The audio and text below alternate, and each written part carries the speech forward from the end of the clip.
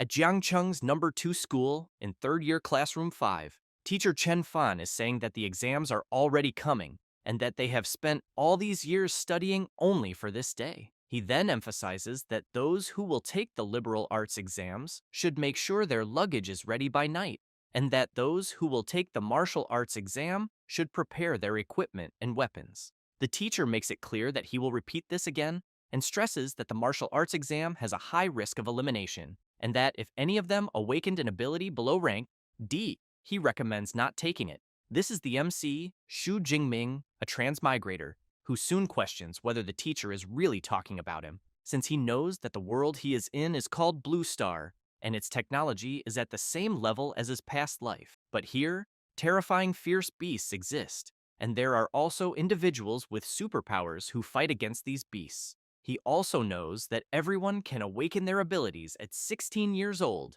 and the types of abilities are varied and strange, and that according to the Blue Star scale, they are individuals in 9 levels, from rank G to rank A, and most people awaken abilities from rank F to D. The MC knows that his electricity ability is weak, rank E. At this moment, someone comes slamming their hand on the MC's desk and wanting to know if he is not thinking of taking the martial arts exam, even after the teacher's warnings. Then, he makes it clear that if trash like a rank E like him goes, he will only bring shame to the school, and that he thinks he should obediently choose liberal arts and work as a low-level employee in his company, barely being able to buy food. However, a girl shouts asking Huang Tian to mind his own life. The blonde boy looks back and makes it clear to Lin Qingli that he will show who is the best in the exams. Thus, he leaves saying that the sissy, Xu Jingming, will only be eliminated in the exams. She calls the MC and asks him not to mind what Huang Tian said,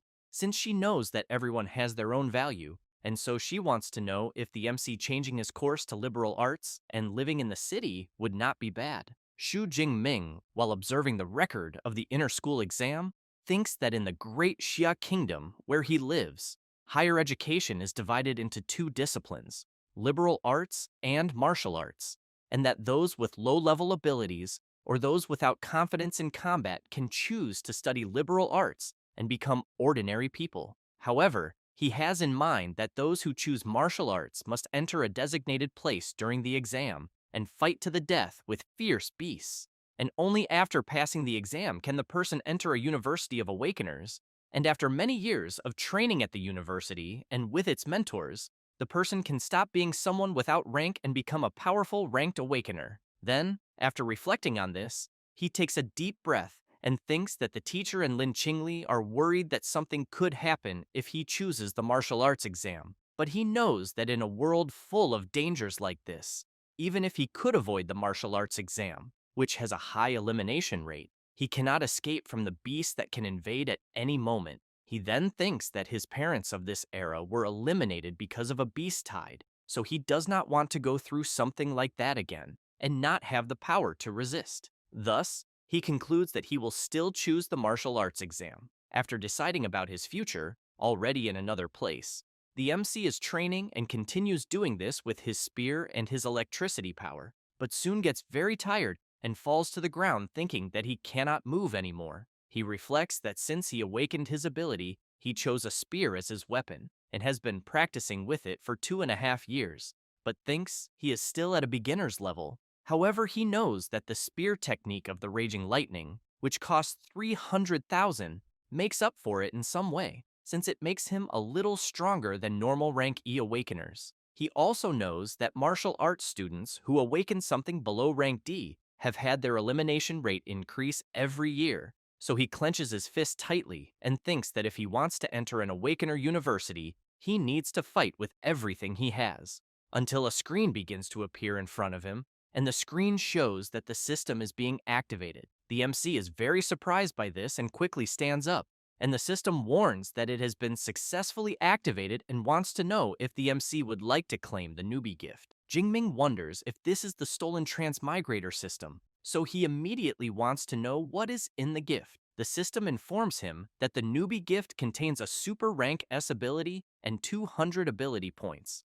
Jingming wonders if he really received a super rank S ability, since he knows that even in a great country like Xiahua, it takes 3 to 4 years for someone to awaken one, and that when such a person appears, they are fought over by the best universities and receive nearly endless resources until they become the highest level awakener. With this, he shouts that he, a rank E trash, still has a chance to change his destiny and then accepts the gift. The system announces that the newbie gift has been accepted and 200 ability points were given, and the Super Rank S ability, Purple Cloud Thunder God Lightning, is being delivered.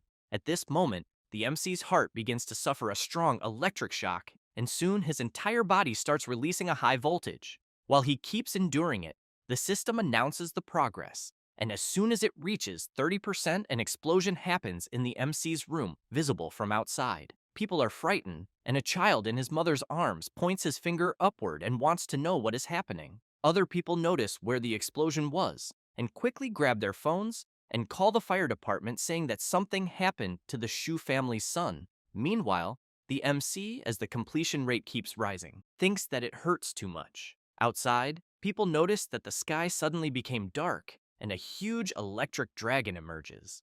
A man watching the event from his window comments to another person that the thunder was really frightening and that he feels some kind of gigantic pressure, so he wants to know if it could be a powerful thunder-type beast about to invade. He then calls for Jiang Cheng's 3rd Legion and asks them to raise the alert state. At that moment, the huge electric dragon descends from the sky at high speed and crashes onto the MC's building, striking it directly. After suffering this impact, Jingming starts screaming even more, but the system informs that the completion rate has reached 100% and that the ability transfer has been completed. After that, the calamity subsides, and Jingming clenches his fist tightly and, completely excited with his power overflowing throughout his body, comments that this is the rank S ability of the Purple Sky Divine Thunder, since he knows it is incomparable to the shock baton from before, because he thinks that one strike on someone would be enough to destroy them. However, as he observes his room, he thinks that the destruction was too much, and that it was a good thing he controlled it a little. Otherwise, he thinks it would not have been just the training room that suffered, until he remembers that the system's gift also gave him 200 ability points, so he wants to know what they are for. The system explains that ability points can be obtained by eliminating beasts, and that consuming ability points can increase the level of abilities. It then says that the MC can see his ability points and improvement options on the system panel.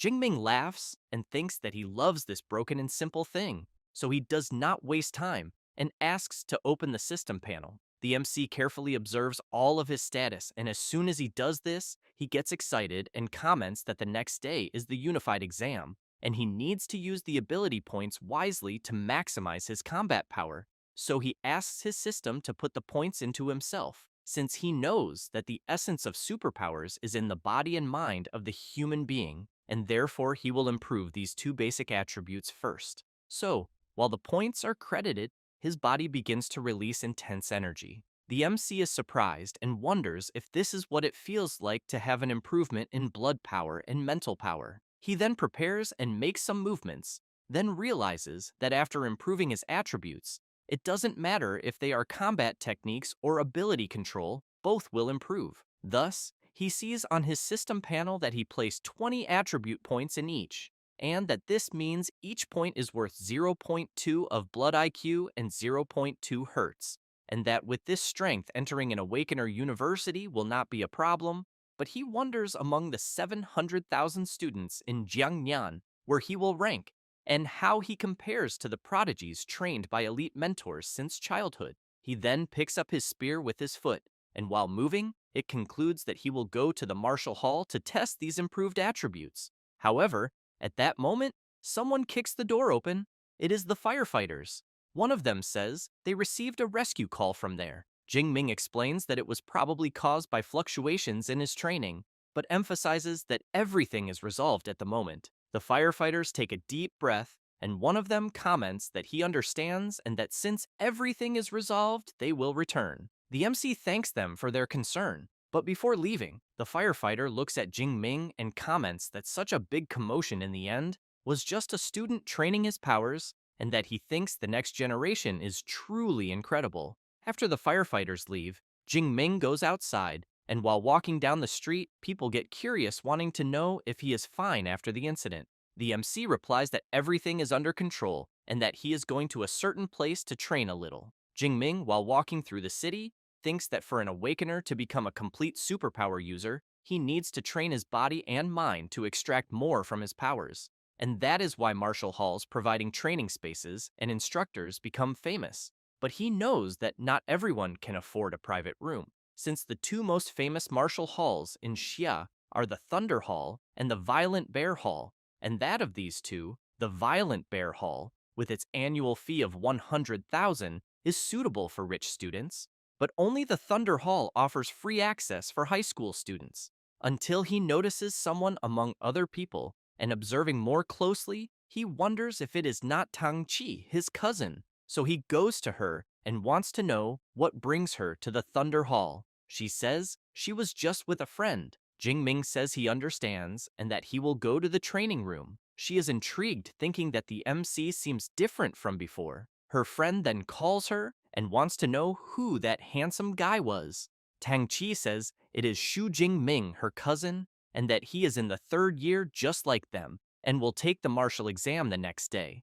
Then, a guy wants to know why Xiao Ya is asking so many questions and if by any chance she is already in love. She replies that yes, and emphasizes that with that face of the MC, as long as he is not weak, he would make a great boyfriend and impress anyone. However, Tang Chi grabs her by the shoulder and comments that she is sorry to disappoint her, then explains that Jingming awakened a rank E ability, which leaves her not believing such a low rank. Their friend makes it clear that competing in the martial exam with only a rank E ability has to be admitted that the MC is courageous. Tang Chi wants to know so what if her cousin is courageous, because she knows it is too risky and she would rather he not take the exam.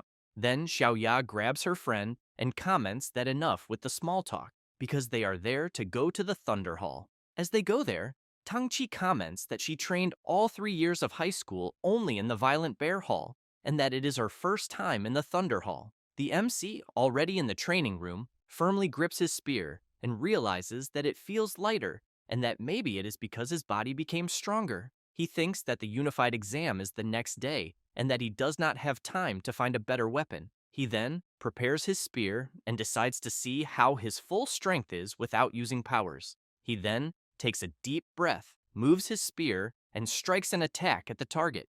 Jingming thinks that the training room is made of memory metal, which can self-repair within its resistance limits.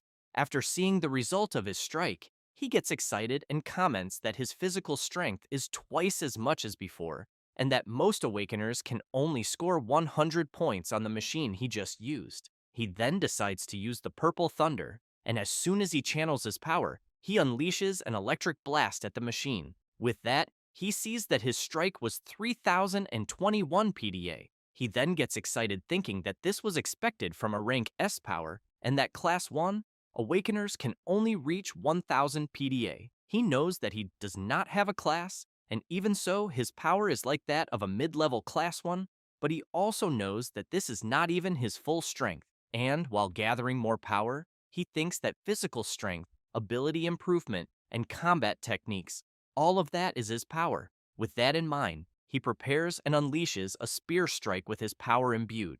The power at the tip of the spear begins to grow stronger, and Jingming uses the Raging Lightning technique. The impact is so strong that it makes the Thunder Hall start to tremble completely, and people get scared, wondering if it is an earthquake. And on the same floor where the MC is, his cousin and her friends feel this tremor. One of them comments that he is feeling a powerful energy fluctuation and that he thinks it must definitely be a ranked awakener. Xiaoya wants to know if that floor is not only for students, and if by any chance all the monsters that reach that level are not training in the Violent Bear Hall. Her friend speculates that maybe one of those monsters came there to make a change, or that a new power user appeared.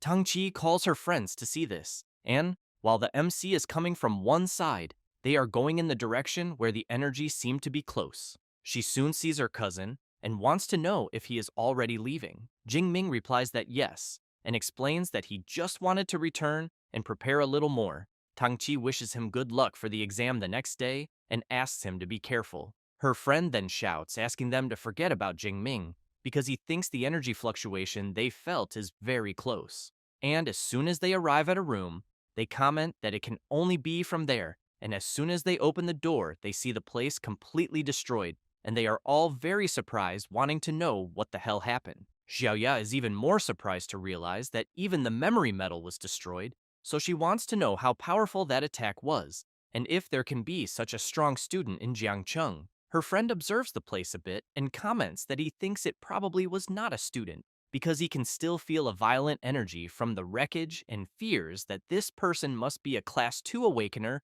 who accidentally went to the floor they are on and tested his strength in the training room. Another guy comments that he knew there was no way a student could have that much power. The other guy agrees and emphasizes that even in the capital, there is no one who can do this. However, Xiaoya remembers that only Xu Jingming passed by there, so she wants to know if it was him who did all this, and if perhaps he is a genius who has been hiding his power waiting to make a grand appearance in the exam the next day. Her friends comment that they think she is reading too many novels about weaklings who hide their powers, and that even if Jingming is hiding his strength, they think there has to be a limit, because he only awakened a rank E ability. 300 attack power would already be incredible. Another guy comments that he knows there are 2 corridors that lead to the exit, and that he thinks the person who did this must have left through the other side. That is why they did not see him, but he wants to know what Tang Chi thinks.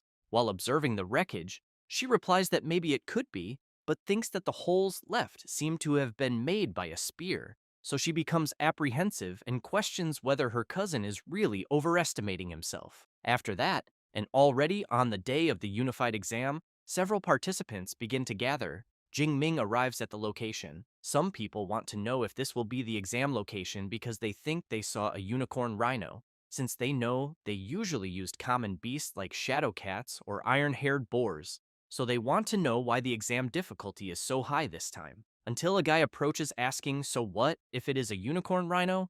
Then makes it clear that if they cannot handle beasts of that level, even if they enter an Awakener university by luck, they will still be nobodies. Seeing this, Jingming asks his friend who that guy acting all tough is. Liu Jia says it is Zhou Mingyang from school number 1, the guy of the windstorm sword, then says there are rumors that he has a rank B power called Swift Gale, and that he has already advanced to Class 1. Jingming is happy to know and remembers that this is the guy he heard is a big competitor for this year's exams, so he wonders who will be the strongest. At that moment, someone shouts loudly asking for the attention of all the candidates. So this person introduces himself as Wang Haiyang, the chief commander of the Jiangcheng Unified Exam, and makes it clear that before the test begins, he will talk about things that everyone there must know.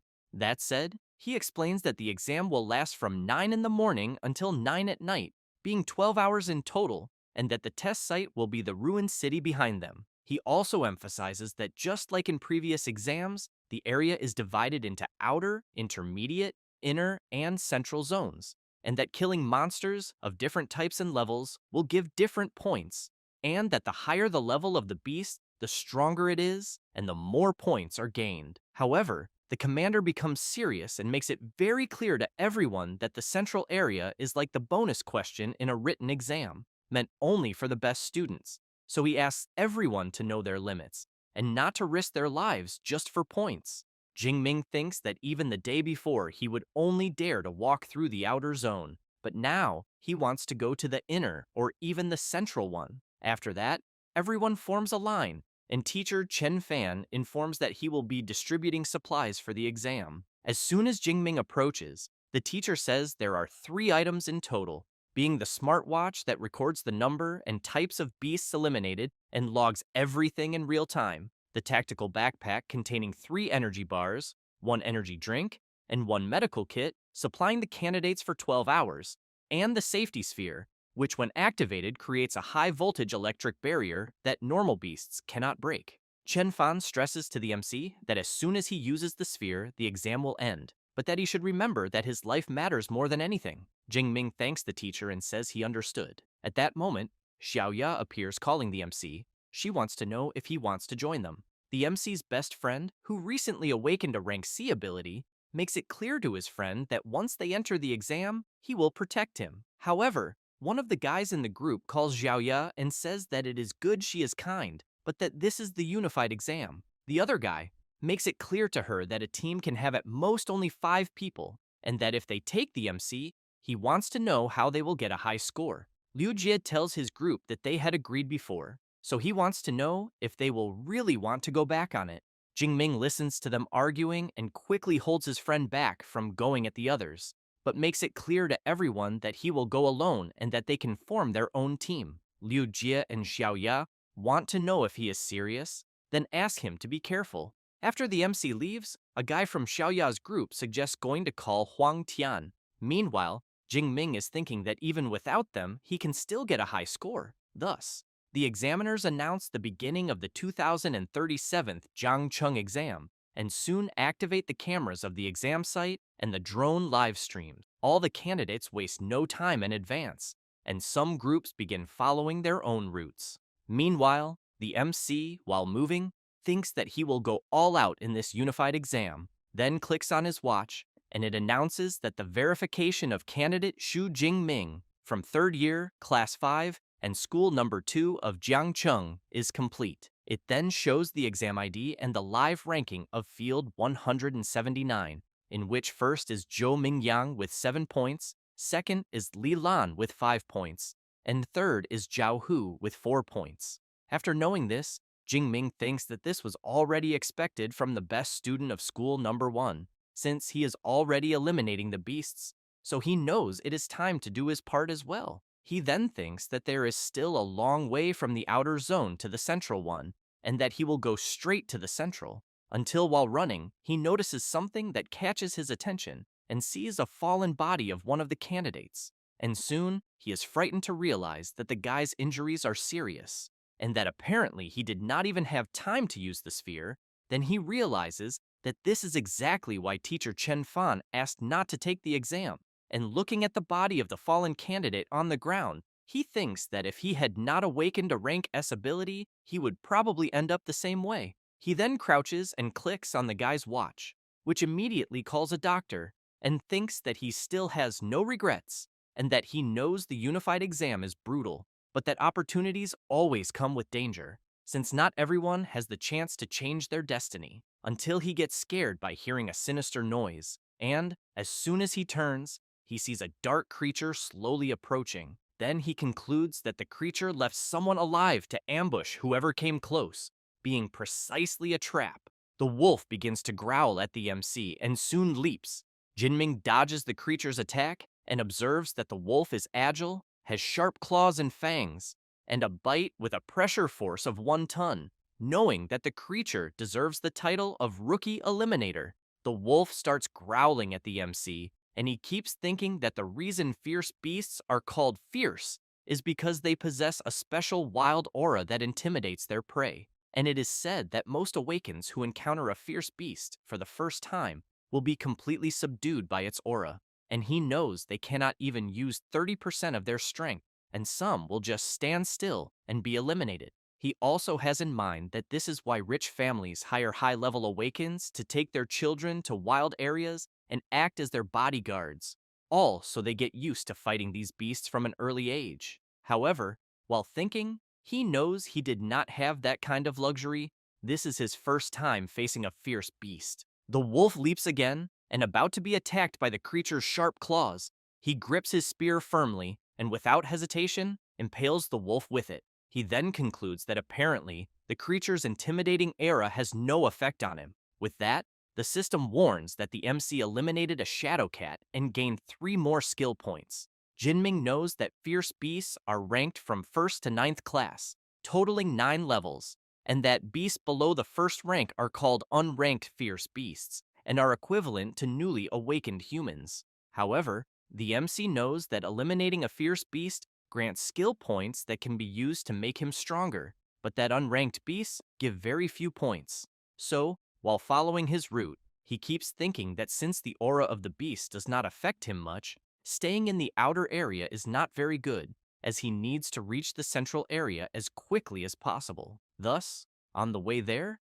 he begins to face and defeat several unranked creatures and always gains skill points upon defeating them, until he stops for a brief moment and thinks that he has gained many skill points, and that at the moment, what he lacks is combat experience, because using the Purple Sky Divine Thunder can instantly eliminate those unranked beasts he has faced before, but that will not make him stronger. Not to mention that the higher the skill level, the more exhausting it is, and he fears that if he uses the Purple Thunder with full power, he will not last even 1 hour, since with his former rank E skill, Weak Electricity, he could endure more than 3 hours. And while moving again, he thinks that the exam lasts 12 hours, and therefore he cannot waste his skill before entering the central area, and that he thinks for the rest of the exam, he will use the strategy he is using and his spear skills to eliminate fierce beasts and gain more combat experience.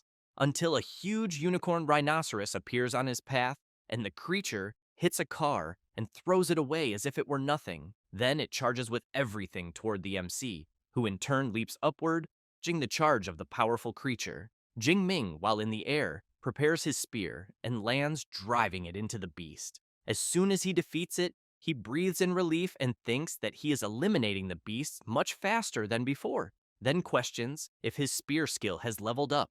With that, he opens his system panel and sees that, as expected, his spear skill advanced to intermediate level, and knows this proves that using only the spear in these real battles helps make him stronger. While clicking somewhere on his system screen, he thinks that with spear skills at this level, he can already feel he can do everything, and that if he raises the level even higher, he wants to know what will happen. Thus, after clicking to increase them, several movements begin to emerge in his mind. Then he thinks it is pretty amazing, as several advanced spear techniques are entering his mind. Next, he gets excited and concludes that he can hardly wait to find a first-class beast to test them. Meanwhile, Xiaoya's group is walking through the area, and she comments that she thinks she just saw Jing Ming. One of the group members says he thinks she is seeing things, and another emphasizes that it is impossible to be him, because he knows that with his strength being there is like asking to be eliminated. She is intrigued and questions if in the end she saw wrong, but she is sure that from behind it looked exactly like Jing Ming, until one of their group members shout asking them to take a look at the unicorn rhinoceros that was defeated recently. As soon as they approach, Xiaoya comments that apparently the blood on the wound has not dried yet, which means the creature was eliminated a few minutes ago. One of the members explains that what eliminated the beast was the wound he is seeing on the head, and that, judging by the shape, it seems to have been pierced by something of medium range, and that if he had to guess the weapon, he thinks it would be a spear. Thus, Xiaoya is even more surprised and questions if it was really Jing Ming she saw at that moment. Her friends want to know if she really thinks the MC defeated the unicorn rhinoceros alone, but then one of them has an idea and says that if everyone there wants to know if it was really Jing Ming, they just have to look at his points in the system. Xiaoya wastes no time and soon sees that the MC is among the top 50 of the exam, so she concludes that it was indeed him who defeated the huge creature, and that she really had seen him. Her friends cannot believe it and comment that it can only be someone with the same name, because they want to know since when awakens with rank E abilities are that strong. Meanwhile, in the observation room of the exam, several superiors are carefully watching the performance of the contestants, and one of them comments that school number 1 is as strong as always, and that he thinks it is basically dominating the top 10, and that especially Zhou Mingyang, ranked first with 412 points, already seems to have the title of city champion decided. Zhang Washan, director of the Jiangcheng Education Agency, comments that Zhou Mingyang is the best in the city, and that his swift gale is powerful. Even in the provincial martial exam, he would not lose to anyone, so he makes it clear that if everyone there asked, he would say that Zhou Mingyang can reach the top 100 of Jiangnan province. Then, he calls Director Liu of school number 1 and emphasizes that he has always been satisfied with the education of the school, and that the education of school number 3 is also not bad, because at least they managed to reach the top 10 this time. The director of school number 3 comments that it is all thanks to his help and asks him to continue supporting them. However, Zhang Washan turns and emphasizes that school number 2 needs to improve since the best student of the school is only in rank 18. Zhao Yao, director of school number 2, thinks that only 8 students from his school managed to reach the top 50, so he hopes Li Ming, Yang Jian, Tang Ju, and Xu Jingming give their all in the exam. Then he is intrigued by the name Xu Jingming and questions if he feels he has heard that name before and if by chance there is someone like that in the Hall of the Ascendants. Professor Chen Fan cannot believe that the MC managed to reach the top 50, so he questions if he is not a rank E awakened and if by chance he was hiding his strength, but he knows that even if he had hidden it, he wants to know if a rank E ability suddenly turned into a rank S1. And while he observes Zhou Mingyang, he reflects that only the top 10 have cameras especially for them, and that it is not possible that there is anything of Xu Jingming at this moment, and therefore he really wants to know how he managed such a high score. Back in the exam and in the central area, which has a very high danger level, someone is walking through the place. It is the MC who, while eating a cereal bar, thinks that upon reaching the central area, it is noticeable that the number of beasts has decreased, but he knows that ranked beasts possess intelligence and territorial knowledge, making them much more difficult to face than unranked beasts. However, he soon hears a noise and sees a huge tiger striking cars with a single swipe and throwing them far away. The creature, as soon as it notices the MC, lets out a huge roar.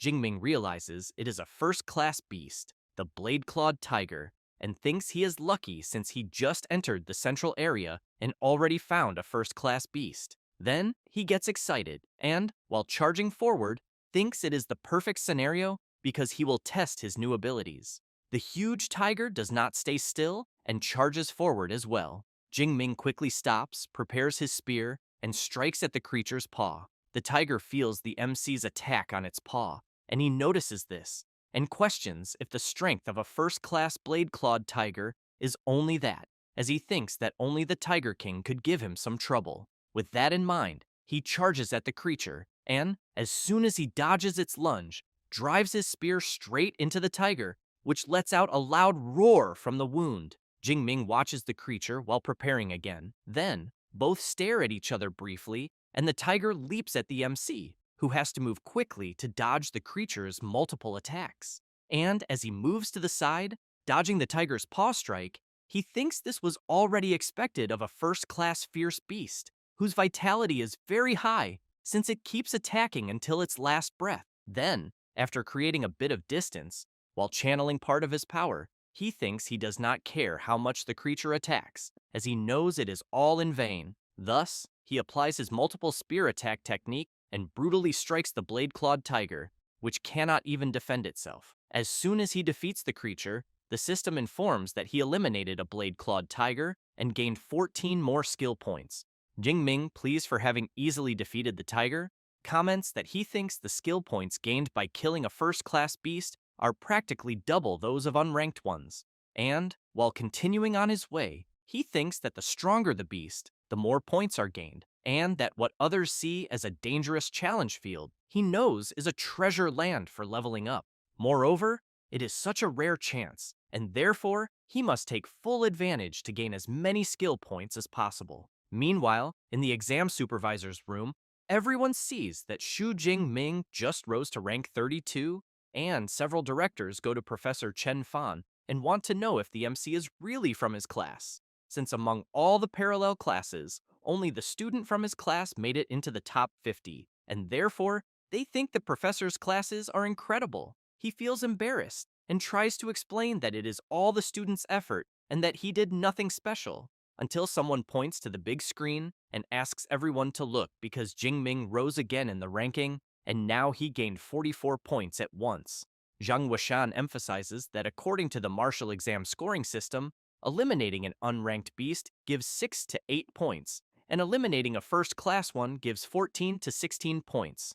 Zhao Yao says that the clock counts eliminations every 4 seconds, but he is interrupted by the student agency director, who comments that whoever Xu Jingming is, in just 4 seconds he eliminated 5 unranked beasts or 3 first-class beasts. Then he calls director Zhao Yao and says that his school has a very good seed and therefore wants to know how he has never heard him mention Xu Jingming before. He replies that, to be honest, he just found out and makes it clear that if director Zhang Wishan wants details, he will need to ask Professor Chen Fan. Then Zhao Yao goes to the professor and asks him to explain Xu Jingming's situation to the student agency director. Chen Fan, as soon as he approaches Zhang Wishan, a little afraid to say, comments that the MC awakened a rank E ability, weak electricity. Zhao Yao shouts, wanting to know if it really is a rank E ability, and if by chance he is not mistaken. A bit embarrassed, Chen Fan replies no,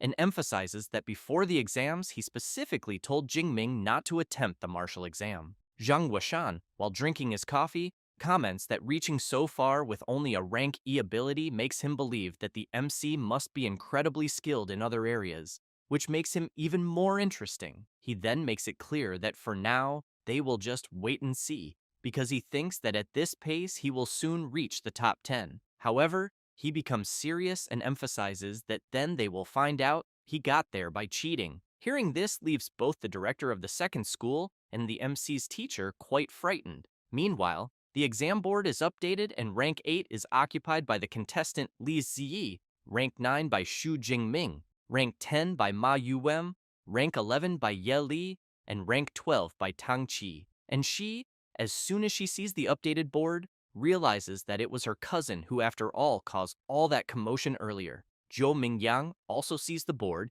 and a little surprised questions if really, with only 6 hours left for the exam to end, someone just entered the top 10 and, upon seeing the contestant's name, thinks he has never heard of him. With his entry into the top ranks, a drone begins to follow the MC and observe his every movement. After the system notifies that he eliminated a first-class shadow cat, the MC thinks he already knew that, because hunting beasts in the central area is much more efficient, until he notices a drone flying overhead and questions if by chance he just entered the top 10. Then, he gets excited and thinks that the martial exam was made to test the strength and potential of the candidates, and that the better the results, the more attention the person will receive. But he knows he never thought of hiding his strength. However, he thinks that before going deeper into the central area, he needs to increase his strength more, and as soon as he sees his skill points in his system panel, he is quite surprised, thinking that he already has more than 300 skill points,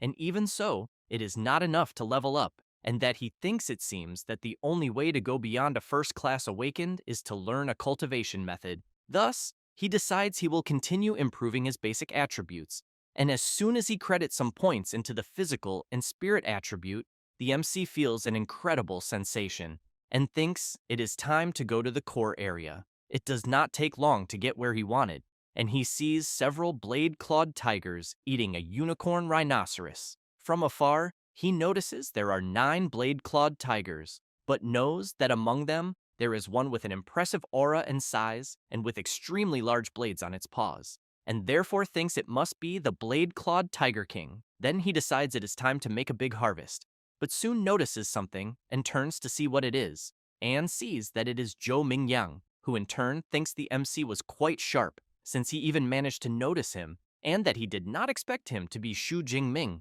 the one who invaded the top 10. The MC is impressed and wants to know if he knows him. Zhou Mingyang smiles and makes it clear that he knows everyone who reached the core area except for the MC, so he emphasizes that seeing a new face so suddenly only made him guess that he was the one who was climbing the ranking. Jingming comments that he understood, but Mingyang puts his hand on his sword and stresses that he has been keeping an eye on the group of blade-clawed tigers for quite some time. The MC immediately wants to know if he wants to steal his prey. Mingyang comments that it seems the MC did not understand, so he explains that the blade-clawed Tiger King is an intermediate first-class beast, and that hunting 9 blade-clawed tigers without a team, no matter how strong he is just impossible, and that is why he thinks they could cooperate. However, the MC comments that they will not need to cooperate because he alone can defeat all the creatures. He says this and jumps on top of the bus, facing the creatures. They quickly notice the presence of the MC, who thinks that it was already expected of beasts led by a commander, in which they can even use battle formations.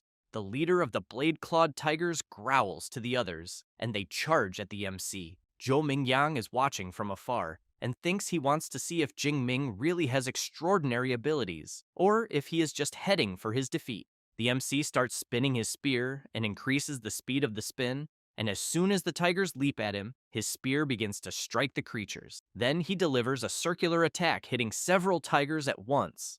With that, the system notifies that he eliminated some first-class blade-clawed tigers and gained more skill points. The creatures are thrown away, and the leader goes to them. Jingming regrets realizing he is still weak because he could not eliminate them all, but soon notices that the tiger leader is coming at full speed in his direction, and then lets out a powerful shrill roar that shatters several building windows. Zhou Mingyang tries to cover his ears because of the beast's loud roar. Jingming is prepared and wants to know if the tiger leader is trying to intimidate him, as he thinks maybe other people would be afraid. But that is not his case. Thus, he charges at the beast, which immediately tries to strike him, but the MC manages to block with his spear. Jingming jumps high while blocking, but the tiger quickly turns around. However, the MC was already prepared and lands a powerful spear attack on the tiger leader. After pulling the spear out of the beast's head, the system notifies that he eliminated an advanced first-class blade-clawed tiger and received 20 skill points. Zhou Mingyang is stunned, unable to believe that the MC managed to finish them all at once, so he wants to know what kind of monster he is. Jingming comments that it was a great harvest of skill points, and that he thinks at the pace he is going, it will be impossible to know how many skill points he will have by the end of the exam. But he knows the more the better, and therefore needs to hurry and find another group of beasts. At this moment, Zhou Mingyang runs to the MC shouting, wanting to know how he managed to defeat an entire group of those tigers with only a spear, and if by chance he is an enhancement type awakened. Jingming does not want much talk with him and jumps away saying no, that he is electricity type. Zhou Mingyang becomes furious, wanting to know if the MC is mocking him, but knows that even if he does not want to reveal what his ability is, he did not need to be so rude. However, he realizes that the MC just killed a bunch of beasts, so he questions if he managed to surpass him. And as soon as he sees the updated exam ranking, he realizes that first place was taken by Jingming with 1,122 points, then shouts saying it is not possible that he was surpassed. Meanwhile, the superiors, after watching everything, are in disbelief. Zhang Weishan claps and emphasizes that the MC's spear technique is overwhelming, and that Jingming is only 12 years old and already possesses advanced spear skills, being a true genius. He then comments to director Zhao Yao that with Xu Jingming, Jiang Cheng will certainly enter the top 100 of the province, so he suggests that after the exams, he will try to reward school number 2. The director is excited and thanks Zhang Weishan for the kindness, but becomes so happy that he starts crying and thinks that the MC really is a gift from the heavens, and that finally the day has come for school number 2 to shine. After that, 3 hours pass, and in the central zone, Zhou Mingyang is walking around wanting to know what is happening, since he is not seeing any more beasts in the central zone, until some people appear saying that he will need to ask whoever is in first place. He turns around startled, and when he sees who it is, he wants to know why they are walking together. They are Wu Hao, 3rd in the exam ranking, Tang Qi, 9th in the ranking, and Meng Di, 4th in the ranking, who becomes nervous and says that the MC eliminated all the beasts in the central zone, and that they could not find any, so they had no choice but to join him. Zhou Mingyang is left open-mouthed and comments that he thinks this is impossible, since he knows there are many beasts in the central zone. Tang Qi goes to him and comments that apparently he thinks he has not looked at the updated ranking and asks him to take a look. As soon as she shows it, Zhou Mingyang sees that the MC has more than 3,000 points, 2,000 more than his own points, so he is completely shocked.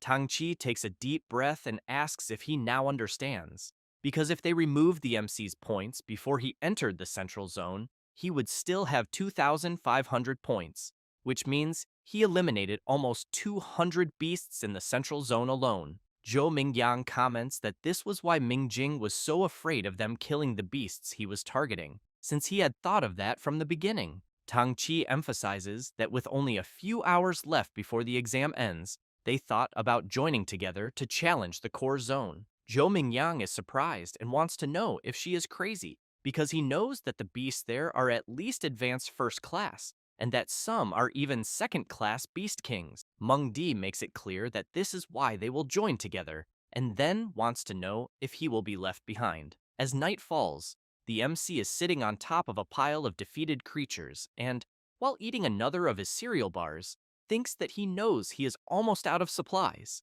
and that the exam is almost ending, but that he still wants more points and needs to go deeper. However, he keeps in mind that the core zone has second-class beasts and that he needs to become stronger. Then he sees on his system panel that he has 2,413 skill points to distribute. Thus, while adjusting his system, he questions what he will evolve. After spending some points on certain attributes, he gets up and thinks that now he believes he can face the final challenge of the martial exam. And while the top-ranking contestants continue heading to the core zone, Jingming wonders what kind of second-class beasts the organizers prepared for the exam. After a while, the group that joined to go to the core spots something that leaves them in disbelief as they see ahead a violent and bloodthirsty bear that, with just a simple movement, causes enormous destruction in the area. Zhou Mingyang comments that now they are screwed. Meng Di, worried about the situation, says that it seems to be a rare ferocious beast, and that, judging by the creature's fur, it is comparable to a low-rank metal, and she thinks that not even missiles could pierce it, and one blow from the creature could eliminate them all. Tang Qi emphasizes that it would be better to give up on the plan, since knowing that the bear would be the least of their concerns. As the moment they step on the ground, they will be annihilated by advanced first-class beasts. Therefore, he says that he is leaving, because points are not more important than his life. Zhou Mingyang becomes furious and yells wanting to know who the bastard was that made such an exam, until Meng Di points down and says that it seems like someone is there. As she comments that she thinks it looks like Xu Jingming, Tang Qi turns around startled. Then, from the top of the building where they are, they see the MC quickly approaching the creatures. Meng Di gets excited, wanting to know if the guy they are seeing is really Xu Jingming, because he is very handsome. Zhou Mingyang makes it clear that being handsome is useless, as attacking a group of beasts down there is asking to die. However, they soon see the MC drawing the beast's attention, and he starts eliminating them without much difficulty. But more and more creatures begin to appear, and it doesn't take long for them to completely surround the MC. As soon as the beasts all attack the MC at once, everyone thinks he has been exterminated. Wu Hao wants to know if Jingming will really die like that.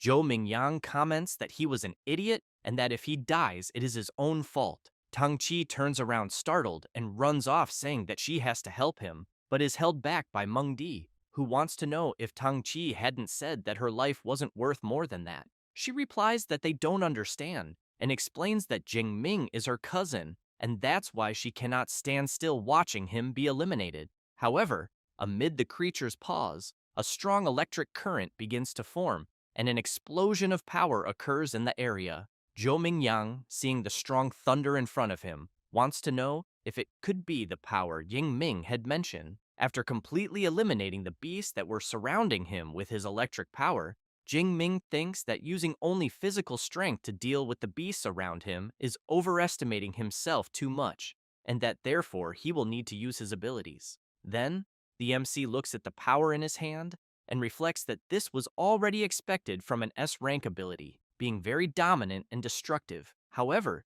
he realizes something, and as soon as he looks up, he sees the enormous bloodthirsty bear very close, which soon lets out a powerful, thunderous roar. Jingming thinks that he knows the violent and bloodthirsty bear is gigantic, but on the other hand, it is not fast, and that's why he believes that with his purple heaven divine thunder, he can finish the creature. But, seeing more creatures approaching as well, he knows that while he is fighting the enormous bear, the other creatures may end up interfering. So he takes a deep breath, releases his powerful power, and concludes that he will first get everything ready before the fight against the violent bear. Thus, he quickly leaps and charges with everything, eliminates the first beast, and while the system notifies that he has defeated an advanced first-class beast and obtained ability points, the MC easily eliminates many beasts around him. All excited, he questions if this is how an S-rank ability enhances the body, but he knows that unfortunately, Having lightning running through his body is dangerous, so he cannot maintain it for too long. However, while eliminating more beasts, he knows that the time he has is more than enough to deal with them. But as soon as he finishes defeating a unicorn rhinoceros, he realizes that the violent bear is coming at him with everything, and the creature delivers a powerful attack with its enormous paw. But as soon as it lifts its paw from where it struck, it realizes that the MC managed to dodge at the last moment. The bear becomes furious and charges at the MC again, who in turn leaps over the bear and uses the creature's back to gain momentum and quickly continue eliminating the creatures that are in the way. The bear roars loudly in rage. Jingming looks at the creature and wonders if the bear got angry after seeing its minions being defeated one by one. He says this, and while advancing against the last creature in front of him, the MC makes it clear that he will only eliminate one more and then give his full attention to the enormous bear. However, the ferocious bear appears right behind the rhinoceros that the MC was about to defeat and strikes with its claws. Close to being hit, Jingming is surprised and thinks that the bear predicted where he was going. With that, the bear manages to clash its two paws together and, due to the powerful impact of its attack, everything around is thrown far away. But as soon as the bear opens its claws, it realizes it only eliminated the rhinoceros and the MC is high up. And while channeling his power, he gets excited and comments that now there are no more useless creatures to get in the way, and that he really wants to see if the fur of the bloodthirsty bear will be able to withstand the strength of his thunder. He says this and immediately attacks, and a huge electric explosion occurs. The group of competitors on top of the building feel the strong impact of the MC's attack, and even the supervisors are surprised to witness such power. Zhang Wuxian calls for director Zhao Yao and wants to know if he was really saying that what they just saw is an E-rank ability, because he thinks he must be joking. One of the directors emphasizes that just by releasing the power they saw, the MC can annihilate an entire group of advanced first-class beasts, and could even face a second-class boss on equal terms, meaning he thinks not even an A-rank ability could handle that so easily. Zhao Yao wonders if it could be a mutation. Zhang Wuxian laughs and emphasizes that regardless, after what they just saw, he thinks perhaps the entire country will be watching Xu Jingming. Back to the battle. After the dust settles, the bear's skin barely suffered a scratch, and the creature becomes even more furious and lets out a loud roar. Jingming is thrown back and questions whether he really only caused a small scratch, and as soon as he hits the ground, he thinks that this was already expected from a rare second-class beast, since it is fully covered in thick fur, so he knows no blade will penetrate, and most importantly, it does not conduct electricity. He also thinks that with the power he currently has, trying to jump 2 levels to defeat the violent bloodthirsty bear is asking too much. At this moment, the enormous bear begins to release a dark power, which leaves the MC quite frightened, wanting to know what is happening. The bear leaps into the air, and where it lands causes enormous devastation, and Jingming is thrown back. Then, he observes the damage the bear caused, and questions whether it has already activated the Fury ability, as it seems the bear really hates him. The enormous beast then stares at the MC and soon lets out another of its loud roars, then charges at him, trying to hit him several times. But Jingming keeps dodging all the attacks and runs to try to gain some distance. And while doing this, he thinks the bear is very impressive, as he knows that when a beast enters a fury state, its physical strength increases absurdly. At that moment, the bear tries to hit at the MC, but he manages to dodge and thinks that, in compensation, the little intelligence it had is gone, turning into just a killing machine driven by instinct. But he keeps in mind that it is better not to go for a direct confrontation, as it would be foolish to face it head-on, and that the ideal is to use agility to wear the bear down little by little. After gaining distance, he begins to channel his power and concludes that he should just take the opportunity to paralyze the bear for a while. Thus, he quickly moves to the creature's back and strikes with his energized spear at one of the bear's legs, and, due to the impact of the MC's attack, the creature crashes hard to the ground. Jingming takes advantage of the time he has and activates his Purple Heaven Divine Thunder ability, and a lightning strike hits the bloodthirsty bear directly. The MC intensifies his ability even more, and the enormous bear ends up fainting. Jingming smiles and thinks that after more than 30 seconds of Purple Heaven Divine Thunder, he believes not even the thickest defense could withstand it. However, the bear opens its eye and takes advantage of the MC being distracted and tries to strike him, but the enormous creature ends up under the effect of paralysis.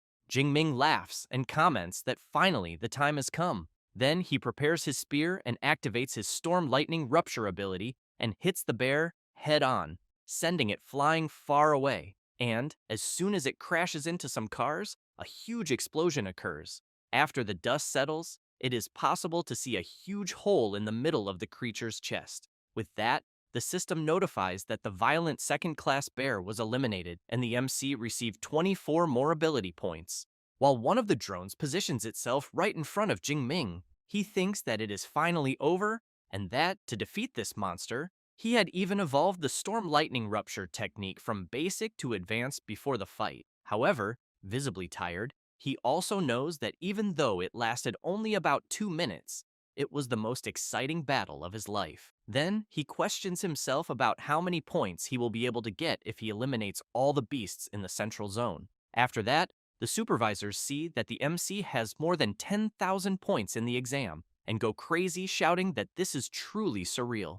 Zhang Weishan, completely excited, emphasizes that the MC not only broke the school record, but also that of the entire province, and that he thinks he is a genius among geniuses. He says this while looking at Xu Jingming's image on the big screen. Meanwhile, he is looking at his watch and seeing that the exam time is ending, so he thinks that he has already killed all the beasts in the inner zone and the central zone, and that now he will return to the middle zone, because he knows that the more he eliminates, the better, since even a mosquito leg is still meat. And as soon as he starts running, the group that was watching him comes out of hiding. Tang Qi, looking around, is impressed and wants to know if her cousin really defeated a second-class beast alone, since no one expected that. Zhou Mingyang wants to know why the MC is returning, because he knows that he is already comfortably in first place, and that he just had to finish the exam. Meng Di emphasizes that, judging by the direction he is going, it looks like he is heading to the middle zone, until she realizes something and, very impressed, wants to know if he could be crazy, because she thinks he is going back to sweep the entire field. This leaves everyone in the group in disbelief and frustrated, since there will be no beast left for them. However, Zhou Mingyang points out that, with the speed they saw from Xu Jingming, he thinks it is quite possible that he can do it. So he makes it clear that if they don't leave immediately, in the last hour, they might not get any more points, and therefore suggests that their alliance end there. As soon as he finishes saying this, everyone quickly heads to the central field to try to eliminate whatever remains. With that, an hour passes, and the examiners announce that the Jiancheng Martial Arts exam has been officially closed, and that eliminations will no longer be counted, and that all competitors must return immediately. Tang Qi, very tired, really wants to know if the exam is over. Other competitors cannot believe the exam ended, as they were only one beast away from passing. Jingming, surrounded by several defeated beasts, comments that it ended so soon, as he was still in the mood. It doesn't take long for the competitors to return, and some are very happy, while others are very disappointed. Xiaoya, as soon as she sees her friend, wants to know if Xu Jingming is really her cousin. She gets irritated and makes it clear to her friend that she has already asked that 3 times, then says that he is indeed her real cousin. With ulterior motives, Xiaoya wants to know if Tang Qi could give her his contact. She crosses her arms and emphasizes that the day before Xiaoya had said she was no longer interested. She gets embarrassed and tries to explain herself by saying that the day before Jingming was just a nobody, but after the exam, he is number 1. At that moment, the other competitors see the MC and start running toward him. It doesn't take long for chaos to erupt, with everyone wanting to see him, and, as soon as he appears, some people congratulate him, and others ask for some points. Jingming greets everyone. Wu Hao puts his hand on Zhou Mingyang's shoulder and comments that the only one who should be standing there was him, but he emphasizes that with the MC's monster, he is satisfied with his results. At that moment, Director Zhao Yao goes to Jingming, congratulates him, and introduces Director Zhang Weishan from the Education Department. Then he says that the MC will not need to take the bus back, as the director will personally give him a ride. Jingming looks back and thinks that it is fine, since he knows that if he takes the bus, they will bombard him with questions the entire way. So, while being taken back, Zhang Weishan wants to know if the MC has already decided which superpower university he will go to. He replies that, to be honest, he focused so much on improving his strength that he hasn't even thought about it yet. The director points out that with the score he obtained, he thinks any university in the country will want him. So he makes it clear that among hundreds of colleges, half of the high-level superhumans come from the three main ones, and therefore strongly recommends those three in particular. Having said that, he talks about the Qingjing Superpower University, located in the heart of Great Xia, managed by the government, and that graduates there go straight into the system, in addition to the fact that the current 9th level National Guardian came from there. Then he mentions the Magic City Superpower University, located in a prosperous port city, with great resources and elite clubs, more focused on those who want to reach the top individually. And finally, Jincheng Superpower University, which is more than 200 years old, full of ancient heritage and high-level professors. After explaining this, the director stresses that the three universities he mentioned have extremely high-level secret cultivation methods, making them the dream of generations. Jingming says that he knows Awakens need these methods to become superhumans, but he wants to know exactly what a high-level method is. Zhang Weishan explains that cultivation methods have levels. With basic methods, most Awakens take 3 to 4 years to become superhuman, and with the highest level ones, it can be done in just 6 months. Then he tells the MC to rest assured, because with his score he is sure he will receive a special invitation, and also thinks that even the three great universities will make good offers, and that afterward the MC will just have to choose the one that suits him best. Jingming says he understands and thanks the director. After that, the next day, the MC is taking a shower, and as soon as he opens his system panel, he sees that he has 2,534 ability points.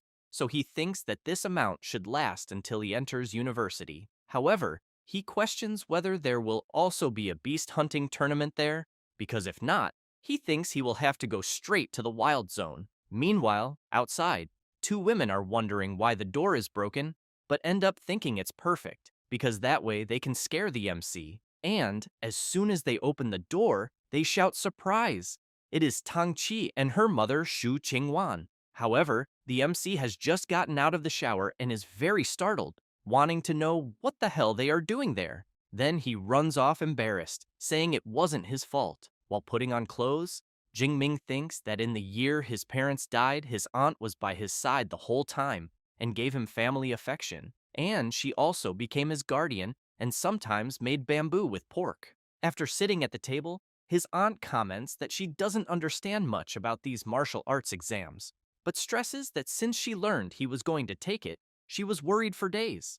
But now that she sees him well, she thinks she can be at ease. She also makes it clear that results don't matter. Even if she thinks he didn't pass, it's all fine. Jingming wants to know if his cousin didn't tell her anything. Tang Qi winks and comments that she thinks it's better if he tells her himself. Thus, the MC tells his aunt that he actually did very well in the exam and that he surpassed 10,000 points. As soon as she hears this, she spits out everything she was drinking. Then she wants to know if he is really telling the truth. Her daughter says it is true and that her cousin scored more than 10,000 points. The MC goes to her, and as soon as they hug, she starts crying and thinking that the Shu family finally has someone to carry the name forward and that she is sure her nephew's parents, wherever they are proud of him. Meanwhile, some people are watching the MC's performance in the martial arts exam, and a woman says that Shu Jingming, 18 years old, awakened with a weak E-rank natural type electricity ability. A guy comments that if the score the MC achieved is real, they urgently need to recruit him. A bald man points out that with that talent on paper and that level, he doesn't think it is possible for him to have done it. Then another guy says that judging by the way the MC fought this ability, cannot just be level E, as it is at least A and maybe even S. The blonde one wants to know how a forgotten place like Jiangcheng produced the first place, as he thinks that maybe Xu Jingming cheated, used someone else, or took some drug. At that moment, the woman asks them to stop the discussion then slams the table and makes it clear that for now, they will classify Xu Jingming as a special S-level recruit and that, to know if the score he achieved is true, she will personally go to Jiangcheng to investigate. Meanwhile, Jingming is receiving a message from the education department saying that his result in the martial exam is out and that he ranked first in the Jiangnan province with 11,124 points. He is happy and celebrates upon learning that he is first place in Jiangnan province. Thus, it does not take long for several reports about him to come out, making him the main topic. And at this moment, there is a press conference with the director and teacher of the second Jiangcheng school. Reporters asked director Zhao Yao about all these doubts on the internet regarding the MC's score, what he has to say, since many comment that this was covered up, so they also want to know if they are questioning whether the results are real. He replies that the official website of his school has already uploaded the video of Xu Jingming's exam, and that everyone can access it to check and draw their own conclusions, in addition to the martial exam being completely fair, leaving no room for doubt. As soon as the reporters see the video, they cannot believe the performance.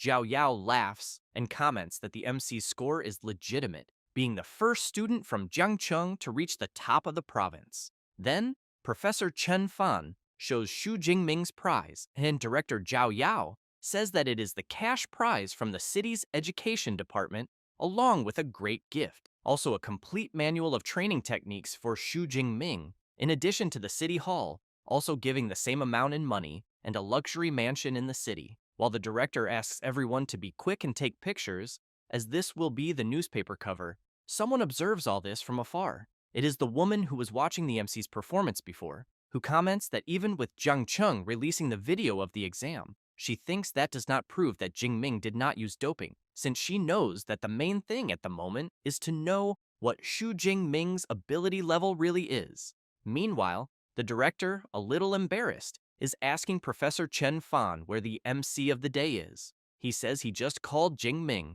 and that he said he is still training in the martial hall and will arrive soon.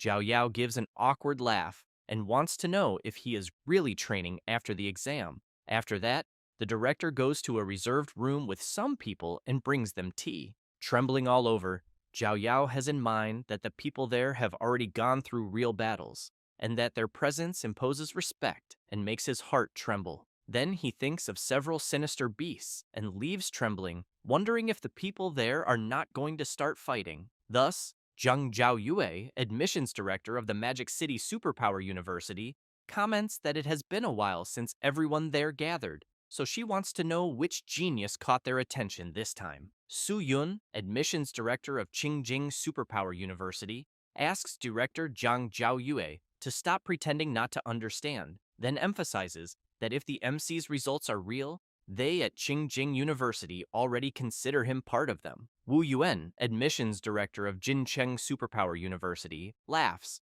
and asks Su Yun if she thinks that just because she said that the MC will go to her university, because he thinks that they at Jincheng University will be the ones to take him.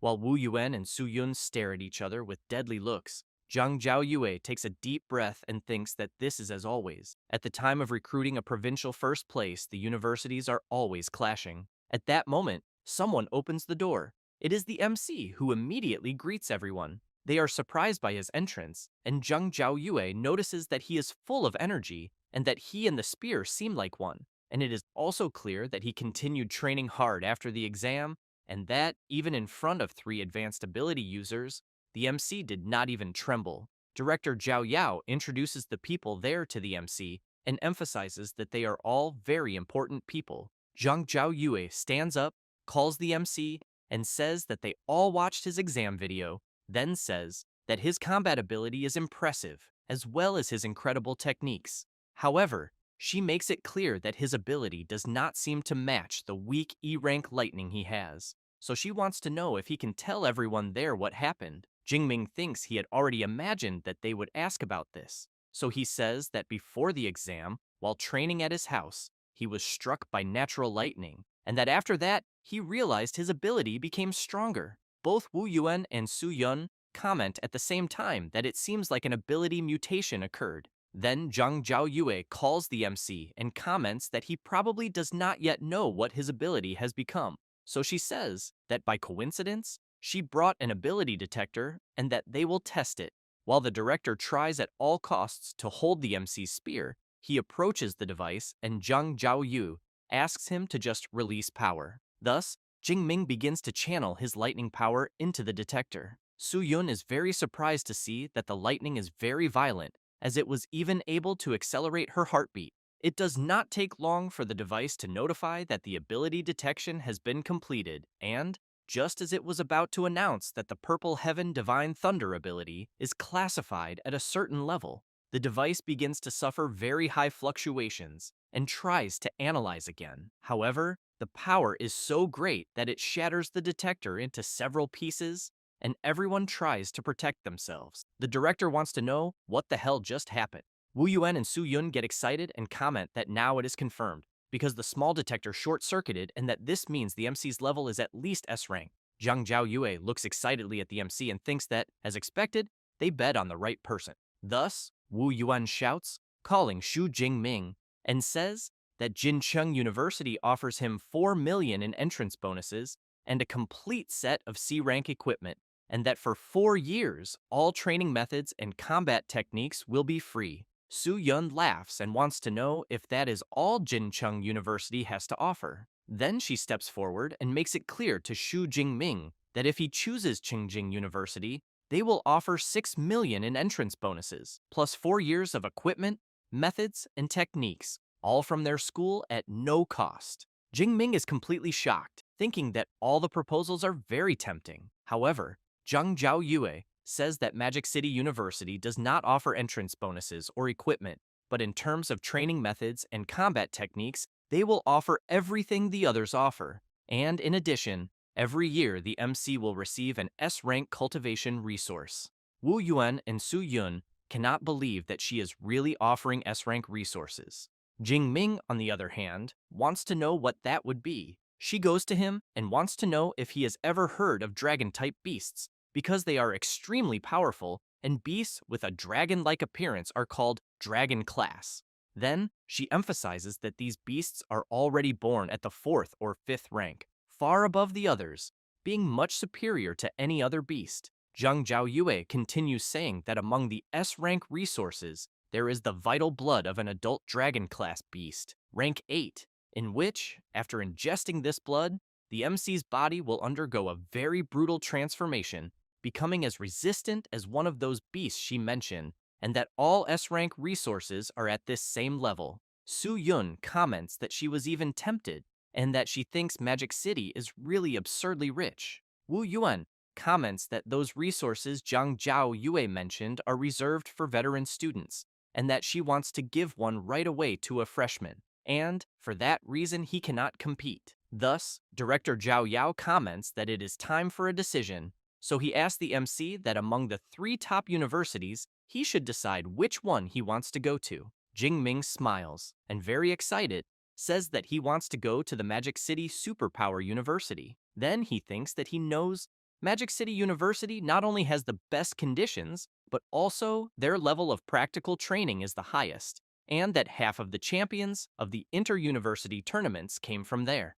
After deciding, he goes to Su Yun and Wu Yuan and says that he sincerely thanks them for their interest. Zhang Zhaoyue takes an invitation from her magic ring, and as soon as she gives it to the MC, says that they are looking forward to his arrival, and that freshman classes start on the 1st of September, but emphasizes that since he was specially recruited, he can show up earlier, and they will arrange his accommodation. Jingming wants to know if he could access the training methods and combat techniques from the library beforehand. She replies that it will not be a problem, and informs him that the library can provide him with a study room of his own, without interruptions, and makes it clear that her contacts are on the card, and that when he arrives in Magic City, he just has to call her. Jingming looks at the invitation and comments that he can hardly wait to start. After that, the next day, the MC goes straight to the train station, which soon announces that train G91 bound for Magic City will begin ticket inspection.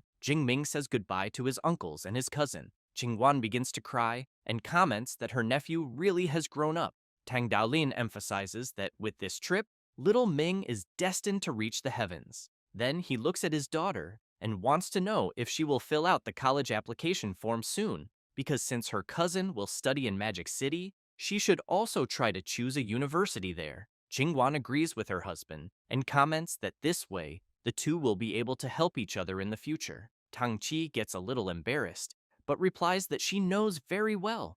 After boarding the train, while reading a book, the MC thinks that it will take 6 hours to reach his destination and that he will use this time to review some training methods, and that, among the exam rewards, the most important is the training method called Abyssal Sea Technique that he is reading, since he has in mind that, just like abilities, training methods also have different levels, and there are 4 categories: basic, intermediate, advanced, and superior, and the higher the level, the faster the cultivation. Thus, he thinks that what he has there is an intermediate method, and that with his 180 spiritual power points, he managed to memorize everything in half a day. Then he reflects that, according to the manual, there is a special energy floating between heaven and earth, and that, following the steps of the method, he felt this energy already on the first day, and at the same time his system panel showed an advancement symbol, but he does not intend to advance yet, because according to the book, when advancing to the next level from awakened to ability user,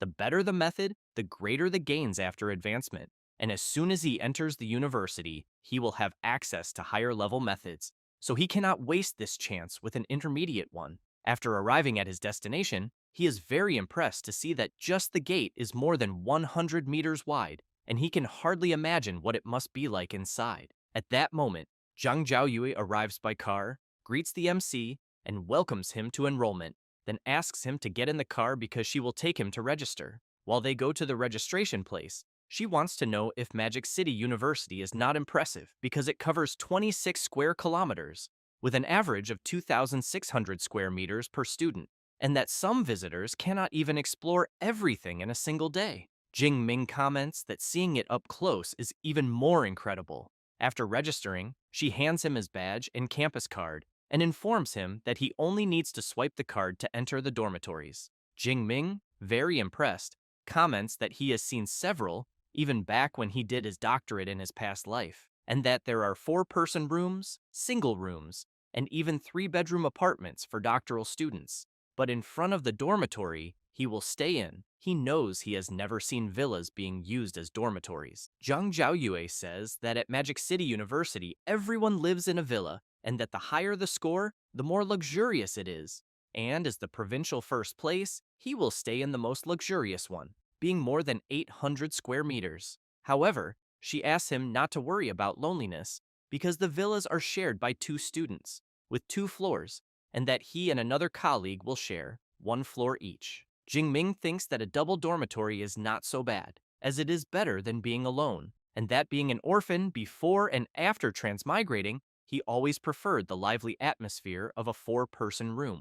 As soon as they enter the dormitory, Zhang Zhaoyue says that all the MC's enrollment paperwork is complete, but emphasizes that she will explain a few things he needs to know there. Thus, she says that there are 2 main things: the credit system and the exclusive mentor system. Then she says she will start with the credit system, in which, at Magic City, credit is everything: to eat, buy equipment, or rare treasures, and that the purchasing power of 1 credit equals 10,000 of Great Xia's currency. Then she emphasizes that there are several ways to earn credits, and that one of them is through fixed annual distribution based on his evaluation. For example, his entry classification is S, so this year he will receive 100 credits. Having said that, she claps her hands and asks Eva to appear. Quickly, a robot appears, calls the MC by name, and informs him that he currently has 100 credits. Zhang Zhaoyue says that the robot's name is Eva and that it is the AI assistant installed in each dormitory, and that Eva's true body is the school's central AI. The ones in the dormitories are just sub-bodies. But she emphasizes that even as a sub-body, it has already reached the standard of rank 4 AI, being able to help a lot in daily life. Jingming is very impressed to know that a sub-body is rank 4, since he has in mind that AI technology on Blue Star is much more advanced than in his previous life. Zhang Zhaoyue says that she will now explain about the exclusive mentor system, where every student can choose a mentor they admire and become an apprentice. but obviously only if the mentor accepts. Jingming wants to know if even as a freshman he can have individual guidance. She replies that yes, and says that the university's mentors are all high-level ability users, and that almost all of them have unique and secret combat techniques and training methods, and that you can only learn them after becoming an apprentice. Then she makes it clear that in Magic City, there are 4 mentors with lightning abilities. Among them, the Dean of the Academy of Weapons, Yang Gentian, being the person she most recommends for the MC. Until Eva shows some information, stating that Yang Gentian is 52 years old, Dean of the Academy of Weapons at Magic City University, a high-level 7th rank ability user, possesses an A-rank lightning ability called True Thunder of Wind and Fire, is a master in martial arts, sword, spear, longsword, and various weapons, earned the nickname Thunder Spear, and once faced alone the 8th rank Tremor Demon Serpent for 3 days and 3 nights before defeating it. Zhang Zhaoyue says that the information on the other 3 mentors is also with Eva, and that 2 are from the Elemental Academy, and the last is also from the Academy of Weapons, but uses a sword. Jingming gets excited and comments that since his focus is lightning and spear, he thinks Dean Yang is indeed the best option. Thus, after some time, he goes to a mansion and thinks that, as expected, a mentor's house is much more advanced than the students' dormitories. Then a guy approaches, wanting to know if the MC is there to become someone's apprentice, but then realizes something and wants to know if the MC is still just an awakened or a special recruit. Jingming simply replies yes, and the guy says that in previous years, the special recruits were at least rank 1 intermediate or high, and that he did not expect an awakened this year. Then he says he is from the Academy of Weapons, and that his name is Tan Mingyang, a 3rd-year student. The MC introduces himself and says that he has just entered the university. Mingyang emphasizes that the MC is quite fast in learning about the mentor system on the very first day, as most only find out after the freshman tournament. Jingming gets curious about this tournament he just heard of and asks Mingyang to be clearer. He says it is a tradition at Magic City University and usually takes place 3 or 4 days after official enrollment, and that all teachers watch, and the freshmen who stand out are contested by the academies and sometimes become direct disciples. However, he makes it clear that for special recruits like the MC, it is not possible to become an apprentice before that. But he thinks that becoming Dean Yang's apprentice right upon arrival is almost like winning the lottery, and that he will probably just be making the visit for nothing. Jingming thanks Mingyang for the explanation, calling him senior, but wants to know if he is also there to try to become Dean Yang's apprentice. He replies yes, and says that he has already tried several times this past semester, but has always been rejected, and that is why he is almost giving up. But deep down, he still cannot let go of it. At that moment, someone opens the mansion door and then welcomes the 2 and informs them that Dean Yang is already waiting for them and that they are to follow him. Mingyang is intrigued because he has in mind that in previous times the butler was never so welcoming. As soon as they enter, the dean is with another person waiting for them, and the MC immediately realizes that the presence of the Dean of the Academy of Weapons, the 7th rank ability user known as Thunder Spear, Yang Gentian, is indeed quite impressive. The old man comments that the black-haired boy must be Xu Jingming and says that director Zhang Zhaoyue has already informed him, then asks the MC to accompany him because he will take him to the training room. As soon as they arrive in the training room, the principal says that he watched the video of the MC's martial arts exam and that his combat ability is impressive, in addition to having advanced level marksmanship. However, he emphasizes that before anything else, he wants to see with his own eyes the special rank S superpower, the divine thunder of the purple sky. Jingming says he will show it and quickly begins to focus. Then he releases his powerful power, unleashing lightning throughout the place. The principal is impressed when he sees the divine thunder of the purple sky and thinks that although he also has a lightning-type power, the true thunder of wind and fire, he knows that the difference between rank A and rank S is something that cannot be overcome with effort, and therefore thinks that if the MC really dedicates himself, maybe one day he will reach his level. Then he calls the MC and says that with his potential, becoming his disciple would not be a problem. But he makes it clear that throughout his life he had many friends and also many enemies, and that if he decides to be his disciple, he cannot guarantee that he will not be involved in this, as some may even try to attack him because of it. Then he wants to know if he still wants to move forward. Jingming quickly kneels down and, full of confidence, calls the principal master and answers that he does. Then he thinks that he has always admired those who grew up in the midst of bloody battles, since the more enemies defeated, the more the master's combat strength is proven. Gentian begins to laugh and shouts that from this day on, the MC is his 32nd disciple and the first with a rank S superpower. Thus, while taking a book from his magic ring, he asks his disciple to stand up and says that there is the most advanced cultivation method, being the extreme training for superpowers, along with the combat body technique he developed, the indestructible body of thunder. As soon as he takes the book, Jingming becomes very excited, thinking that it is a combat technique that strengthens the body. The principal emphasizes that this cultivation method does not even need much explanation, since it is one of the top 3 in the academy, but that the real highlight is the body technique, the indestructible body of thunder, which represents all the hard work of his life and which was recognized both by the Martial Hall of Thunder and by the Martial Hall and evaluated as a rank S combat technique. Jingming is very surprised when he hears that it is a rank S combat technique, as he knows that just like superpowers, techniques also have their classifications, and that the higher the classification, the harder it is to master, but the final power is incomparable. He also knows that most 7th rank masters are respected for creating rank A techniques, but that Master Gentian created a rank S1, and on top of that, the most complex type, being a body technique, and therefore thinks that the talent required for this is something frightening. The principal explains that the technique he passed on to the MC only works for those who have lightning-type powers and has 13 stages, where each advancement transforms the body, but to cultivate it, one must have already awakened a superpower. Thus, after advancing with the extreme method, the MC is to look for him again, as he will personally help him build the foundation of the indestructible body of thunder. Jingming quickly thanks his master several times, and thinks that with a mentor guiding, everything is easier,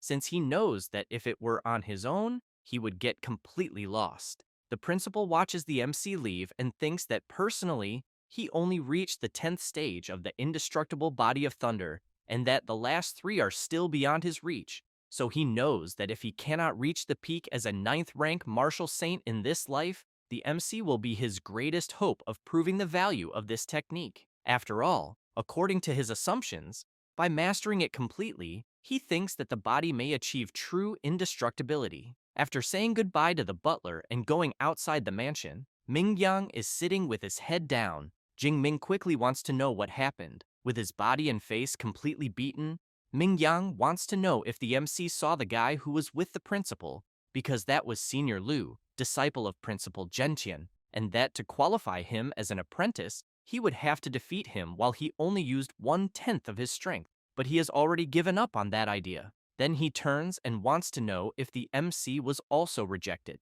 because joining Principal Gentian's team is not easy. Jingming says that is not the case and that he passed, now being a disciple of Principal Gentian. Mingyang cannot believe he passed and thinks that he has never heard of anyone being accepted by a mentor of that level before the freshman tournament. Then he stands up and begins to question who the MC is and what he did to be accepted. As soon as Jingming returns to his dormitory, he goes straight to the training room on the 2nd floor and begins his training. While trying to keep focus, he thinks that indeed the cultivation method he is learning is on another level, because the energy he feels at the moment is much greater than with intermediate methods, and as soon as he masters it, he knows he does not want to go step by step, since he will use points and level up directly. Thus, he begins to spend his available points to level up.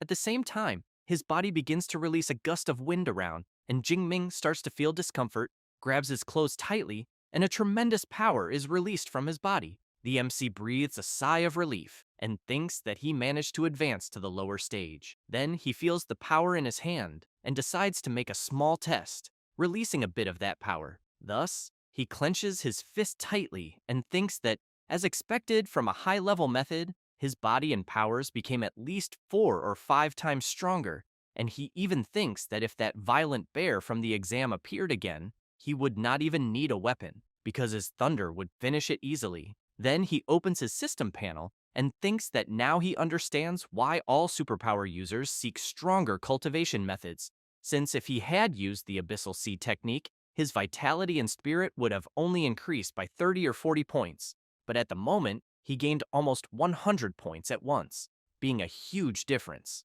Jingming goes to the table where the book he received from the principal is and keeps thinking that to advance he only spent 300 points, and that it is better to save the rest, since he has to economize to learn new combat techniques.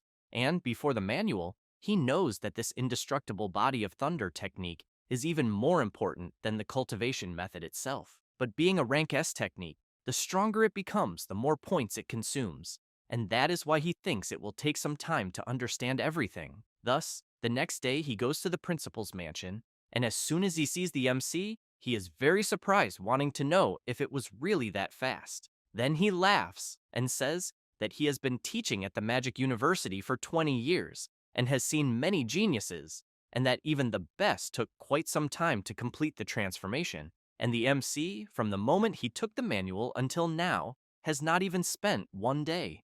Jingming laughs and says that maybe the only thing he does fast is advancing, because when cultivating his master's indestructible body of thunder, he got stuck right at the foundation forging part. Gentian wants to know if it is true, because he knows that forging the foundation means using the blood of a lightning-type beast as a guide, and channeling one's own electric power to strengthen bones and muscles.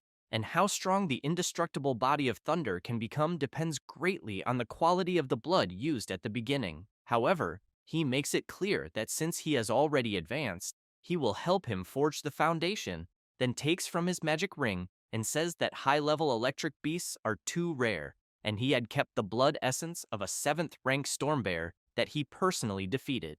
But he emphasizes that he heard from Zhang Zhaoyue that the MC receives a rank S resource per year, so he took the liberty of negotiating with the director and obtained a rank SS resource for him, being the blood essence of an 8th-rank storm dragon. As soon as the principal shows the dragon blood, Jingming stands up and, all excited, makes it clear that because his master did all this, he will repay this gratitude 1,000 times. The principal says that he is happy to see his determination, but that for now, they cannot delay anymore, because they will begin immediately. Thus, they go to the training room on the 2nd floor, and the principal immediately pours the essence into the MC's body. Then he asks him to hold on, because for low-level superpower users, storm dragon blood is like poison, and feeling pain will be the most normal thing in the world. That said, he explains that now he will use his true thunder of wind and fire to help him forge the indestructible foundation, and that how much the MC will be able to absorb will depend exclusively on him. Then he applies his technique to Jingming's body, which quickly begins to take effect, helping him create the foundation. However, the MC begins to feel an immense pain never felt before. Meanwhile, a few moments earlier, Senior Liu calls his uncle and wants to know if that day is already the 5th day, because this new disciple is more resilient than they expected. Then he says that he has to admit that in his case he only lasted 2 days and still used the blood essence of an inferior 7th-rank wild beast, but that the MC's performance truly matches the blood essence of this 8th-rank draconic beast. Next, he emphasizes that, moreover, combined with a rank S lightning superpower, he is starting to get curious to see this so-called indestructible body of thunder, until they hear a loud scream coming from the 2nd floor training room and quickly go there wanting to know if the MC managed to forge the foundation. As soon as they open the door, they are surprised to see Jingming releasing an intense power, but they think that this threatening sensation they are feeling is the same as that of a high-level wild beast, and it even sends chills down their spine. However, the MC, completely out of control, charges at Senior Liu, but the principal shouts loudly asking Jingming to wake up, and at that moment, the MC stops advancing. Completely sweaty and confused, he wants to know what just happened to him and why he had such a strong urge to destroy everything around him. Gentian comments that it was probably the influence of the storm dragon blood essence, since such a creature is known for being extremely dangerous, and that, as the MC's compatibility and absorption were too high, this ended up generating that side effect. However, the principal asks him not to worry and explains that as long as he does not have intense emotional fluctuations, there will be no problem, and that, with time and the increase of his strength, these effects will fade away. Jingming looks at his hands and says that it is a relief to know that, but that he does not want to be controlled by emotions and end up doing something he will regret later. Until the principal shouts asking him to be excited because the construction was perfect and the absorption rate reached 98%, and that of the more than 20 disciples he trained with the indestructible body,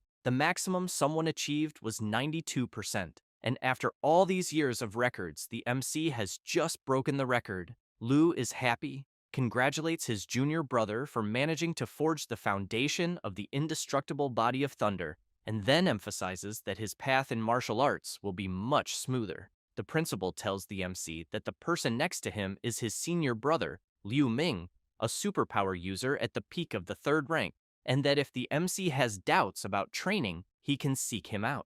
Jingming smiles and says that it is a pleasure to meet him. Liu Ming says that he did not prepare anything for the MC, and that is why he will transfer some credits as a welcome gift. As soon as he sees that he transferred 200 credits, he is very surprised and says that it is a lot, since he knows that they are talking about 2 million great Xia coins just as a gift. The principal says that it is only 200 credits, and that it is not much for Liu Ming, because a veteran needs to take good care of the juniors, and that when the MC has his own juniors, he should remember to do the same. Jing Ming says that he understands and thanks them both. Then, Gentian says that the foundation was forged, and, after 5 days without eating or drinking, he thinks it is better for the MC to go rest. So he asks him to return the next morning to learn boxing and shooting techniques with Senior Liu. After returning to his dormitory, the MC is confused to see a guy playing video games there, and as soon as the guy notices Jing Ming, he says that he must be his roommate,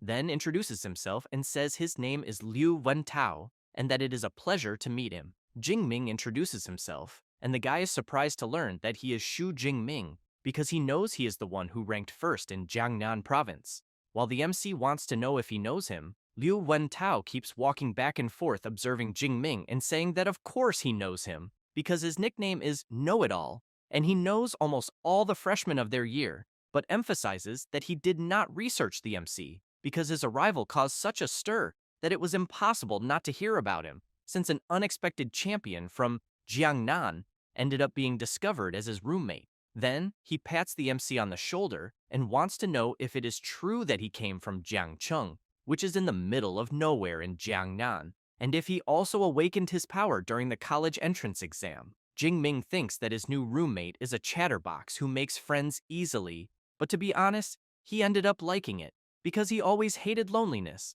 both in his current life and in his previous one. Then he begins to remember his past life, where he grew up in an orphanage and was never adopted, never knew what it was to belong somewhere, and that in school it was fine. He made many friends, but the happiest time he kept in his heart was college, the pranks with his roommates, playing video games together, and later he did a master's and doctorate, but then he drank too much at the graduation party and woke up in the world he is in now. But to his surprise, even there he is still an orphan, but with a roommate like Liu Wentao, he thinks that at least he knows he will not feel alone. For his part, Liu Wentao tells the MC that he ranked in the top 20 of Chuan province with a rank A psychic power and chose the Tactics Academy, and that in the future, he wants to lead an army of 1 million soldiers and wipe out all the wild beasts of Blue Star. Jingming asks him to calm down a little and says that he is going to the martial arts hall. Liu Wentao says that he also wants to go because he has never visited the Hall of Magic City University. Thus, after arriving at the Thunder Martial Hall, a branch of the university, the MC's roommate is very impressed with the busy place, since there are several guys with superpowers training there and boasting about having advanced their abilities. Until Eva tells the two that this is the collective training room of the hall, and that it accommodates up to 300 people at the same time, and the entire hall is made of a grade C metal alloy mixed with memory metal, and therefore they can use powers and techniques freely without worrying about damage. Then she also says that if they want, there are individual rooms. Jing Ming says that for now they will stay there. Meanwhile, Liu Wentao is very excited commenting that it looks like people are competing to see who is the strongest, but the MC thinks that Noisy is him. Liu Wentao asks Eva what the numbered columns they are seeing are for. She says that they are the punching strength challenge columns, with 5 rankings corresponding to skill levels 1 to 5, and then wants to know if the two want to try, because if they get into the top 3,000 in the ranking, they win a reward of 50 credits. He wants to know if doing that will really earn such an easy prize. Then he thinks that the entire university has only about 4,000 students, and therefore he thinks he will try. Eva explains that he just has to swipe his student card on the column for the challenge to begin, but asks for attention because the punching strength challenge does not allow the use of powers or techniques. He does not want to know and quickly swipes his card, and a voice announces that student Liu Wentao has started the punching strength challenge. It does not take long for several people to approach to watch him do it, and he, in turn, feels a little embarrassed when he realizes that several people started watching and that he knows he cannot embarrass himself. Then he prepares his punch and soon strikes the column, while the voice announces that his punch strength was 476 kilos, being a great result. He breathes a sigh of relief and thinks that it is good he did not embarrass himself, because he thinks that entering the top 3,000 will not be difficult. But he is completely shocked when he hears that his position is above 100,000 and then wants to know how the hell that is possible, since he knows the university does not even have that many students. Ava explains that this ranking includes the students in the history of Magic City University, which is more than 100 years of records. He gets nervous and says that was a low blow, and that now he understands why everyone was staring at him, because they were just waiting to laugh at his face. The people around burst into laughter when they see that Liu Wentao ranked above 100,000. Jingming tries to comfort him, asking his friend not to take it personally, since his power is psychic and physical strength was never his strong point. Liu Wentao thanks the MC for trying to console him, but wants to know if he will try the challenge too. Jingming takes his card and says that he will try, and as soon as he swipes the card on the column, the machine announces that Xu Jingming has started the punching strength challenge, and more people approach to watch. While the MC stretches his arm, some people comment that apparently the next participant seems to be even weaker than the last, and that they think his punch will be below 400 kilos.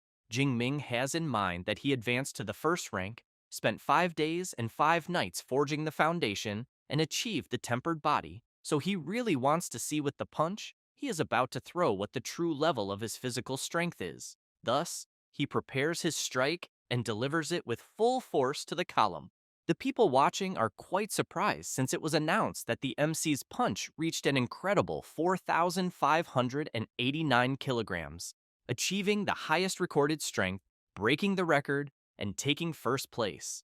People start to question whether they are really seeing and hearing correctly. A girl comments that she heard the top 1,000 on the list are people who can lead an era, so she wants to know how far the MC can go. Her friend emphasizes that this record for the first pillar had lasted for over 10 years, and that's why she needs to record this moment. Liu Wentao gets excited and shouts that the MC just became his idol, and that from that moment on, he will follow him everywhere. Jingming feels embarrassed and asks him not to exaggerate, but thinks the result was even better than expected since the Thunder Tyrant Dragon and he really match, as the boost was immediate. Ava goes to the MC, congratulates him, and points out that he broke the record and 400 points were credited to his student account. Jingming is pleased and asks if breaking the record again would earn him more points. Ava makes it clear that within the same level, it only counts the first time, but he can challenge the other pillars and receive other rewards. Therefore, the MC looks at the remaining pillars and thinks that the other 4 are for students from ranks 2 to 5, so he decides to wait and break those later. At that moment, the MC is surrounded by several girls asking if it's his first time there and offering to help him use the equipment. However, he gets embarrassed and leaves, calling Liu Wentao and saying he needs to train in a private room. Meanwhile, Liu Ming is on his phone, calls the principal, and says that junior brother Xu is very popular on the campus forum because he broke the record with over 4,500 kilograms, and that he thinks the boy's physical strength is absurd. Gentian comments that he should be resting, so he wants to know why he went to the gym to break a record. Liu Ming takes a deep breath and thinks that when he was at the advanced stage of rank 1 and had the first level of the indestructible thunder body, his punch barely exceeded 3,500 kilograms. But the MC easily surpassed him. Meanwhile, somewhere else, a guy's looking at his phone, gets furious, and releases a bit of his power, breaking things on the table when he realizes Xu Jingming also went to the Magic City. Furious, he thinks that because of the MC, he lost first place in Jiangnan province and became a laughingstock in Ning'an. But he knows that this time he will regain all the honor that belongs to him. Meanwhile, in the private training room, the MC is thinking that with the indestructible thunder body, he can endure 5 days without eating or sleeping. Then he tries to cut himself with a small knife, but it easily breaks upon contact with his body. He thinks that the physical training he underwent made his skin as resistant as a lower-rank metallic alloy. He also knows that for an ordinary person, it would be like armor against blades, and that, apparently, this rank S body combat technique truly lives up to its name. At that moment, Liu Wentao calls the MC and says that the news of him breaking the record is blowing up on the forum, and that a lot of people want to challenge him. Jing Ming gets excited and comments that apparently the university's martial spirit is really strong. Liu Wentao starts to get nervous and asks the MC to leave things to him because he will deal with those arrogant people. Jing Ming tells him to forget it, because it's not worth the effort, and emphasizes that he needs to go to the combat technique library and that he should return to the dormitory. After arriving at the combat technique library, as soon as he tries to enter, a barrier stops him. Then he is impressed and thinks he heard that the library is protected by a vice director with spatial ability, and apparently, it seems true, because with that level of security, he believes not even a rank 9 martial saint could steal anything from there. Then, he swipes his student card, and as soon as he enters, some girls appear, welcome him, and ask if he will need anything. Jing Ming wants to know if they know him. One of them explains that students with S access can consult all the techniques in the library and that they received the notice as soon as his card was scanned.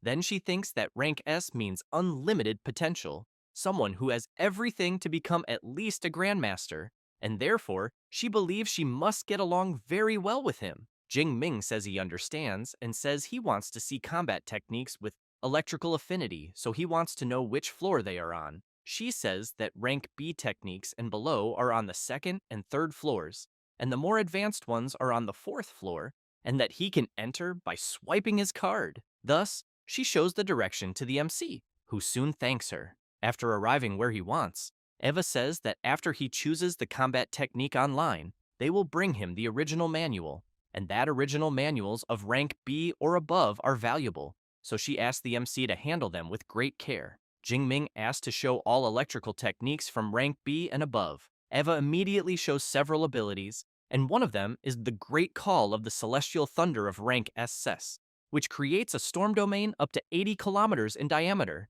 but requires superior rank B electrical ability and being at least rank 5. The other ability is the Wrath of the God of Thunder of rank SS, which summons a divine lightning of punishment with colossal power, and also requires superior rank B electrical ability, and being at least rank 4. Jingming is very impressed with the high rank techniques and realizes that the library there is truly on another level, but he wants to know if he can really look at all that for free. However, he comments that he still has skill and rank limitations since he knows he can only learn rank A techniques at the moment. Then he reflects on attack, defense, movement, support, and body reinforcement, since there are many rank A technique options. However, he knows that it's a good thing he has a good teacher, otherwise it would be difficult to choose. Thus, he takes a paper and remembers that he had already been given some recommendations before, and that this will save him time. Then he walks around looking for the abilities that make the most sense. After observing for a while, he says he will go with 4, the Thunder Spear, which concentrates lightning in the shape of a spear that can be thrown, the Chain Thunder Spear, which hits several vital points with an electric spear accumulating energy in the enemy that explodes at the end of the technique, the Thunder Step ability, which uses an electric burst to move a certain distance, and finally, the Thunder Prison ability, which creates an electric prison that prevents the enemy from moving. Then the MC thinks that the Thunder Spear is for ranged attacks, the Chain Spear for heavy offense, the Thunder Step for mobility, and the Prison for control. And that with these 4 techniques and the indestructible Thunder Body, he will be practically without weaknesses. Eva says that the 4 techniques the MC chose have an average learning time of up to 6 months to reach the initial stage, so she recommends that he combine them with lower-level techniques. He says it's not necessary, that it's already great this way. It doesn't take long for the teacher to arrive with the techniques the MC chose. As soon as she places the ability manuals on the table, Jingming thinks that on the market, rank C or B techniques are worth millions, and rank A ones are priceless. But at that moment, he has 4 at once, a true luxury. Thus, he prepares to start learning and reflects that the depth and impact of the techniques there are impressive, since they cannot be compared to copies, as only the original manual allows this type of learning. So, he wastes no time and starts reading. Time passes, and he realizes how difficult things are. But he gets excited with some discoveries he makes, until, after a few hours, he takes a deep breath and thinks that he has finally read everything and asks his system to allocate the points. Thus, he allocates 200 skill points to the Thunder Spear, learned up to the beginner level, 200 points to the Chain Spear, 200 points to the Thunder Step, and finally, another 200 points to the Thunder Prison. Then he opens his status window and sees all his current information and abilities. After that, he clenches his fist tightly and thinks about the combat techniques he obtained, wondering who will be the first unlucky one to taste them all. After some time, Jingming returns to the dormitory, and Liu Wentao comments that Eva just informed him that the freshman assembly will be the next day at 9 in the morning in Training Field 1, and that they created a large group for freshmen, so he thinks the MC should join as well. Then he wants to know which levels of combat techniques he chose. Jingming says they were just 4 rank A combat techniques. His roommate is shocked thinking about the 4 rank A abilities, since he knows it would normally take until the 2nd or 3rd year to master them all, and that this is typical of the MC, always straying from the common path. Liu Wentao comments that if the MC can access rank A techniques, he wants to know if that means he also has rank A authorization. Jingming replies that he doesn't and says that his is rank S, which leaves Liu Wentao even more astonished, wanting to know if the university they are in has anything above rank A and why he has rank S authorization, then asks if he is the student everyone was talking about online. Jingming comments that apparently the know-it-all just learned something new. Liu Wentao thinks that's amazing and admits he even imagined his friend's authorization matching his classification, but never thought rank S truly existed, since the top students from other provinces are only rank A. Then he smiles and thinks that luckily he bet on his friend from the start, since he can now say he's an old-time fan. After that, the MC goes to the training room on the 2nd floor and, while looking at the free training spear, thinks that he already has combat techniques and that now he needs proper equipment since he knows his old level F black obsidian spear was discarded, and that's why he didn't even bring it. But even if he had, he knows it wouldn't withstand his current power. So, he calls for Eva and asks her to open the school shop and look for spear-type weapons. While she shows several varieties, the MC thinks there are spears of ranks F, E, and D with various options, and that it seems possible to adjust their length and weight. But he knows that the higher the level, the heavier and more expensive they become. So he decides to go with a rank E spear that weighs around 210 kilograms, along with a low-rank combat suit and boots. As soon as he completes the purchase, Eva says that he bought a long spear, a combat suit, and low-rank combat boots, with a total cost of 237 credits, leaving 383 credits remaining, and that the MC's purchases will be delivered the next morning. Jingming realizes that credits disappear too quickly since almost half of them are gone at once. Then he grips the spear firmly and thinks that until his new spear arrives, he'll have to make do with the one there, and that it will be his training partner for his 4 new rank A combat techniques that night. The next day, at the freshman assembly, people get excited when they see the MC and wonder if it was really him who broke the school record the day before. Then a guy named Lei Zhou shouts, calling the MC and saying he wants to challenge him. The people around are surprised to see who's shouting since they know he's the second place in the Jiangnan combat exam, scoring more than 9,300 points.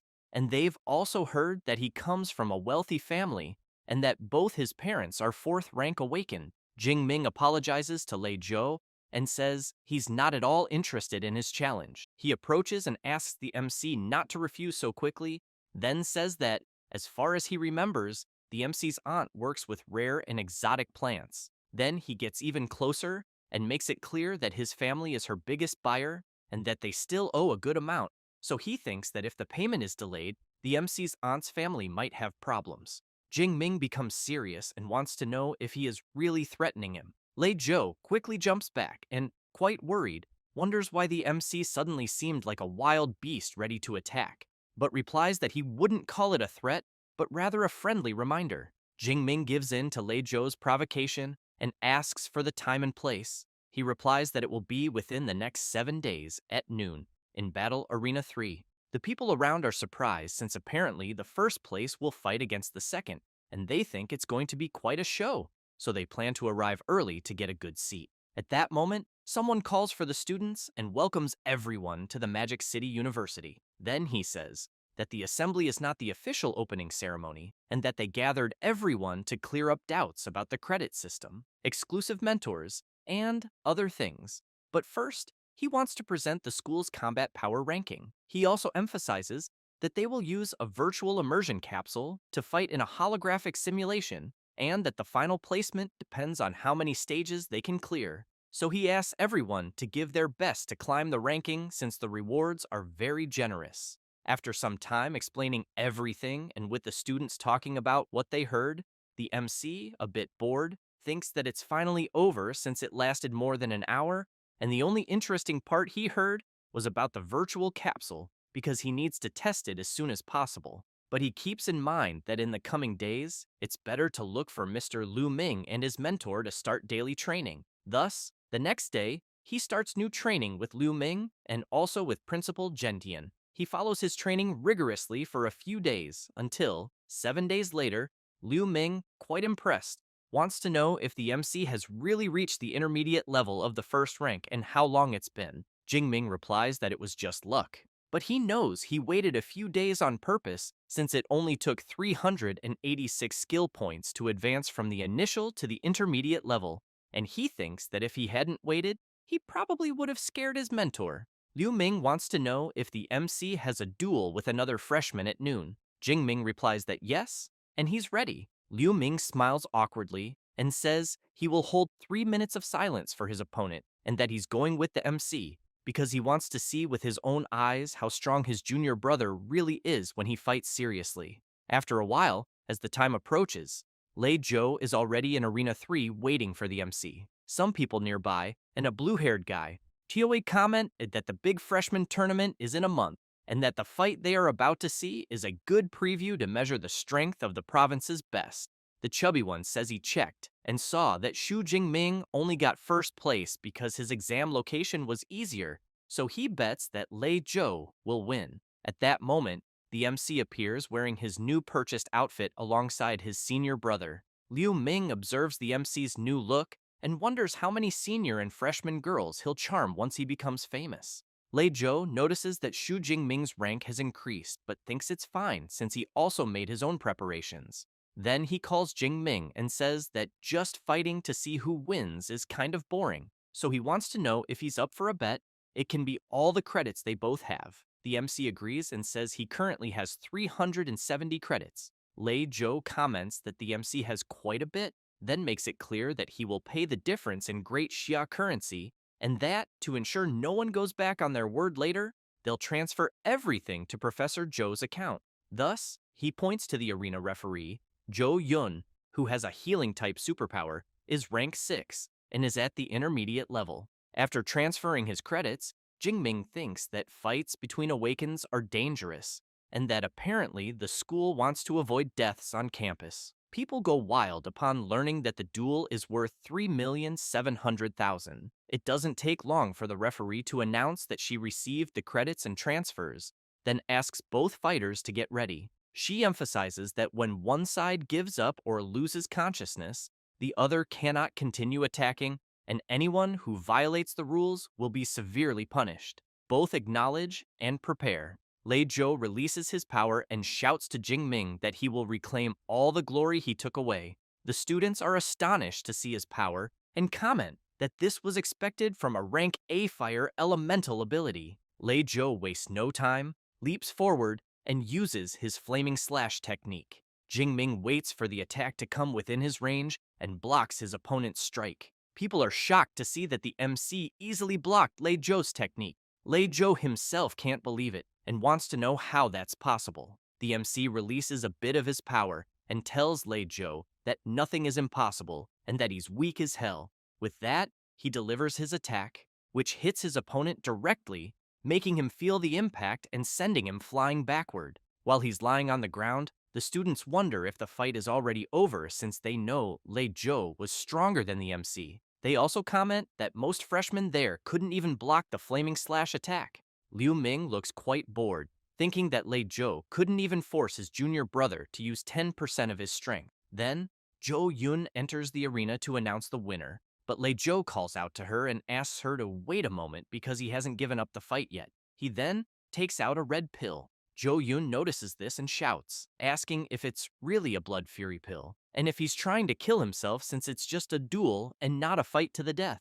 The crowd starts yelling when they see Lei Zhou about to swallow the pill, because they know it temporarily boosts strength but has heavy side effects. Struggling to stand, Lei Zhou says it's fine and makes it clear that he'll take the consequences since he's going all out against the MC and fully accepts the result.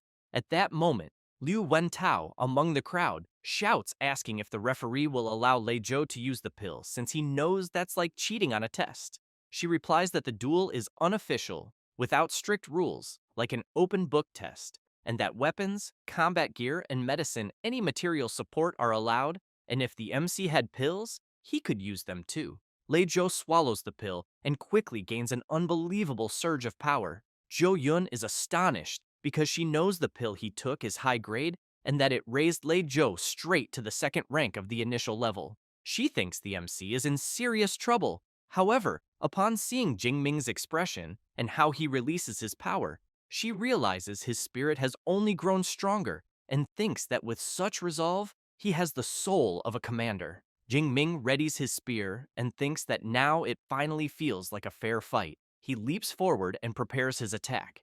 As soon as the MC strikes, Lei Zhou tries to block with his sword but is thrown backward by Jing Ming's strength. He doesn't like it one bit and thinks that even with second-rank power, he still can't match Jing Ming's strength, wondering what kind of monster he is.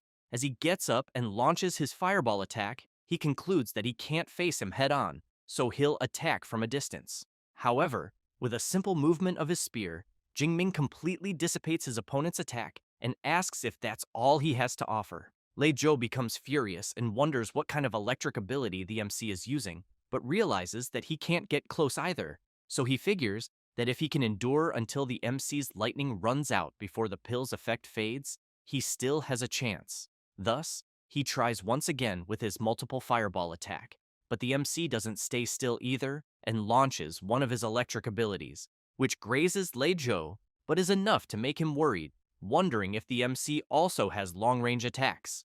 However, he soon realizes there's electric energy above his head and shouts to know what the hell is happening. Jing Ming activates his Thunder Prison, and as soon as Lei Zhou is trapped, he wants to know if it's a restraining technique. Then he tries to use his flame barrier to break free from the electric prison and, while intensifying his ability even more, makes it clear to the MC that he knows he can't get out, but the MC won't get in either. However, Jing Ming, with a completely sinister aura, wants to know how many thrusts his opponent's fire barrier can withstand. Thus, he jumps up and uses his Chain Thunder Spear technique, easily breaking Lei Zhou's fire barrier. Lei Zhou, seeing the MC's attacks coming his way, thinks that if he gets hit, he will definitely die. Terrified and with his eyes closed, he screams that he gives up, and as soon as he opens his eyes, he sees the tip of a spear right in front of his face.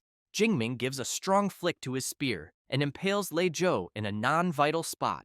As soon as he withdraws the spear, Jo Yun announces that the winner of the fight is Xu Jingming. People comment that it was a crushing victory and that the MC used 4 combat techniques in just 4 or 5 seconds, and the transitions between them were so smooth that they think no freshman should be capable of something like that.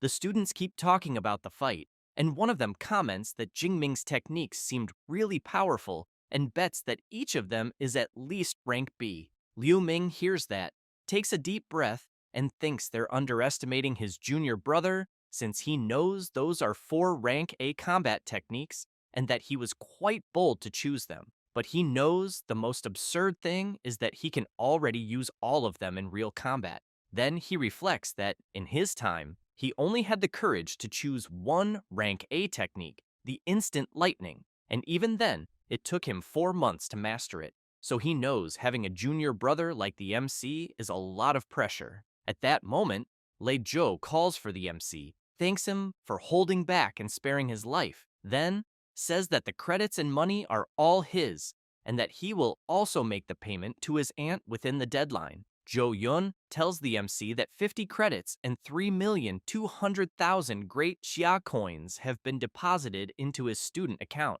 He, in turn, thinks that dueling is quite a fast way to make money. Liu Wentao shows up shouting that his friend did great and that he's rich now, then asks if the MC wants to go out at night to relax. Jing Ming replies that it's better not to, since he has training with his senior brother later. But Liu Ming says he thinks the MC can go since the balance between training and rest is the secret to longevity, and that the MC has been working too hard lately, so he believes he should relax a bit. Jing Ming smiles and says he'll follow his senior brother's advice then. Liu Wentao is surprised to see a rank A superpower user with the true Jade Thunder ability, the famous Liu Ming, vice president of the Grey Society. Then he comments that seeing him in person, he has much more presence than in the photos.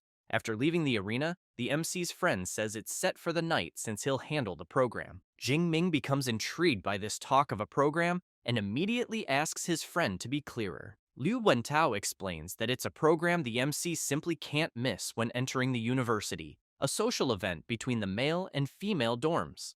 After that, night falls and the event serves a delicious banquet. The MC's friend says that he became super popular and that he posted an invitation for the gathering on the campus forum, then asks Jing Ming to guess how many people signed up. He replies that he doesn't know, so Liu Wentao says it was over 100 and that he almost went crazy trying to choose a partner among so many people. Jing Ming comments that his friend really gets excited about this kind of thing, but that he's quite curious to know who he chose. Liu Wentao laughs and says he'll keep it a secret, telling him he'll find out soon. Then a girl arrives, and the MC's friend asks her to come closer. She greets everyone and introduces herself, saying her name is Qi Dongxia. Her roommate also introduces herself, saying she's her friend, and her name is Song Qiu-yun. Liu Wentao says that Qi Dongxia has a rank A beast-type reinforcement ability, and that Song Qiu-yun is a rank A user of natural light-type ability at the advanced stage of the first rank, and that she even got the highest score on the Sichuan State Entrance exam. The MC smiles and introduces himself. Song Chu-yun is surprised to learn that he's the famous Xu Jingming and immediately asks if he's up for a friendly fight. Qi Dongxia feels embarrassed, calls her friend, and asks her to stop being a fight addict since it's a date. She looks confused and says she thought she was going to spar with student Jingming. The MC laughs, asks them to sit, and explains it was just a misunderstanding. Liu Wentao agrees and emphasizes that tonight is only for having fun, that they'll eat first and then stroll around the commercial street. As soon as they finish eating, they go to the center of Magic City, to Huaihai Commercial Street. Everyone is impressed to see how lively the place is. Then, they pass by a store with stylish and modern clothes. They also see a weapon shop, and the MC thinks that it's no wonder it's one of the biggest commercial centers in the country, since the armors, weapons, and pills are far more complete than in Jiangcheng. They stop to eat some snacks, and, afterward, the girls start doing some shopping, and soon hand their shopping bags to the MC, who just watches them. He notices that they've already spent several million that night, and thinks that Song Chu-yun seems quite modest in her way of dressing, but didn't expect her to be so wealthy. Liu Wentao wants to know if his friend didn't know since she's famous for being rich and for having a very powerful family. At that moment, Chi Dongxia shouts, asking if they can carry just a few more bags.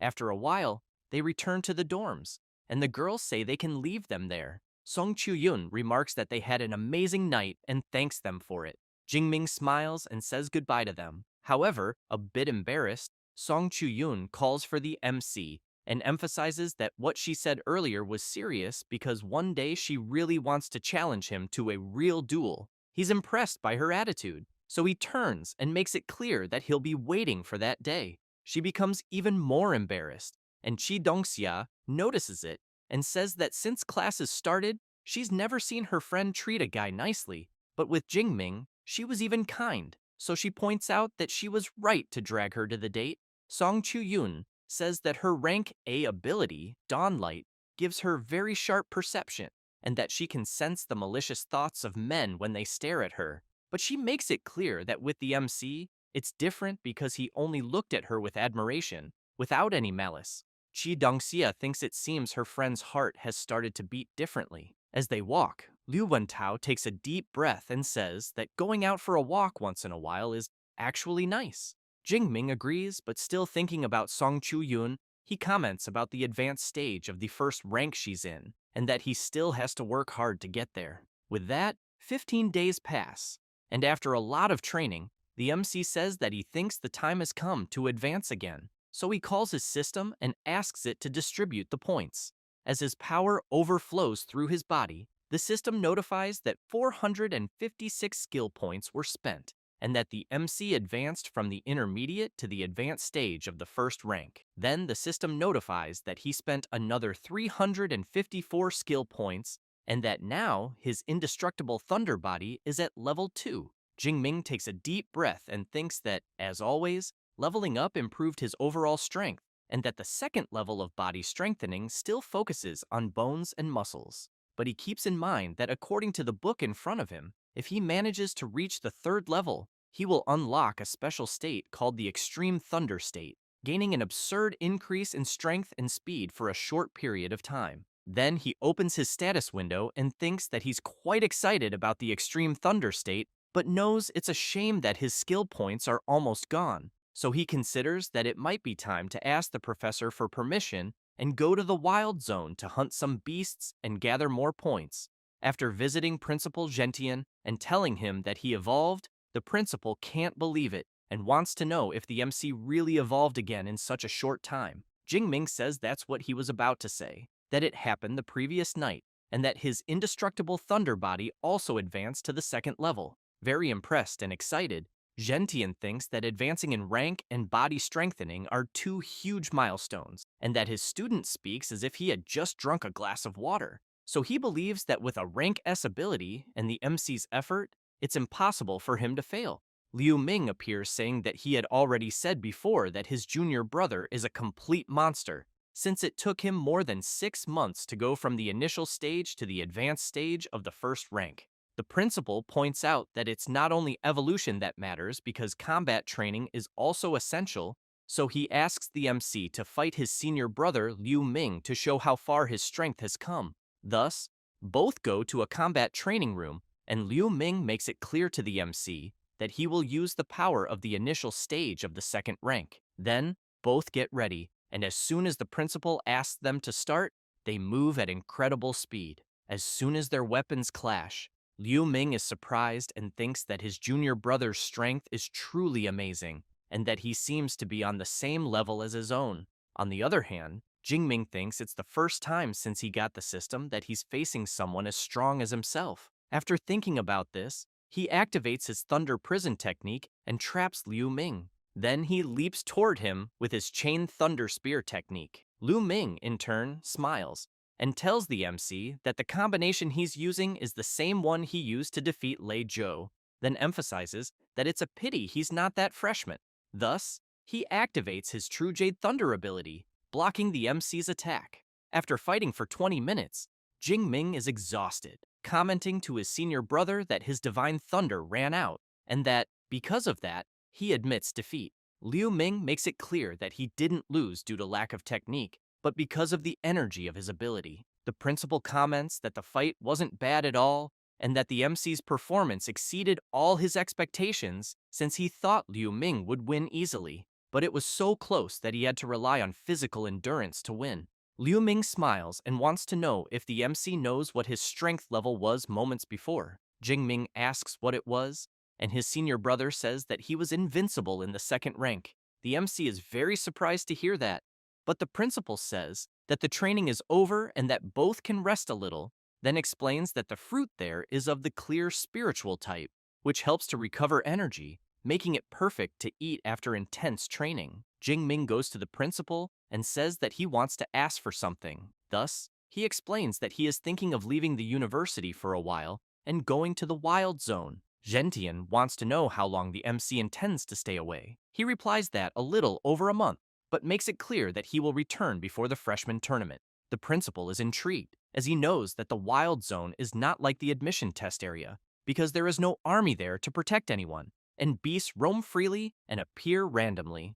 One mistake and someone might run into a high-level beast. Then he puts his hand on the MC's shoulder and lets him go, but emphasizes that he should remember that if things get tough, he must run without thinking twice, as every specialist goes through moments of danger. He then worries that if his disciple wants to surpass himself, he won't be the one to stop him. Jing Ming bows his head and thanks his principal. However, he wants to know which wild zone the MC was thinking of going to. He replies that it's the one on the outskirts of Yuanshui City. Gentian says that one isn't the worst, that it's near the Magic City, and that the strongest beasts there are of the 4th or 5th rank, so the risk is lower. He also says that he will ask Liu Ming to give him some tips. Then, while activating a storage ring, he makes it clear that out there he won't be able to help him much, but will prepare a very good weapon for him. Thus, after taking something from his magical warehouse, he hands it to the MC. After that, Jing Ming returns to his dormitory and immediately asks Eva to open the university's mission system. While observing some missions, he thinks that, according to what his senior brother said, it's best to accept some field missions before leaving the university to collect some credits.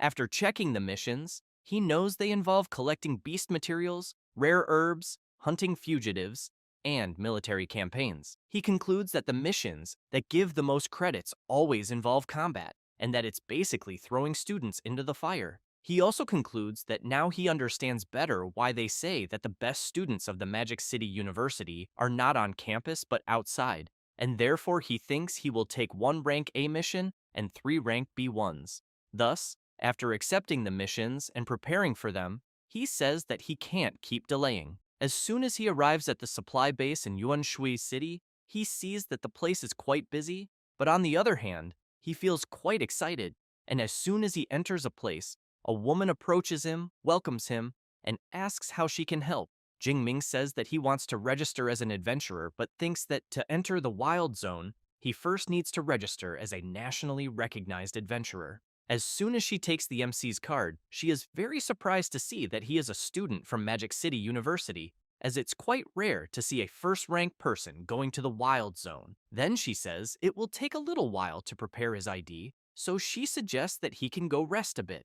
As soon as the MC turns to go wait somewhere for his ID to be ready, he hears some euphoric people shouting that the goddess Jiang Chuyi is there. This is Jiang Chuyi, a second-year student at Magic City University. As she walks through the place with her guards, people comment that it seems like she will record more content in the wild zone. Jing Ming wonders if she is from the same university as him, as he thought she was as beautiful as Song Chu-yun. At that moment, the woman arrives with the MC's ID and also gives him a smartwatch with satellite, then explains that it already comes with the wild zone map and shows the beast movements and the danger level of each area. While the MC is talking to her, someone from afar is lurking, watching, and as soon as the woman walks away, the guy approaches Jing Ming and wants to know if it's his first time in the wild zone, because if he doesn't have pills, he suggests that he shouldn't even think about entering. Then he asks if he wants to buy some. Jing Ming asks the price.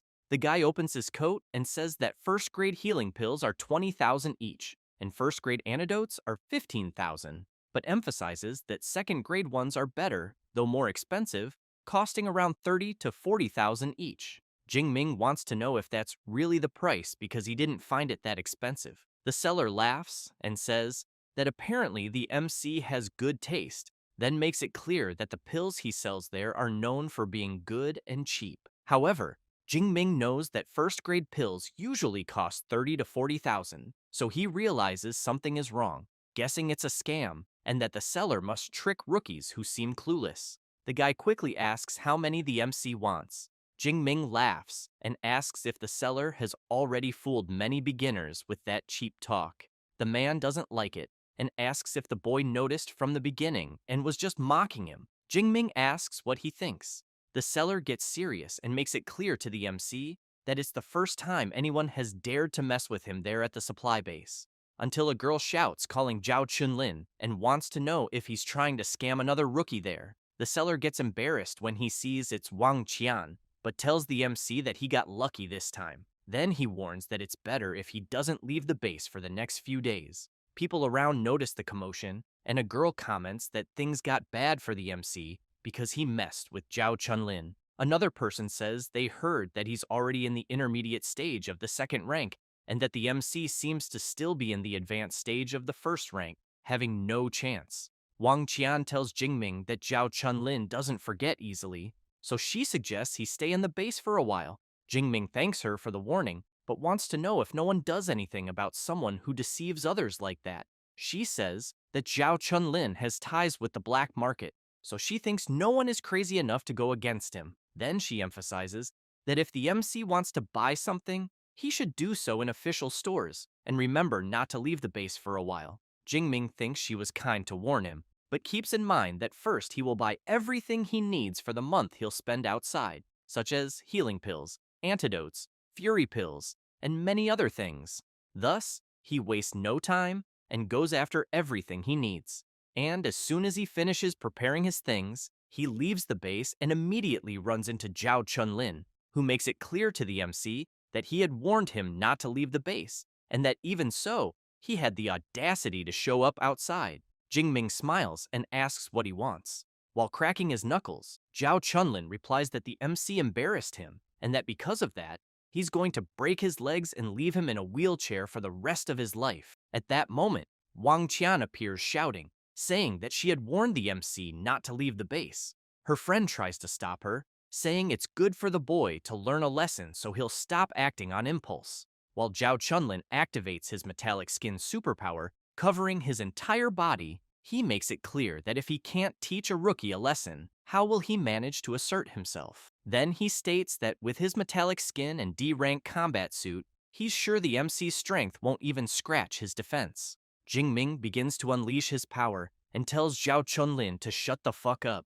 The seller can't believe the boy's courage, but the MC, not wanting to waste time, uses his Thunder Step ability and delivers a powerful strike, and unable to react, the enemy is brutally hit and thrown far away, crashing into a wall. People can't believe what they see, and Jingming just turns around and walks away. Everyone watches the MC in shock, wanting to know who he is and how Zhao Chunlin was defeated with a single blow. Wang Qian, very impressed, wants to know how he did that, because she couldn't see it either. Her friend says it was a spinning kick and that Zhao Chunlin's hip was completely destroyed, thinking that even if he survives, he'll end up in a wheelchair. Then, she points out that it's no wonder the MC is from the Magic City Superpower University, being someone strong and merciless. Wang Qian wants to know how her friend knows all that. The blonde says it's because of the outfit the MC is wearing, since she's only seen that type on students from there, and thinks it must be exclusive to their equipment department. Wang Qian comments that only that university could create monsters like him, but wants to know from her friend if she agrees to invite the MC to the team, because they're in need of someone for the front line anyway. The blonde gets annoyed and asks if they hadn't agreed to form a group only with women. The other girls on the team want to know if Wang Qian is interested in the MC. After that, Jingming swipes his card and is informed that the information has been confirmed and his entry into the wild area has been authorized. With that, the MC enters the Yuanshui Wild Zone. He soon hears several roars from beasts and thinks that the roar he heard is a territorial warning, guessing it must be at least a 4th-rank beast. But that's not what he wants today. As he walks through the forest, He thinks that the Yuanshui Wild Zone is divided into two areas, the ruined city and the mountainous forest, and that the beasts in the ruined city are weaker, so he concludes that he'll start earning skill points there. Then, looking at the map on his smartwatch, he observes that Ping'an County seems like a good choice, since it has more second-rank beasts and rarely first-rank ones, almost none above that, and he notices that the area is quite large and should have around 500 or 600 beasts. Thus, he rushes full speed toward Ping'an. As soon as he arrives, a wild beast appears. It's a shadow cat. Jingming grabs his weapon and thinks that apparently skill points are coming to him for free. Then, he begins to release his energy and reflects that all this time, because of the influence of the Thunder Tyrant Dragon, his fighting spirit has only grown, and the more he suppresses it, the stronger it becomes. Jingming becomes completely excited and overflows with energy throughout his body, shouting that, at this moment, he doesn't need to hold back anymore. The Shadow Cat, seeing such power before it, becomes completely terrified. After that, a month passes, and some adventurers ask the captain what's going on in Ping'an County, because they've been wandering all day and haven't seen a single beast. The captain wants to know how they even dare to ask that. Another guy says there should be at least 600 beasts there, and thinks that even if they were migrating, they wouldn't just vanish like that. Then a sharp-clawed tiger comes out of the alley. The captain and his subordinates get excited because they finally found a beast. However, an electric attack is launched, and as soon as it hits the tiger, it completely destroys it, causing a huge explosion at the site. One of the adventurers wants to know what the hell is going on, and if, by any chance, it's some new laser weapon. The captain replies that it's not because he knows laser weapons are faster, and thinks that what they saw looked like a lightning combat technique. Then he orders everyone to get out of there, because he fears there's probably someone very strong dominating the area, and that the attack they saw was a warning. As they run away, one of them comments that now it makes sense why there are no beasts left because they were probably all killed by this lightning expert. The captain yells at everyone to stop the nonsense because they need to get out of there before they anger that guy. From the top of the building, the system notifies the MC that he has defeated a second-ranked Blade Tiger and gained 19 points. Jingming thinks that his Thunder Spear currently reaches over 1,000 meters. And as soon as he opens his status window, he realizes that in 1 month he earned more than 8,000 points, advanced from the advanced stage of the first rank to the advanced stage of the second rank, and that his indestructible Thunder Body reached the third stage, besides having improved several rank A techniques to the intermediate level. Then he wonders if anyone else could have achieved such a feat. After that, he thinks that he's already done what he needed to do there, and that the next day he'll return to the supply base and then go deeper into the jungle. As soon as he arrives at the Yuanshui supply base, people are astonished to see him and want to know where the MC got the huge tactical backpack and if by any chance he's carrying a rhino's body in it. Jingming knows that it's a good thing he bought the reinforced version of the backpack. Otherwise, he thinks it wouldn't even fit half of the more than 400 kilos of beast materials in it. Thus, he goes straight to the base hall, and the clerk asks him to put the items on the scale. As soon as he opens the bag and places everything on the floor, he says that they're materials from second-ranked beasts and that they weigh more than 400 kilos. The woman can't believe the amount of stuff he brought. Then she notices that there are blade tiger tendons, horns, and many other valuable things. Feeling a bit awkward, she asks the MC to wait a moment because it's a lot and she needs to call more people to help with the inventory. It doesn't take long before a man shows up, introducing himself as Zhao Yi, the supervisor of the acquisition department. Jing Ming shakes his hand and introduces himself as well. Zhao Yi comments that the MC is quite promising since hunting all that at his age is very impressive, but emphasizes that he'll call the team to count the materials and therefore asks if the MC can accompany him for a moment. Thus, while the acquisition team inventories the materials, they go to a more private place, and Zhao Yi gives the MC a platinum member card from the base, explaining that the card grants a 5% discount on purchases. But he thinks that a young second rank with such potential as the boy in front of him is someone he needs to maintain good relations with. Jingming thanks the supervisor, until one of the employees shows up calling Zhao Yi and informing him that the count has been completed.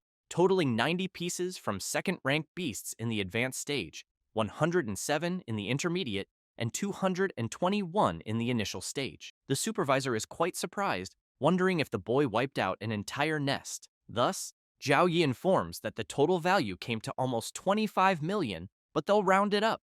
Jing Ming feels happy and thanks him. It doesn't take long before a message arrives informing him that 25 million has been deposited into the MC's bank account and that he now has a new balance of 29 million. Jing Ming thinks that now he can truly say he's become rich. Then the MC says goodbye to the supervisor and comments that he'll soon bring more materials. He asks the MC to take his card and call him when he has time. As Jing Ming leaves, Zhao Yi thinks that the boy will go very far. Then he notices his phone ringing, and when he sees it's Zhao Chunlin, he answers and wants to know what he wants. Furious, Zhao Chunlin yells, saying that he saw who attacked him at the base and that the supervisor needs to avenge him. Zhao Yi wants to know if it's the second-ranked boy he mentioned and how he plans to take revenge. Zhao Chunlin yells, asking the supervisor to send the Shark and Tiger Squad because he wants to see the MC beg to die. Zhao Yi replies that fine, the squad is under his command, but makes it clear that after this, he shouldn't call again.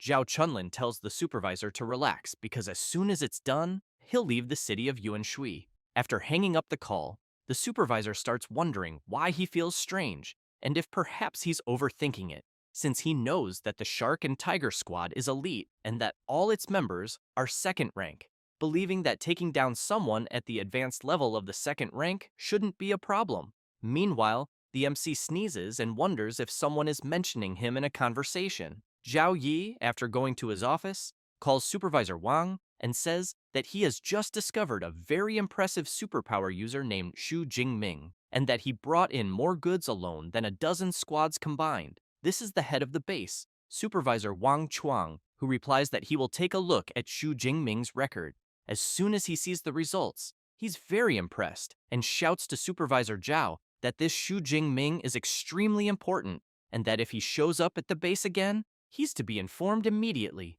Zhao Yi replies that he understands and thinks that he would never have imagined that the MC would make old Wang so excited, so it seems that the boy really is someone significant.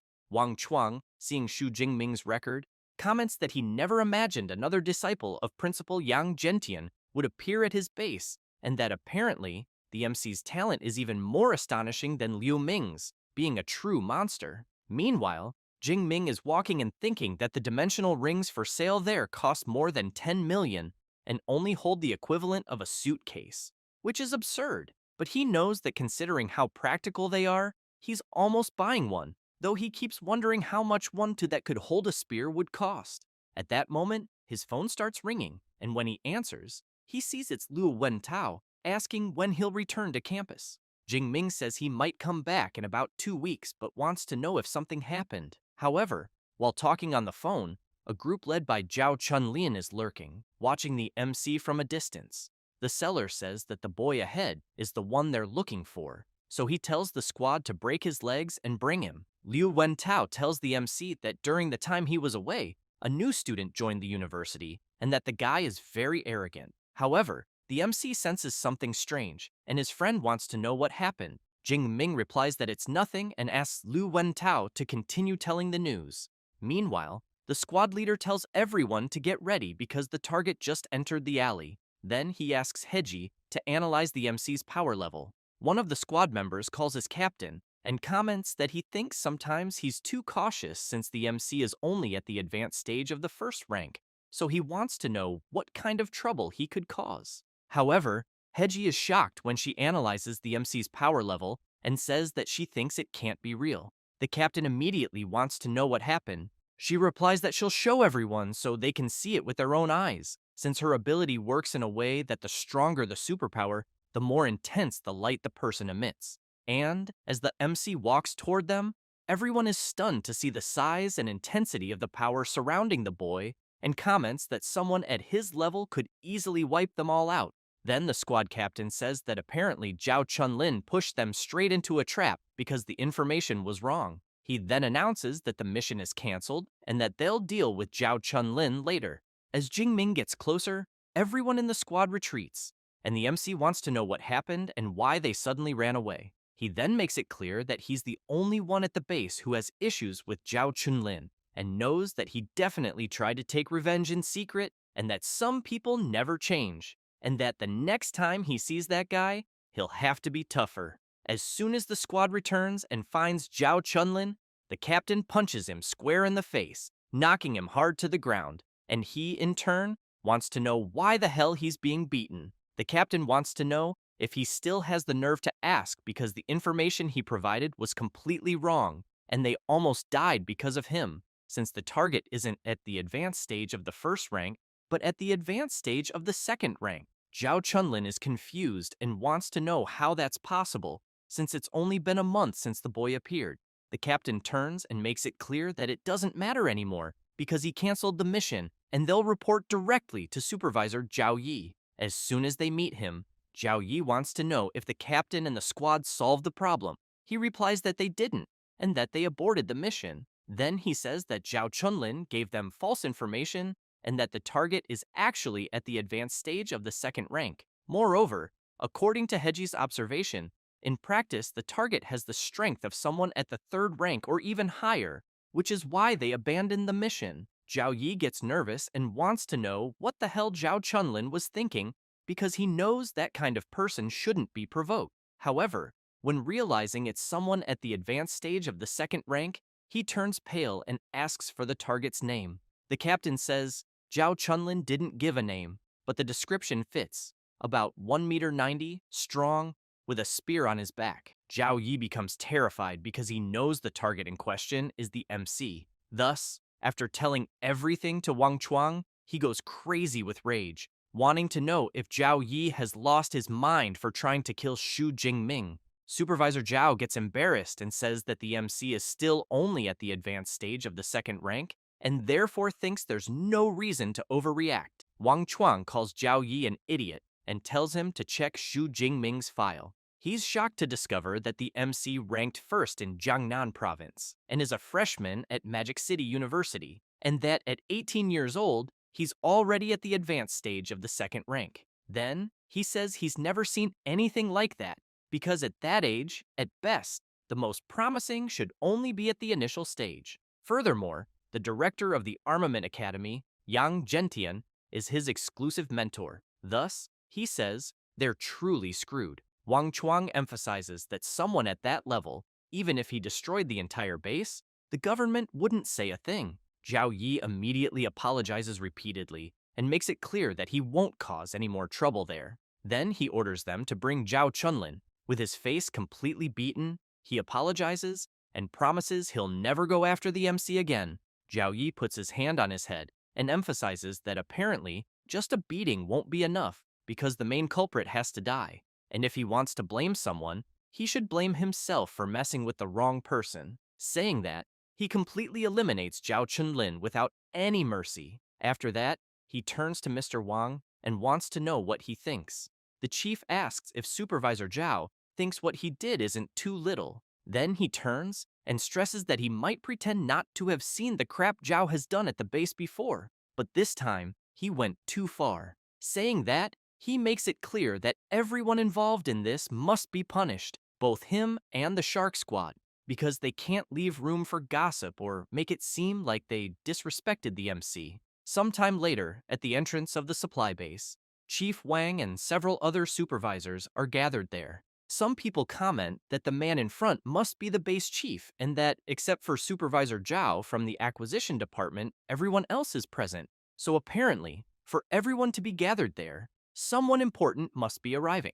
Then the blonde looks to the side and asks Wang Qian if that isn't the boy from Magic City University. It's the MC, who is quite surprised to see so many people watching him. Mr. Wang immediately approaches him and says that he's glad he returned, then introduces himself and explains that he's the head of the base. Wang Qian is very surprised to realize that all the supervisors are gathered there to personally welcome the MC. The blonde emphasizes that she thinks this boy is not just a simple student. Wang Chuang says that he heard what Zhao Chunlin did to him, then makes it clear that the base takes full responsibility. He also says that Zhao Chunlin was executed on the spot and that the others involved have already been punished. promising that they will spend the rest of their lives in prison. And, as a way of apologizing, the base has prepared a special gift for him. Jingming thinks that it's no wonder Mr. Wang is the chief since he handled everything so quickly. Thus, Wang Chuang shows the black member credential of the base, the highest level,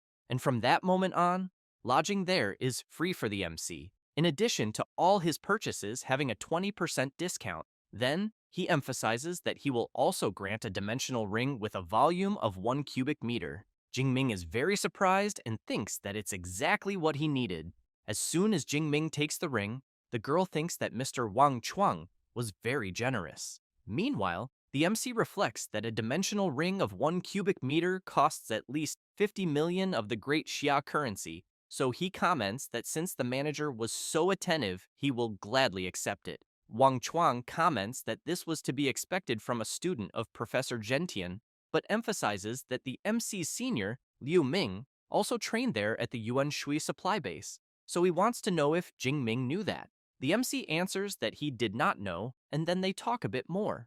After that, Jingming returns to his room and thinks that the luxury room unlocked with a black member card is on another level, as it is much more comfortable than his dorm at the university, and that after an entire month of training, he will finally be able to truly rest. Next, he remembers Mr. Chuang saying that if he has any problem again, he just needs to call him, since he has some influence there in Yuan Shui. He then thinks that this must be the power of connections, as he knows that a common second-rank genius would never receive the kind of treatment he is receiving. Therefore, he closes his eyes and thinks that the dimensional ring needs to be bound with spiritual power before it can be used, and he knows that his spiritual power is at 972 hertz, far above the average of awakened individuals in the advanced stage of the second rank, which ranges between 600 and 700. He then gets excited and comments that it seems he can take things out just with thought and store them by simply touching,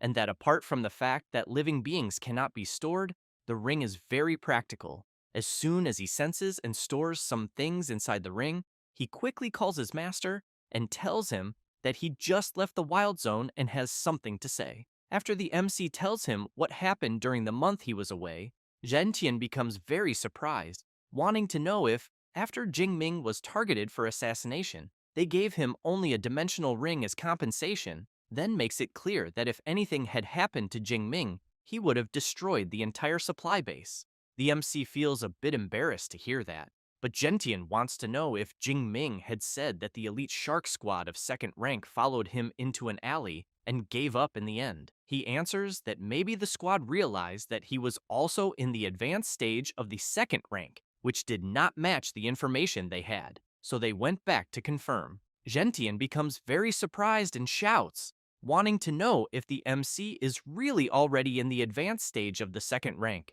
because he knows that he trained in the wild zone for only about a month. Jingming answers yes, and says that he advanced a few days ago. Gentian bursts into laughter and emphasizes that he knew his student, his disciple, would amaze him, and that he thinks the MC's cultivation speed is even faster than his own back in the day. But he wants to know when the MC plans to return so they can celebrate in person. Jingming says that he will be back before classes start, as he is planning to go to the advanced level wild zone during the last term. He also says that he has already mastered the Thunder Step well, and thinks that 4th rank beasts should not be able to catch him. But even so, he believes that if he encounters a 5th rank beast, he can still use a Blood Fury pill to survive, and that's why he thinks it is worth trying his luck and gaining more experience. Gentian comments that the MC is right and that he seems to be handling everything very naturally, but even so, he makes it clear to Jingming to remember to always be careful. The MC smiles and asks his master to relax. After hanging up, someone arrives calling for Gentian and comments that it had been a while since they had seen him so excited. He laughs and says that not only did Jingming do well in training, but he also showed results in real combat, and that his progression speed is truly absurd, as he knows people say that life or death crises make the strong evolve, but for his disciple, it almost seems like cheat code. A few hours later, Jingming wastes no time and arrives at the wild zone of the forest mountain, and soon notices that there are beast roars everywhere, and he also knows that the beast resources in that region seemed to be far more abundant than in the other areas he visited. However, as soon as he steps on a dry branch, an attack comes at him with everything, so he uses his ability and dodges at the last second. The attack hits the trees and cuts them as if they were nothing. Jingming sees that the attack was made by a terrifying wind wolf, so he reflects that third-rank beasts usually have special abilities very similar to awakened individuals, and that the wolf in front of him is of the wind type. So based on the power of the wind blade attack he dodged moments ago, the creature should be in the intermediate stage of the third rank, so he wonders how many skill points he will gain if he eliminates the wolf. However, he turns immediately upon hearing someone approaching and saying that the terrifying wind wolf is right ahead. Jingming sees that it is Jiang Chuyi along with her lackeys, who quickly comment that the gale surrounding the creature is nothing weak, and that they think the wolf must be in the intermediate stage of the third rank, and they also know that a beast of that level is perfect to become a kill highlight for Miss Jiang. Then, while one of Jiang Chuyi's lackeys comments that he will do the usual, meaning they will block the escape route first, Jingming becomes alert and thinks that, aside from Jiang Chuyi, the others are in the third rank and are trying to steal his target, as he knows that in the wild zone there is a rule that the beast belongs to whoever finds it first. Otherwise, it is considered provocation. Jiang Chuyi calls her captain and makes it clear that she has already told him several times that she does not like taking other people's prey just for filming. He asks her not to say that, because this is not stealing but helping for fun, and he also thinks that a second-rank adventurer facing a third-rank beast and being saved by a goddess at the critical moment gets many views. Jiang Chuyi emphasizes that she does not need that kind of fake and stage scene, and that the guy in front looks very calm and does not seem to need help. The captain does not like hearing that at all. The other warrior comments that since the money belongs to Miss Jiang, the decision is hers. The captain comments that since she was not pleased, he suggests they go after another beast. As soon as everyone leaves, Jingming thinks that Jiang Chuyi seems to be a good person because an influencer with tens of millions of fans must have something special. However, he thinks that her captain had a very hostile look and therefore thinks she does not seem to have much control over the team. But soon after, while dodging the wolf's charge, he keeps in mind that when there are third-rank awakened individuals nearby, he ends up becoming a dog. But he wants to know when they will leave. The wolf charges at him. He also wants to know if the wolf is underestimating him, thinking it will defeat him easily. Therefore, without any mercy, he uses his technique of the lightning rupture of the gale directly on the wolf. With that, the system warns that the kill of a beast in the intermediate stage of the third rank has been made, and the MC has gained 34 skill points. Jingming becomes excited upon learning that he can gain many points from third-rank beasts. He also thinks that there are 10 days left, and that he needs to farm until he drops. 7 days later, in the middle of the forest in the mountains, and with several creatures around, the MC throws his lightning spear at the beasts gathered there, and a huge explosion happens among them. After the dust settles, the creatures are all lying on the ground. Jingming goes up to them and thinks that a single thunder spear was not enough to eliminate the creatures, but he thinks that this was expected from the leader of the giant monkeys of the third rank. But while releasing his power, he makes it clear for the rest of the creatures to stay quiet there, because he will send everyone to meet their family in hell. With that said, he goes on defeating the monkeys one by one.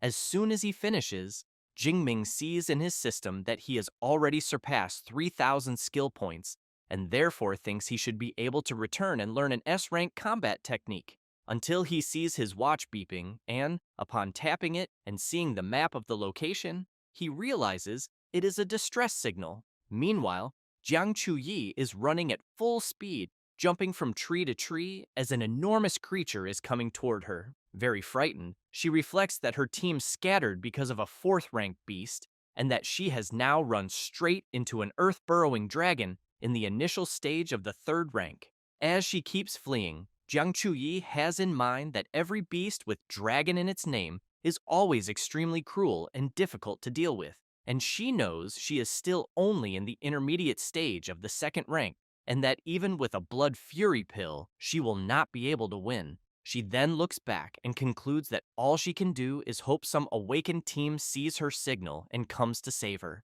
However, When she looks forward, she becomes very scared because she is in open ground with no tree to hide behind, so she fears the beast will catch her. She then looks back and, seeing the creature quickly approaching, thinks she will have no escape until a lightning bolt strikes between her and the beast. It is the MC with his power overflowing throughout his body. Jiang Chuyi shouts for him to run because it is an earth-burrowing dragon of the third rank in the initial stage. Jingming drives his spear into the ground with all his strength, and Jiang Chuyi becomes confused, wanting to know why he is not listening to her, as she thinks that if she dies, it is fine. But she absolutely cannot let an innocent person get involved in this. Therefore, she runs and steps in front of the MC and shouts for him to leave. The earth-burrowing dragon lets out a loud roar that creates a gust of wind that surprises Miss Chui. However, the MC forms his thunder spear and throws it with full power toward the dragon. Jiang Chuyi becomes very surprised by the tremendous power she is seeing right in front of her eyes.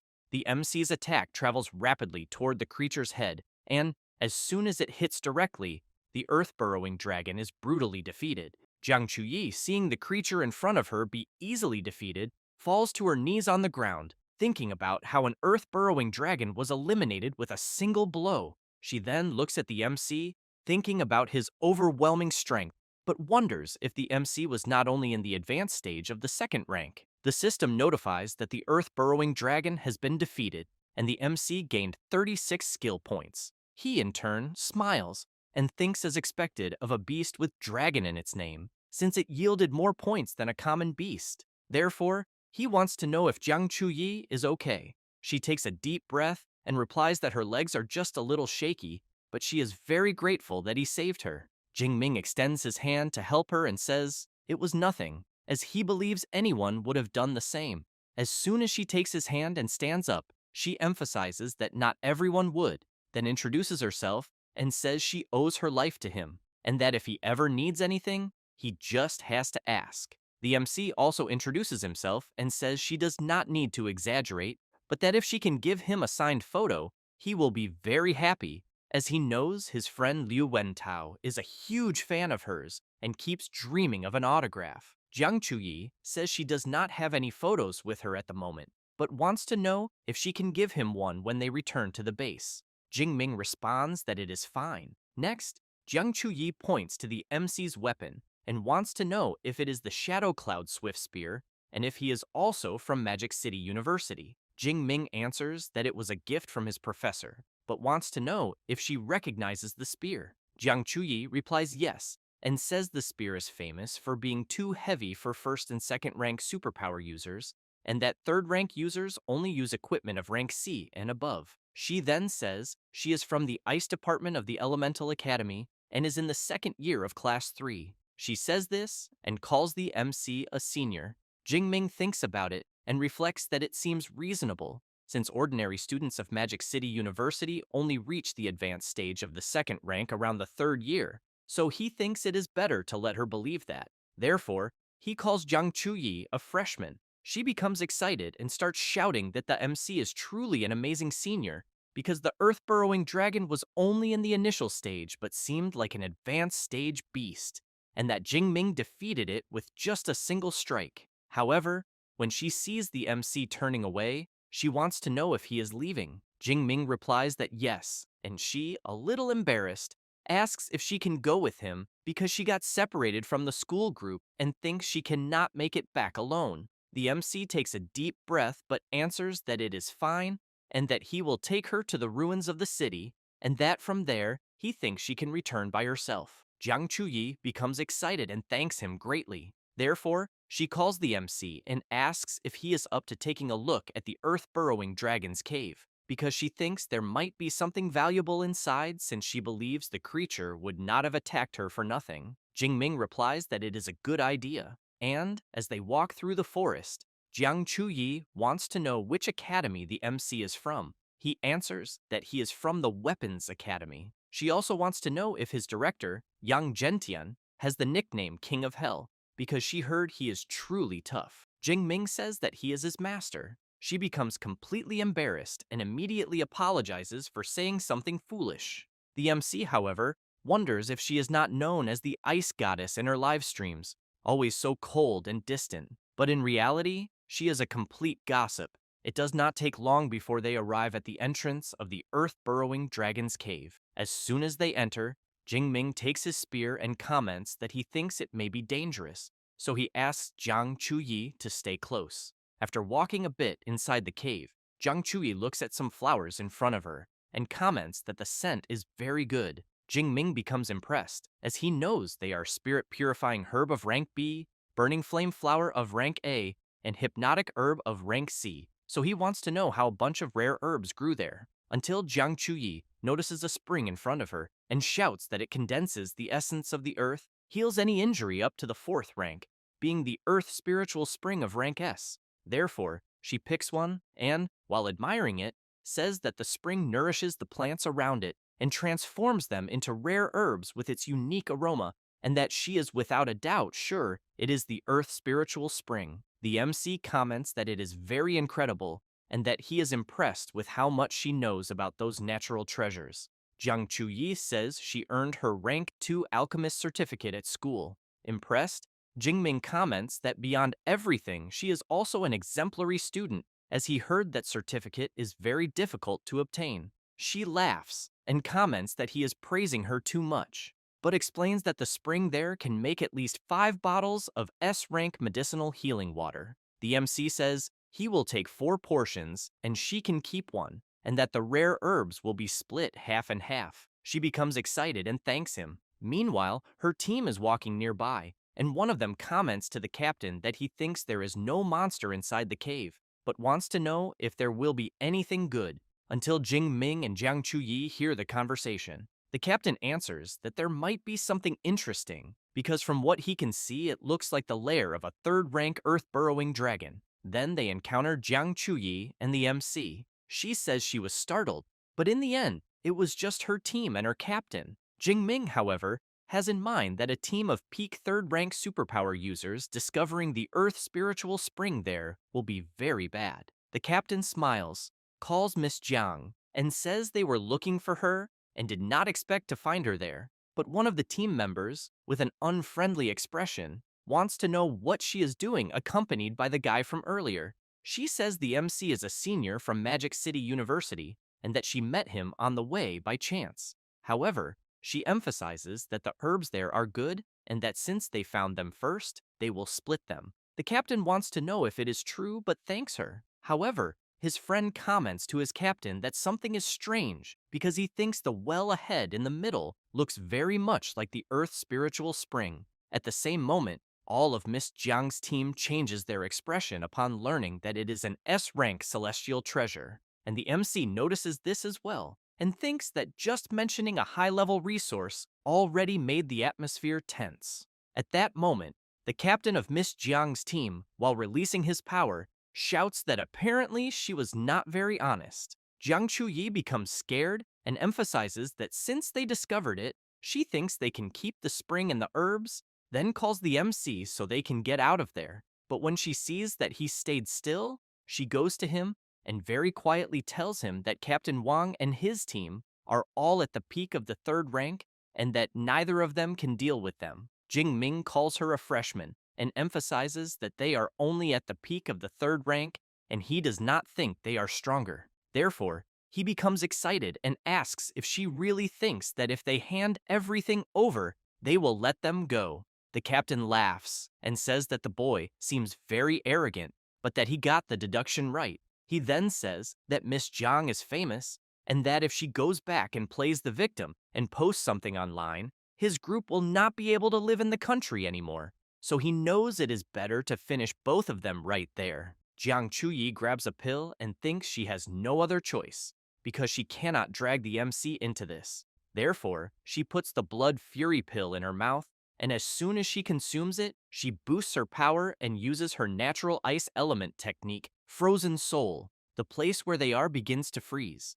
But the captain says he will deal with Miss Jiang and that Zhou Chang is to deal with the MC, and the rest must guard the cave entrance. With that said, the captain uses his beast system strengthening ability and transforms into a saber-toothed tiger, then apologizes to Miss Jiang because she will not leave alive. The others ask the captain to go easy because they think it is a waste to eliminate such a beautiful woman. Jiang Chuyi thinks they are all monsters with human faces, and that she cannot simply accept being eliminated, until she becomes scared when she notices that the MC is not by her side. At that moment, the captain turns around in shock and sees one of his lackeys being brutally impaled by the MC. Then Jingming comments that it seems like the power of someone in the third rank is not all that impressive. One of the captain's team members says the boy was too fast, and he could not even see him move. The captain says that Zhou Chang was in the intermediate stage of the third rank and was not someone easy to take down like that, and that apparently the one who was truly dangerous all this time was the MC. With that said, he grabs his enormous axe and unleashes his tiger-roaring strike. Jingming uses his thunder step and dodges the powerful attack. He then observes that in terms of raw strength, the captain of Miss Jiang's team must be at the peak of the third rank and is indeed stronger, and for that reason he knows he cannot hold back anymore. Everyone there becomes impressed with the power they are sensing, since the MC is releasing his terrifying power and using his extreme thunder state technique. Jiang Chuyi is impressed with the power she is sensing as well, and the captain immediately wants to know what kind of monster he is seeing in front of him. Jingming transforms into something and has his body surrounded by intense power. He then laughs and says that the feeling of his overflowing power is incredible. The captain becomes furious and shouts, wanting to know if he is just showing off, because he knows it is just a special state and nothing more. However, he soon becomes surprised because he sees in the MC coming at him with everything. While Jingming attacks with his Gale Lightning Spear technique, the captain activates his hidden Tiger Stone body technique and shouts at the MC that his attack will be useless, because he knows no strike below the fourth rank can pierce his stone armor. However, as soon as the spear touches the captain's body, his stone armor is easily shattered, and he is thrown violently backward. Jingming laughs and says that his body is 3 or 4 times stronger than before, and thinks that not even if the captain were made of pure iron would he withstand it. Until, while the MC is distracted, a powerful fire attack approaches his back. But Jingming fires his lightning at the flames behind him, completely dissipating the attack, then emphasizes that his control over his ability is also at its peak. The man who launched the attack is left speechless, wanting to know how his flaming demon claw was easily contained, because he knows it is a rank B technique and that he had already mastered it well. Jingming looks at the captain crawling on the ground, badly injured, and comments that this was expected from someone at the peak of the third rank because he still needs to deliver the finishing blow. The captain turns around scared and screams, begging the MC not to eliminate him because he will give him the Earth Spiritual Spring and many millions in money from his private fortune. Jingming replies that it is too late to beg. With that said, he eliminates the captain, and Jiang Chuyi becomes impressed, wondering if what she is seeing is a dream,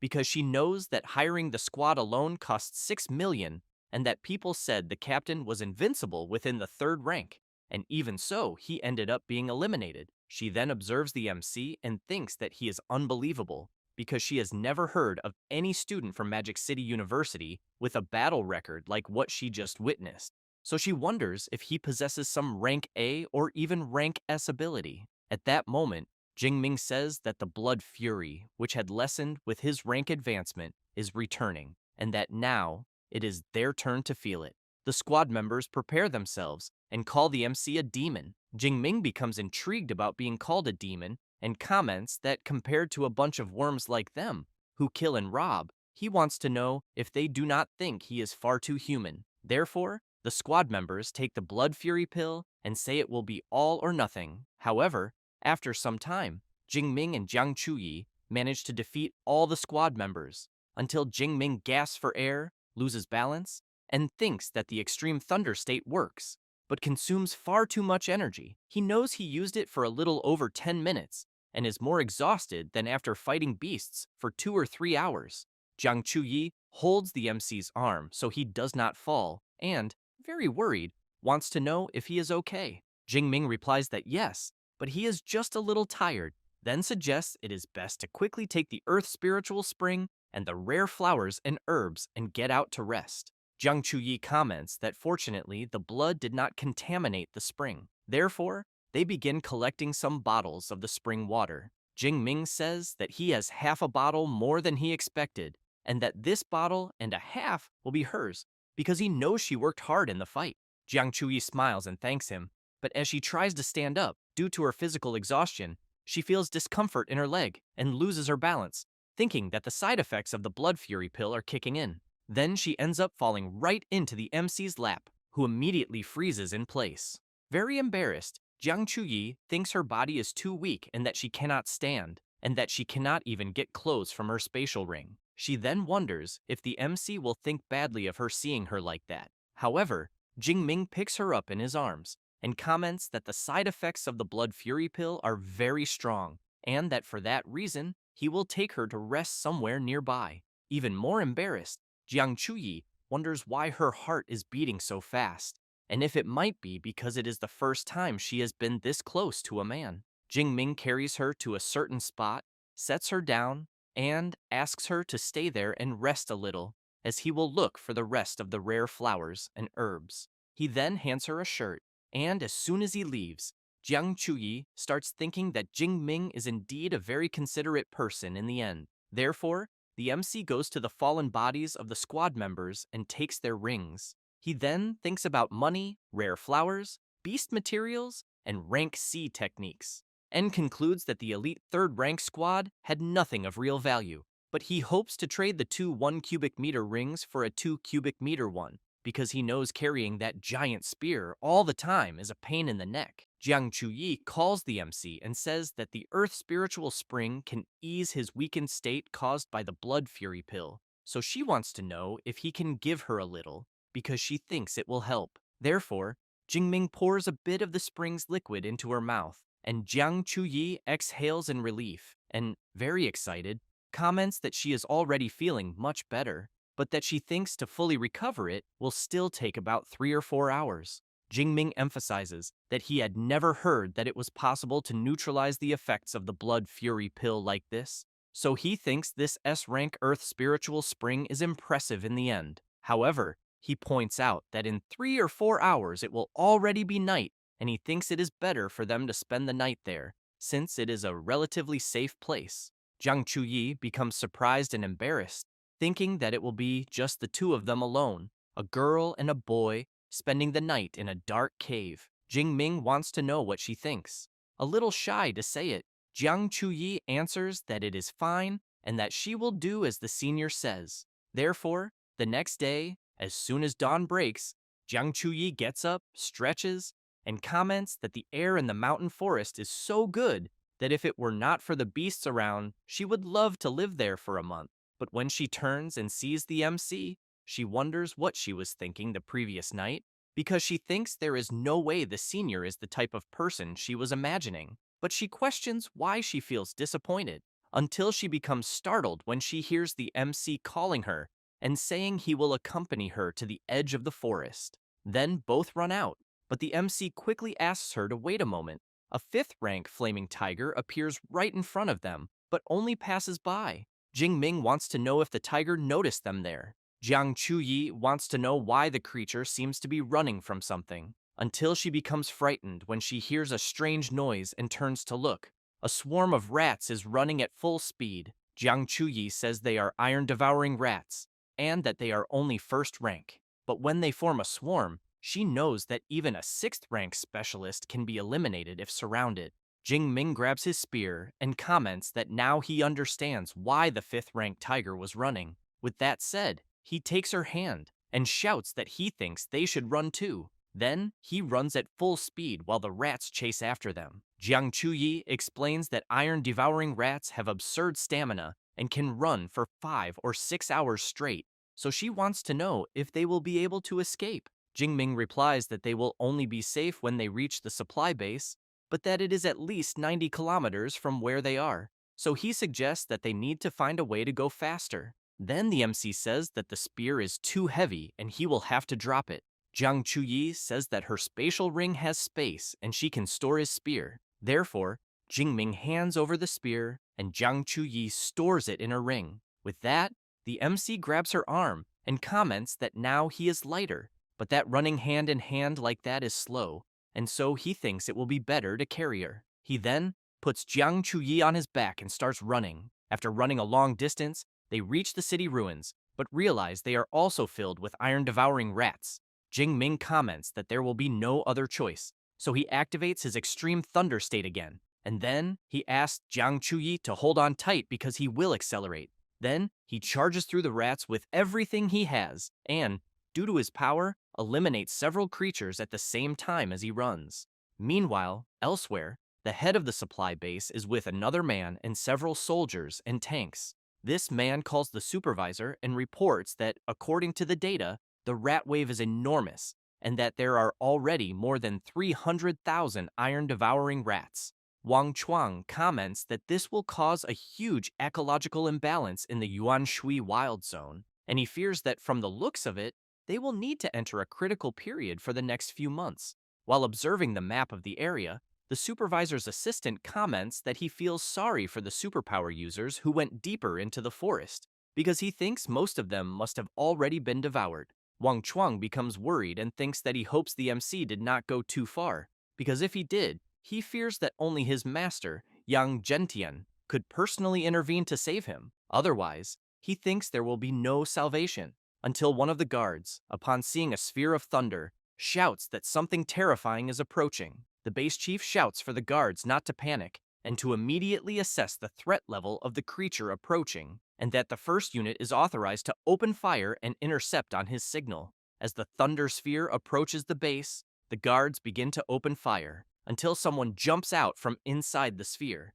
It is the MC along with Miss Jiang, who screams in terror. Jingming passes through the soldiers and tanks and crashes heavily in the middle of them. Immediately, the soldiers become confused upon realizing it is a person, because they thought it was a thunder elemental beast, until one of them notices that the MC is carrying a very familiar woman. Jingming returns to normal and says that they arrived at the supply base, so he thinks they will be safe. A little embarrassed, Jiang Chuyi agrees with him and emphasizes that it was quite a journey, and she managed to survive thanks to him. Wang Chuang runs over shouting, wanting to know if the person there is Xu Jingming and how he survived the rat wave. The MC says he ran for more than 45 minutes from the mountain to there, and that because of that, he is very tired and needs a room to rest. The base chief is impressed as he thinks about the distance Jingming mentioned, because he knows that is more than 90 kilometers, and that not even a fourth-rank user could run all that,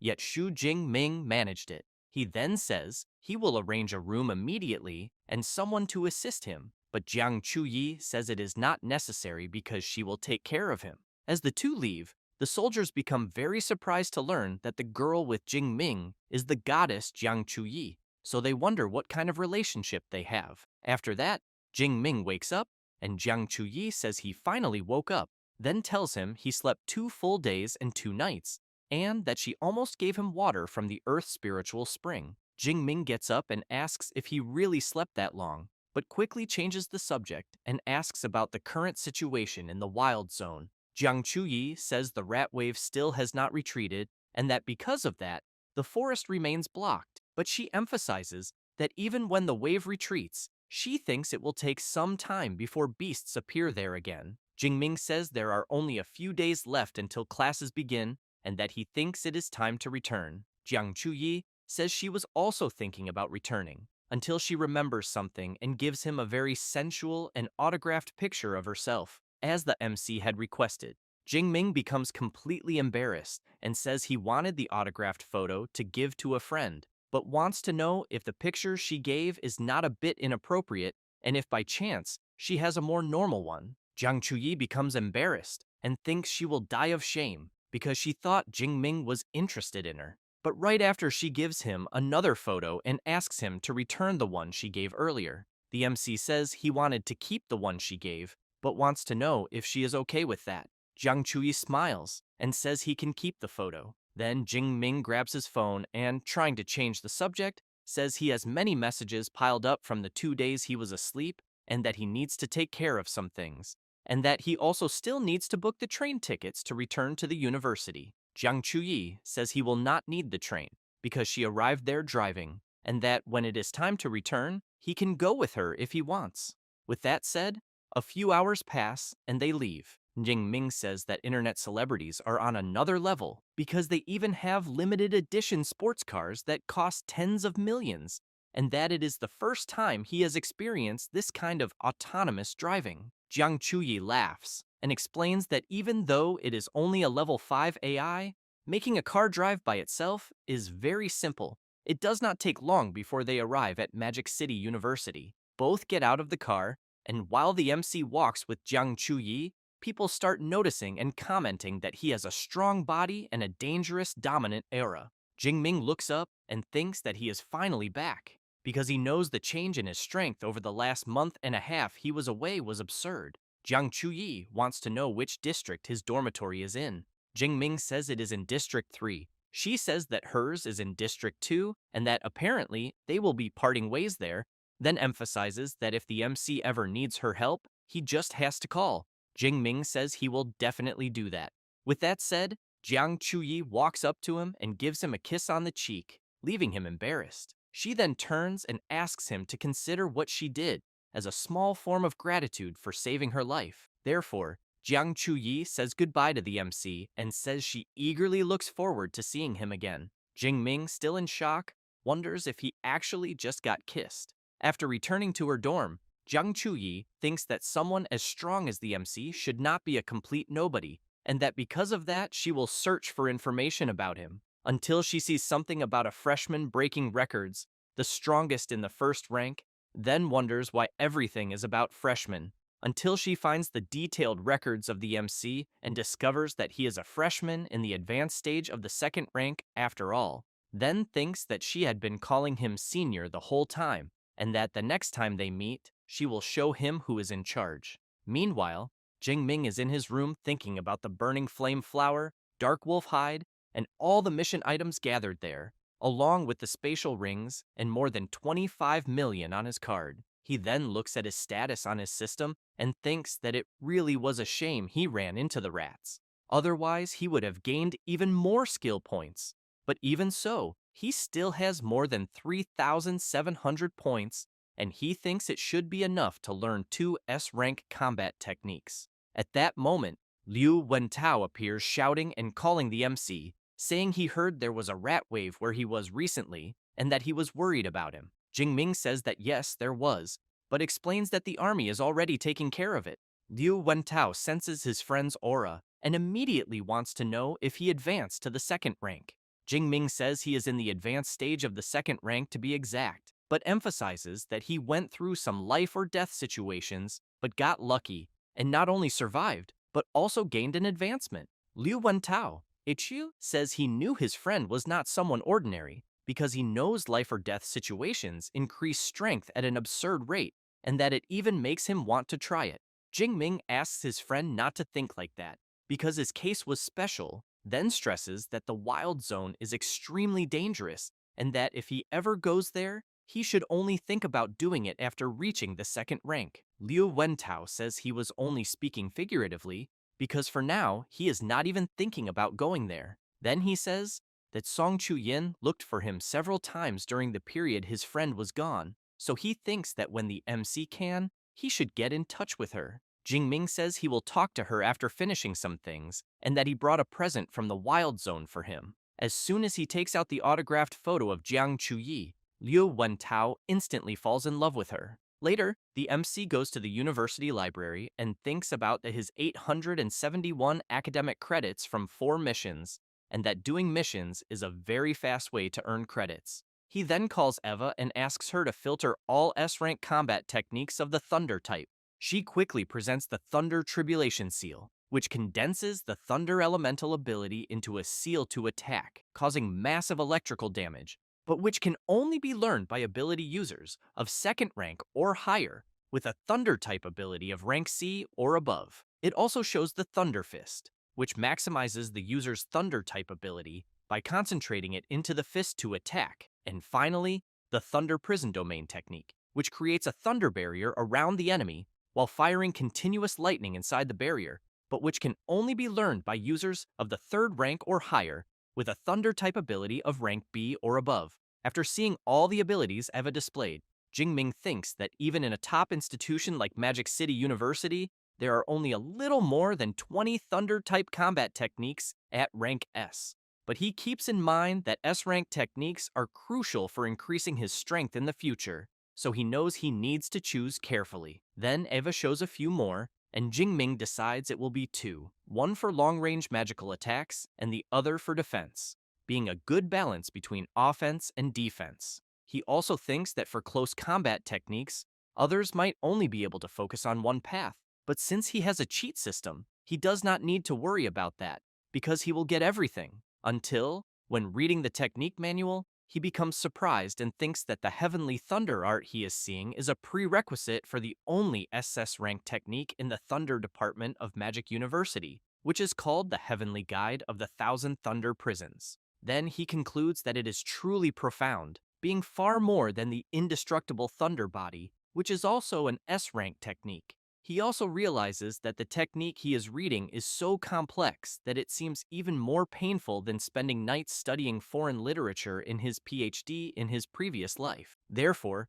6 hours pass, and the MC is quite discouraged, thinking that he finally managed to understand the basics, and that now he will leave the rest to his system. He then clenches his fist tightly and calls the system. Next, he raises his fist and shouts for it to apply the skill points. His body immediately is surrounded by electrical energy, and very surprised, he wonders if evolving an S-rank technique to the initial stage really cost 1,600 skill points. Points he nearly died collecting in the wild zone, until Eva approaches Jingming and informs him that it is already almost 1 in the morning, so she suggests he return to the dormitory and manage his time better, and that he should please avoid using abilities inside the library. Jingming thinks it is already so late, and that learning the Underworld Thunder armor will take even longer, so he thinks it is better to come back another day. Meanwhile, elsewhere, some people are training their running, and one of these people is Song Chu-yun,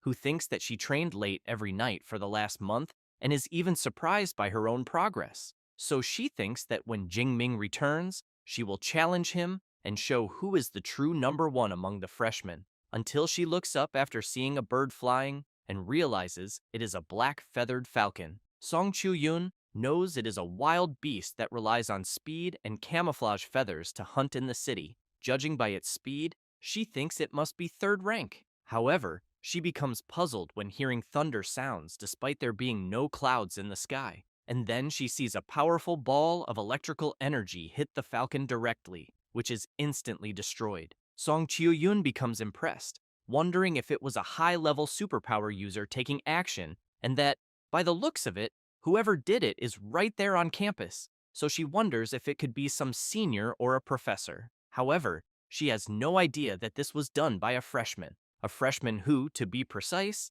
is Xu Jingming and far away from the campus. Next, the system notifies that the MC defeated a 3rd-rank black-feathered falcon and gained another 34 skill points.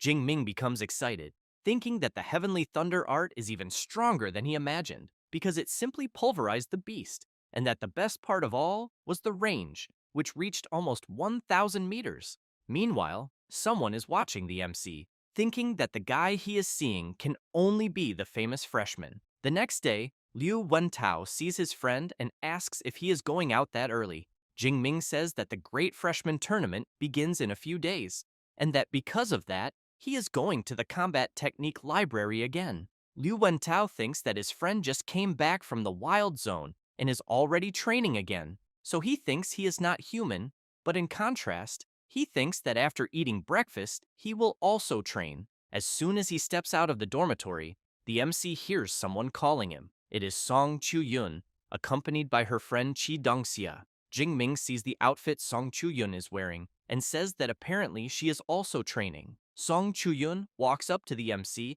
and wants to know if he remembers that he promised to fight her before. Jingming wants to know if she is sure she wants to have this fight. She answers yes, and emphasizes that she was the top scorer of the Chuan province and that he should not underestimate her. He smiles and says he understands and that they will arrange a time to fight later. But Song Chu-yun grabs his arm and says they can do it right now because they can go straight to the training room on the 2nd floor of his dormitory. While being pulled along, Jingming thinks that she is very direct and decisive, typical of someone from the Chuan province, but wonders if fighting him is really that exciting for her. Meanwhile, Song Chu-yun is excited, thinking that she can't wait to see the MC's face when he finds out she has advanced to the second rank. As soon as they arrive at the training room, both prepare, and Song Chu-yun emphasizes that she hopes the MC does not lose badly. Jing Ming says he thinks she will not win without using a weapon. She says she does have a weapon. Then she summons it from her spatial ring, spins it in the air, and slams it down on the ground. Jing Ming becomes impressed upon seeing that she has a halberd, because he knows it is very unusual for a girl to use such a weapon. Song Chu-yun positions herself and asks to begin quickly, because she will completely defeat him. Chi Dongxia becomes excited and thinks that Song Chu-yun will definitely win.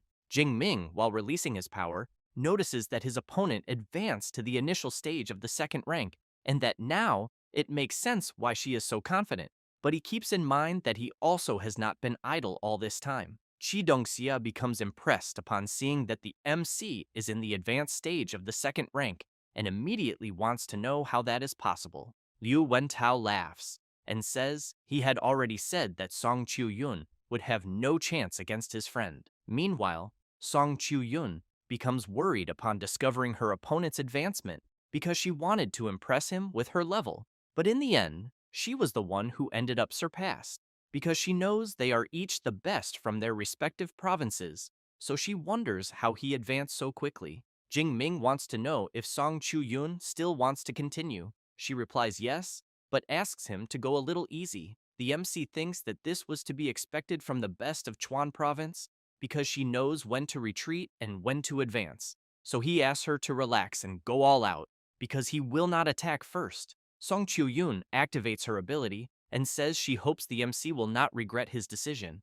Jing Ming becomes surprised when he sees her A-rank light superpower, Morning Sunlight, because he knows that like thunder, it is a natural type ability. Song Chu-yun does not stay still, jumps up, and uses her technique, Burning Light. Jing Ming sees that it is a technique that enhances the power of the weapon and that it is the first time he has witnessed something like that.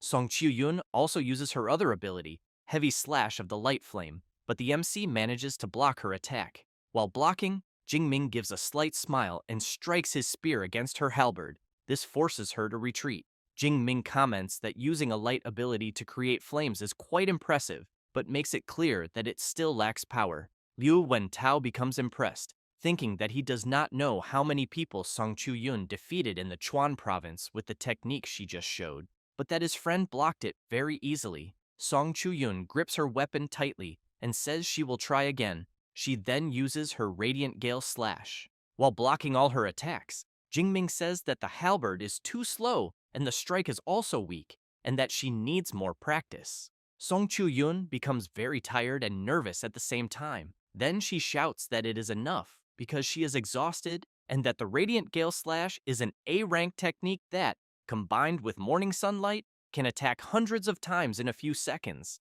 And the MC broke through all of that without even using a combat technique. She then wants to know his level of mastery with the spear. Jingming says that his current spear mastery is at the master level. Song Chu-yun becomes very surprised upon hearing that and immediately wants to know how old the MC is, because she has trained with a halberd since she was 8 years old, and after 10 years only reached the advanced level. However, she turns away and says she gives up trying to beat him, because she thinks there is no way to defeat someone with an S-rank ability, absurd talent in cultivation, and comprehension. Jingming wants to know if she will not try using other techniques. She answers that his rank is higher, his spiritual power is higher, and on top of that, he has an S-rank ability, so none of her techniques would penetrate his defense. Next, she thanks him for fighting and asks if he will accept lunch as payment for having won the match. Jingming replies that that is fine. Song Chu-yun smiles and says she will meet the MC at noon. Her friend walks away, saying it is a shame because it seems student Jingming really is the strongest. Liu Wentao says the MC is incredible and that even among the best he remains the strongest. Jingming laughs and says it was very easy because Song Chu-yun's strength is not that great, but that her progress is very fast. Liu Wentao finds it funny to hear his friend say that and comments that only he would say something like that, and he wants to know if the MC does not realize it, because Song Chu-yun is the great-granddaughter of Song Dao-yuan, the 8th-ranked Grandmaster of the Light Element who appears in the history books. Jing-ming becomes very surprised, wanting to know if it really is that specialist from 80 years ago, because he remembers the book dedicated an entire chapter to him. Liu Wentao explains that in the Chuan province, Grandmaster Song Daoyuan is a legend, and since Song Chu-yun is his favorite, of course she would evolve quickly. Jing Ming says that now everything makes sense, and that he thinks that is why she compared everything during the spar and had that ring capable of storing a 2-meter halberd. Next, he says he has to go, since it is time to learn more combat techniques. Therefore, Jing Ming goes straight to the university library, and while channeling his power into his ability, he thinks that condensing the underworld thunder armor consumes 1/5 of his energy and lasts half an hour, and that apparently it reduces up to 90% of impact and even counterattacks automatically, being a kind of reverse thorn. 4 hours later, Jing Ming decides to see how much will remain after investing in the underworld thunder armor. He then discovers that a little more than 700 points are left, and that because of that, he thinks he needs to go to the wild zones of Yagcheng or Tongxiang to recover afterward. Jing Ming becomes excited, thinking that from that moment on, he will fully prepare for the Great Freshman Tournament. Therefore, time passes, and the day of the Great Freshman Tournament arrives. Jing Ming sees Song Chu-yun and her friend and says that apparently the weapons of both of them are very different from what the other girls use. Chi Dongxia emphasizes that the stranger the style, the faster the victory, and that her goal is to place among the top 50. Meanwhile, Song Chu-yun says that her goal is a bit higher because she wants second place. The MC finds that strange and asks why. She answers that she already knows she cannot beat him, so she does not want to suffer again. Liu Wentao says that the best of Qinghai province, Li Chengji, also reached the second rank, and that he heard people saying he is very arrogant. Song Chu-yun says she cannot wait to see how strong he is. Chi Dongxia points her finger and asks everyone to look because she thinks they have arrived at the competition venue. Inside field number 3 of the Great Freshman Tournament, a friend of Jiang Chuyi comments that she did not expect to see her interested in the tournament and because she thought she did not enjoy watching these types of fights. Jiang Chuyi answers that it is because there is someone special she wants to observe. Her friend becomes curious and asks whether it is a man or a woman. Jiang Chuyi replies that it is a man and that she just saw him. As soon as Jing Ming enters the stadium with his friend and the girls, he becomes impressed and says that the arena is very large. Liu Wentao says he heard from his professor that the tournament will have a battle royale with 100 participants, and that because of that, he thinks it makes sense for the arena to be so big. Jing Ming looks around at the many people in the stands and quickly becomes excited thinking about the 100 participants, and that the tournament really promises a lot. Next, Liu Wentao becomes shocked when he looks up and asks why so many big shots from the clubs are in the stands.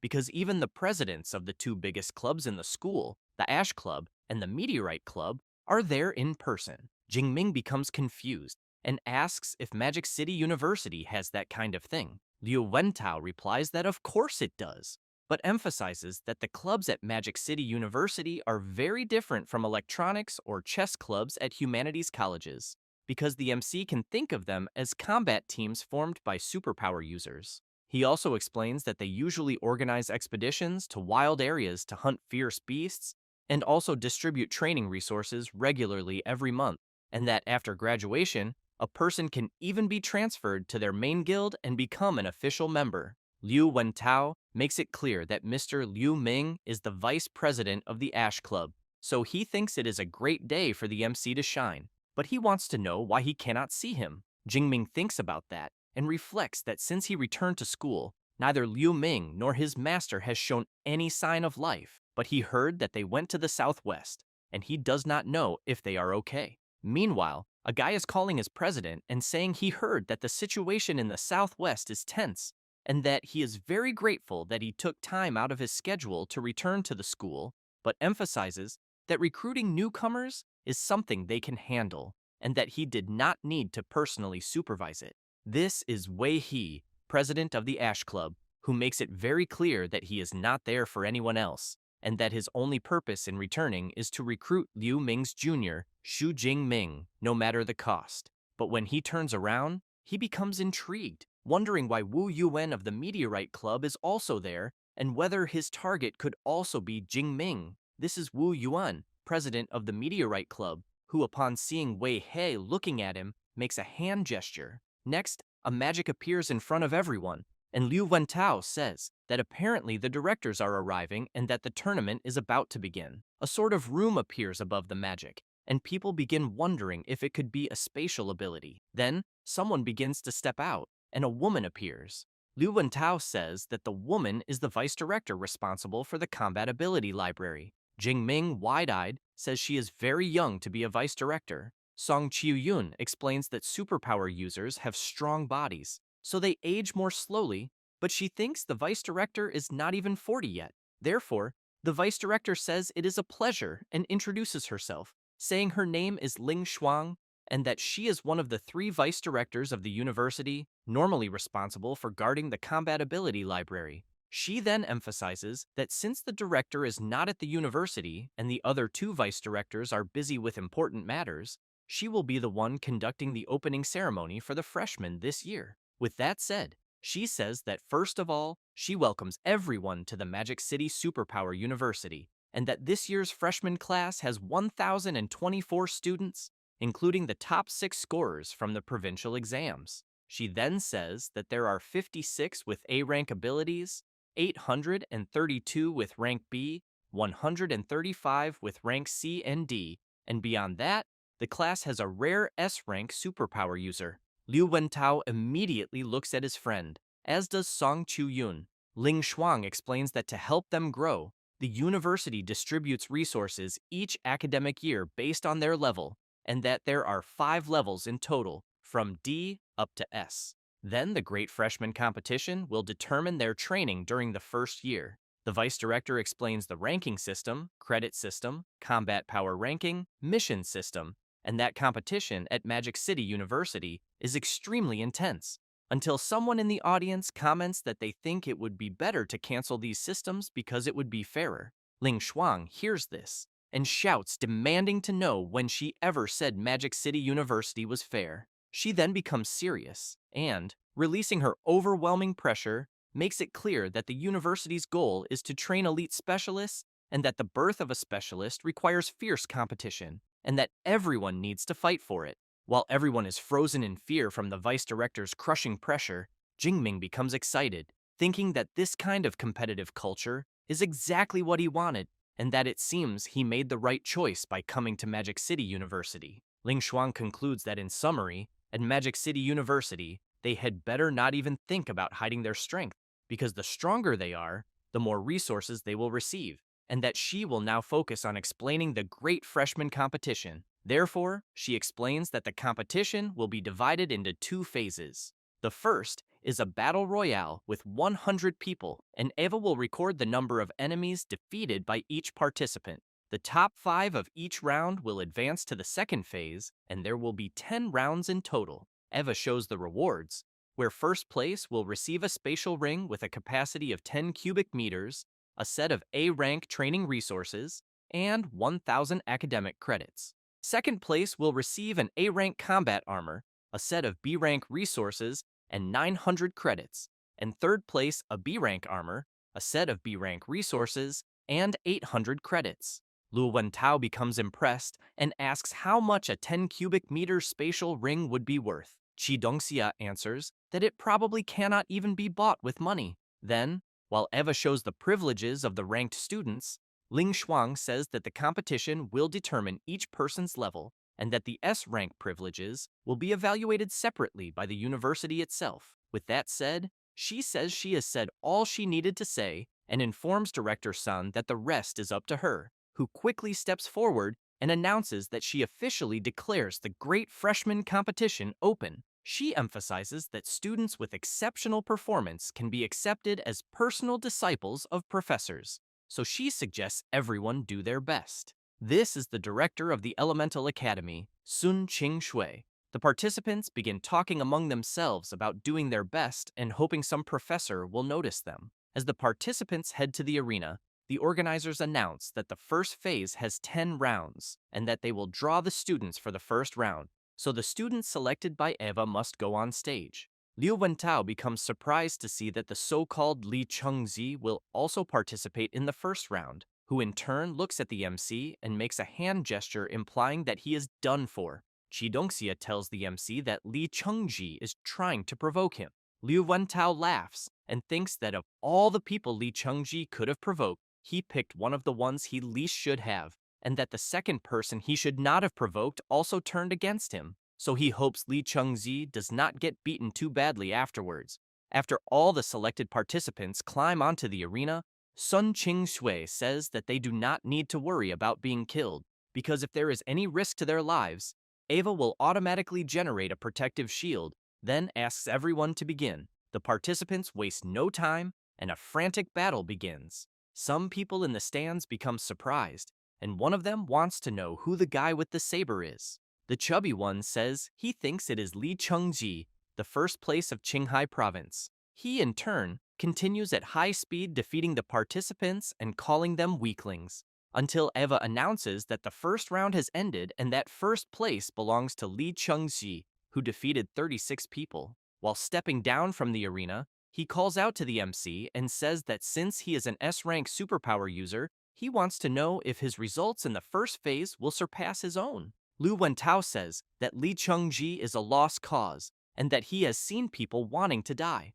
but never someone trying so hard to do it. Meanwhile, one of the members of the Meteorite Club calls the president and says that Li Chengji has advanced to the second rank, so he wants to know if they should make him the main target for recruitment. Wu Yuan replies that it will not be necessary because the main target is still Xu Jingming. The club member wants to know if the president has some kind of privileged information. He says that it is not exactly privileged information because he saw it with his own eyes one certain day. At that moment, Eva announces that they will start drawing the participants for the second round. After being called, Jingming says that he was lucky to be selected for the second round. Liu Wentao and Song Chu-yun shout that they will be cheering for him. As soon as he steps onto the arena, the other participants become surprised to find out that they will have to face Jingming, and that by the looks of it, the only thing they can do is fight for the other 4 spots.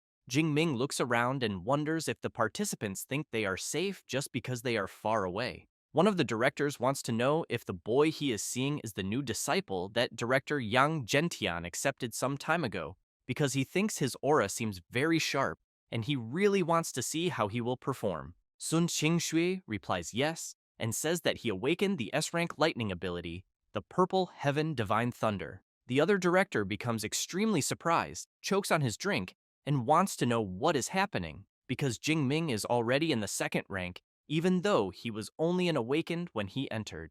The other director says that it has been a little over a month, so he thinks this pace of evolution is quite frightening. Sun Qingshui says that the old Yang Gentian did not mention such news, and that apparently he knows how to keep secrets. She then shouts for the second round to begin. The MC, while spinning his spear and releasing his power, thinks that this was already expected, because compared to fighting beasts, he still prefers fighting humans.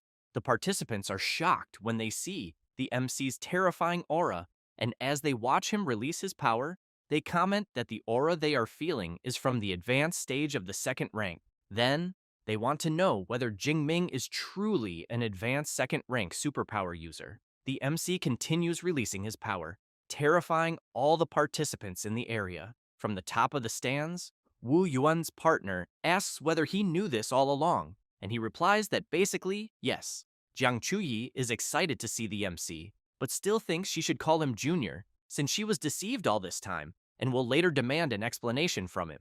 Li Chengji is also shocked to see that Jingming is at the advanced stage of the second rank, since he wanted to crush him and use his fame as an S-rank superpower user to gain prominence at the university. But knowing this now, he thinks it is already over. Then he concludes that, with the MC there, he fears that if it were any other round, he would certainly win. But he knows that unfortunately for Jingming, a certain guy also ended up in the second round. The participants are still in shock at the MC's power, and soon begin to question what they can do, until one of the participants shouts to get everyone's attention and suggests that they all unite and advance against the MC. Immediately, the other participants think the idea is great. The MC notices something strange in the voice he just heard, as it almost seems to have a hypnotic tone, so he wonders whether the guy is a psychic-type superpower user. At that moment, the guy who suggested everyone join together introduces himself, saying that his name is Shi Liao, an A-rank psychic superpower user, then says that if everyone listens to him, everyone will win, since the chance to defeat an S-rank user does not appear every day. Thus, through his psychic power, the participants become euphoric, willing to go all out against the MC, and soon want to know what they need to do. One of the directors comments that this Shi Liao does have presence, since he managed to unite the freshmen in an instant. The other director comments that at the moment, the MC will have problems, since he thinks the MC might end up being defeated by surprise. Sun Qingshui comments that, if she is not mistaken, Shi Liao is a disciple of Rector Long, who in turn laughs and emphasizes that this only happened because Jingming is too strong and ended up becoming a common enemy, but also thinks that his disciple was just lucky this time. The director of the Elemental Academy points out that luck is also a form of strength, but that at the moment she thinks Jingming is really screwed, since if an S-rank superpower user does not even pass the first phase of the Great Freshman Tournament, he will become a joke. The MC carefully watches the participants gather together, and Shi Liao, using his psychic powers, comments that if Jingming had eliminated him before the second phase, he thinks he might have been able to turn the tables. But now he knows that everyone is watching him, so he wants to know how he will reverse this scenario of 102 against 1. The MC, while laughing, prepares his spear and asks who said he is at a disadvantage. Shi Liao, worried about his opponent's movement, shouts, warning the awakened close combat fighters to attack from the front. The long range awakened to fire immediately, and the support awakened to use buffs. Thus, many rush toward the MC, shouting that the chance to defeat an S-rank has arrived. Shi Liao shouts from afar, telling Jingming to forget about attacking him and deal with the others around him first. The MC comments that there are a lot of people, but that this still makes no difference at all. That said, he hurls his powerful spear in Shi Liao's direction. The MC's ability completely obliterates the stone barrier, and a huge explosion occurs at the location, throwing everyone who was nearby far away. However, the MC's ability continues to intensify more and more. The participants who were hit by the explosion are frightened, thinking that the power will explode again. Jingming's electrical ability begins to grow stronger, and another explosion, even stronger than the previous one, occurs. The freshmen who are outside are shocked, since even a mushroom cloud appeared in the arena due to the strong explosion. At that moment, Eva appears in the arena and, while some participants are enveloped by a protective barrier, she informs that an uncontrollable energy impact was detected and that some lives were at risk, so the energy defense network was automatically activated. But she regrets to inform that the participants protected by the defense network were eliminated by the MC. Shi Liao, slightly injured, thinks that if he had not provoked the MC, he certainly would have advanced, since he ended up not defeating anyone and will no longer have a chance in the second phase of the tournament. However, he tells everyone not to worry about him, since the rest should continue attacking. And because of his hypnotic power, the participants soon get back up and charge at the MC again, who simply waits for the right moment to counterattack, then channels his power to the maximum. Meanwhile, Shi Liao is cheering, thinking that trading 1-for-1 to defeat Jingming is already worth it, until he is completely surprised by the power he is feeling, since Jingming is sending all the participants who were attacking him flying into the air with his ability all at once. Then, the MC takes a deep breath, since it is being far too easy. Shi Liao, impressed, wants to know whether the MC is not using any combat techniques and whether he perhaps only used pure ability manipulation to block all the elemental attacks. Thus, he collapses to the ground and thinks that he gathered so many people, but in the end, they are still just mere ants. The participants outside begin commenting among themselves that what they are seeing is absurd. One of them comments that he also learned the Thunder Spear, but his does not even compare to Jingming's. Jiang Chuyi stands up and very pleased shouts, saying that she knew Jingming would handle it. Song Chuyun and Liu Wentao celebrate, and she comments that the participants were naive to think they would defeat the MC. At that moment, one of the directors comments that Jing Ming's proficiency with the Thunder Spear is at least at the advanced level, and that his Thunder network has no openings at all. Long Ke comments that the MC even generated a sonic boom when throwing the Thunder Spear, and that the speed exceeded Mach 2. Sun Ching Shui comments that it is a shame old Yang is not there to see this. Otherwise, he would ask Jing Ming about his secrets. Meanwhile, the remaining participants in the arena want to know what they will do to break the MC's defense. Jing Ming laughs and emphasizes that if they are afraid to attack him, he will resolve it himself. Thus, he leaps at high speed and with a simple movement manages to defeat several opponents without much difficulty, which leaves the rest quite frightened, shouting for them to maintain formation. That said, the participants close ranks as a group. Jingming comments that now it has become interesting and, while charging in and defeating them one by one, begins pointing out several of their mistakes. In the blink of an eye, he manages to crush his opponents. Then, he drives his spear with full force into the ground and says that they are all fucking weaklings. The freshmen, while lying on the ground, think that they were defeated easily and that the MC still calls them weak. At that moment, Eva goes to the MC and announces that the second round of the first phase has come to an end, and that the one who qualified is Xu Jingming with 102 eliminations. Eva also announces that the other 4 who qualified are, but she is interrupted. Sun Ching Shui comments that, excluding Jingming, who has already qualified, all the others will participate in the 11th round, and that there will be a repechage to select the rest. A woman in the audience comments that it is the first time she has seen a freshman competition where only one person qualifies in a round. The guy next to her, very excited, agrees and thinks that, to reach Jingming, the clubs will end up killing each other later. The chubby director wants to know whether the freshman competition has already been going on for more than 40 years. The other director replies that yes, and informs that the previous record was also held by an S rank, but with only 87 eliminations, then thinks that the MC's new record will probably last quite a while. Long Kei points out that, if he is not mistaken, Jingming took only 7 minutes to accomplish what he did, then comments that he does not know how Mr. Yang Zhentian trained the MC, but that his spear technique has truly reached the master level. Sun Xingxue is surprised to hear about the level the MC has reached with the spear, then thinks that he really has absurd talent on the path of weapons, since she was considering trying to recruit him for the Elemental Academy, but now it no longer makes sense. Sun Qingxue has in mind that, with Jingming there, they will not need to worry about the inter-school study excursion of the 3 academies this semester. Meanwhile, Qi Dongxia and Song Qiuyun are congratulating the MC. Liu Wentao, very excited, comments that his friend did not see Li Chengji's expression, then says that when the MC eliminated Xi Liao, Li Chengji's face turned purple like a pig's liver. Thus, the MC looks at Li Chengji and concludes that in the end, he is nothing more than a paper tiger who only knows how to bully the weak. However, he keeps in mind that Li Chengji's arrogant manner moments earlier irritated him, since he could not swallow that, but he knows he can let it go, since he will challenge him in the second phase. After thinking about this, Jingming comments that he is rooting for his friends in the next round, and while he bumps fists with Song Qiuyun, she thinks that later she will show Jingming that even if she cannot defeat him, she is still the strongest freshman after him. After some time, the 3rd round ends, and the 4th qualifier in this round is Liu Wentao, with 9 eliminations. In the 6th round, in 3rd place was Qi Dongxia, with 12 eliminations.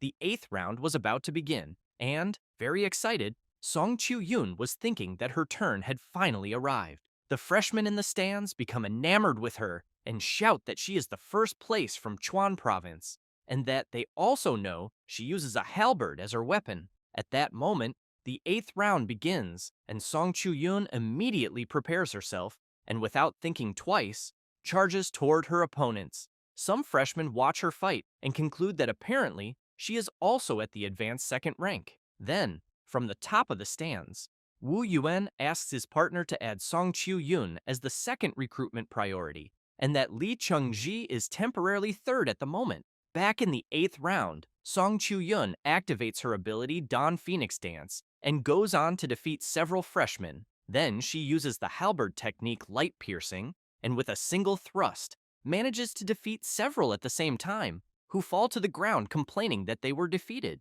Thus, Eva announces that the first place in the 8th round is Song Chu-yun, with 45 eliminations. She quickly stores her halberd in her magic ring and goes to her friends. Song Chu-yun asks the MC what he thought of her performance.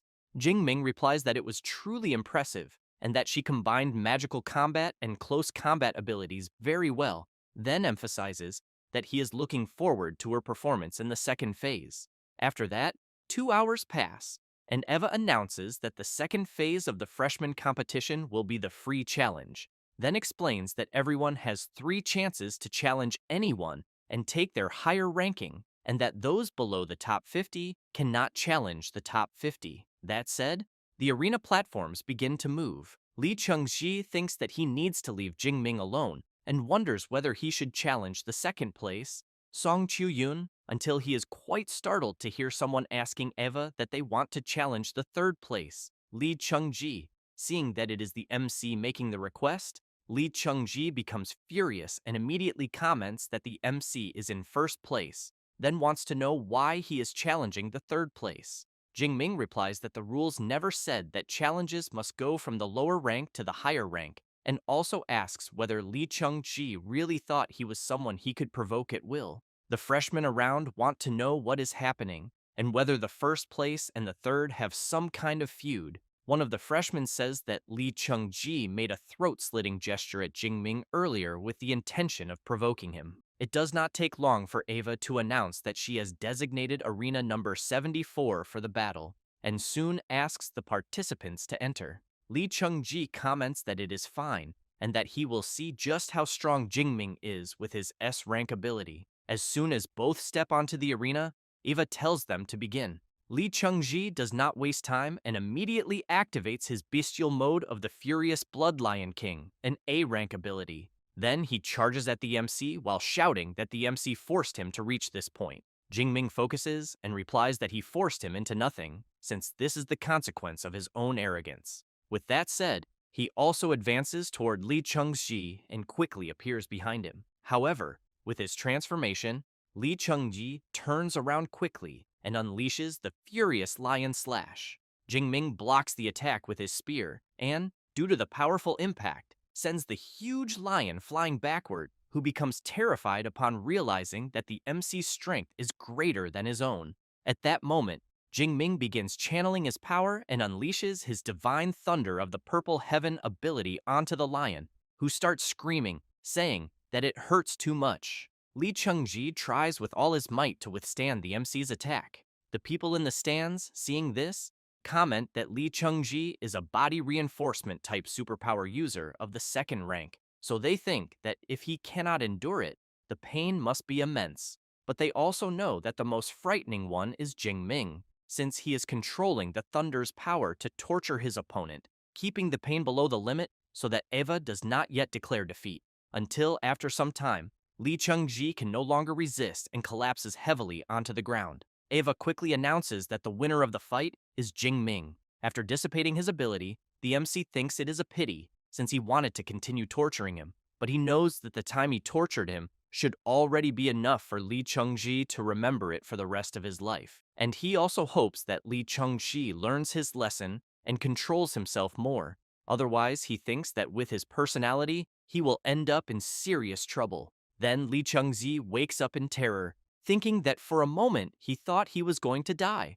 And when he looks to the side, he breathes a sigh of relief upon seeing that the MC has already left. However, Song Chu-yun calls Eva and comments that she also wants to challenge the third place, which leaves him unable to believe what he is hearing, since he has just fought and was almost killed. And, after some time, Lee Chung-ji, with his bestial form active, is being brutally struck and thrown far away, and as soon as he crashes heavily to the ground, Eva announces that the winner of the fight between the second place and the third is Song Chu-yun. Lee Chung-ji is quickly placed on a stretcher, and, while being taken to the medical wing, Song Chu-yun runs to her friends and asks the MC if he saw how she finished off Lee Chung-ji. He replies that he did, and congratulates her on the great fight. She bumps fists with him and laughs a lot. The freshmen, seeing this, begin to get nervous, wanting to know what is going on between them, because they can see that there is something in the air between the two, until one of them tells everyone to shut up and keep their voices down, because he does not want to end up like Lee Chung-si, getting beaten up by a couple fighting as a duo. After that, 4 hours pass, and Sun Ching-shui announces that time is up and that the great freshman competition is officially over, and that she will now announce the final results. It does not take long, and a big screen shows that Jing Ming finished in first place, Song Chu-yun in second, and Lee Chung-zi in third. And below that, in 26th place, Chi Dong-xia, and in 39th place, Liu Wentao. Then Sun Ching-shui asks everyone to access the school's official website and fill out their academy selection. Song Chu-yun becomes curious and soon wants to know which class Jing Ming ended up in. He shows that he is in the Weapons Academy, freshman class 2, then wants to know which one she got into. Song Chu-yun says that she is in the Elemental Academy, freshman class 3. Chi Dongxia sees the MC and her friend, and laughing, comments that they are getting very close, and that she is already even calling the MC just Jing Ming. Liu Wentao emphasizes that Song Chu-yun calls his friend that today, but in the future, he thinks she will already be calling him love. At that moment, Sun Ching-shui informs that the academy distribution has ended and that the opening ceremony and the great freshman competition are officially concluded. In addition, the students who performed well in the competition will later receive recruitment messages from exclusive mentors, and for that reason, everyone should stay very attentive. One of the directors laughs and emphasizes that this batch of freshmen is much tougher than the previous one. Long Ke agrees and points out that especially Jing Ming, since he thinks that in 1 or 2 more years, he will dominate the entire school. After leaving the stadium, the MC asks whether his friends are hungry and if they want to eat. Song Chu-yun thinks this idea is very good, but makes it clear that the king of the freshmen is the one who should pay the bill. After all, he is about to get rich with the 10 cubic meter spatial ring. Jing Ming replies that it is fine and that everyone can order whatever they want. Liu Wentao gets excited and shouts, saying that his friend is the best. At that moment, Wu Yuan approaches the MC and asks him to wait a moment. Jing Ming immediately wants to know who he is. Wu Yuan introduces himself and says that he is the president of the Meteor Club and that he would like to invite the MC to join his society. Then he emphasizes that since the MC is currently the only S-rank student, the Meteor Club will show its sincerity. With that said, he explains that Jing Ming only needs to join them to take the position of vice president, receive 100 credits per semester, and obtain a B-class resource. The people around are indignant when they hear that the MC is receiving an offer to become vice president, since they know that the Meteor Club is one of the largest in the school and that having just this vice presidency on one's resume would certainly allow a person to enter an elite guild after graduation. However, Wu Yuan hears someone asking whether the Meteor Club is not being a bit stingy by offering only the vice presidency. It is Wei Hei who immediately invites Jing Ming to join the Ashes Club and comments that he can directly be the reserve president, since when he graduates, the MC will be the president and will not miss out on any of the other benefits.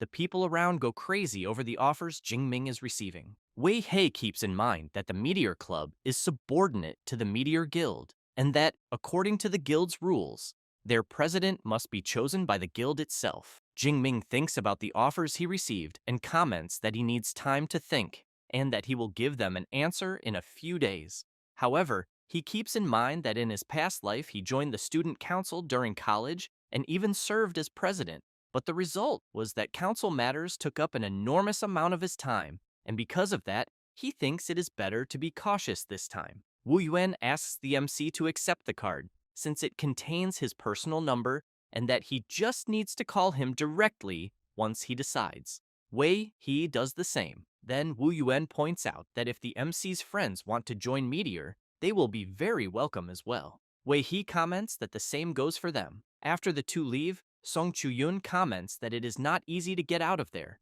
especially since several other presidents of other clubs are coming up to the MC wanting to recruit him. After some time, Jing Ming comments that they finally managed to get out until he sees someone coming in his direction. It is Jiang Chuyi who calls the MC Junior and comments that it has been some time since she last saw him. Jingming gives an awkward laugh and greets her, calling her Senior. Song Chu-yun becomes curious and immediately wants to know who she is. The MC says that she is Senior's sister, Jiang Chuyi, and that he met her in the wilderness of the water source region some time ago. She says that she is from the Elemental Academy, second year class 3. Liu Wentao immediately falls in love, calling her a goddess, and thinks that as expected of the MC, that cold beauty really does know how to smile. Song Chu-yun introduces herself and says that she is Jingming's classmate. Jiang Chuyi is surprised to see that Song Chu-yun is a beautiful woman, since her face is charming and her body is full of curves, giving an inexplicable urge to snuggle up to her. However, she realizes what she is thinking and reflects that it is a terrible thought, since she knows that Song Chu-yun's charm can captivate both men and women. Then, Song Chu-yun comments that they are going out to eat and asks whether Jiang Chuyi wants to go as well. After everyone arrives at the restaurant, they make a toast to the end of the great freshman competition. Jiang Chuyi, a little embarrassed, links her arm with the MC's arm and wishes him good health. Song Chu-yun does the same and calls the MC to continue drinking with her. Liu Wentao, seeing this, quietly comments to Chi Dongxia that the two girls seem to be interested in his friend, so he thinks they need to evacuate the battlefield of love immediately. With that said, he calls the MC and says that he will leave Song Chu-yun and Jiang Chuyi with him, since he is going with Chi Dongxia to take care of some things. Jingming takes a deep breath and wonders why his friend is running away so quickly, in addition to knowing that alcohol would only bring trouble. Jiang Chuyi comments that she is not able to walk properly and asks whether the MC can help her. Song Chu-yun comments that she also cannot walk and will need help. Jingming asks whether they are really sure about that. Immediately, they answer yes. Thus, Jingming begins accompanying them, and some guys around notice that one of the girls with the MC is the goddess Jiang Chuyi, but that the other girl is also very beautiful. After leaving the girls, the MC takes a deep breath upon arriving at his dormitory, but as soon as he enters, he sees a girl and immediately wants to know who she is. The girl gets up from the sofa, greets the MC, and says that she is his class advisor. Then she introduces herself, saying that her name is Su Yu and that she brought his reward for the great freshman competition. Next, she explains that the safe can be opened with the MC's fingerprint and that she will send him the group number soon, but that he should remember to join the class group, since from that moment on, no matter what happens at the school, he should contact her directly to help him resolve it. Jingming comments that he understood everything. Su Yu says that she has already explained everything and that she will therefore leave, since she has other students to notify. Liu Wentao quickly runs up to the MC, wanting to know whether there was any fight between Song Chu-yun and senior sister Jiang. Jingming asks why there would be any fight between them. Liu Wentao looks disappointed, wanting to know whether there really was no fight and whether everything is really that harmonious, but soon changes the subject and comments that this was already expected of Jingming, since apparently he thinks that Jingming handled both of them. The MC ignores his friend and, excited and curious to know what is inside the safe, wastes no more time and opens it immediately. After taking the spatial ring he won in the freshman competition from the vault, Jingming quickly decides to test it, storing his spear inside it. As soon as he does so, he laughs and comments that 10 cubic meters is really huge and that he finally no longer needs to walk around every day with a weapon on his back. Liu Wentao, seeing that his friend has 3 spatial rings, comments that he has to admit that the MC looks like a highly sought-after bachelor. He then thinks that his reward for finishing in the top 50 was only 400 academic credits and that it cannot even be compared to his friends, so he even feels a little envious. Jingming comments that he thinks he really has too many rings, and that the next day he will go to the equipment department to see if they accept buying one of them back. However, he is also intrigued by the pill he received, so he wants to know what it does, since there is no instruction manual. Liu Wentao comments that identifying a pill is quite easy, so he asks Eva to appear. She quickly begins scanning the pill in the MC's hand. After analyzing it, she informs them that it is a 5th grade mental condensation pill produced by the alchemy department of Magic City University. and that it is effective for superpower users of the 5th rank or below, and after consumption, spiritual power increases significantly, making it an A-rank cultivation resource. Jingming is surprised and asks his friend whether Eva really can analyze pills. Liu Wentao replies that she can, and not only pills, since Eva can also identify beast materials as well as rare flowers and herbs. The MC stands up and comments that artificial intelligence is really convenient, but that it is a pity he cannot take Eva with him out into the world. Liu Wentao says that he thinks similar products probably exist on the market. After some time, Jing Ming goes to the training room on the 2nd floor and thinks that he wants to see how much spiritual power he currently has, since he keeps in mind that physique and spirit are the 2 fundamental attributes, because the higher they are, the longer a skill lasts and the stronger it becomes. But that, on the other hand, increasing them is extremely difficult, since exchanging skill points for spiritual power is getting more and more expensive, as it started at 1.2 and at the moment has dropped to 1.1. Thus, while swallowing the pill, he hopes it brings some kind of surprise. After consuming it, its effect soon begins to emerge. Jing Ming opens his status window and realizes that his spirit increased by 50 and surpassed 1,000, and he also saved 500 skill points, so he thinks the pill's effect is really excellent. Then he takes his spear from the spatial ring and concludes that, since he is full of energy, he will train for 2 hours before sleeping. The very next day, somewhere in the city, Jing Ming is thinking that after selling the rings, his assets easily surpassed 100 million, and he has already reached a small goal. So he realizes that superpower users really make a lot of money. After taking a ticket from the machine, Jing Ming hears Eva calling number 14 and asking the person to go to alchemist number 3, so he thinks that he is still at number 43 and therefore believes he will have to wait at least an hour until it is his turn. Thus, he starts walking around the place, and just as he is about to sit down, he hears Jiang Chuyi calling him and wanting to know what he is doing there. Jing Ming laughs, greets his senior, and asks if she has already sobered up from last night. A bit embarrassed, Jiang Chuyi replies that she sobered up a long time ago. However, she wants to know if Jing Ming is there to sell the rare flowers and herbs they found in the cave last time. The MC replies that not exactly, and emphasizes that if he finds an alchemist to refine them, he thinks that would be better than selling them directly. At that moment, Jiang Chuyi laughs and asks whether the MC is really looking for an alchemist, and whether, by any chance, he does not feel that there is an excellent and beautiful alchemist right next to him. Jing Ming is surprised and asks if she is not just an amateur alchemist. She does not really like being called that, and explains that she has a 2nd-grade alchemist certificate, and that refining a few 2nd-grade pills is a piece of cake. Next, the MC is surprised to hear Jiang Chuyi saying that she no longer intends to go into the wilderness to record content, because she will work as a full-time alchemist.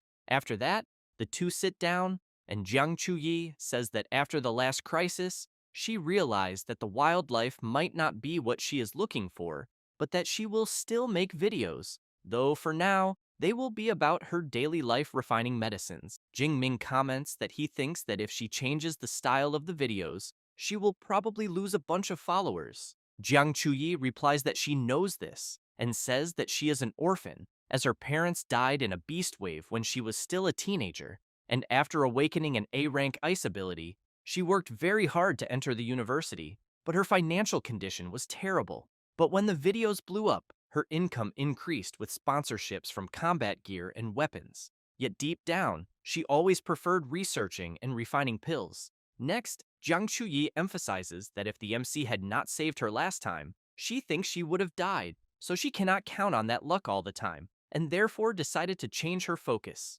Jing Ming wishes her good luck and comments that he will be rooting for her transition. However, he wants to know if a superpower user of ice can really become an alchemist. Jiang Chuyi laughs and comments that apparently it is clear that the MC does not understand much about alchemy. Thus, she explains that there are enchanted cauldrons and pill furnaces that convert energy abilities into flames, and that, for example, the MC's lightning element also works for refining medicines. Jing Ming, after learning this, comments that he will leave the rare flowers and herbs with her. Jiang Chuyi wants to know if he is really going to let her help him. Then she emphasizes that since he trusts her so much, she will not stand on ceremony, as she will deliver the finished pills in at most 1 week. At that moment, Jing Ming is surprised by the message he has just received. And after some time, at the place where Rector Yang Gentian resides, a guy is commenting that before returning, he saw many news posts about the junior brother on the university's official forum.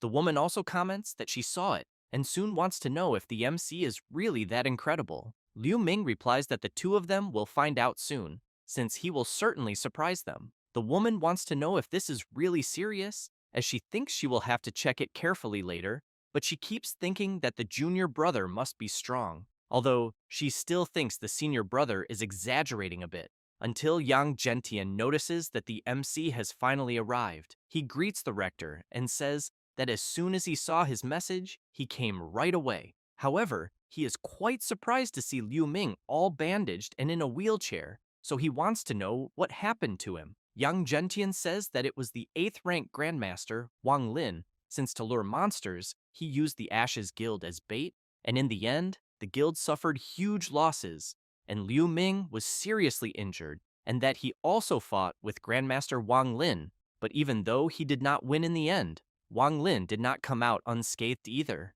Next, he says that this was precisely why he was unable to attend the Grand Freshman competition. Jing Ming becomes nervous upon learning the story, since he knows that an 8th rank Grandmaster is capable of moving mountains and filling seas, and that he never imagined there was someone so despicable at that level. The MC starts thinking about an 8th rank Grandmaster, since he has in mind that he is still only at the 2nd rank, and that if he considered avenging his senior brother, he thinks he would become cannon fodder immediately. And he also knows that in this world, if a person does not become strong, they will only be manipulated by the powerful however they want. Until Yang Gentian goes up to the MC and asks him not to think too much about what he heard. Then he introduces Shu Wei and Tong Yue, who soon greet the MC. Shu Wei says that what he has in hand is a 4th grade origin energy pill and that it greatly increases the efficiency of absorbing origin energy, being a B rank cultivation resource. Tong Yue comments that she will transfer 200 academic credits to the MC. Jing Ming bows and thanks his senior brothers. Then Liu Ming says that the MC's senior sister seems to doubt what he said, so he asks Jing Ming to tell Tong Yue that he really mastered 4 A-rank Thunder Element combat skills. The MC says that his senior brother Liu Ming is indeed right. The MC's 2 senior brothers are surprised, and Shu Wei wants to know if it is really true and how the MC managed to do it. Tong Yue, on the other hand, wants to know how Jing Ming advanced to the upper stage of the 2nd rank while learning combat skills, saying this while thinking that A-rank combat skills are absurdly difficult since she barely managed to advance to the upper stage of the 2nd rank because she was trying to master 2, and knowing that the MC is at the same rank as her and still masters more A-rank combat skills makes her question where the justice in that is. Jing Ming says that he did not have any special experience since he was simply born with good comprehension, but thinks that he definitely cannot tell them about his system. Yang Gentian comments that he has always been very satisfied with the MC's comprehension and effort, so he says that later they will hold a dinner to celebrate, since they need to celebrate Jing Ming for placing first in the grand competition, and also that Director Sun has not stopped praising him. The MC remarks that it was quite easy since they were far too weak, but he wants to know if Yang Gentian could help him test a combat skill. Shu Wei asks which skill, and since Liu Ming is having difficulty moving, he is there because he thinks there is no need to trouble the professor. But Jing Ming says that it is the S-rank combat skill, the Netherworld Thunder Armor. This leaves everyone instantly surprised upon hearing about an S-rank skill. Shu Wei feels disheartened and comments that it is better to forget it then, since at the lower stage of the 3rd rank, he thinks he cannot break the defense of the Netherworld Thunder Armor. Thus, they go to the training field. Shu Wei asks whether his brothers really think that the MC learned an S-rank combat skill. Liu Ming comments that from what he knows of Jing Ming, he thinks he would not say that lightly. At that moment, the MC begins to channel his power and activates the Netherworld Thunder Armor skill. Then, very confidently, he asks his master to come at him with everything he has. Yang Gentian, while preparing his power, makes it clear to the MC that he will start by using the intensity of a superpower user at the peak stage of the third rank. Having said that, he unleashes his power at the MC, and a powerful explosion occurs. After the dust settles, Jingming is unharmed. Thus, he asks the professor to increase the power a bit more. Young Gentian becomes excited and shouts that he will increase it, and that the MC should let him know if he cannot endure it. While being struck by the professor's power, the MC keeps asking him to increase the attack power more and more. And as soon as Yang Gentian applies 10 times more power to his attack, the MC's netherworld thunder armor cannot withstand it and shatters into several pieces. Young Gentian goes to Jingming and comments that it was not bad at all, since the attack intensity of a superpower user at the lower stage of the fourth rank is about 10 times greater than that of someone at the peak stage of the third rank. So he emphasizes that to break the MC's defense, he thinks it would require at least an A-rank superpower user at the fourth rank. Xu Wei, deeply impressed, wants to know whether an S-rank combat skill combined with another S-rank combat skill can really reach such a terrifying level. Tong Yue, with a trembling voice, comments that the MC is surpassing 2 major levels to defend against the attacks of a 4th-rank superpower user, so she thinks this already goes far beyond being just a monster. Young Gentian says that it is already time and calls the MC to go eat, but he asks the professor to wait a moment, and as his hair begins to turn white, he says that this is not his limit yet. Having said that, he begins to release his power to the maximum, creating a powerful wave of energy. Everyone is impressed, and Liu Ming wants to know if it could be the extreme thunder state and whether Jing Ming's immortal thunder body has already advanced to the third layer. Tong Yue has in mind that her immortal thunder body is still only at the second layer, but that the MC not only mastered 4 A-rank combat skills and 1 S-rank skill, but also broke through to the extreme thunder state. Young Gentian, very excited, prepares his power and comments that he had been wondering how Jingming's physical body could withstand an impact of such greatly increased intensity so easily, then concludes that it was because his immortal thunder body had already entered the third layer. Having said that, he channels even more power to unleash at Jingming and see if he can endure it. 3 minutes later, the MC is on his knees on the ground. Young Gentian comments that it was incredible, since Jingming managed to withstand 20 times more, and this means that it would require the attack intensity of a superpower user at the intermediate stage of the 4th rank to break his defense. Then he calls the MC and emphasizes that the fact that he reached such a level truly exceeded all his expectations as a teacher. Jingming apologizes to his professor for the trouble, but thinks that at the moment, he finally knows the true limit of his defensive power. Young Gentian helps Jingming to his feet and says that of all his students, Jingming is the one who makes him the most at ease, since he learns everything without needing to be taught. Having said that, he calls everyone to go eat and emphasizes that he is in a great mood and that everyone can order the most expensive dishes. While they head somewhere to eat, Jingming calls out to Liu Ming and comments that between the Ashes Club and the Meteorite Club, he wants to know which one Liu Ming thinks he should choose. Immediately, Liu Ming replies that Jingming should choose the Meteorite Club. Xu Wei looks back, surprised, and comments that he thought Liu Ming wanted the MC to enter the Ashes Club. He explains that if there were no problems with the Ashes Guild, he would certainly like Jingming to join them in the Ashes Club, but at the moment, he knows that the Meteorite Club is clearly the best choice. Young Gentian calls the MC and explains that actually, he can stay in a club for 1 or 2 years, and then create his own in the 3rd or 4th year, and that after graduation, these people will be the first foundation for building his own power. Jingming is intrigued by this idea of building his own power, so he wants to know if it is really necessary. Young Gentian asks if he knows why he failed to enter the Grandmaster realm, saying it was because he has no faction. He had to take care of everything personally, and that wasted too much time. Then he asked Jingming to keep well what he just said, because only when he has a faction to handle the smaller tasks will he be able to fully focus on cultivation. The MC replies that he understands and thanks the rector for the guidance, but thinks that apparently, as soon as his strength increases a bit more, he will have to start thinking seriously about this. The very next day, while walking around the university, Jingming thinks that formal classes have finally begun.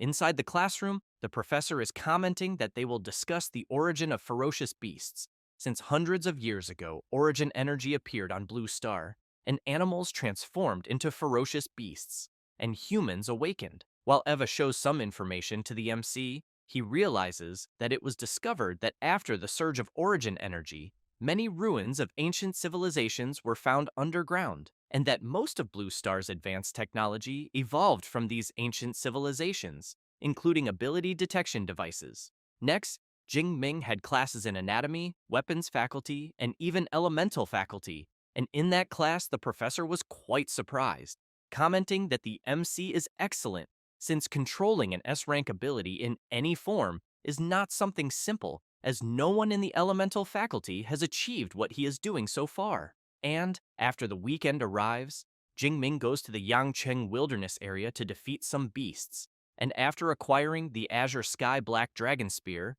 which cost 1,000 academic credits, Jingming thinks about the new knowledge, new techniques, and new equipment, then concludes that this was already expected, since his actual combat capability improved significantly once again. Next, Jing Ming sees in his status that in 2 months his strength more than doubled and his skill points exceeded 13,000, but that unfortunately, there has still been no sign of more levels in the skill column, since logically, if everything else can be enhanced, he thinks the skill should also be able to. However, he knows that he will not hoard them, since he will use them to strengthen himself as quickly as possible and maximize efficiency. And as soon as he does this, he believes that one day his Purple Heaven Divine Thunder will become an SS rank skill. And on the very next day, at the university, Song Chu-yun discovers that the MC learned skill control only a few days ago, but that he is already stronger than her after a whole month of training,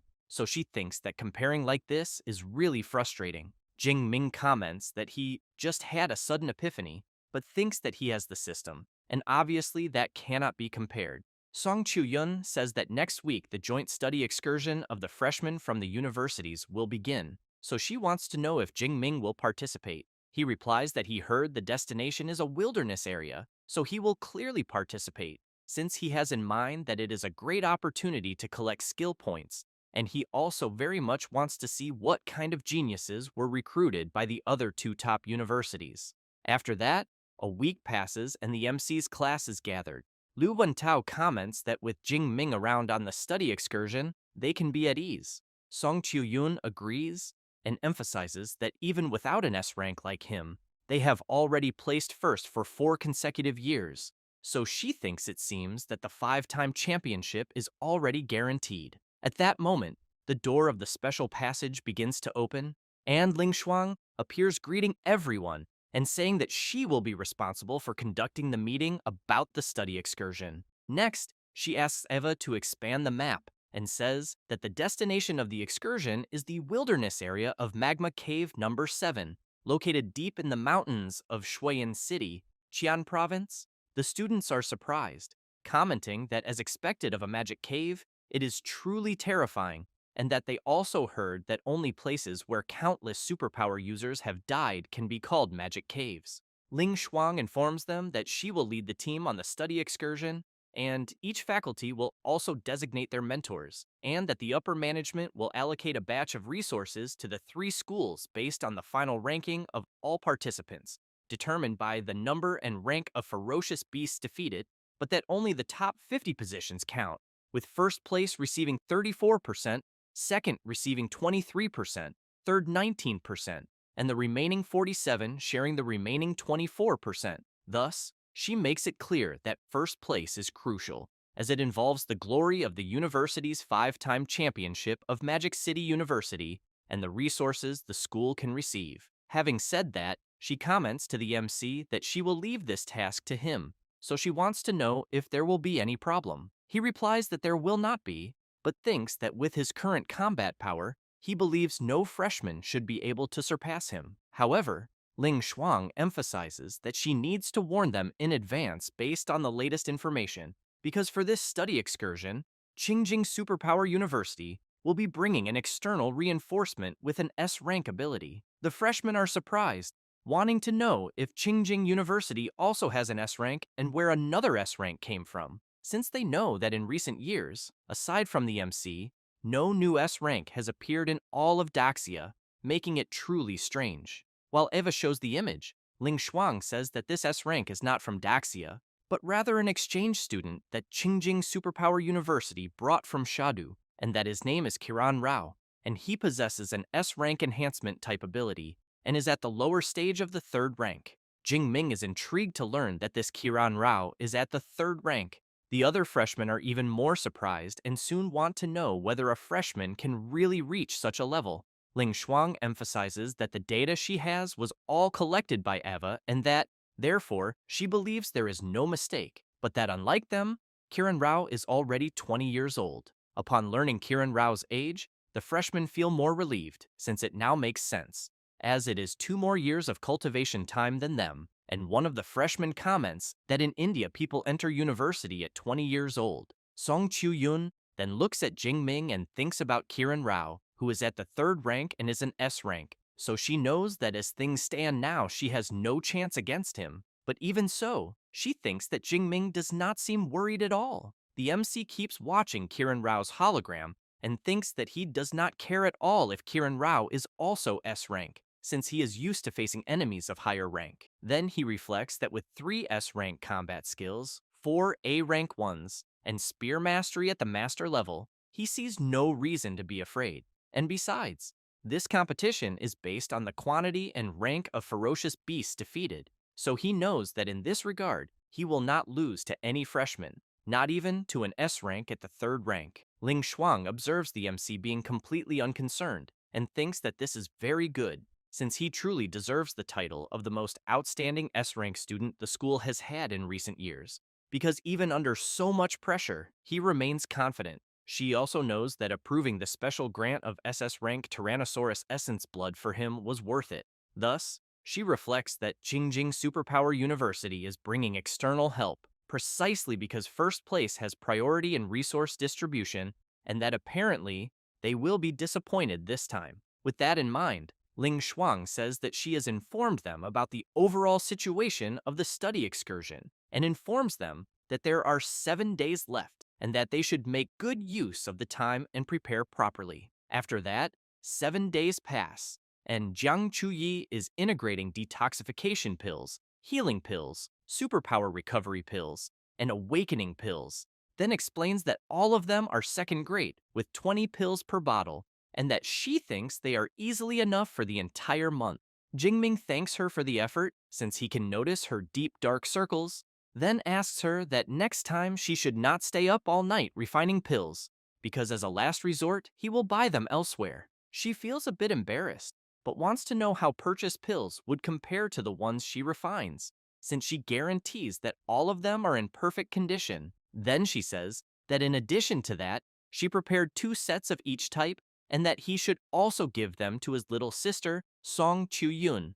Jingming is intrigued and immediately wants to know since when the 2 of them became so close. Jiang Chui laughs and replies that she will not tell him anything. Thus, as she leaves, she asks the MC and Song Chu-yun to do their best on the excursion and double their attention to safety. And since they are leaving the next day, she also asks them to rest early. After she leaves, Jing Ming thinks that there are 160 second grade pills there, and that refining all of that in 1 week without pulling 3 or 4 all-nighters, if possible, makes him wonder how he could not know how much effort she put in. But he knows that at the moment, this is not the time for that, since he needs to become stronger as soon as possible before thinking about anything else.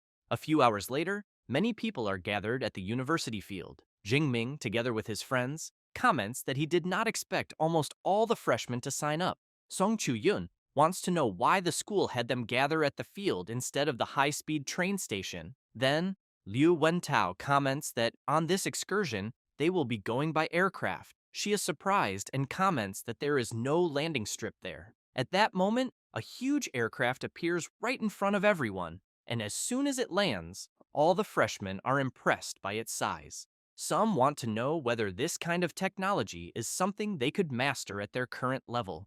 Others comment that it is an airship excavated from the ruins of ancient civilizations, and that they heard its anti-gravity system has not yet been fully deciphered.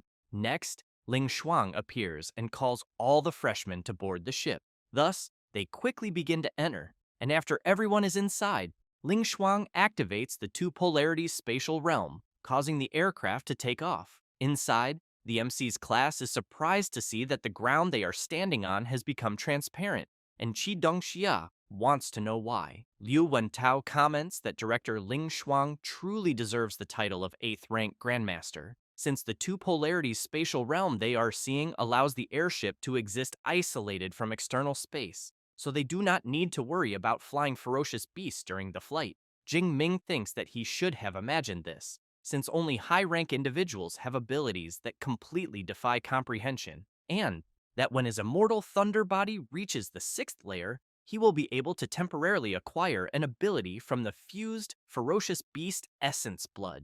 So he wonders whether he will obtain an ability that allows him to fly. Ling Shuang asks Eva to depart immediately, and she replies that she understands and informs that the soldier-class airship is cleared for takeoff. After some time, already in Qian province at the Shuayan supply base, a man informs the freshmen that each university has received 2 dormitory buildings and that Magic City University was assigned buildings 1 and 2, and that after picking up their room cards, they can move in. He also says that there is a cafeteria in the complex and a large training field next to the dormitories. After picking up the cards, Qi Dongxia says that she got room 402 on the 4th floor. Liu Wentao says that he got room 203 on the 2nd floor. Jing Ming comments that he got room 504 on the 5th floor. Song Chuyun laughs and says that she got the room next to the MC. Jing Ming comments that since he has a large spatial ring, he will not even need to go to the room to drop off his luggage. So he says that he will go straight to the training field. Song Chuyun says that she already expected that from him, but that she will go along as well. As soon as they arrive at the large training field, Song Chuyun points ahead and asks if the guy they are seeing is not the S rank from Qingyun's Ning University.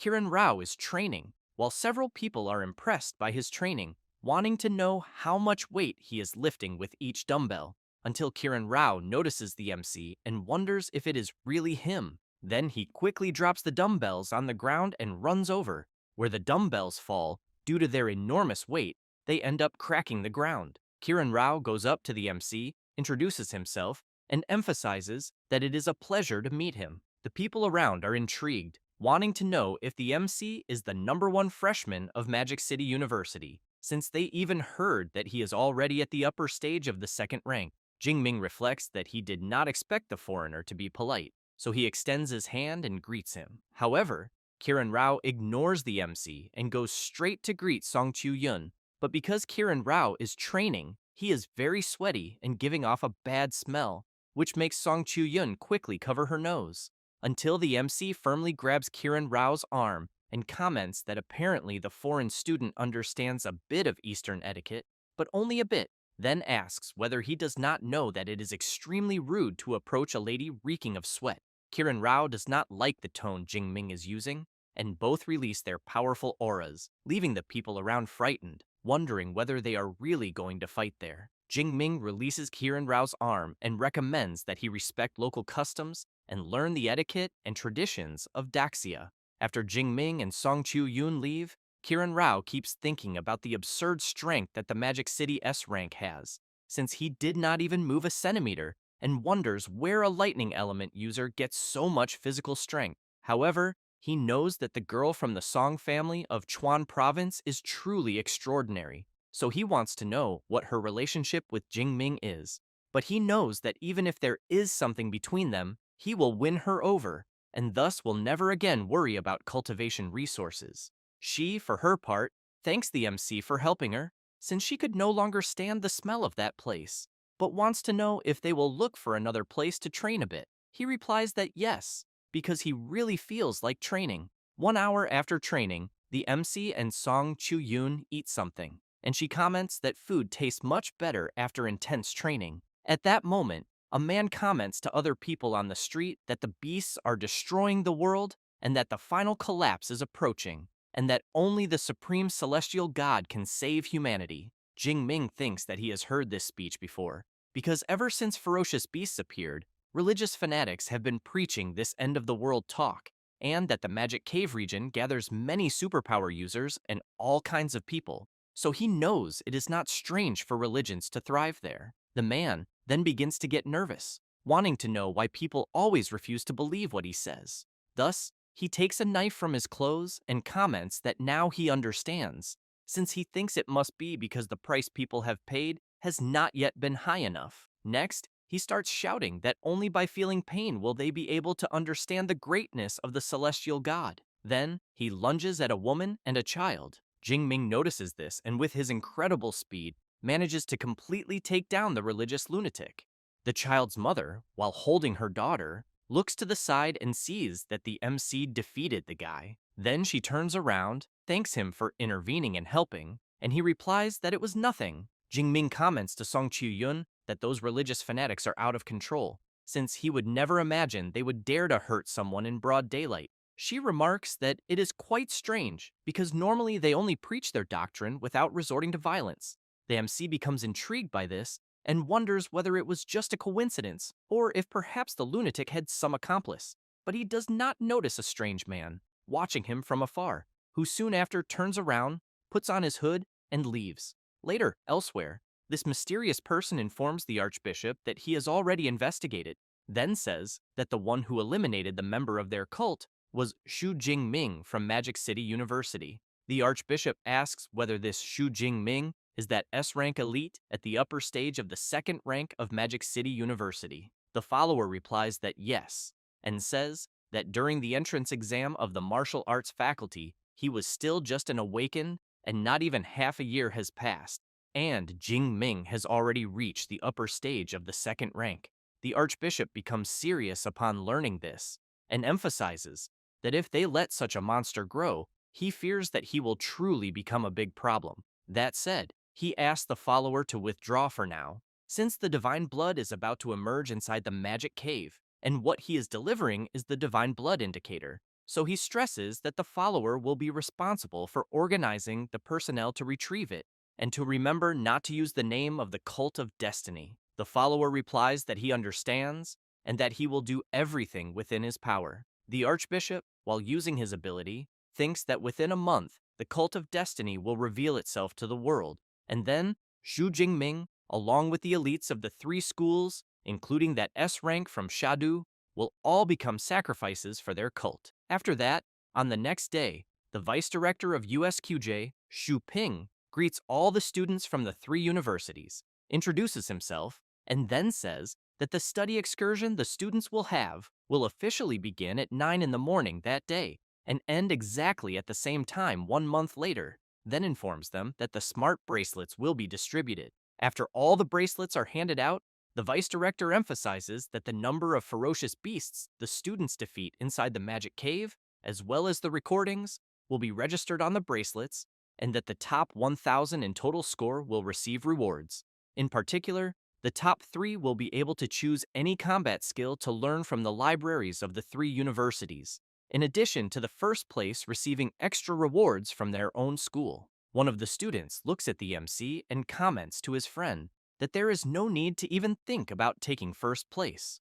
Xu Ping makes it clear that there will be no restrictions on forming teams in the competition, and therefore hopes that everyone will actively hunt ferocious beasts, and that the rest of the time is up to them. The students do not want to waste time and soon start shouting, recruiting people for squads.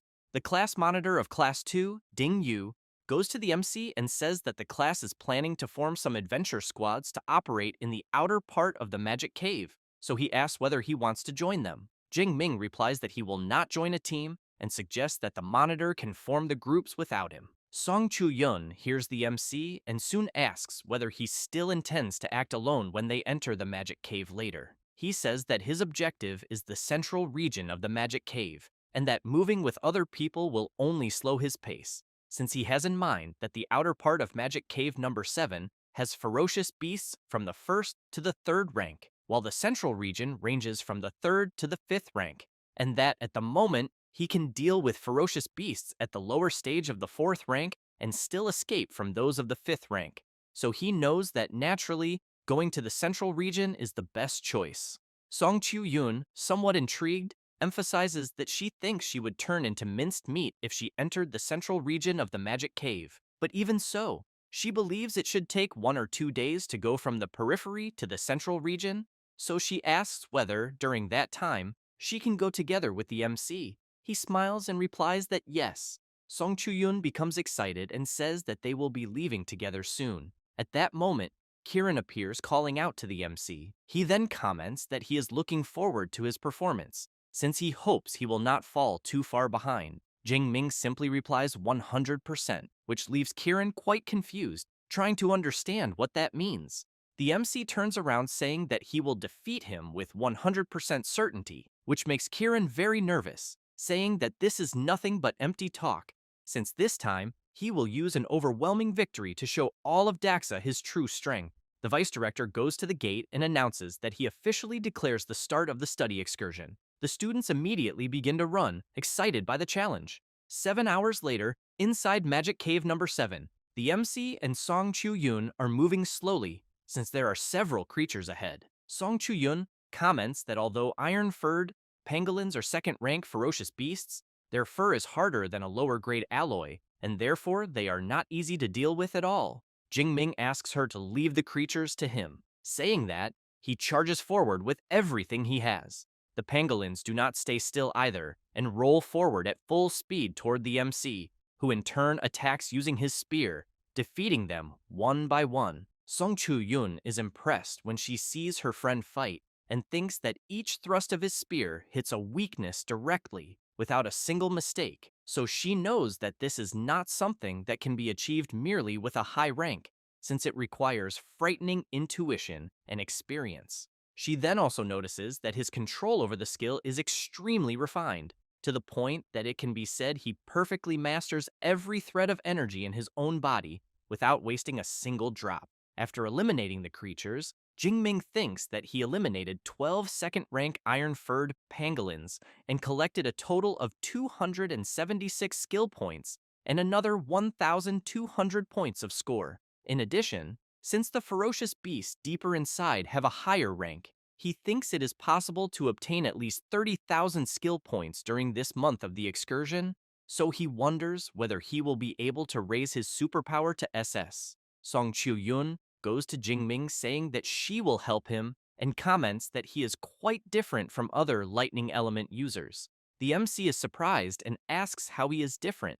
She explains that most lightning users are always very unrestrained in the use of their abilities, but he is restrained, very careful, in the way he uses his skill. Jing Ming explains that all of this is because of his endurance, then says that if he used the divine thunder of the purple sky, he could annihilate the group of ferocious beasts that were there in an instant. But since he knows that this would be like using a cannon to kill a fly, he ended up choosing to conserve his ability, since he can eliminate these ferocious beasts easily. Song Chu-yoon says that she understands, but thinks it is a pity, because she wanted to see him fight at full strength, but that apparently she will not have that chance yet.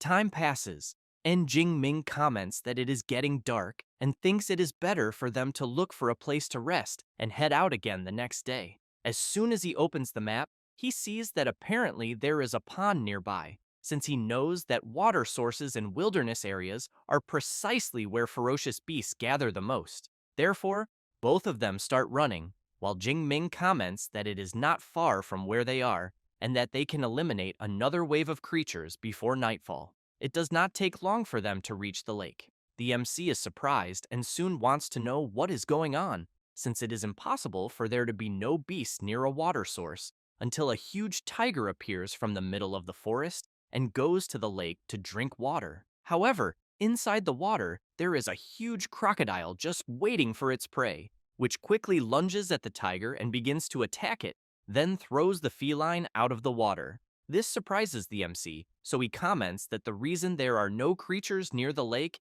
is precisely because of the terrifying giant crocodile. Song Chu-yoon says that it is a 4th-rank ferocious beast, and that she would never have imagined they would encounter such a creature right in the outer part of the magic cave, since she knows that 4th rank ferocious beasts have extremely keen perception and that they may have already been discovered.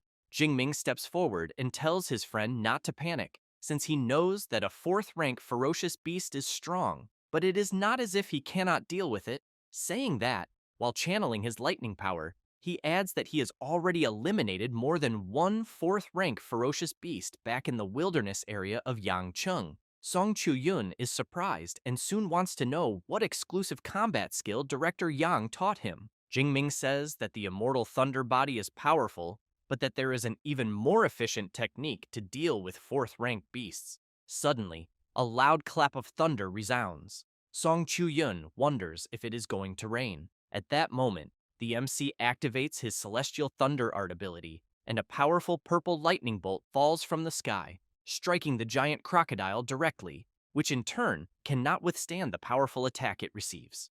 As a result, the system informs the MC that he has eliminated a giant crocodile and obtained 213 skill points, along with another 10,000 points. Jingming is pleased, thinking that this was not bad at all, since the skill point yield of a 4th rank beast is more than 5 times that of a 3rd rank one, and also that it seems the Deep Blue system was made to force him to constantly break his own limits. The MC calls his friend and tells her that he eliminated the giant crocodile and that they can take a look now. Song Chu-yun, very surprised, thinks that it is not as if she has never seen geniuses before, but a monster like Jingming is a first, because surpassing 2 major ranks and instantly eliminating a lower stage 4th rank beast while only being at the upper stage of the 2nd rank is truly terrifying. Both of them approach the enormous creature, and the MC says that the giant crocodile's hide is worth at least 20 or 30 million, but unfortunately, it was completely destroyed by his attack.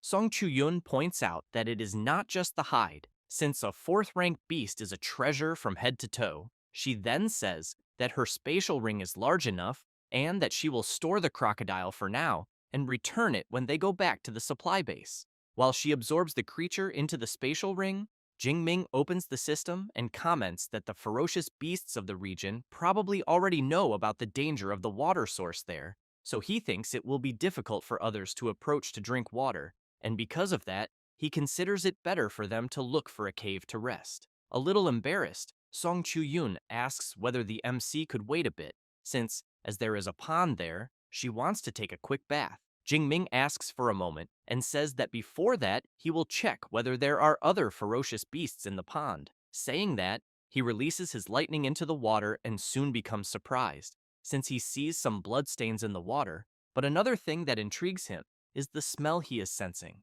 which even seems to have a fatal attraction. He then reflects that it is almost as if it were a desire coming directly from his instincts. Meanwhile, in another part of the forest, one of the followers calls the bishop and asks which lord the divine blood they will recover belongs to. He replies that it will be from the ancient dragon god. One of the followers becomes excited upon hearing this and comments that once they obtain this divine blood, the cult of destiny will gain another powerful envoy from it. However, the bishop becomes nervous, tells him to shut up, and makes it clear that everyone there belongs to the Blood Moon cult. At that moment, the sphere they are observing begins to react, and they soon wonder if the divine blood has appeared earlier than expected. The bishop says that the location shown is not far, and because of that, no one will rest, as they need to advance at maximum speed. Back where the MC is, Song Chu-yun wants to know what is happening, because the water in the pond suddenly turned red like blood. Jingming asks his friend whether she also feels the bloody water trying to attract her. She replies that no, and that in fact, she is not feeling anything, but that according to the feedback obtained from her morning sunlight, the bloody water there carries an extremely rich ferocious beast aura, very similar to that of the MC. Jingming is intrigued by her comment that it is similar to his aura, and thinks that he absorbed an SS rank resource, the 8th rank Thunder Tyrannosaurus blood essence. So he wonders whether this might also be the blood essence of a dragon-type ferocious beast, and whether that is why he is reacting. However, he decides to check it out and enters the water, saying that he will test it, asking his friend that if she notices anything wrong,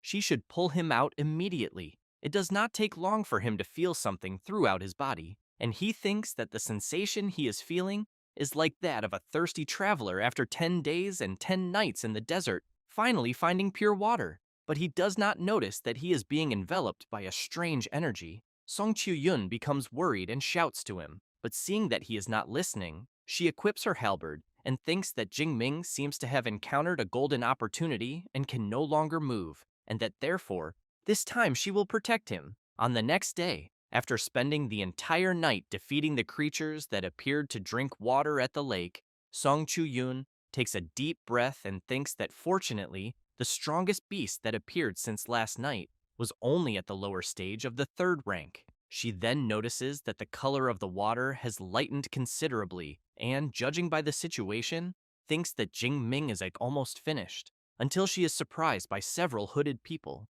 The Archbishop thinks that this is neither the first nor the second time he has collected divine blood, so he wonders why this divine blood has such an appearance. And upon seeing Song Chu-yun there, he also wants to know whether she happens to be the second-ranked student of Magic City University. She, in turn, stays on guard and really wants to know who the people she is seeing are, because judging by their clothes, she thinks they do not seem to be students from one of the three universities. So she comments that there are no ferocious beasts there and that the water source has been contaminated, and that if they want to get water, she recommends looking for another place. One of the followers becomes nervous and shouts, saying that the water is the supreme divine blood and that she should not dare say that. The Archbishop tells him to ignore her, since they must first take the blood cocoon behind her. Song Chu-yun starts to become worried, thinking that the group she is seeing is there because of the strange bloody water and that apparently the leader is fourth rank and even the weakest is at the third rank. So she concludes that there is only one thing left to use. Thus, she takes her necklace and, as the followers advance, creates a barrier around herself and the MC. The followers try to attack, but are repelled by the strong barrier and soon want to know what it is. The Archbishop comments that apparently the girl used a guardian talisman from the ruins of ancient civilizations, then explains that this type of guardian talisman is extremely rare, found only in ruins of ancient civilizations, can be used multiple times, and is a true life-saving artifact. Song Chu-yun shouts that since he knows what it is, she wants to know why they do not retreat instead of wasting time there for nothing. The Archbishop laughs and points out that as far as he knows, the Guardian Talisman has a duration limit, and since no one there is in a hurry, waiting a little longer will not harm them. Song Chu-yun keeps shouting that they will get tired of waiting, but she knows that the Guardian Talisman she used lasts just over 1 hour at most, and then needs 12 hours to cool down before it can be used again, so she hopes that the MC will wake up within that last hour. After some time, 1 hour passes, and the talisman's effect ends. The Archbishop shouts, saying that he had already warned that the protective shield has a duration limit. He then asks the girl to be smart and hand over the Guardian Talisman immediately. Otherwise, he guarantees that she will suffer a horrible elimination. Song Chu-yun does not like at all the direction things are taking, so she takes a pill and thinks that, since she has no choice, she will have to fight. At that moment, everyone is startled when they hear a voice coming from the bloody water, asking why it feels like the ones who will be eliminated are the hooded figures.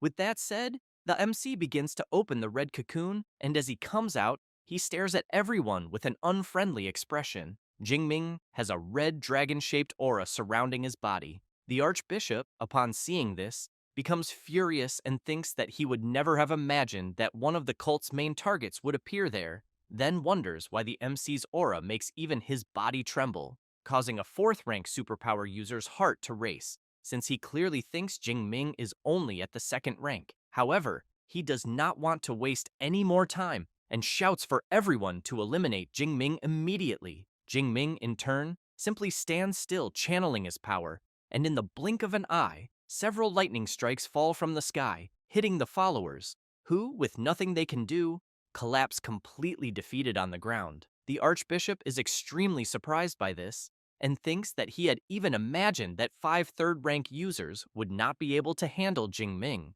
but he never thought they would be eliminated in an instant. The MC does not stay still and quickly charges at the Archbishop, who is terrified by Jingming's speed, gets hit head-on, and is sent flying far away. After crashing into a tree, he falls to the ground and thinks that he barely managed to see how the boy attacked him. Jingming walks up to the archbishop and makes it clear that he will ask questions and the man will answer, then asks what the reddish water in the pond was. Seeing the tip of the MC's spear very close to his face, the archbishop says that it was divine blood, also known as the blood essence of a ninth-rank beast emperor. Jingming now wants to know why the essential blood of a beast emperor would appear there. The archbishop, with a very trembling voice, explains that in the ancient era, a total war broke out between human martial saints and beast emperors, and different types of blood essence ended up being scattered across the world. The MC then becomes more serious and says this will be his last question, asking who they are and why they are collecting the blood essences of beast emperors. The archbishop laughs, bites something in his mouth, and says they are the Blood Moon cult. With that said, he begins to lose consciousness and soon collapses stiffly onto the ground. Jingming thinks that apparently the archbishop committed suicide to avoid revealing more information, but he does not really care, because when he returns to the supply base, he will ask director Ling Shuang about it. After seeing Jingming destroy any remaining traces of the archbishop, Song Chuyun asks whether her friend is all right.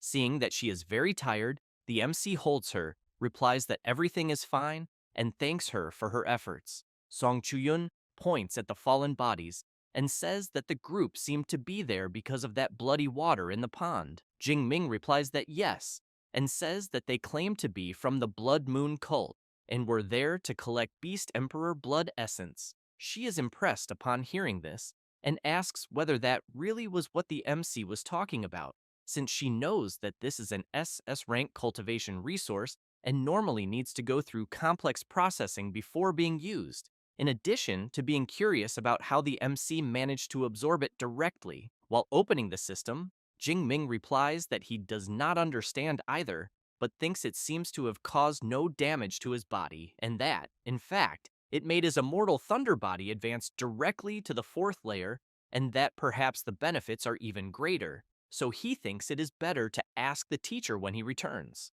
After they resume walking through the forest, the MC comments that she should rest there for a bit, since she must be exhausted after protecting him for 2 days. Thus, Song Chu-yun lies down under a tree to rest, while Jing-ming remains on alert. After night falls, at the followers' base, one of them calls out to the archbishop and reports that Bishop Zhou's divine blood indicator suddenly lost its signal, then asks whether an accident may have occurred and whether they should reassign personnel to recover the divine blood. The archbishop replies that there is no need to send more people and emphasizes that some superpower user likely interfered and therefore thinks it is better to leave this aside for now, but stresses that the operation 1 month from now is what really matters. On the next day, Song Chu-yun wakes up and sees the MC grilling some delicious meat skewers. He notices that she has woken up and calls her to eat. Song Chu-yun comments that the smell is very good and that she did not expect Jing Ming to also be a gourmet. He laughs and says that practice makes perfect, and that by the end of the study excursion, he bets that she will also know how to grill good meat. As soon as she tastes it, Song Chu-yun is amazed by the flavor and says that it is delicious and even thinks that he should open a barbecue restaurant. Jing Ming laughs upon hearing that the eldest daughter of the Song family is willing to invest in him, then suggests that instead of opening a single barbecue restaurant, they could open several franchises all over Blue Star. Half an hour later, Song Chu-yun comments that she is very full, but before they continue, she wants to know if Jing Ming can wait for her to take a bath. He replies that yes, but warns her not to take too long, because after she finishes, he will also wash a bit. She runs to the water, makes a motion splashing the water upward, and as the water falls over her body, she begins to wash herself. Jing Ming watches her washing, and soon Song Chu-yun comments that she is done and that he can go now. Jing Ming is surprised to see that she noticed he was watching her, so he becomes embarrassed and says that he will wash as well. Song Chu-yun wonders why she had the feeling that Jing Ming's gaze a few seconds ago was a bit strange,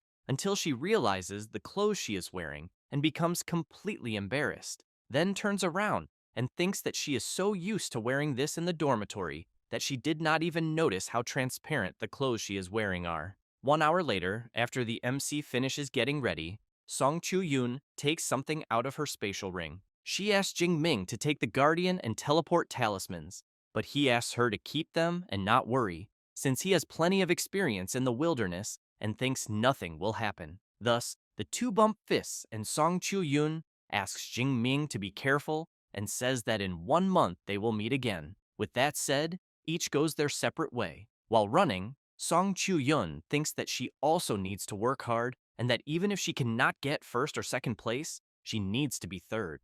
After that, 1 month passes, and inside the cave, Jing Ming is about to be attacked by a huge dark feline. He simply stands still, waiting for the attack, and as soon as he notices the creature coming toward him, he easily impales the dark feline. The system informs that Jing Ming eliminated the Dark Knight Leopard and obtained 43 skill points. The MC thinks that now he needs to try the superpower training method and see if he can officially break through to the third rank. Thus, he attempts to break through, and his power spreads throughout the entire cave. Jing Ming is pleased and thinks that he has finally broken through to the third rank, since he knows that even among the geniuses of Magic City University, most take more than half a year, or even a year, to advance. So he thinks that it seems his cultivation talent is not bad at all. Next, the MC checks his status and sees that going from the upper stage of the second rank to the lower stage of the third rank increased his physique and spirit by nearly 400 points, and that his vitality even surpassed the 2,000 point mark, which is truly excellent. However, he knows that even 48,000 skill points are not enough to raise his ability to SS, and therefore thinks he will wait until he reaches 50,000, and if that still does not work, he will leave it aside for now. He then begins to leave the cave and thinks that in 2 days the results will be finalized, and that with his current points, he believes getting first place should not be a problem at all. On the day of the score tally, one of the students comments that he managed to get 1201 points and made it into the top 1,000. Another student says he thinks it's better not to celebrate too early because he turned in his bracelet the day before, and when the big shots return, his ranking will probably plummet. Another student emphasizes that there are still 2 hours left and that none of the favorites have shown up so far. It doesn't take long before Song Chu-yoon appears. As she walks to hand in her bracelet, people are surprised, since they know that Song Chu-yoon was the second best freshman at Magic City University. As soon as she hands in the bracelet, it is announced that she scored 12,131 points and, for now, is in first place, which leaves people even more surprised, commenting that they can't believe someone scored more than 10,000 points. Ling Shuang congratulates Song Chu-yoon on the great job, and she feels a bit embarrassed but thanks the director for the compliment. Xu Ping goes up to Ling Shuang and asks if Song Chu-yoon isn't the great-granddaughter of that senior Song from Chuan Province. She replies that yes, and comments that she didn't expect the Song family not to train her internally and to send her straight to their university, but that even so, Song Chu-yoon honored the family name. Then a woman appears calling Song Chu-yoon Little Yoon and saying that she didn't do half bad. Song Chu-yoon sees that it is her aunt Jo Ying, the chief director of the Shuiyan supply base, who in turn wants to know why her niece's little boyfriend still hasn't returned. Song Chu-yoon feels embarrassed and says that Jing Ming is just her friend and that nothing has happened between them yet. But then she realizes the kind of question her aunt asked and immediately panics, wanting to know how she knew about that. Jo Ying tells her niece not to forget that she is the chief director and that her eyes and ears are all over the base. At that moment, some students shout to look at the Rank S reinforcement from USQJ, Kiran, because he has just arrived. As he walks to hand in the bracelet, the students comment among themselves that, being third ranked, Kiran must have at least 50 or 60,000 points. As soon as he hands in the bracelet, it is announced that first place has been updated and that this new position is occupied by Kiran Rao from USQJ with 113,640 points. The people around can't hide their indignation when they see that Kiran scored more than 100,000 points, having a vast advantage over the second place. A guy goes up to the vice director and comments that, with 110,000 points, it seems they can already congratulate him in advance for first place. He feels a bit embarrassed and says they are exaggerating, since he only used a few tricks and nothing more. Ling Shuang watches them talking and thinks that even if the chance is small, judging by the level of confidence Jingming showed, maybe he will still surprise them. At that moment, it is announced that Deng Sheng from USJC achieved a total of 13,526 points and took second place. Song Chu-yun becomes worried, thinking that maybe she won't even make it into the top 3. But when she looks outside, she thinks that there are only 8 minutes left for the study excursion to end and wonders why Jingming still hasn't returned. One of the students also wants to know if the MC still hasn't appeared and if something might have happened to him. Another student replies that anything is possible since the magic cave is far too dangerous. Then Jingming appears and everyone shouts his name. As he walks to hand in the bracelet, the people from his university cheer him on. Kieran thinks that the people shouting for the MC are just weaklings banding together to feel safe, but that it doesn't matter how much they cheer, because in the end, he is the one who will win. Jingming looks at the scoreboard and sees that Kieran scored 110,000 points and thinks that it's no wonder so many people are rooting for him to lose, because they think he will lose. Ling Shuang goes up to the MC and comments that everyone was waiting for him, but then notices that he is already in third rank and thinks that he improved very quickly. As soon as he hands in the bracelet, the students around start wondering how many points Jingming will score, since they think that, at most, he will get between 50 and 60,000 points. At that moment, it is announced that the student Xu Jingming from Magic City University scored an incredible 405,000 points. In this way, he takes first place with an absurd gap over the second place, which leaves all the big shots from the universities very surprised, as well as Kieran, who can't believe what he is seeing, and Song Chu-yun, who is very happy for her friend. The people around also can't hide their shocked expressions, since they can't believe that someone managed to achieve such a score, and soon start wondering whether the rank S of Magic City is really that monstrous. Xu Ping doesn't like this at all, and thinks that, judging by the number of points Jingming scored, this can only mean that he eliminated 20,000 first-rank ferocious beasts, more than 600 creatures per day, a completely absurd result. Zhou Ying asks her niece if she already knew that her friend would be able to achieve that many points. Song Chu-yun laughs, but replies that she didn't, and emphasizes that, with him, no miracle is really a surprise. Kiran, on the other hand, is furious, thinking that Jingming's score is 3 times higher than his, and soon wonders if this is really possible. Because if this is true, then he thinks the cultivation resources promised by USQJ are already gone. With that, he shouts, calling the MC and saying that the score he achieved is impossible, then calls director Xu Ping and requests an immediate investigation into the bracelet of the student Xu Jingming, because he firmly suspects that he is cheating. The students immediately become intrigued by Kieran's suspicion and start asking if this is really possible. Xu Ping turns and asks director Ling Shuang what she thinks. She replies that checking the records is no problem at all, but then becomes serious and says that if they check everything and it is proven that the student Xu Jingming did not cheat, she wants to know how the vice director intends to deal with this. One of the supervisors agrees and emphasizes that the intelligent bracelets and counting machines were rigorously audited by the 3 major universities,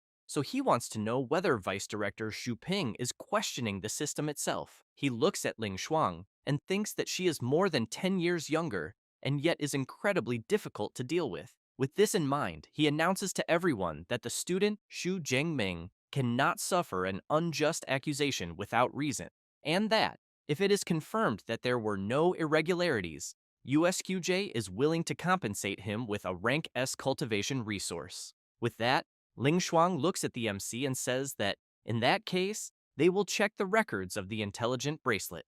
Jingming smiles and thinks that doing nothing wrong and still gaining a rank S cultivation resource for free is something that doesn't happen every day. Xu Ping, upon noticing the expression the MC is making, wonders if he was mistaken. While several people begin the verification of the bracelet and the records, Kieran thinks that he wants to see exactly how Jingming managed to get those 400,000 points, because he is also rank S, and, even being third ranked, he thinks this shouldn't be that absurd. At that moment, some scenes of the MC defeating certain creatures begin to play on the big screen. The students are impressed by the level of the MC's spear skills, since they think they would never be able to reach such a level with a spear. Ling Shuang asks the MC if his spear skill has already reached the master level. He replies that it was stronger than anything else. She thinks that the master level is not something that can be achieved just by luck, and suspects that the MC is definitely hiding some very interesting secrets. Suddenly, the students are surprised by yet another thing, as they see Jingming defeating a 4th-ranked giant crocodile with just a single attack. So they soon want to know whether the lightning they saw was really fired by him, because the combat level is terrifyingly frightening. Kieran is also surprised, wondering if what he just saw is a rank S magical combat skill, since, as the MC uses a long spear, he really wants to know how he managed to master a magical skill. Ling Shuang has in mind that this skill is the celestial thunder art from the elemental faculty, and that, in the entire elemental faculty, only a handful of students have mastered a rank S skill, so she wonders how a freshman from the weapons faculty learned such a skill. She then asks Xu Ping if he still needs to see anything else. Completely embarrassed, he asks to conclude the assessment since he thinks it is no longer necessary to continue after seeing what he saw. Having said that, he comments that Jingming is just a freshman and has already mastered a rank S combat skill, so he emphasizes that he is exceptional and that the rank S cultivation resource will be delivered to him very soon. Jingming thanks the vice director for the praise and emphasizes that he will be looking forward to the cultivation resources. Xuping takes a deep breath and thinks that he never imagined that, after so many preparations, USQJ would still lose to USCM, because if he had known how monstrous the student Xu Jingming was, he thinks he would have done everything to recruit him to USQJ. The vice director goes to the students gathered there and declares the study excursion competition concluded, saying that the top 3 placements will be as follows. In 3rd place, USJC with 27.5% of the resource quota. In 2nd place, USQJ with 31.5%, and in 1st place, USCM, which will receive 41% of the resource quota and priority in allocation. The MC's friends are very happy and shout celebrating the victory of Magic City University and saying that Jingming is really an incredible guy since he managed the feat of winning 5 championships in a row. Xu Ping continues by saying that, in addition, the resources allocated to the 3 universities this time are rare and exotic flowers and herbs cultivated on the outer perimeter of the Magic Cave. But that, however, the next day, all freshmen, under the leadership of their respective mentors, will enter the plantation to carry out the harvest. And after the harvest, each university will organize, on its own, a half-month period of instruction. At that moment, Kieran calls out to the vice director and, very furious, says that he is not satisfied, so he wants to know whether the vice director would authorize a direct fight against Jingming, and emphasizes that if he ends up losing, they will provide the resources. But if he wins, the promised resources will continue to be delivered as before. Xu Ping becomes very serious and asks how confident Kieran is. Kieran comments that Jingming's rank S magical skill took 1 or 2 seconds to be cast, so he thinks that, in a one-on-one fight, he will definitely defeat him. The vice director becomes thoughtful, but comments that he is also not satisfied with the result and ends up agreeing to the request. Elsewhere, Ling Shuang wants to know how Jingming intends to organize the half-month instruction period with the mentor. The MC replies that he will return to the Magic Cave and continue hunting ferocious beasts. The director emphasizes that indeed facing life-and-death crises is a great way to temper oneself, but that he also needs to understand that alternating between effort and rest is essential for longevity. Jingming replies that he understands and that he will rest when he returns to the school after the end of the excursion, but adds that, in addition, he found a pool in the Magic Cave, and thus the two of them keep talking for a while. After hearing the story, Ling Shuang comments that, based on what Jingming described, that really was the blood essence of a 9th-rank Beast Emperor, an SS rank cultivation resource, but that clearly the portion he absorbed must have been quite diluted, since she thinks that otherwise he would never be able to directly absorb a full portion of a beast Emperor's blood essence. She then emphasizes that, as for the fact that he managed to absorb it, this is probably related to the body tempering skill he is training, so she thinks it would be best for him to ask Yang Gentian. Having said that, she asks him to rest a bit. since it seems that Jingming is quite exhausted. At that moment, Song Chu-yun introduces her aunt Jo Ying to him and says that she is her aunt and the chief director of the Shuoyan supply base. Jingming greets her and says it is a pleasure to meet her. She laughs and says there is no need for so much formality and that he can just call her Aunt Jo. Then she hands him the Song family's black gold card, since she thinks that in the future, he may be able to enjoy a 20% discount on all products from the Song family's businesses. Jingming is impressed by the Song family's black gold card and thinks that, from what he remembers, the Song family's businesses cover practically everything: combat suits, equipment, rare herbs, pills, and potions. So he thinks that a 20% discount on everything is quite an absurd benefit. Song Chu-yun asks her friend to just accept it, since his equipment will need frequent upgrades anyway. As he takes the card, the MC starts wondering if he has ended up becoming a sugar baby, but he is soon surprised by a noise he hears and turns to see what it is. Several journalists surround the MC and ask if they can interview him. After that, later on, Ling Shuang tells the MC that Kieran wants to fight him and that USQJ's bet is 20% of the resources this time, while Magic City University's bet is half of the passes to the ruins. So she wants to know if he will accept. Jingming is confused about these passes to the ruins and asks them to explain better. Xu Ping explains that the passes are tickets to enter the ruins of ancient civilizations and that they brought in a rank S reinforcement precisely because of these 40 passes. And since the MC placed first, the passes naturally go to them, which is why they are quite dissatisfied. Jingming thinks that, in Magic City history classes, it was mentioned that before this era of civilization, there existed an even more ancient civilization. He then reflects that this ancient civilization also possessed ferocious beasts and superpower users, and its level of development was extremely advanced. Not only was the technology impressive, but their understanding of superpowers was also extremely profound. However, what is unknown is why the civilization suddenly came to an end, right at its peak, being buried deep underground. And only thousands of years later, when superpower users reappeared on Blue Star, were these ruins rediscovered, and the best training methods and SSS rank combat skills were obtained from them. However, some ruins can be accessed freely, while others require passes. Those with free access were looted long ago, which is why the passes are so highly contested. Ling Shuang emphasizes that these 40 passes correspond to Civilization Ruin number 9, which only opens once a year, and only 4th to 6th rank users can enter. She then says that if the MC defeats Kiran, he can give up one pass. Xu Ping laughs and says that if Jingming does not want to fight, everything will still be fine. After all, the arena is small, which favors Kiran. The MC calls to both of them and says that he will accept the fight. Xu Ping turns and says that he will inform Kiran and that the fight will be held in the supply base arena area. After the vice director leaves, the director comments that she did not expect him to accept so easily and wants to know if he is really that confident. Jingming replies that he is quite relaxed, since he has about a 90% chance of winning. Ling Shuang asks if he calls 90% relaxed. Jingming laughs and says that he was actually being modest, but thinks he has a 100% chance. She takes a deep breath and comments that if Xu Ping and Kiran knew that he is 100% confident, she imagines what their reaction would be. After the vice director tells Kiran the MC's decision, he becomes excited, saying that he did not expect Jingming to have the courage to accept the duel. He then asks if it is okay if the MC gets hurt a little. Xu Ping tells Kiran not to worry, since vice directors, mentors, and many students from the 3 major universities will be present. So he assures him to fight with everything he has, since if there is any risk, someone will intervene.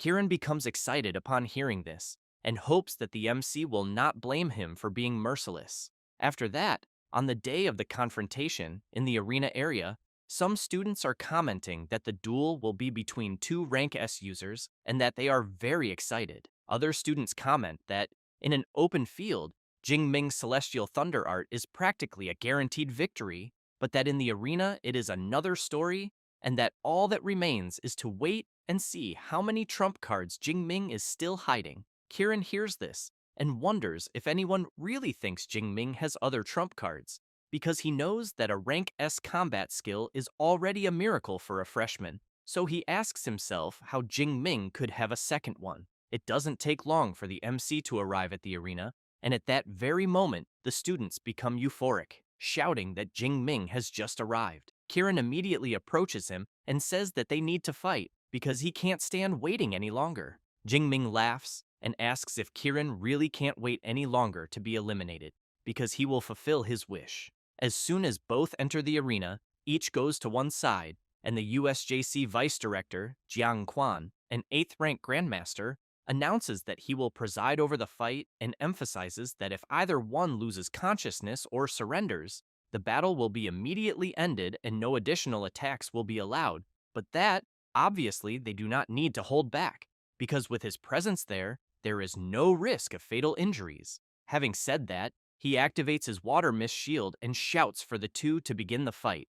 Kiran wastes no time and immediately activates his Brahma Beast Sovereign ability. Jingming, upon seeing his opponent's transformation, wonders if this is a rank S enhancement type superpower. Kiran calls out to Jingming and says that he will give him time to prepare that rank S magical ability because he will make him admit defeat from the bottom of his heart. The students around the arena, upon seeing Kiran's rank S enhancement type superpower, comment that they think Jingming will have serious trouble since the arena is only 30 meters wide, which is a huge limitation for long-range lightning abilities. The MC, on the other hand, thinks that, upon reflecting more carefully, since entering the 3rd rank, he has never fully released his superpower, so he thinks the moment will be perfect to test it.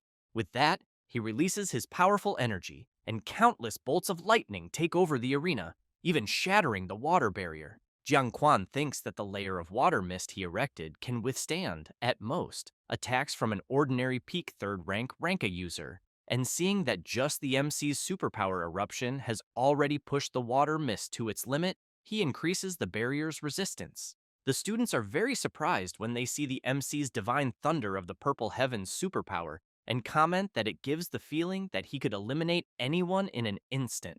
Kiran, on the other hand, keeps in mind that ordinary lightning does not harm him, but that Jingming's thunder can travel through his entire body, and therefore, he thinks he needs to end the fight very quickly. Thus, he charges at Jingming with all his might.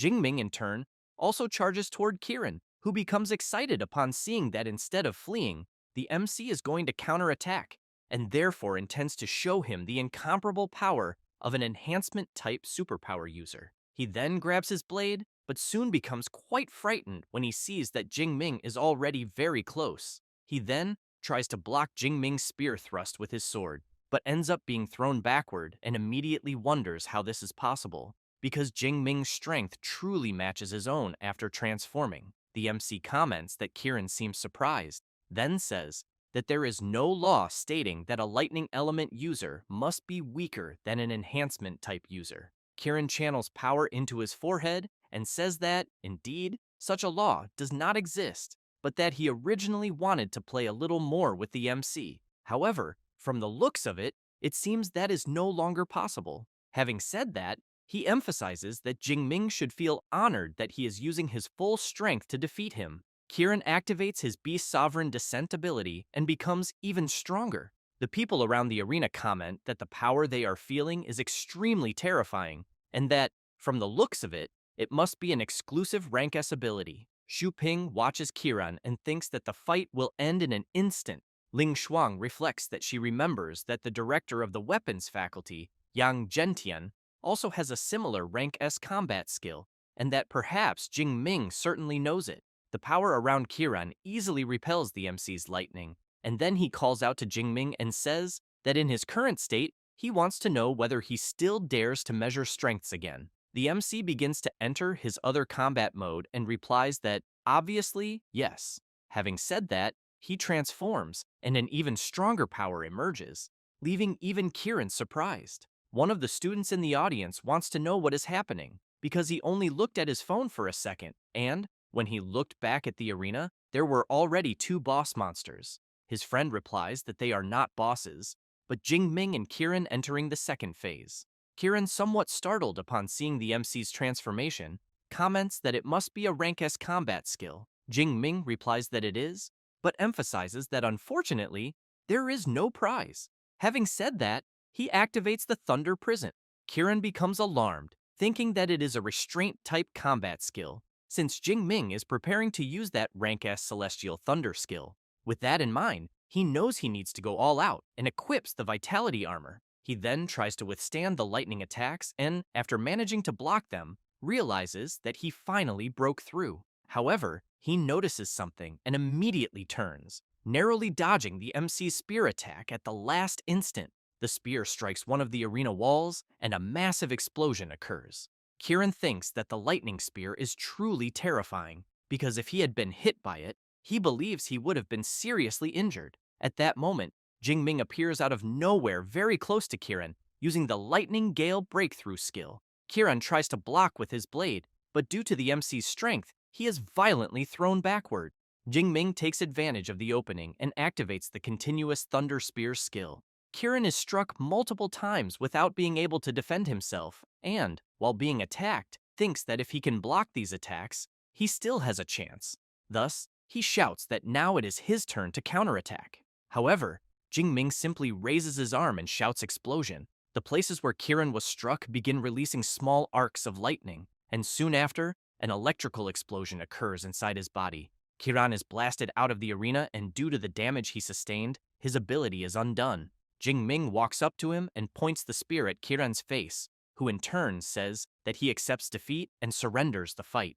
Grandmaster Jiang Quan announces that the winner is the student Xu Jingming. The students from Magic City University become excited and shout, celebrating the victory of the most terrifying freshman of all. Ling Shuang reflects that the Thunder Prison was used for control. Then the Thunder Spear forced Kiran to expend his movement ability, followed by the Lightning Flash to advance, combined with the Lightning Gale Breakthrough to expose the opponent's weakness, and finishing with Continuous Thunder Spears. So she knows that everything connected perfectly, being clean, direct, and efficient. She then asks whether the vice director would like to say anything else. Xu Ping replies that they are accepting the defeat graciously, and that 20% resource quota belongs to them, and that the rank S resource promised to Jingming will be delivered the next afternoon. As he leaves, irritated, he thinks that they did not get the 20 passes to the ruins and also lost 20% of the resource quota, so he knows that in trying to come out ahead,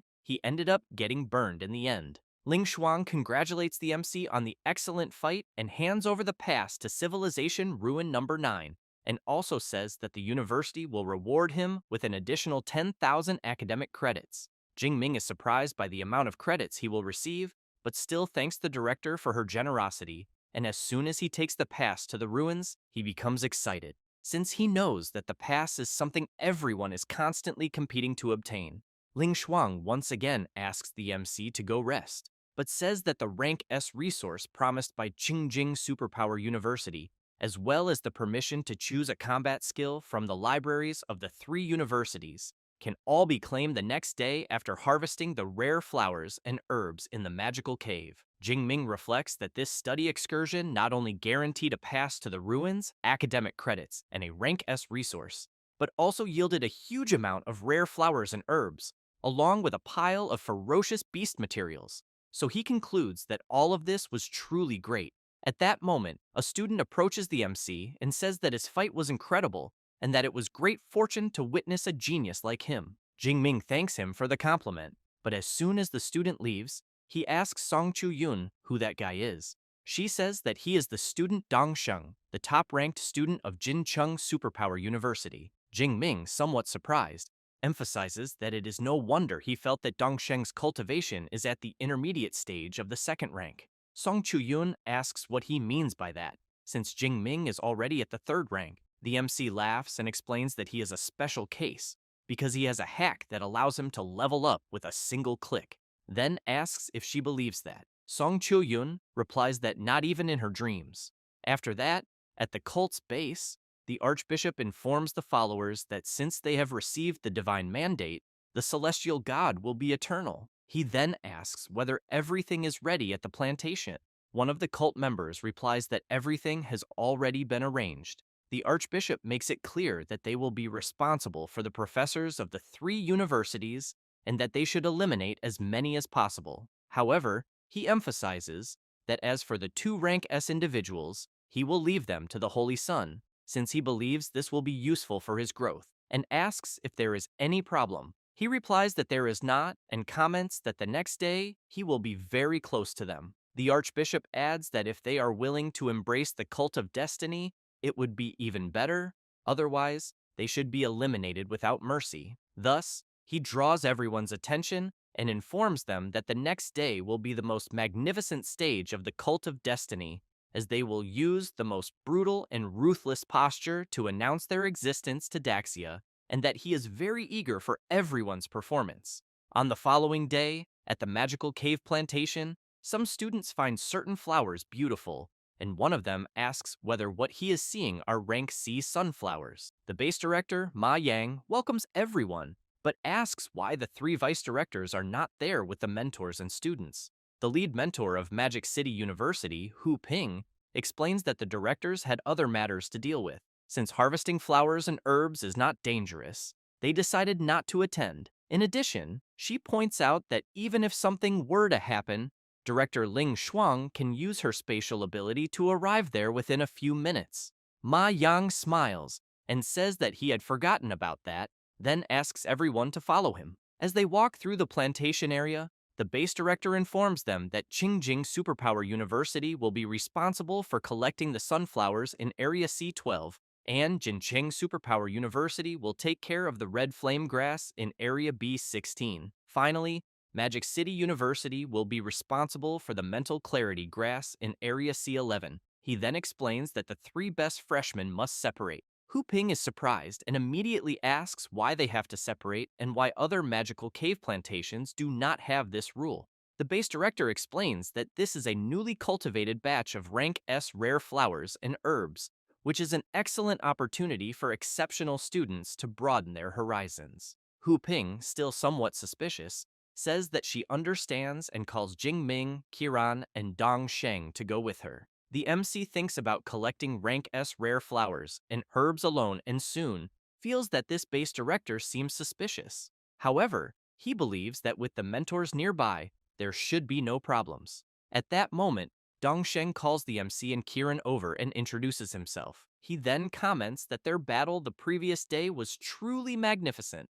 After that, he says that he heard that some religions possess secret techniques that increase strength, allowing someone of the second rank to advance directly to the fourth rank. Thus, he thinks that if this is true, he might be able to exchange blows with the two of them. Jingming, upon hearing about religions, comments that he thinks it would be better for Dongsheng not to get involved with that. Kiran asks what is wrong with religions, since the Miadu cult or the Sacred Father cult both have very positive impacts on his father, and it is precisely thanks to the support of Lord God Brahma that he is invincible. Jingming asks what he means by invincible and why the god Brahma he believes in did not make him defeat him. Kiran becomes very nervous upon hearing this, but Dongsheng gives his opinion, saying that he actually thinks Kiran is right, because some religions really do bring great benefits, and that when the MC personally feels the power that comes from religion, he thinks that perhaps he will change his mind. Jingming is intrigued by what Dongsheng said about when the time comes, and questions what he meant by that. At that moment, Ma Yang asks the mentor from Magic City University for permission and informs her that the three students have already arrived at the location. She asks whether they have really arrived and where the rank S rare flowers and herbs are. Ma Yang points to the side and tells the lead mentor that the rank S rare flowers and herbs are right there. She turns around, somewhat confused. The base director takes advantage of her distraction and lunges forward with his monstrous arm, attempting to strike her. Hu Ping jumps back to avoid being completely hit and is greatly shocked to see that the base director is a 7th rank grandmaster. Next, she activates her rank A superpower, the Lacquer Shadow Spirit Cat, and immediately asks who the base director really is and whether he knows the consequences of doing what he is doing. He laughs and says that, as expected of someone at the peak of the 6th rank from Magic City, she is indeed different from ordinary users of that level. Having said that, he emphasizes that since she is going to be eliminated, it would not hurt to tell her. So he reveals that he is part of the cult of destiny and, regarding the consequences, makes it clear that the more serious they are, the more they will like it. While the other students remain on alert, Hu Ping asks whether Ma Yang and his cult are trying to destroy the future generation of Daxia, as she hopes they will not regret what they are doing.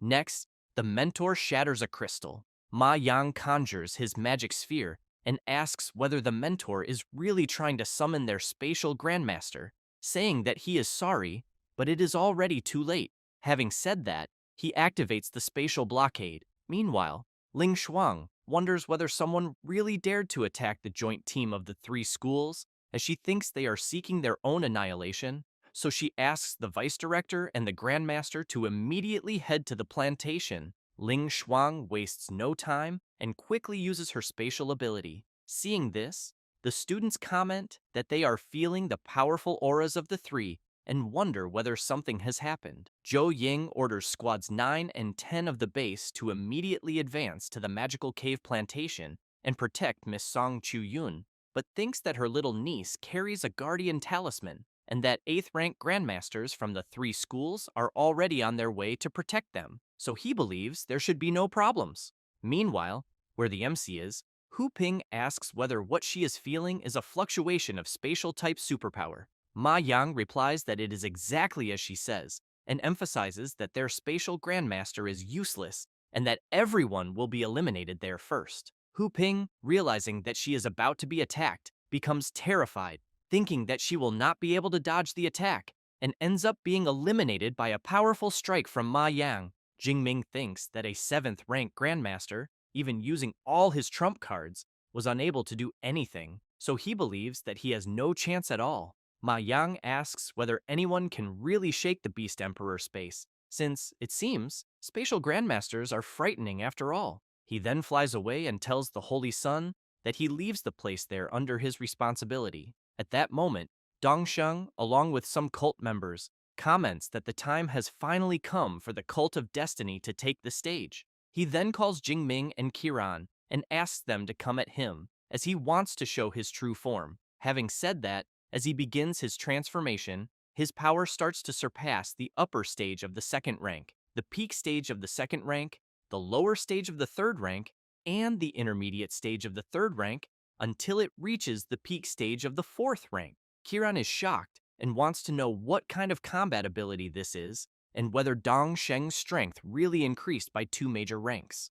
Jingming only thinks that what he is feeling is certainly the aura of divine blood. He then reflects that Dongsheng carries the aura of several types of divine blood, and that each of them is equivalent to an SSS rank resource. So now it makes sense that he jumped directly to the peak of the 4th rank. Dongsheng emphasizes that going directly from the intermediate stage of the 2nd rank to the peak of the 4th rank is the true power of the Cult of Destiny, and thus says that the MC and Kirin have 2 choices, the first being to join the Cult of Destiny and hunt the other students, or be crushed to the end. Meanwhile, some students shout that the 2 rank S students are in danger and that they need to help them immediately. However, some cult members appear and comment that no one will be saved, telling them to worry about themselves instead, as they are also targets. Song Chu-yun equips her halberd and quickly prepares for combat, while hoping that nothing happens to her friend. Outside the magical cave plantation, the directors are still being blocked. Xu Ping asks Ling Shuang why they do not teleport directly.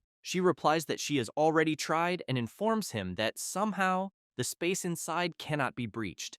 She then observes Ma Yang and comments that what he must be holding in his hands is likely the bone of a 9th rank Beast Emperor with spatial abilities, and that because of this, the plantation space has been sealed. Xu Ping remarks that he thinks it is an absurd waste for a 9th rank Beast Emperor bone to have spatial abilities. Jiang Quan, on the other hand, emphasizes that if something happens to the 2 rank S students, they will be in serious trouble. Ma Yang laughs and says that he does not care at all, since they are 3 grandmasters who can only watch helplessly as the Cult of Destiny eliminates all the freshmen. Jiang Quan is intrigued upon hearing about the Cult of Destiny. Xu Ping says that they were exterminated from Daxia's territory 60 years ago, but that he did not expect them to resurface. At that moment, while preparing her ability, Ling Shuang calls the 2 of them to attack together and informs them that 3 minutes should be enough to break the spatial blockade. She then shouts for them to rise.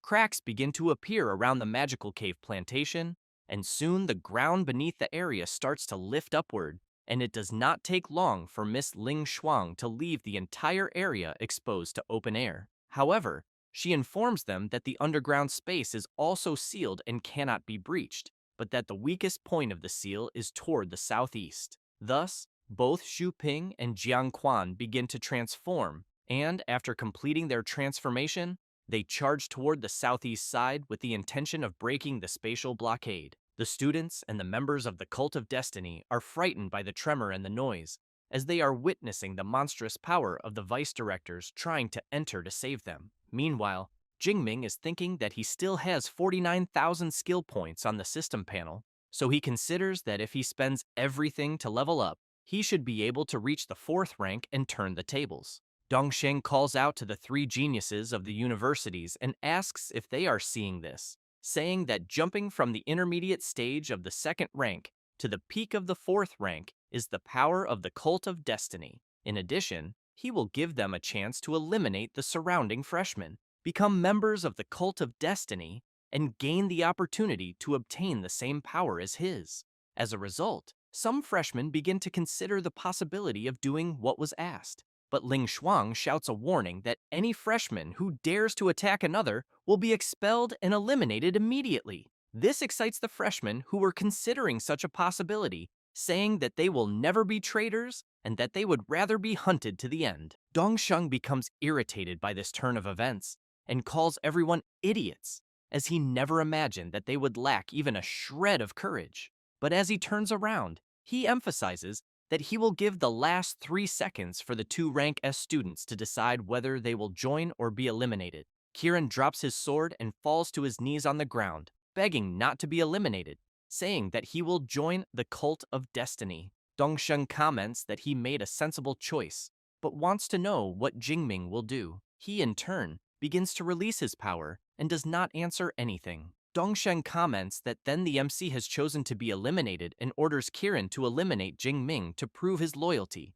Kiran, with a trembling voice, comments that he cannot deal with Jingming alone. At that moment, some cult members transform and call Kiran to attack together. The MC notices that one of them is at the lower stage of the 3rd rank and 4 are at the lower stage of the 4th rank, so he thinks that it seems he does not even need to use his skill points yet. One of the cult members gets reckless and charges at the MC, asking whether just because he is rank S, he thinks he is amazing. Without making any movement, Jingming blocks the attack with his lightning and then counterattacks with a thrust of his spear. The cult member falls to the ground, wondering how this was possible, since he is a 4th rank superpower user. Jingming makes it clear that he was a fool to dare attack him alone. Dongsheng says that he will also help with the attack. Jingming thinks that he really feels threatened, because Dongsheng is truly strong, so it seems that he will have to use his skill points after all. But it is a pity, because he wanted to test whether 50,000 skill points would improve his superpower. However, upon seeing the notification from his system informing him that by eliminating a Divine Blood envoy at the lower stage of the 4th rank, he obtained another 1,000 skill points, thus reaching 50,000 points, Jingming wastes no time and immediately upgrades his superpower. As the sky begins to darken and numerous bolts of lightning strike across the entire area, the system informs that it will begin the superpower evolution, starting the evolution of the Purple Sky Divine Thunder of rank S. While the evolution rate is at 30%, the MC's lightning begins to spread even further throughout the area. Dongsheng shouts that he thinks Jingming is just putting on a show and unleashes his attack. A huge explosion occurs inside the magical cave plantation, but the MC manages to block the attack, remaining unscathed, while the superpower evolution progress continues. Next, the system informs that the rate has reached 100% and that the superpower evolution has been successfully completed, and now the Purple Sky Divine Thunder of rank S has evolved into the All Heavens Divine Thunder of rank SS. Jingming simply opens his eyes, releasing his new power, and countless bolts of lightning begin to destroy the entire area. Dongsheng is struck head-on by one of these bolts. With this, the system informs the MC that he has eliminated a Divine Blood envoy at the peak stage of the 4th rank, obtaining another 2,000 skill points.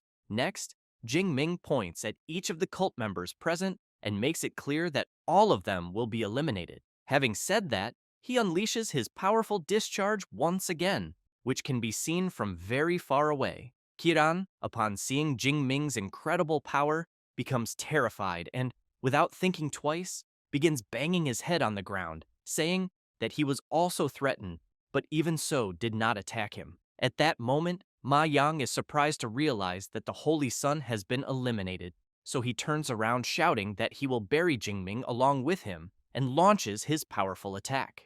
On the verge of being struck by Ma Yang's blow, Jingming realizes that he cannot move his body even an inch and wonders if this is the difference in level between him and a 7th rank Grandmaster.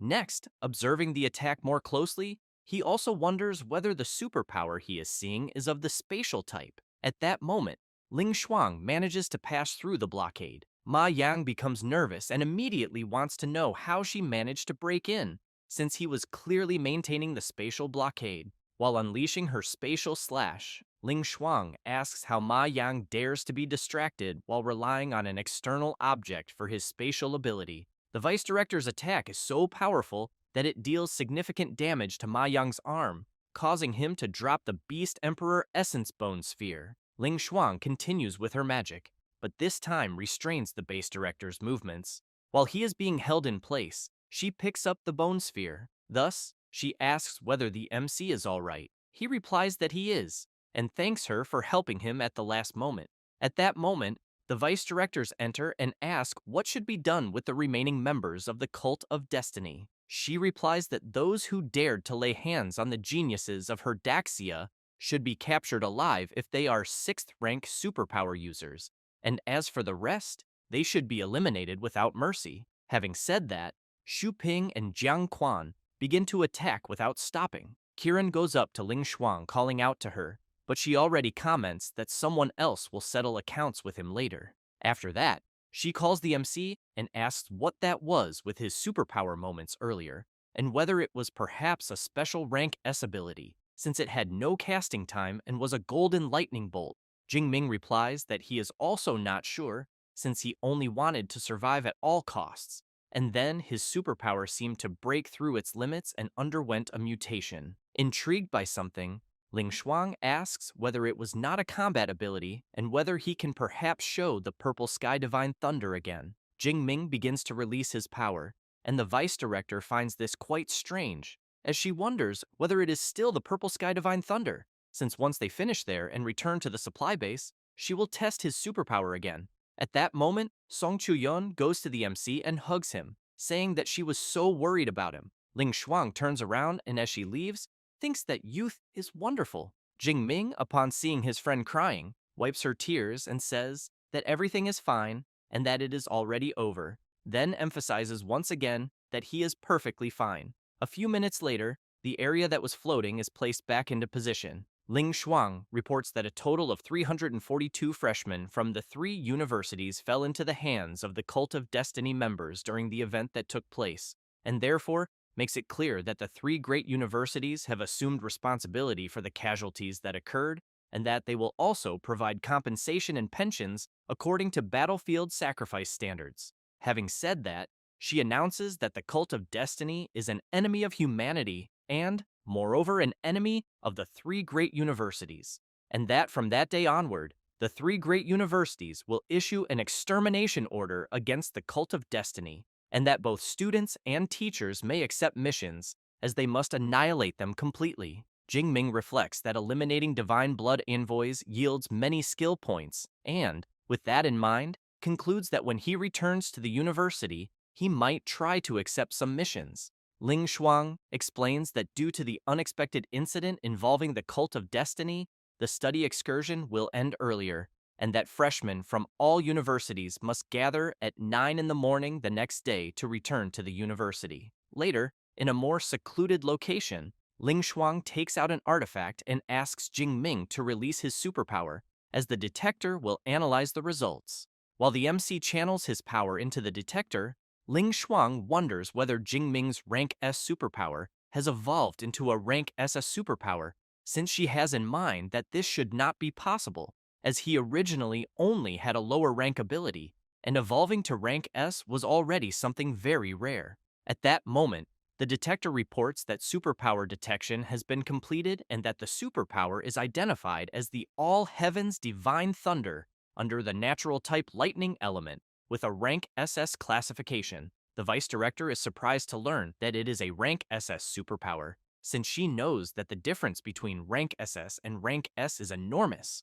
Because if cultivated properly, Jingming could definitely play a decisive role on the battlefield against ferocious beasts, considering that the last time an SS Awakened appeared in Daxia was more than 10 years ago. Thus, she smiles and says that his rank SS superpower is very good and that he performed very well. Jingming comments that his superpower really did undergo another evolution, but wants to know how the machine knows about the All Heavens, Divine Thunder, and whether this power has appeared before. Ling Shuang emphasizes that since it can be detected, it must naturally have appeared before, not in the modern era, but in the era of ancient civilizations, since the university's detectors are made based on detectors from ancient civilization ruins. However, she points out that this means Jingming's talent can already be comparable to that of the powerhouses of ancient times. Having said that, she emphasizes that there is no need for the MC to hide the fact that his superpower has evolved, but that he should also not flaunt it around carelessly, then asks him to take the talisman she personally made, and that if he crushes it within 400 kilometers, he can rush to her, so he should remember to use it only when he is in real danger. Jing Bing takes the talisman and thanks the vice director. Ling Shuang also hands over the rank S resource promised to the MC by USQJ, a 7th grade limit breaking pill, and says that he can use it when breaking through a major rank, then suggests that he take it when trying to break through from the peak stage of the 5th rank to the 6th rank, otherwise it would be a waste of its potency. Feeling a bit awkward, Jingming asks whether he can exchange it for a different rank S cultivation resource, since he has in mind that with the system, he does not need pills at all to break through. However, Ling Shuang replies that USQJ will not exchange it, but will grant a special permission to exchange it for a rank S resource at the USCM Resource Department after they return to the university, and that is for the combat skill reward for taking first place in the study excursion. He should take a look and see which one he wants to choose. Thus, the vice director asks Eva to display all lightning element combat skills of rank A and above from USQJ and USJC. Quickly, Eva begins to show all the available skills. Jingming observes the SSS rank Obliterating Thundercloud skill, which uses lightning element superpower to trigger natural phenomena, forming a thundercloud that continuously fires lightning, but which can only be learned by users of the 5th rank or above, with a lightning element superpower of rank A or higher. He also sees the SS rank Descent of the God of Thunder's Judgment skill, which uses lightning element superpower to condense a thunder god and judge all enemies. Jingming thinks that SS and SS rank combat skills are extremely tempting, but unfortunately, the rank requirements are extremely high, and he cannot learn them yet, so he thinks it is better to be pragmatic and choose something he can learn at the moment. After choosing the one he wants, the MC calls the vice director and says that he chose the S rank Finger of the God of Thunder skill. Ling Shuang sees that this skill uses lightning element superpower to condense the finger of a thunder god to attack the enemy, causing massive lightning damage. She then informs him that this is a combat skill from USQJ, so she thinks that they will probably not provide much assistance in teaching it, since the learning cycle may be very long. Jingming replies that he does not mind, and thinks that since he still has 6,000 skill points, it will be enough. The vice director smiles and comments that since the MC has already mastered several rank S combat skills and has plenty of experience, he will not need her reminders. While Jingming is distracted watching the abilities that Eva is displaying, Ling Shuang reflects on the MC's extremely fast cultivation speed, as well as his heaven-defying comprehension, and even the fact that his superpower can undergo mutation again, so she knows that for so many exaggerated advantages to be concentrated in a single person, if he manages to grow, humanity will definitely gain an unparalleled expert. Later, in the private training room, the MC is focused until he asks the Deep Blue system to open his attribute panel. He then thinks that 50,000 skill points transformed his Purple Sky Divine Thunder of rank S into the All Heavens Divine Thunder of rank SS.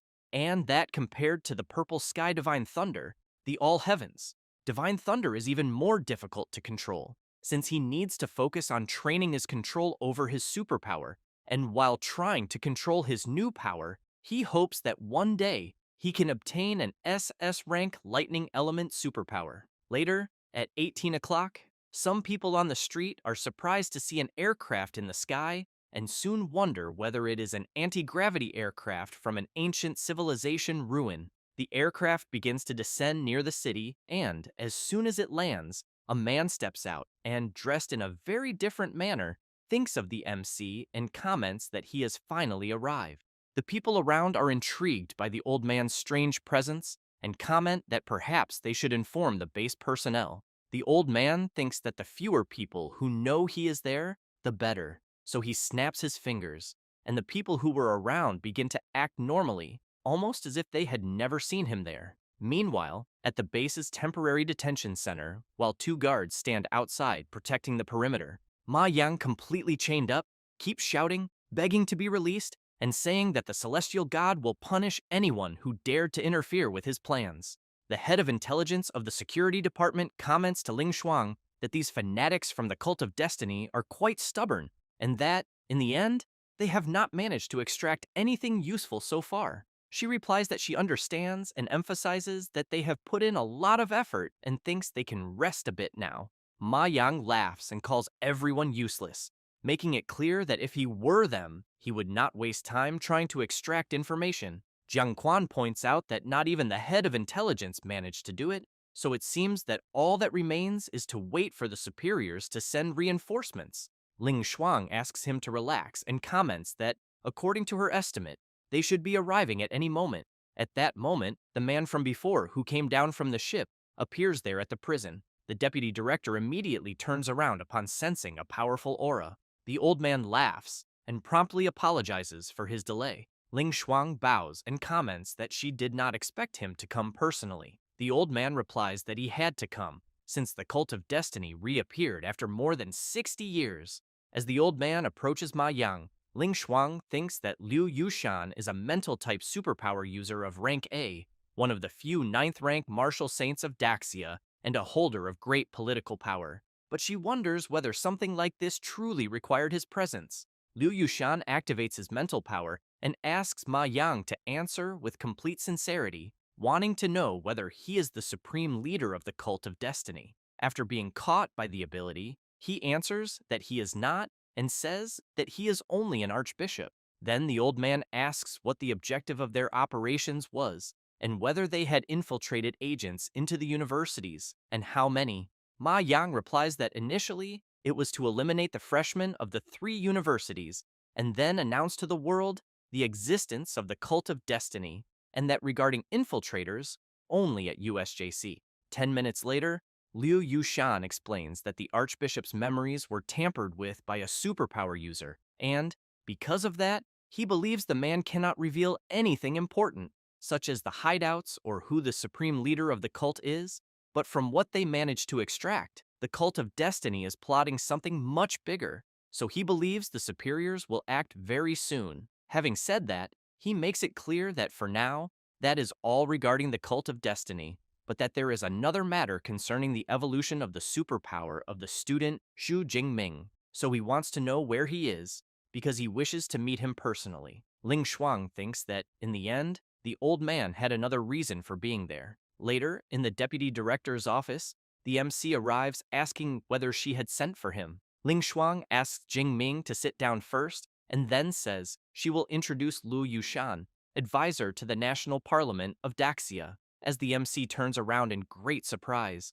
wondering whether there really is someone else in the room. Since he did not sense any presence, the old man greets Jingming and emphasizes that it is a pleasure to meet him, while Jingming, very surprised, thinks that something is very wrong there and is soon caught by an overwhelming pressure coming from the old man. However, at that very moment, he tries to use his power to dissipate the control, and as soon as he manages to do so, he becomes very tired, almost as if he had just gone through an intense fight. He then reflects that, until now, he had only seen 9th rank martial saints on the internet and never imagined that, in person, Just a single look from the old man would be so overwhelming. Liu Yushan comments that the MC did not do badly at all, since nowadays, very few third-rank users can withstand his gaze. So he believes the MC's strength is truly admirable. Jingming bows and makes it clear that, in truth, he knows it was the old man who held back. The advisor laughs and says that every year, 3 or 4 rank S superpower users emerge on Blue Star, but that there have been fewer than 50 rank SS users in the past 200 years, and therefore, those who do not die young end up becoming the absolute pinnacle of power among humans, and he hopes the MC will be one of them. Having said that, he emphasizes that to help him on this path, they will provide support, then explains that what he just did was a mental seal capable of creating a layer of mental protection on him. Next, he places it on the MC's forehead, but as soon as he does so, he ends up feeling a bit dizzy and emphasizes that it is a rank SS mental combat ability he developed and is applying. In the future, even if a 9th rank mental type tries to break the seal, they will have to sweat a lot to do so. While Jingming helps the advisor sit down, Ling Shuang makes it clear that Liu Yushan is doing all of this for free for the MC and therefore thinks he should thank him properly. Immediately, Jingming thanks the advisor. He asks the MC not to thank him, as this was a collective decision of the parliament, and that when he becomes stronger, he only needs to help Daxia defeat more enemies. The deputy director explains to the MC that a thick layer of mental protection was applied around his sea of consciousness, and that advisor Lu's mental seal is the dream of many 8th rank grandmasters.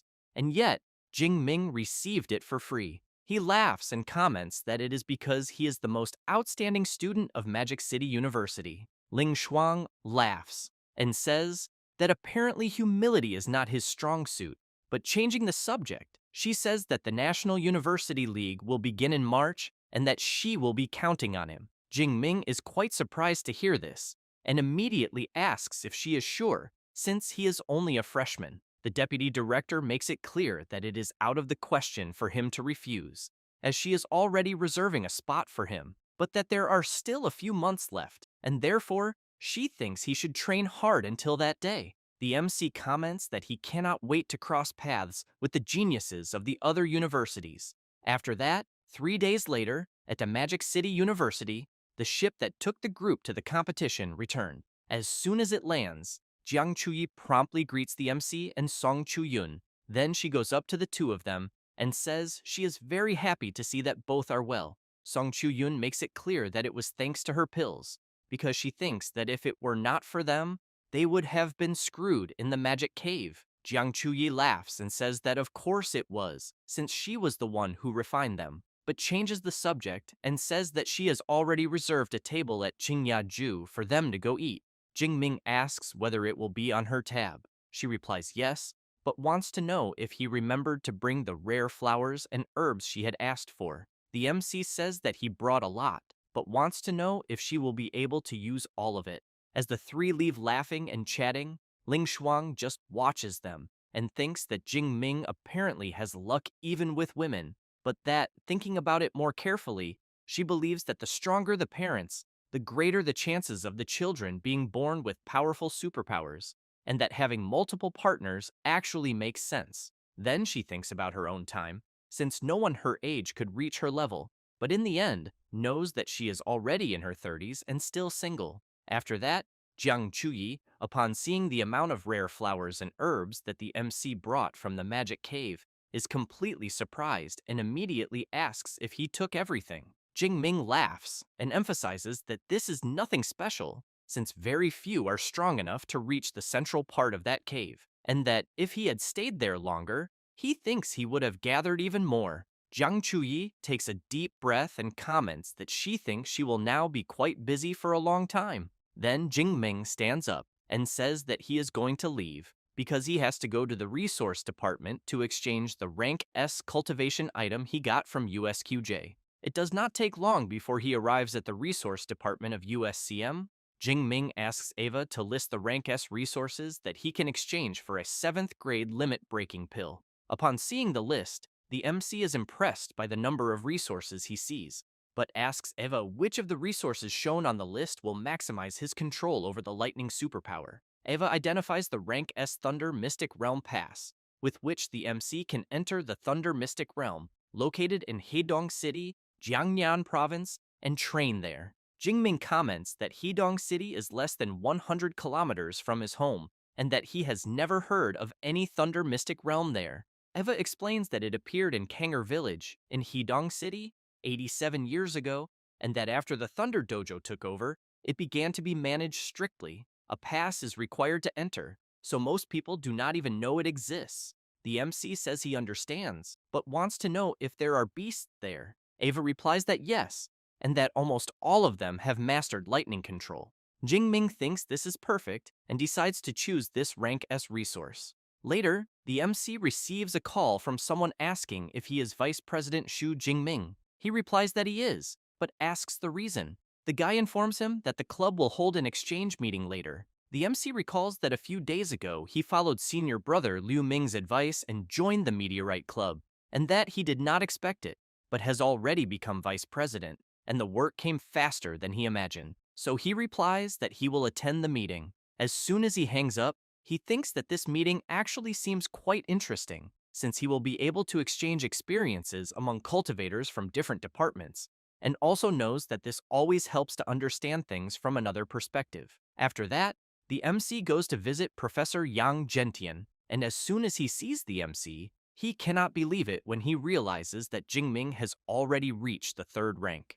Jingming laughs and replies that yes, he broke through during the study excursion. Young Gentian asks why the MC talks as if breaking through the third rank bottleneck were as simple as drinking coffee, since they have not even completed one semester yet, and worries that if this continues, by the time he graduates, he will already be a 7th rank Grandmaster. Jingming invites the professor to go to the training room as he wants to show him up close the changes that the divine blood brought to his body. Upon arriving at the training room, the MC releases his powerful power. Professor Yang Gentian is quite surprised and soon asks whether the Purple Heaven Divine Thunder was not blue-violet and why the color changed, also noting that it is not just the color, since even the origin aura of the superpower is different. Jingming asks whether Deputy Director Ling Shuang did not tell the old man because his superpower evolved and is now the All Heavens Divine Thunder of rank SS. Yang Gentian is even more impressed upon learning that the superpower evolved from rank S to SS,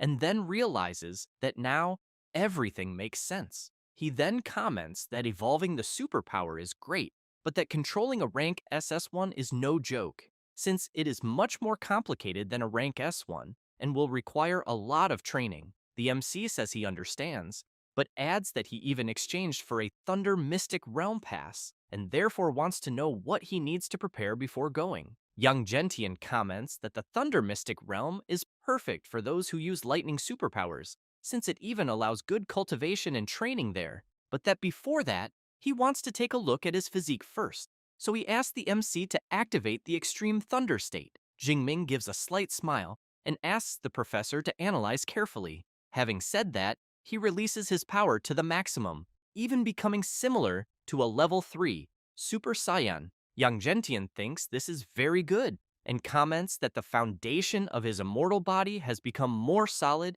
and that he believes the MC must have reached the upper level of the 8th rank and that it is also mixed with the aura of a Beast Emperor bloodline. Jingming thinks that he now understands why just his physical strength alone can contend with Kiran's, who is rank S. Yang Gentian asks the MC to rest a bit, because he is going to call an opponent to test his body in real combat. As he leaves the training room, he carefully observes the MC and thinks that Tong Yue is at the upper stage of the 2nd rank, Xu Wei at the lower stage of the 3rd, and Liu Ming is still recovering, and therefore believes that none of these 3 will be suitable, and also that he did not even notice it. But their junior brother, Jing Ming, is already stronger than all the other disciples currently at the university. 10 minutes later, a guy arrives saying that the MC's opponent has just arrived. This is Zhong Dan, a 4th-year student from the Weapons Academy, who introduces himself very nervously and says that he thinks he has not done anything wrong recently.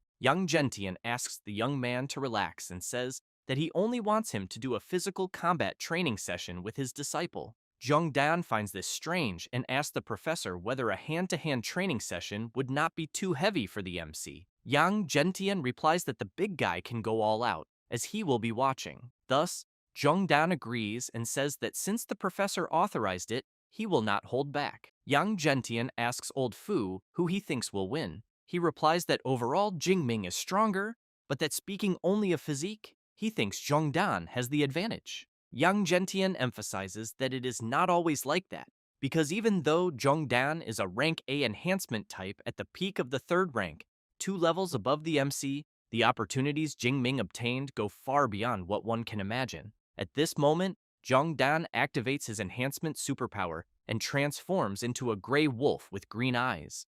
But he keeps watching the MC and thinking that he is rank S and also has the support of the director and the deputy director, who is a spatial type grandmaster, and therefore thinks it is better to proceed carefully, since if he ends up injuring him, he will be in trouble. And as soon as he charges forward, he ends up being surprised by Jingming's counter-strike, and while being thrown backward, he wonders what the hell just happened, since he used his rank A enhancement type superpower, and even while holding back, it should have been an easy beating. Jingming asks whether his opponent used all his power. Jung-dan replies that he did not, and that he underestimated him too much. Thus, he begins to channel his power, and the MC really enjoys seeing this. Jung-dan throws a powerful punch, as does the MC, and both continue delivering several consecutive blows to each other. Meanwhile, Professor Yang Gentian is observing that Jingming's blood circulation speed is 1.3 times greater than Jung-dan's, so he believes it must be the influence of that beast Emperor blood, since in brute strength, the two are evenly matched. Then he asks the MC to activate the extreme thunder state. Jung-dan comments that he is already being pressured while Jingming is in normal mode, and fears that if he activates that, he will be in a bad situation. The MC begins to transform, and the big guy becomes a bit afraid, and soon asks Jingming to take it easy. He finishes his transformation and asks Jung-dan to just relax. Several minutes later, the big guy is lying on the ground completely exhausted. Jingming goes over to him and says that the professor had an idea and went to refine a technique, so they will end it there as well. Thanks the senior for the effort and hands over a potion to recover HP. Jung-dan thanks him for the potion and emphasizes that if anyone still dares to say that the MC's fame is exaggerated, he will be the first to defend him on the forum until he gets tired.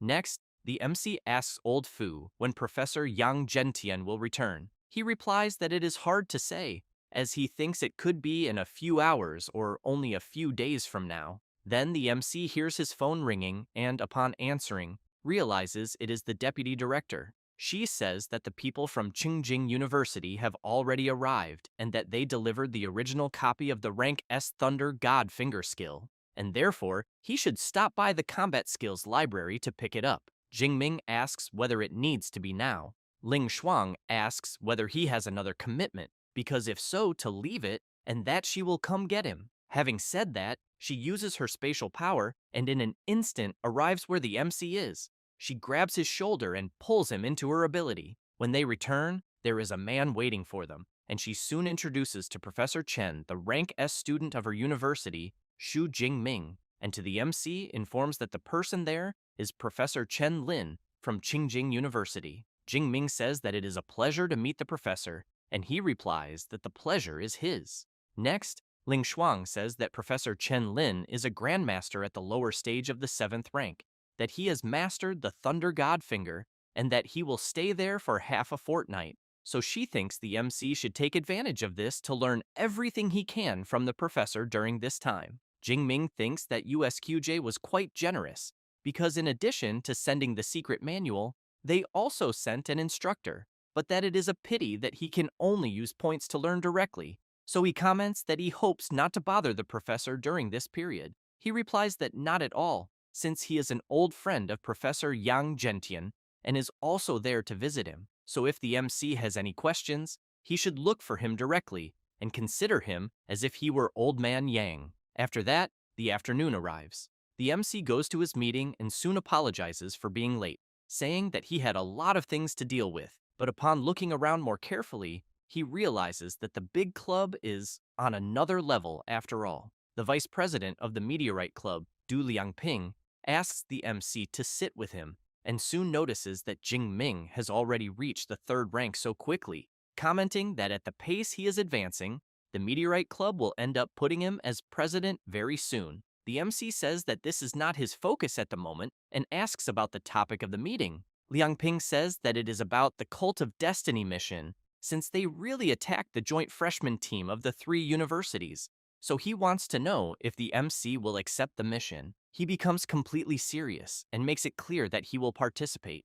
A few minutes later, the meeting begins, and Wu Yuan comments that the Cult of Destiny has reappeared and that the Daxia government has officially issued an extermination order against them. He also informs that the university has received several missions related to the Cult of Destiny and, because of that, hopes that everyone will actively participate. Having said that, he mentions the MC and comments that he bets he will accept some mission and that, therefore, thinks that if he wants to form a team, he can look for him. Jingming laughs, thanks him for the invitation, but makes it clear that for now, he prefers to act alone. However, he has in mind that before accepting any mission, he needs to master the Thunder God's Finger, since having another S-rank combat skill will make him much safer. After the Meteorite Club meeting ends, the MC goes to talk to Professor Chen Lin. Jingming comments that he analyzed the Thunder God's Finger the previous night and had some doubts, so he would like to receive some guidance. Chen Lin is surprised that he has already analyzed it,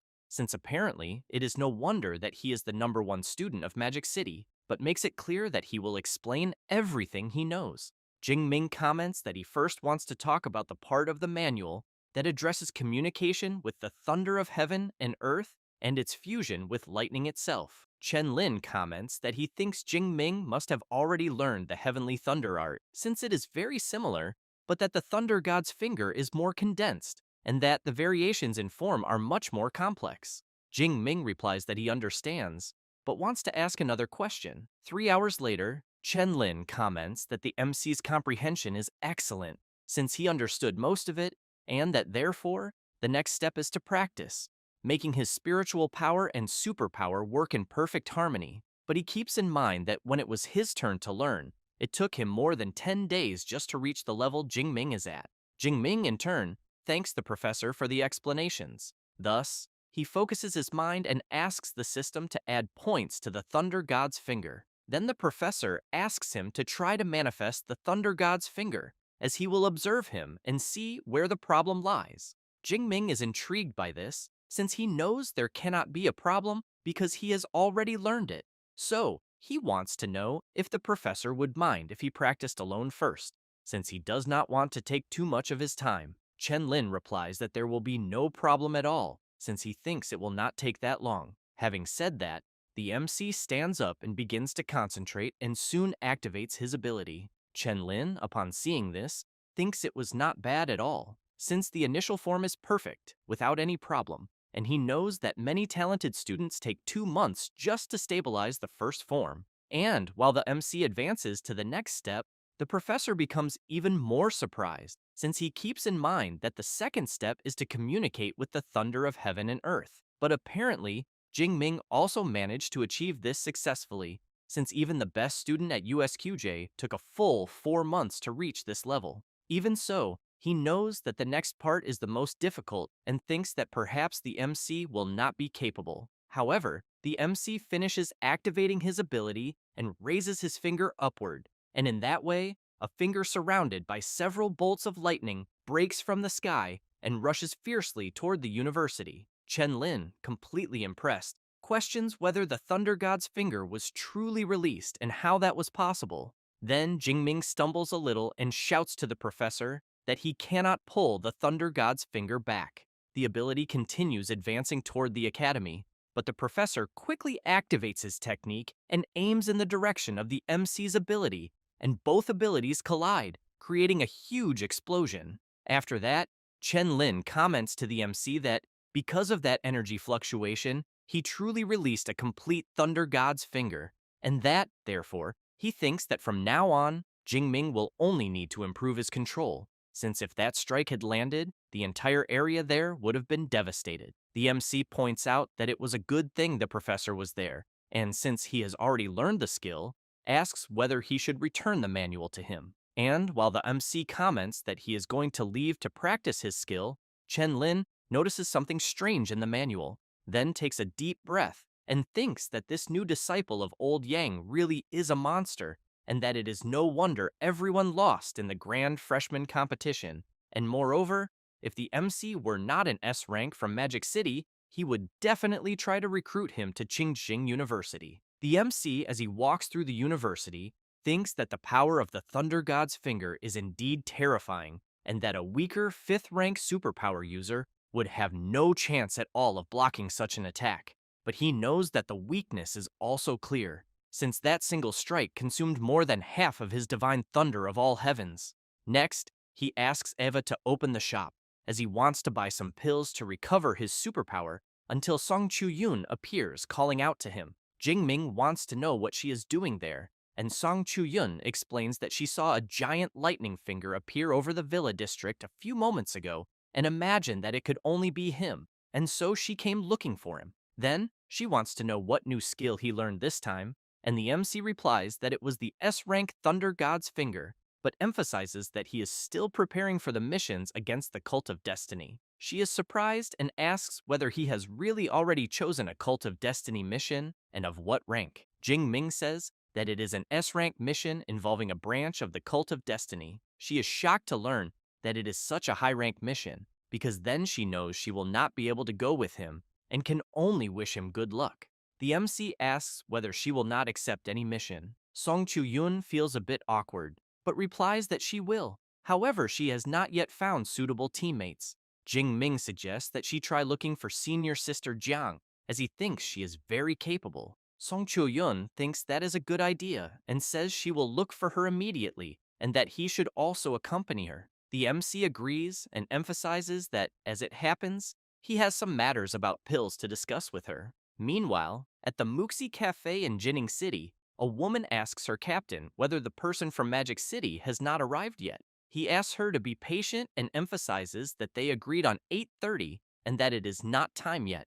A man with glasses points out that it is the fault of Jinning City's security department for being understaffed, but wants to know what kind of person will be coming. The captain says that his name is Jing Ming. He is 19 years old and is a first-year freshman. The woman is quite surprised to learn that the person doing the mission is a freshman, and therefore asks whether Magic City has gone crazy. The captain becomes serious and asks her to let him finish explaining, then explains that Jingming possesses an S-rank superpower and is at the initial stage of the 3rd rank, and moreover his real combat strength reaches the peak of the 3rd rank. Everyone in the room is impressed to learn that a Magic City freshman is already at the initial stage of the 3rd rank, and the captain further makes it clear that when he arrives, everyone is to behave like professionals. At that moment, the MC opens the door and immediately apologizes for making everyone wait. The captain shakes the MC's hand and says that they also just arrived,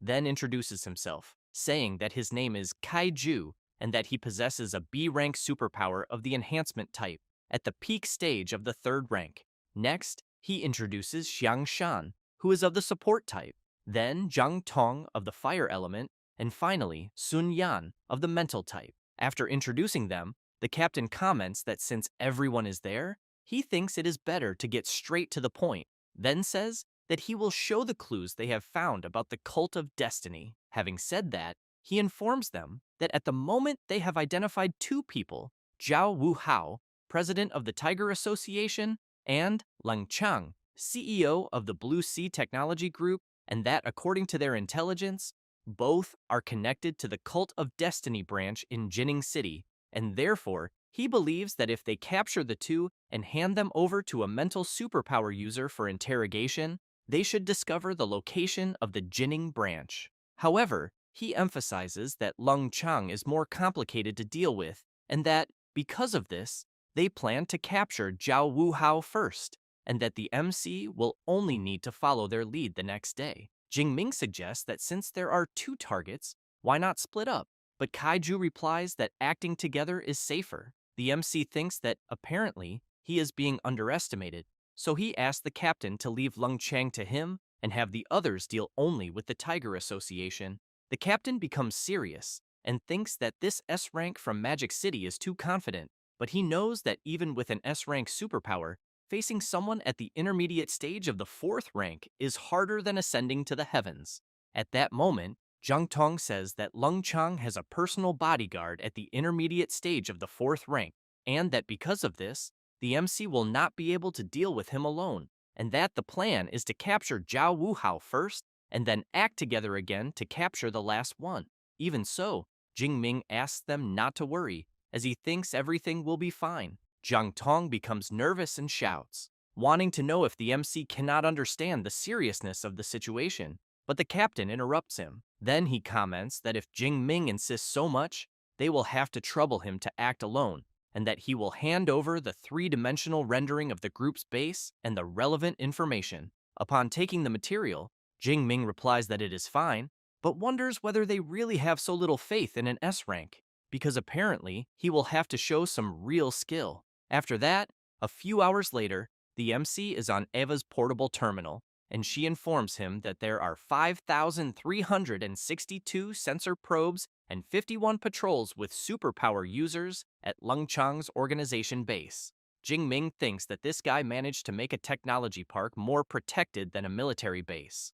Then, he hears his phone ringing and sees that it is an audio message from the captain, in which he informs him that the department has assembled a special task force for the MC, with 20 people under his command. Jingming has in mind that he is almost certain these reinforcements will not help much when things get serious. The next day, at the technology park, Jingming is sitting at a table drinking tea, but he communicates with the captain of the reinforcements and asks how the reconnaissance is going. Wang Gang, captain of the special task force, says that they have searched several times, but so far, no breach in security has appeared. Jingming thinks that he did not want to resort to force, but it seems he will have to break in through the entrance. Then a woman appears, and upon seeing the MC, calls out his name. As she approaches, she is sure that it is Jingming. The MC recognizes her and comments that it is a coincidence for her to be there, but thinks that he almost forgot that Lin Qingli studies at a university there in Jining. She wants to know if the MC was not in Magic City, or if, by any chance, he is just sightseeing. Jingming replies that he just wanted to take a look at the Blue Sea Technology Park, but that they are not letting him enter. Lin Qingli thinks that is a coincidence, and says that her uncle was invited to a technology exhibition inside, and that she can even ask him to take the MC with them. Jingming wants to know if she could really do that. She replies that yes, since it is just a matter of talking to the staff. Jingming thanks her and calls her representative. She laughs and comments that apparently he still calls her representative. Thus, she calls Jingming to go. He thinks that he did not expect this turn of events, and that it is better to keep the task force on standby as a precaution. Already in the open courtyard inside the technology park, Lin Qingli's uncle comments that boss Lung Chang should arrive soon, but since he is going to meet some friends, the MC and his niece can walk around the place. Jingming thanks Lin Qingli's uncle, but thinks that this is great, because him coming there saves the trouble of going after him. Lin Qingli wants to know if Jingming has already become a superpower user. He replies that yes, and she comments that she feels envious, because only 6 months have passed and he has already evolved, while she is still stuck at the awakening stage, unable to advance. At that moment, the MC's phone starts ringing, and he comments that he needs to answer it. It is Captain Kaiju wanting to know if he managed to locate Lung Chang, because the members of the Tiger Association fled, and because of that, Lung Chang is their only lead at the moment, and the MC cannot let him escape. While the MC is surprised by something, the captain wants to know if he is listening and why he went silent. Then Jingming replies that everything is fine, and that he has already found Lung Chang. Having said that, he ends the call. Zhang Tong wants to know if Jingming gave any news. Kaiju says that the MC only said that he found Lung Chang, but since they still do not know how the situation is over there, he thinks it is better for everyone to head there immediately. Meanwhile, the MC asks Lin Qingli to take the others and hide for a few moments, because he has something to deal with. She is confused and asks him to be clearer.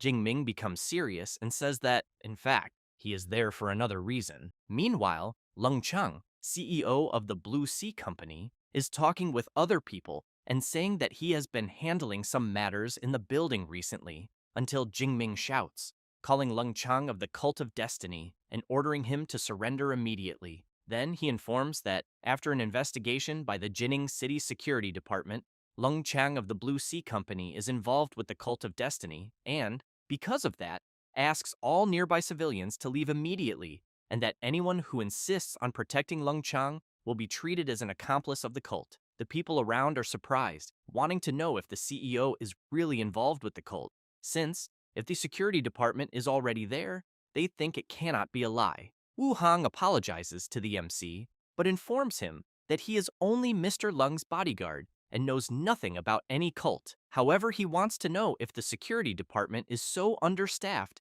that it sent a kid at the initial stage of the third rank. Meanwhile, from afar, Lin Qingli is surprised to realize that Jingming is already at the third rank and reflects that elite universities are truly insane after all, because in less than one semester, they turned and awakened into a monster. Jingming comments to Wu Hang that it seems he is also involved with the cult, then asks Eva to start recording the mission. The bodyguard, while releasing his power, wants to know what gave a kid like the MC the courage to speak that way. Then he charges forward with full force and uses his bloody tiger slash ability, but Jingming easily manages to dodge it. People in the distance comment that the situation has now gotten out of control because Wu Hang charged forward, who in turn comments that apparently the MC's reflexes are quite good, but wants to know if he will be able to dodge again. Jingming makes it clear that he will not need to dodge again, because he has already understood the bodyguard's attack pattern. Having said that,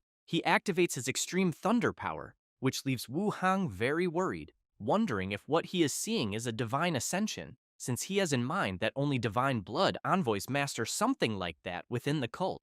Jingming creates his thunder spear and immediately throws it, and the bodyguard is struck head-on by the ability. Then, he falls defeated to the ground. Lin Jaime comments to his niece that the MC defeated Master Wu Hang in an instant, and therefore wants to know if Jingming is her schoolmate. Lin Qingli replies that yes, but that she is shocked by his rapid evolution. Meanwhile, Lung Chang takes advantage of the commotion to try to escape, and wonders since when the security department has such a monster. However, the MC comments that he will not let him escape and activates his Thunder Prison ability. Lung Chang is surrounded by several bolts of lightning, and Jingming quickly approaches him. Overflowing with power throughout his body and with a piercing gaze, the MC comments that Wu Hang has already been eliminated and that, because of that, it is better for Lung Chang not to try anything rash anymore, because if he dares to move suspiciously, he cannot promise that he will come out of the interrogation unscathed. Lung Chang is terrified by the pressure he is feeling and shouts that he never imagined there could be someone so frightening within the security department. Then he asks what the MC intends to do by getting so close. The MC simply releases an electric discharge into the CEO's body, which causes him to fall to the ground completely knocked out. The people inside the MC's Thunder Prison ability begin to question why they are being kept imprisoned, since they are not members of the Cult of Destiny. At that moment, the Special Task Force enters the technology park. Jingming steps forward and makes it clear that until the investigation is fully concluded, no one will be allowed to leave, and that anyone who tries to leave by force will be treated as a member of the Cult of Destiny. But he emphasizes that the security department will not frame innocent citizens, yet will also not allow any criminal to escape. A few hours later, Captain Kaiju's group arrives at the location, and he comments that, apparently, everything is completely under control, and that the Special Patrol Task Force shows no signs of combat, so he thinks it looks like the mission failed. Zhang Tong does not like this at all, because after so much effort, he thought they would finally manage to capture someone and follow the clues of the Cult of Destiny branch. The captain goes to one of the task force members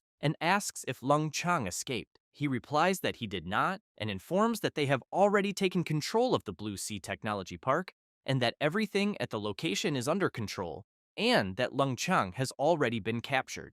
Kaiju comments that this makes no sense and asks why none of them show signs of combat. The officer says that, to be honest, they themselves do not know exactly what happened because when they arrived, Officer Xu Jingming had already resolved everything, and they only handled the cleanup. This leaves everyone in the captain's group incredulous, wanting to know how he resolved everything alone, and on top of that against Lung Chang's bodyguard. who is at the intermediate stage of the 4th rank. As soon as the group gets close to Wu Hong lying on the ground, the captain crouches down and wonders whether Jing Ming really eliminated someone at the level of the bodyguard, since he had thought that he merely drove the guy away. But elimination is completely different from simply defeating someone, and moreover, it was an instant elimination, so he thinks he truly underestimated this S rank from Magic City. At that moment, the MC appears and says that Kaiju finally arrived. He thanks Jingming for all the effort and emphasizes that it was thanks to him, because otherwise he thinks his squad would have been completely defeated, and comments that when this mission ends, he will definitely pay for a drink. The MC, while looking at Leng Chang chained up, comments that the drink can wait, because they need to interrogate the CEO first about the location of the Cult of Destiny branch. Sun Yan, after using his power on Leng Chang, informs that the Cult of Destiny branch is located in the suburbs of Jining City, with about 200 cultists, and that there are 3 at the initial stage of the 4th rank and 1 at the intermediate stage of the 4th rank, and that all of them are Divine Blood envoys. He also informs that there are 8 at the 3rd rank, and the rest are between the 1st and 2nd rank. Jingming thinks about the Divine Blood envoys, since after being so busy for so long, he has finally found what he was looking for, because each envoy represents an absurd amount of skill points. Kaiju comments that there are many superpower users there, so he wants to know if they should request reinforcements from the department. The MC makes it clear that it is not necessary, because he will handle it alone. Thus, they do not waste time and all head to the Cult of Destiny hideout in the suburbs. Sun Yan, with his power active, informs that the Cult of Destiny branch is indeed there, but that to the naked eye there does not seem to be anything strange. So he asks everyone to relax their minds, because he is going to share his vision. Jing Ming thinks that these mental abilities of superpower users are truly convenient, since he can take a look at the library when he returns, because he hopes that the lightning element can achieve a similar detection effect. After everyone views the area through Sun Yan's shared vision, the captain calls Jiang Tong and asks whether, with her fire element superpower, she can blow up the alloy gate ahead or bring down the mountain wall. She replies that both options are very difficult.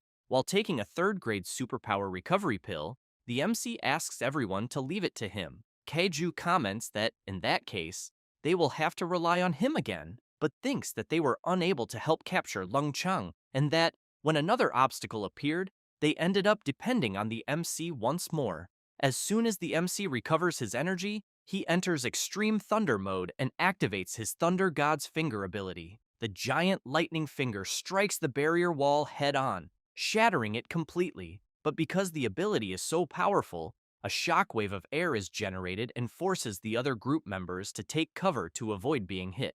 Jiang Tong, upon seeing the explosion, asks whether this is really real, and Captain Kaiju wonders whether someone at the 3rd rank should have this level of destructive power. After returning to normal, Jing Ming takes a deep breath and thinks that this was quite satisfying, because the first time he used the Thunder God's Finger, Professor Chen Lin had to neutralize the strike, and there was no chance to feel the impact. So he concludes that this regret has finally been compensated. Then he informs Captain Kaiju that, since the alloy gate has been breached, he will enter first. Having said that, he asks Eva to activate combat follow mode. As soon as she activates it, both rush into the hideout. Kaiju and his group activate their powers, and the captain orders 10 people to guard the outside to prevent any cultist from escaping, while the rest should follow him. Meanwhile, inside, one of the cult leaders tells everyone not to panic and to grab their weapons to face the enemy because the celestial god is eternal. One of the members, who seems to be Professor Chen Lin, shouts for everyone to listen to Priest Wang, saying they need to stay calm, since these dogs from the security department are, at most, at the 3rd rank, while they have the noble 4th rank Divine Blood envoys, and therefore they will eliminate them as they appear, 1 by 1, 2 by 2. Having said that, all the members begin shouting that everything will be done for the mandate of heaven of the eternal celestial god, until, as they continue shouting, an enormous lightning spear strikes one of the members head-on and knocks him out instantly. Jing Ming appears right in front of them, apologizes for interrupting the mobilization before the battle, but asks whether any of them know where the Divine Blood envoys are. The members shout that one of the security department's dogs has appeared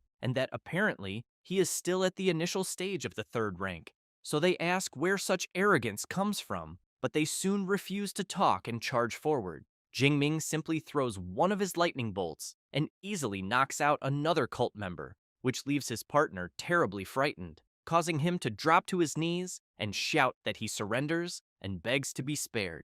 The MC becomes serious and asks where their divine blood envoys are. The cult member says that they are at the blood pool in the deepest part of the mountain, but as soon as he finishes speaking, he is struck head-on by the MC's power.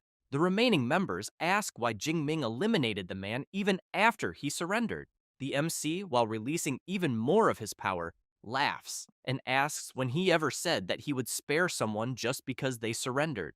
The cult members become afraid and beg for mercy, saying they were only bewitched by the cult of destiny and ended up getting involved in this. Jingming asks Eva to scan the identity information of the members, but while she is scanning, he makes it clear that they will see just how innocent they really are. It does not take long for her to finish the scan, and she reports that Zhou Ping is a wanted fugitive responsible for killing a mother and daughter in the city of Manhwa. Liu Yang is also a wanted fugitive, responsible for selling large quantities of highly addictive exotic fruits in the province of Jie. With that, the MC begins to release his power and comments that this then is what they call innocence, saying that he eliminates everyone in the blink of an eye. At that moment, Captain Kaiju and Zhang Tong arrive where the MC is and see the eliminated bodies of the cult members. The captain, surprised, wonders if what he is seeing was really the work of an S-rank superpower. Zhang Tong thinks that even if she used her flames to instantly reduce someone to ashes, she would have to be at the 5th rank to make that happen. Jingming tells Kaiju that the bishop and the divine blood envoys are in a place called the blood pool and asks if he knows what it is used for. Kaiju says he heard Lung Chang mention that it seems to be a place used to produce divine blood envoys. After that, they arrive at a room where there are several people being kept under observation, almost as if they had been used as experiments. Jingming does not like at all seeing that the cult of destiny is conducting research on humans and animals. Kaiju looks back and, seeing someone, calls out to the MC and comments that it seems they are about to find the blood pool because Zhao Wu Hao from the Tiger Society has just appeared. Zhao Wu Hao tells the captain that he did not plan to settle accounts with them at that moment, but since they came there on their own, they will all be eliminated. Jingming comments that the strongest among them is only at the peak of the 3rd rank, so he wants to know if the divine blood envoys are not there. Zhao Wu Hao shouts, calling the MC arrogant, and emphasizes that the Lord Envoys do not need to move to deal with someone like a public security brat.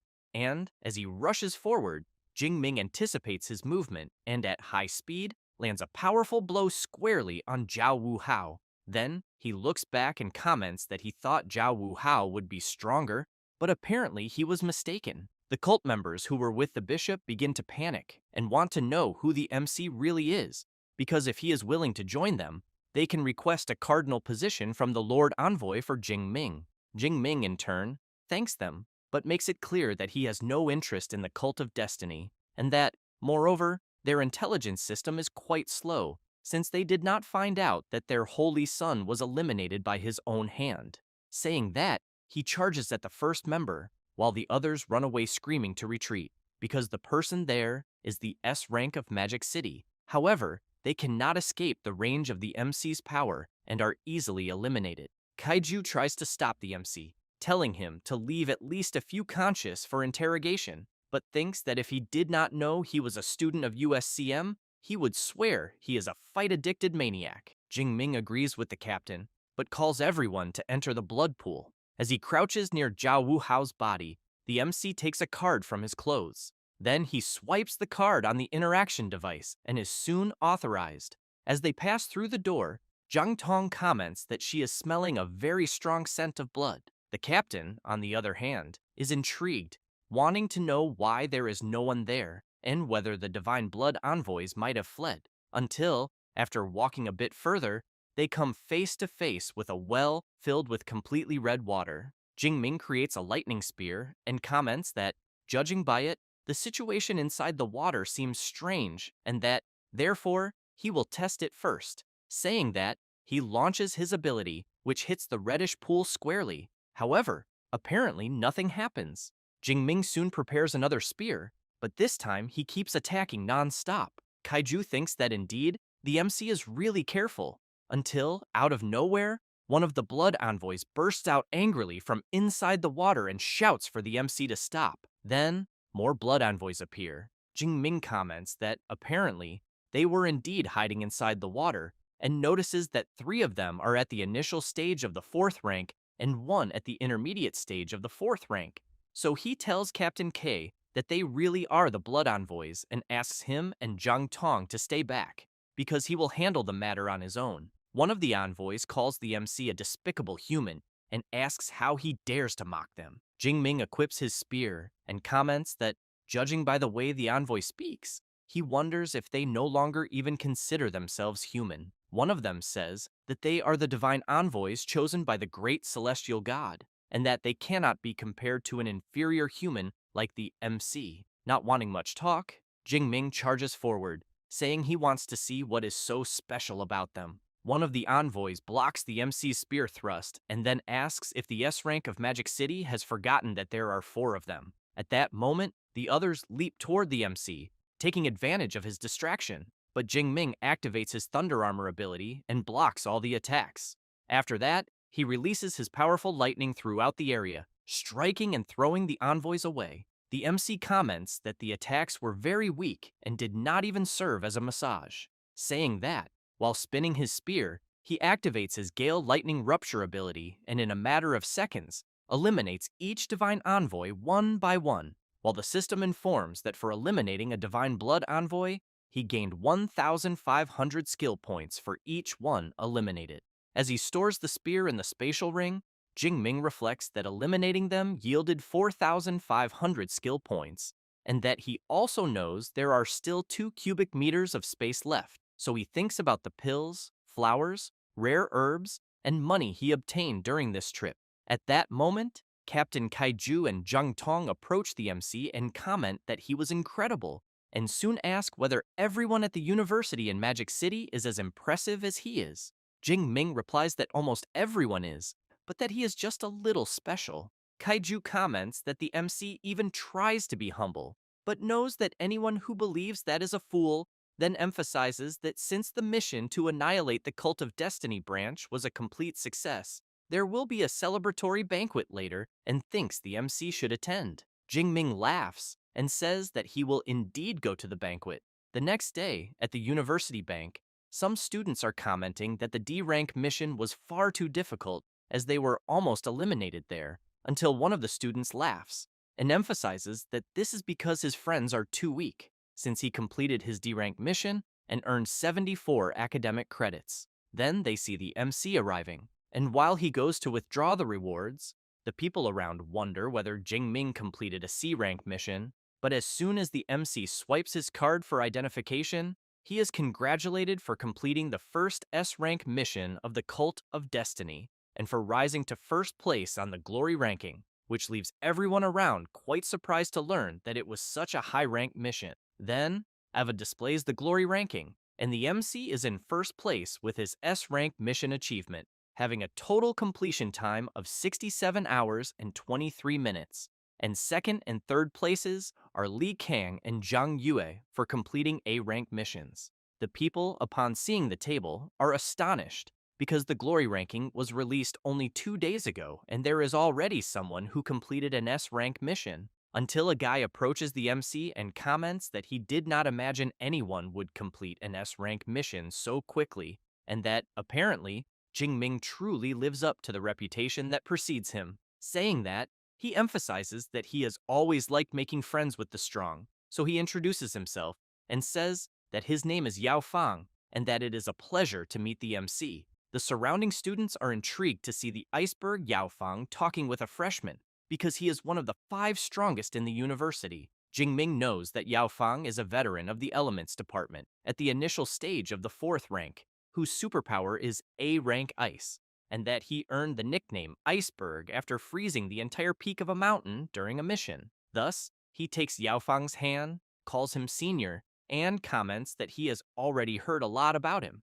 Yao Fang emphasizes that he actually made a bet with other veterans to see who would complete an S rank mission first, but that in the end, everyone lost to Jingming, saying that he says he will turn in his mission first, but that when the opportunity arises, he will introduce the MC to the brothers of his circle. Jingming replies that it is fine, but wonders if that means he has entered the university's elite combat circle. And as he leaves, he remembers that his master sent a message the day before saying that he came out of seclusion, so he thinks that before taking another mission, it is better to go see him. After a few hours, at Professor Yang Gentian's house, the MC arrives greeting everyone and asking whether the immortal thunder body technique was improved. The old man makes it clear that it is not that simple, because he stayed in seclusion for 4 or 5 days and only managed to put together an initial outline. Liu Ming comments that it was not bad at all on the part of his junior brother, because besides completing an S-rank mission, he also made friends with Iceberg Yao Fang. The MC comments that apparently the senior is very well informed. He laughs and explains that he saw a post on the university's official website and that since the MC can already complete an S-rank mission alone, he thinks that he might be able to get a spot in the National University League in March. Yang Gentian emphasizes that it is not a might, because Director Ling had already said that Jingming is a pre-selected member of the league. Liu Ming cannot believe it and wants to know if the MC's spot is really already guaranteed, because that would make Jingming the first freshman in the university's history to compete in the University League. Yang Gentian calls everyone to go to the training room because Liu Ming has not fought with the MC since he recovered and therefore thinks it is a great time for a practical combat. He agrees and emphasizes that he also wants to see how strong the MC has become. As soon as everyone is in the training room, Liu Ming makes it clear to the MC that this time he will go all out. Yang Gentian comments that if everyone is ready, they can begin. Liu Ming does not waste time and immediately activates his extreme state, just like the MC. Liu Ming realizes that the MC's SS rank superpower is indeed very strong and thinks that to defeat him, he needs to resolve things quickly. Thus, he goes on the offensive. Jingming blocks the senior's charge, and then a frenetic and very intense fight begins. 3 minutes later, Liu Ming is quite tired, breathing heavily. Then he comments that he lost and that he cannot defeat Jingming, who in turn thanks the senior for the great fight. Liu Ming emphasizes that he did not hold back at all and that the MC is simply a monster. And because of that, he emphasizes that he will personally watch the National University League that year. Yang Gentian goes to the MC and asks about his plans, since he could take leave from any college class whenever he wanted. Jingming comments that he intends to focus on doing missions for a while, but reflects that from what he has noticed, hunting divine blood envoys yields skill points much faster than hunting ferocious beasts. After that, a month passes, and in the mission conclusion hall, Jingming remains in first place, now with 3 S-rank missions, 6 A-rank missions, and 4 B-rank missions. Second place is Kang Shi, and in third, Yao Fang. The students, upon seeing the table, comment that they would never believe that a freshman student would reach the top of the table. Jingming, in turn, is thinking that the award day has finally arrived and, very curious, wonders what the prizes will be. Then, the students notice that the MC is there and realize that he has already advanced to the intermediate stage of the 3rd rank, since they know that even for an S-rank superpower, that is far too fast, and that is why they are calling him the Thunder Emperor. Yao Fang appears and tells the MC that in just 1 month he has already earned a title. Jingming feels a bit embarrassed and tells the senior that it is just a nickname people made up. Yao Fang turns and comments that the person there with him is Bloody Hand Shen Dongling, whom he had mentioned before. She arrives saying that with such a physique at the intermediate stage of the 3rd rank, Jingming truly deserves the title of Thunder Emperor, but she wants to know about the 2 girls who live with him and whether they are not there by any chance. The MC replies that they are preparing for final exams and that after collecting his reward there, he also needs to head back. Yao Fang is surprised that the MC mentioned final exams and comments that he always forgets that he is still a freshman. At that moment, a guy appears informing them that the rewards will be distributed and, since the MC placed first in the glory ranking, he announces that he accumulated 978 eliminations of members of the Cult of Destiny, and that the reward for that is an S-rank resource and 3,000 academic credits. When people hear this, they are left open-mouthed, unable to believe that in less than a month, Jingming eliminated nearly 1,000 people, and they wonder whether the Thunder Emperor is really that brutal, and apparently he is even more ruthless than Shen Dongling, who in turn is also very impressed and wants to know if he eliminated all of those from the Cult of Destiny, because she did not surpass 500. He replies that it was smooth and explains that 2 of his missions were in branches of the Cult of Destiny, and that, because of that, it ended up yielding more eliminations.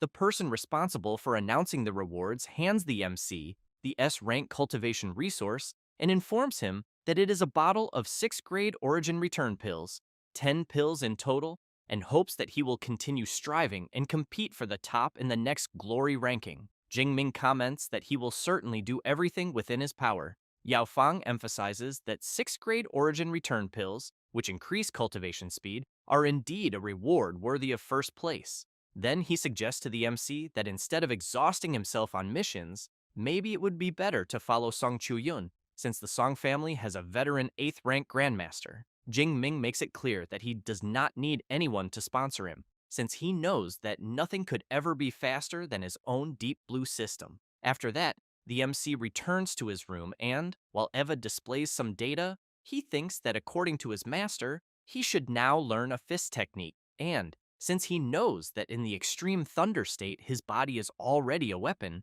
he believes that close combat also helps relieve the bloodthirsty side effects of the immortal thunder body. Thus, he chooses a technique and thinks that it should work. Jingming chose the A-rank Thunder Dragon Fist, where he condenses the lightning superpower into his fist through a special structure and strikes at lightning speed. Then the MC decides to raise the skill to the initial stage first and then test it with his master until he hears his phone ringing. It is Ling Shuang asking the MC to go to her office as quickly as possible.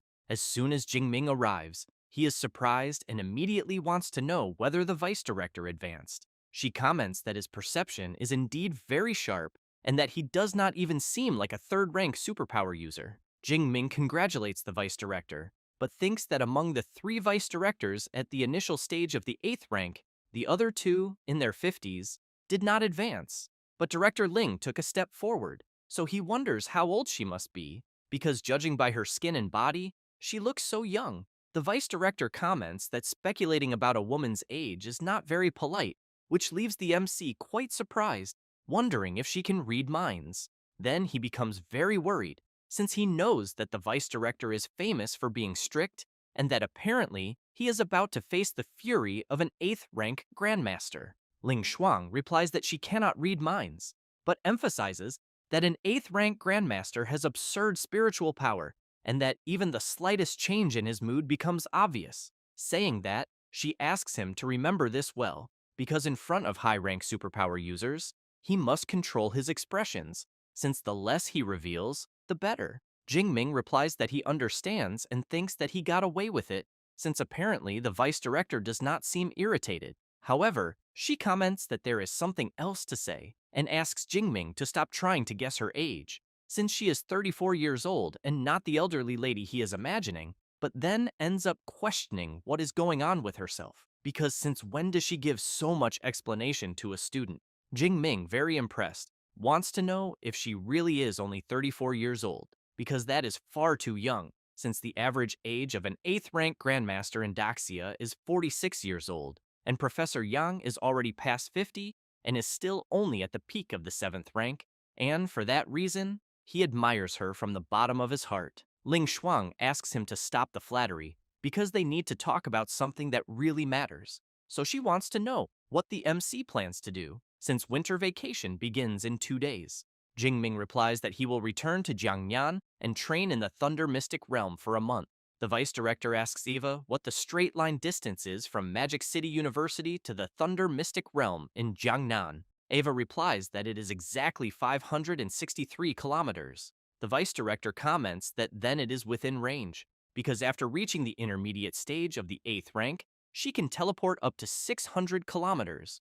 Therefore, she tells Jingming that the counterattacks of the Cult of Destiny have been intense lately, and that, because of this, he must crush the talisman she gave him as soon as he encounters mortal danger. The MC thanks her for the concern and thinks that she does not guide him every day like Professor Yang Gentian, but is like a firm shield behind him, a silent guarantee that he can continue living. So he knows that he needs to cultivate with even more dedication so as not to disappoint her. Later, in the training room of Yang Gentian's house, the MC is demonstrating his new Thunder Fist ability, which apparently has strong attack power. Old Yang comments that the technique is not bad at all, and that apparently the MC really understood what he had said, since the secret of the Thunder Dragon Fist lies in the control of the superpower and the speed of the strike, and that the more condensed the superpower, the faster the punch and the greater the damage. Then he asked the MC to take a 6th grade Guardian Talisman,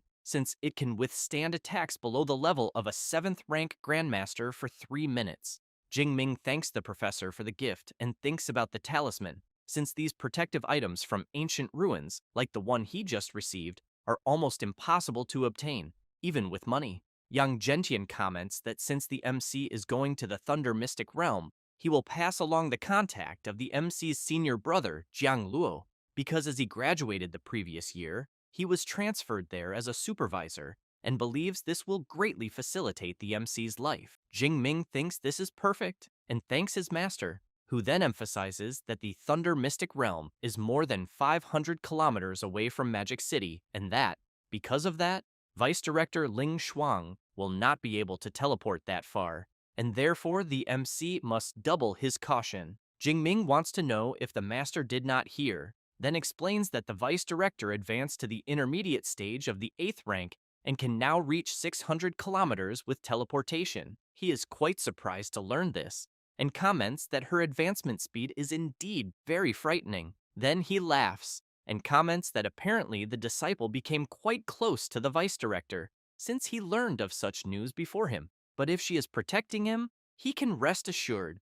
2 days later, in the Jinghu residential district, in the city of Jiangcheng, the MC greets his uncle, aunt, and sister. They are very happy to see that he has returned and comment that the food is almost ready, but Jingming asks them to leave the food for later because he needs them to sit down first since he brought some gifts. As soon as everyone sits, Jingming gives each of them a spatial ring and then explains that the rings have 1 cubic meter of space and that it will be much more practical for them to carry things. Tanchi, impressed, comments that the ring is bigger than her mentor's, but the MC's uncle asks her to put the ring away immediately because it is far too valuable and they cannot simply accept it. She wants to know if it is really that expensive. He replies that each of the rings costs at least 50 million and that this is equivalent to decades of their family's savings. Then asks if she thinks that is not expensive.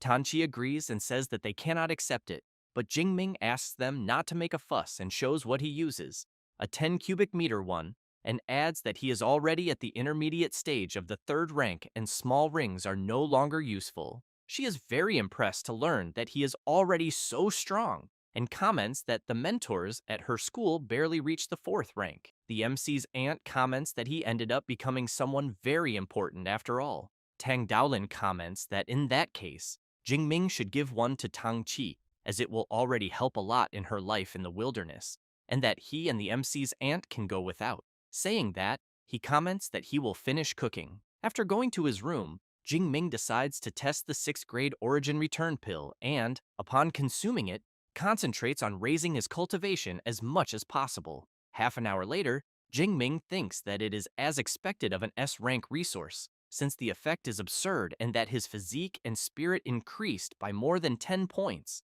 because he knows that in ordinary cultivation, he can gain at most half a point. However, he laments that because of the side effects, he can only take 1 pill per day, and that, in the end, his Deep Blue system is still the most insane, because as long as he has skill points, he could even break through to the 9th rank.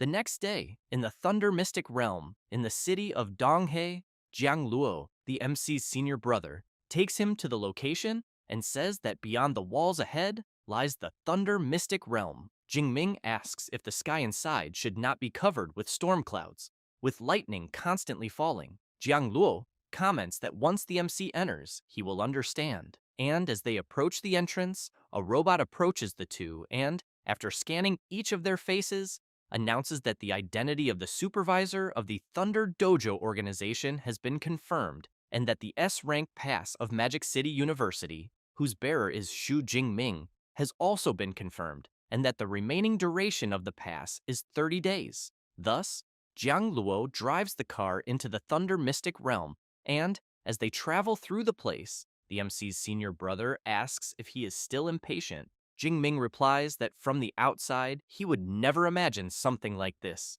since it is exactly as he described before, with many dark clouds and lightning across the sky, but comments that somehow it seems a bit different from what he imagined, because he thought it would be something wild and primitive, not an entire city, so he wants to know how they hid such a gigantic phenomenon with just a wall. Jiang Luo explains that it is a masterpiece of high-rank spatial superpower users, since the surrounding wall is actually equivalent to a spatial portal. Then he explains that the part of the city they are in is for rest and residence, since it is acoustically isolated, and the storm zone ahead is the true Thunder Mystic Realm. Saying that, he shows a Thunder Crystal Core, a local specialty, which the MC can obtain by defeating Thunder Beasts, but first-rank creatures do not drop them.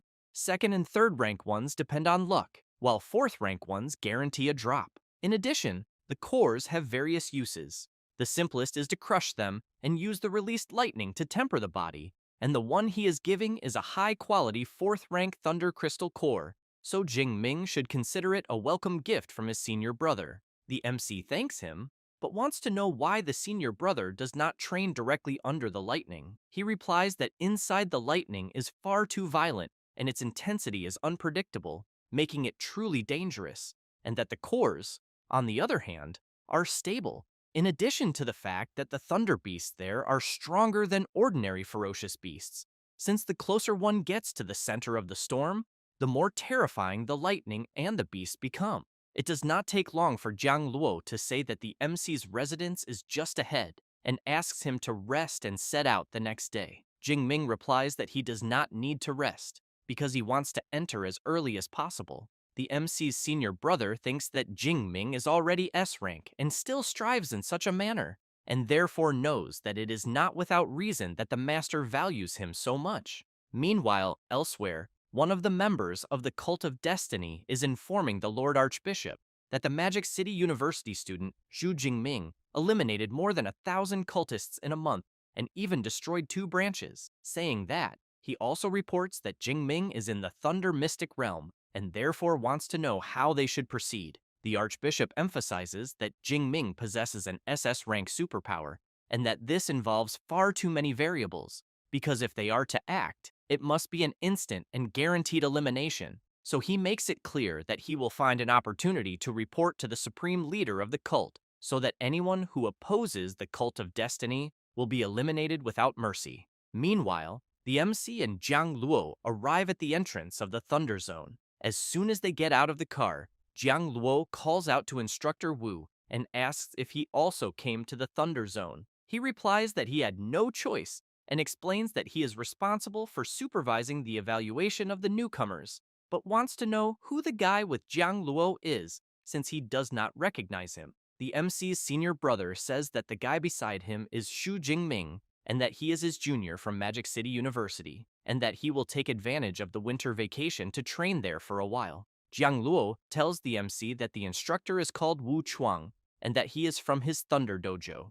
Jingming greets him and says it is a pleasure to meet him. The instructor comments that, in that case, the MC must be the genius from Magic University, since it is no wonder his aura is so sharp. The people around hear the conversation and start commenting about the aura they feel from the MC, thinking that he must be at least in the intermediate stage of the 3rd rank. Jingming says that Jiang Luo should go train soon. Instructor Wu asks a few more people to enter as well, and reminds them that the evaluation lasts 6 days, and if they cannot eliminate at least one peak 3rd rank Thunder Beast, they should not even show up in front of him again. Jiang Luo is intrigued when he hears this, and asks if Instructor Wu really expects each of them to eliminate at least one peak 3rd rank Thunder Beast, and whether that is not asking too much. Wu Chuang says that they are all from the elite training camp and that, for them, this is nothing. After that, He asks Jiang Luo if he sees the guy going ahead,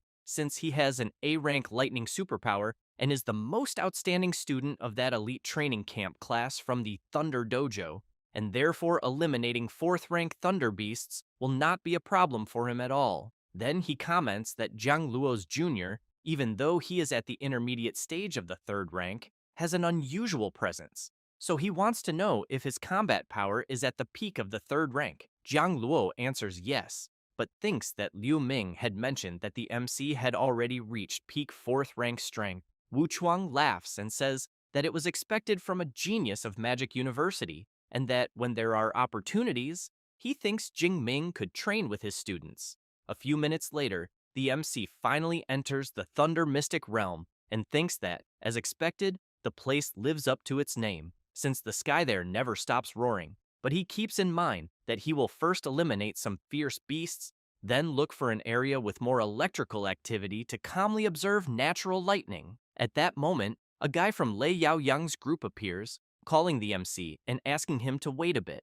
Jing Ming turns around and asks if something happened. The guy replies that they have always been curious about the strength of top university geniuses, so he proposes a competition to see who hunts more thunder beasts in the coming days, making it clear that it is just a friendly contest with no ill intent. Jing Ming apologizes and explains that he is not very interested in that. The guy is surprised by the MC's direct response, but Lei Yao Yang says that if Jing Ming does not want to, he asks his friend not to force him. The guy wonders if all people from top universities are like the MC, and if they do not even have the courage to accept a challenge. After that, Jing Ming runs through the forest until he is suddenly confronted by a huge creature that tears out one of the trees with its horn. Jing Ming realizes that it is a black-armored thunderbull and reflects that, judging by its size, the creature must be in the advanced stage of the 1st rank, and also remembers that Jiang Luo had said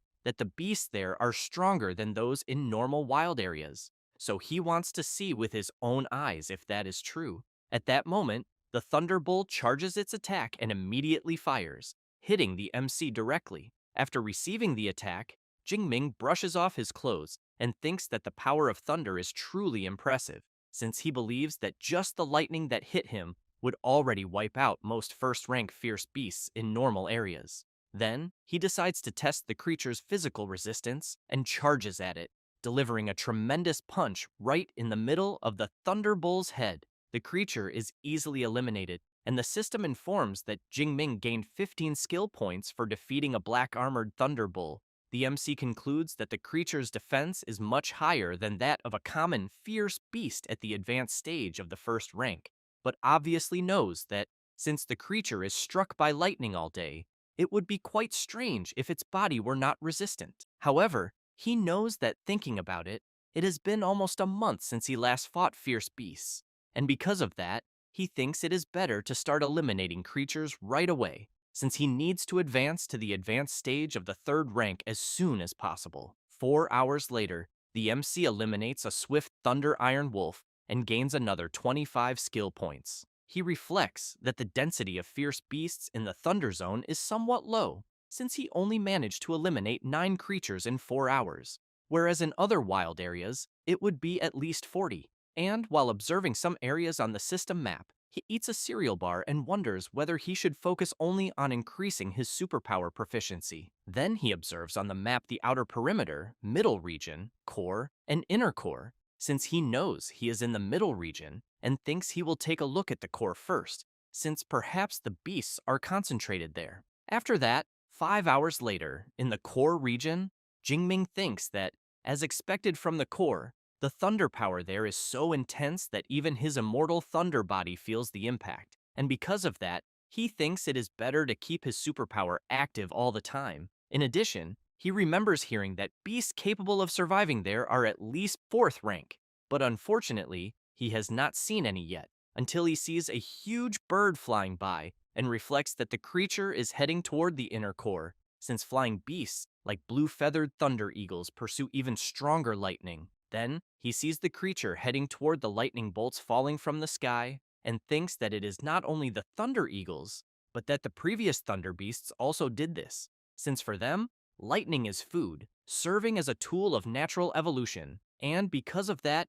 he thinks he might be able to use his all heaven's divine thunder to attract the creatures. Thus, he jumps to the top of a tree, and while observing the lightning around him, concludes that he first needs to increase his proficiency with the all heavens divine thunder, and that, because of that, he will stay there and carefully observe natural lightning and cultivate a bit. Then he observes cloud lightning, ball lightning, forked lightning, and needle lightning, and thinks they are violent, untamable, and sharp. So he realizes that he had never stopped to notice how many details exist within lightning. And by observing his own power, he thinks that, as he had imagined, observing natural thunder truly increased his proficiency in lightning manipulation. 3 hours later, Jingming is trying to manipulate his own lightning and thinks that now his manipulation proficiency has finally reached the level of the former S-rank Purple Sky Divine Thunder, and that, to go further,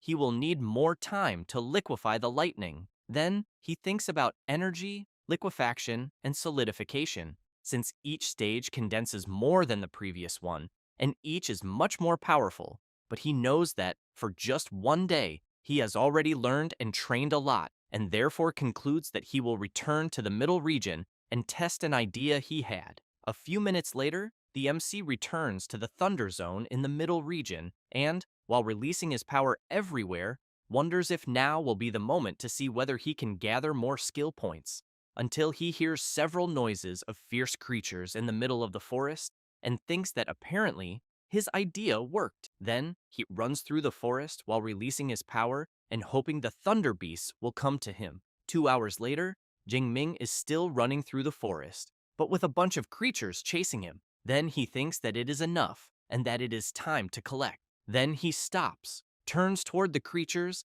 and shouts, saying that since they are so eager to bathe in his lightning, he will grant their wish. With that, he activates his Thunder Prison ability, then his Thunder Spear, and attacks all the creatures at once.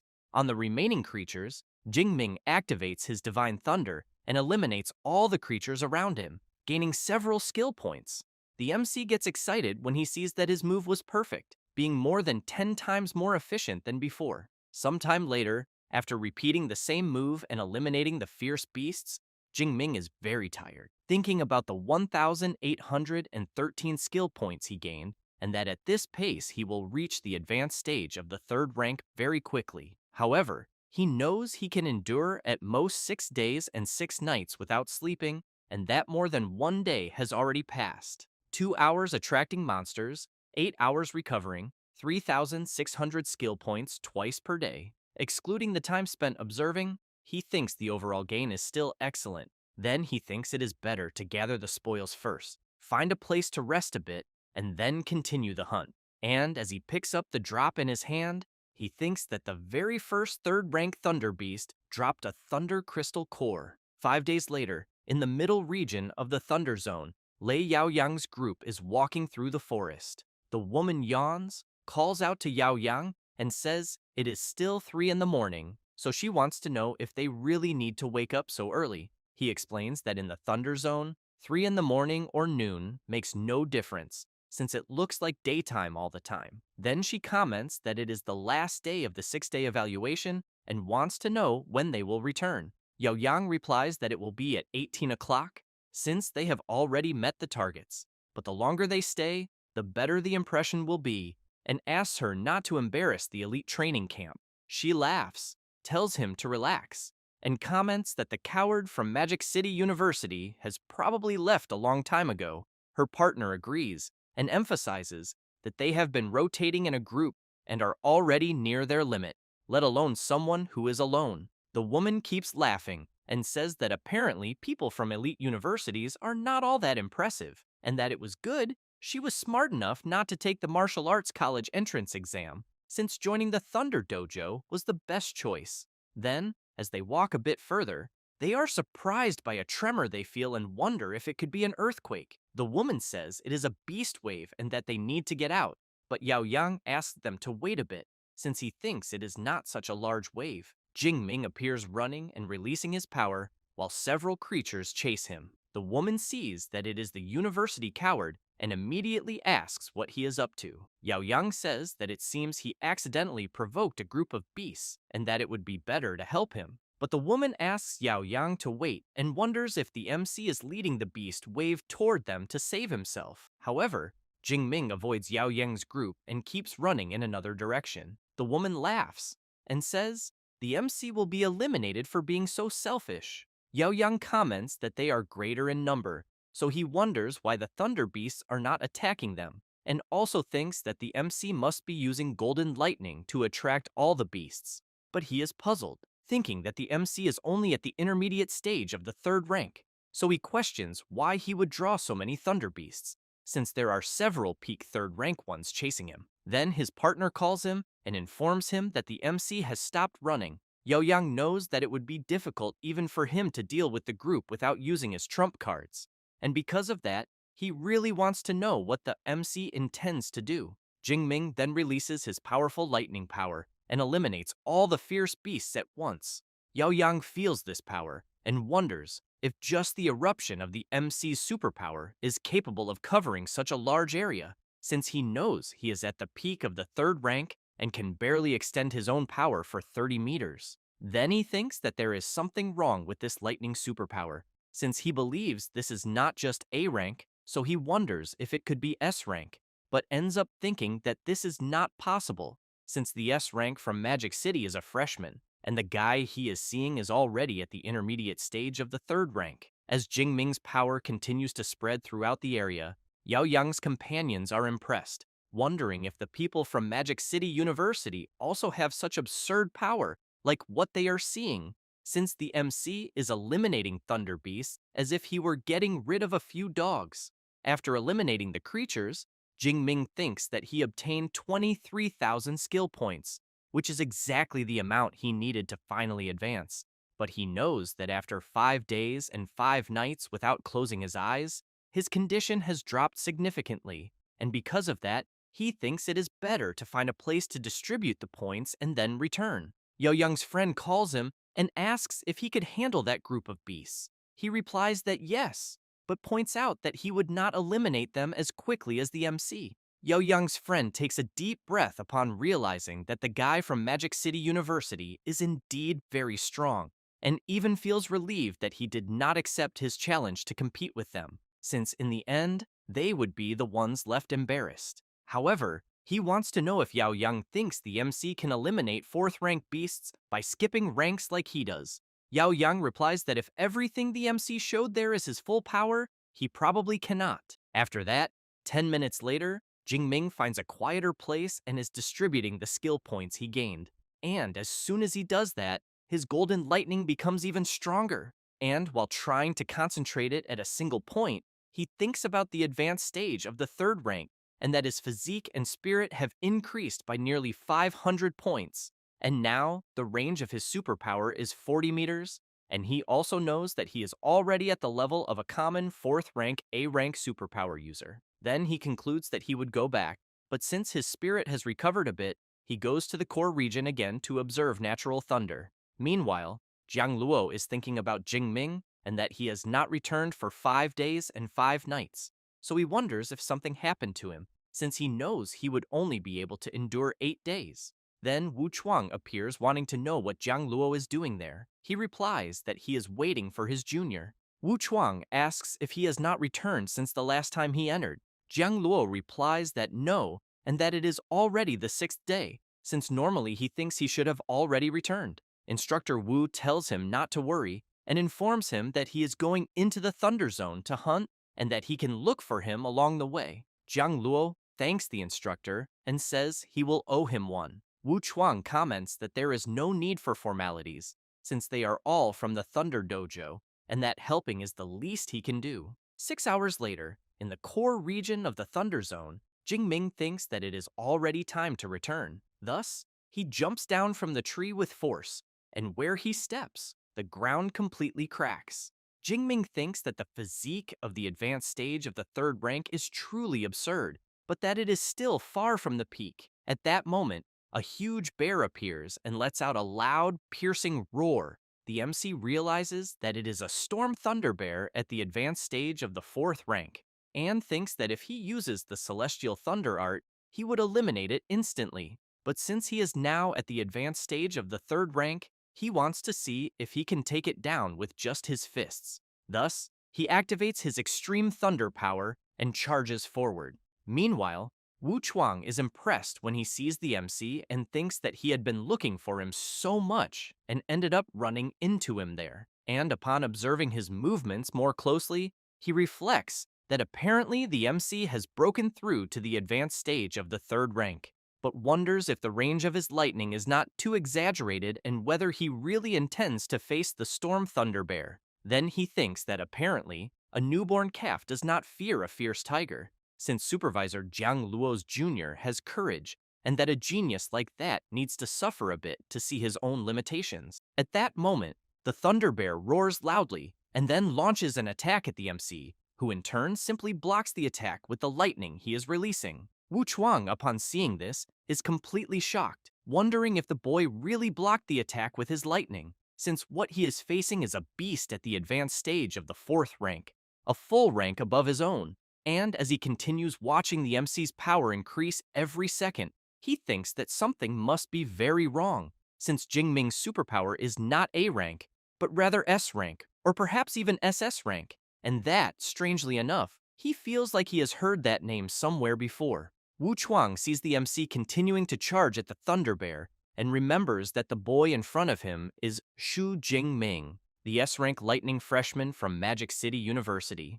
but wonders if this is not too exaggerated, since who would imagine that a first-year freshman would already be at the advanced stage of the third rank? Meanwhile, the MC, overflowing with power, thinks that, apparently, his lightning still seems far superior. The Thunder Bear throws another punch, and the MC counters with one of his own, and both begin exchanging blows while releasing a powerful surge of lightning throughout the area. Wu Chuang becomes even more shocked as he is witnessing a freshman trading punches evenly with a Storm Thunder Bear. Then, he takes out a camera to record and thinks that the brats from the elite training camp always act arrogant, believing that no one from top universities can compare to them. So he decides he will show them what a true genius from a top university looks like. Jingming smiles and hopes the bear will block what he is about to do, since he believes that in terms of physical strength, he is not inferior at all to a Storm Thunder Bear.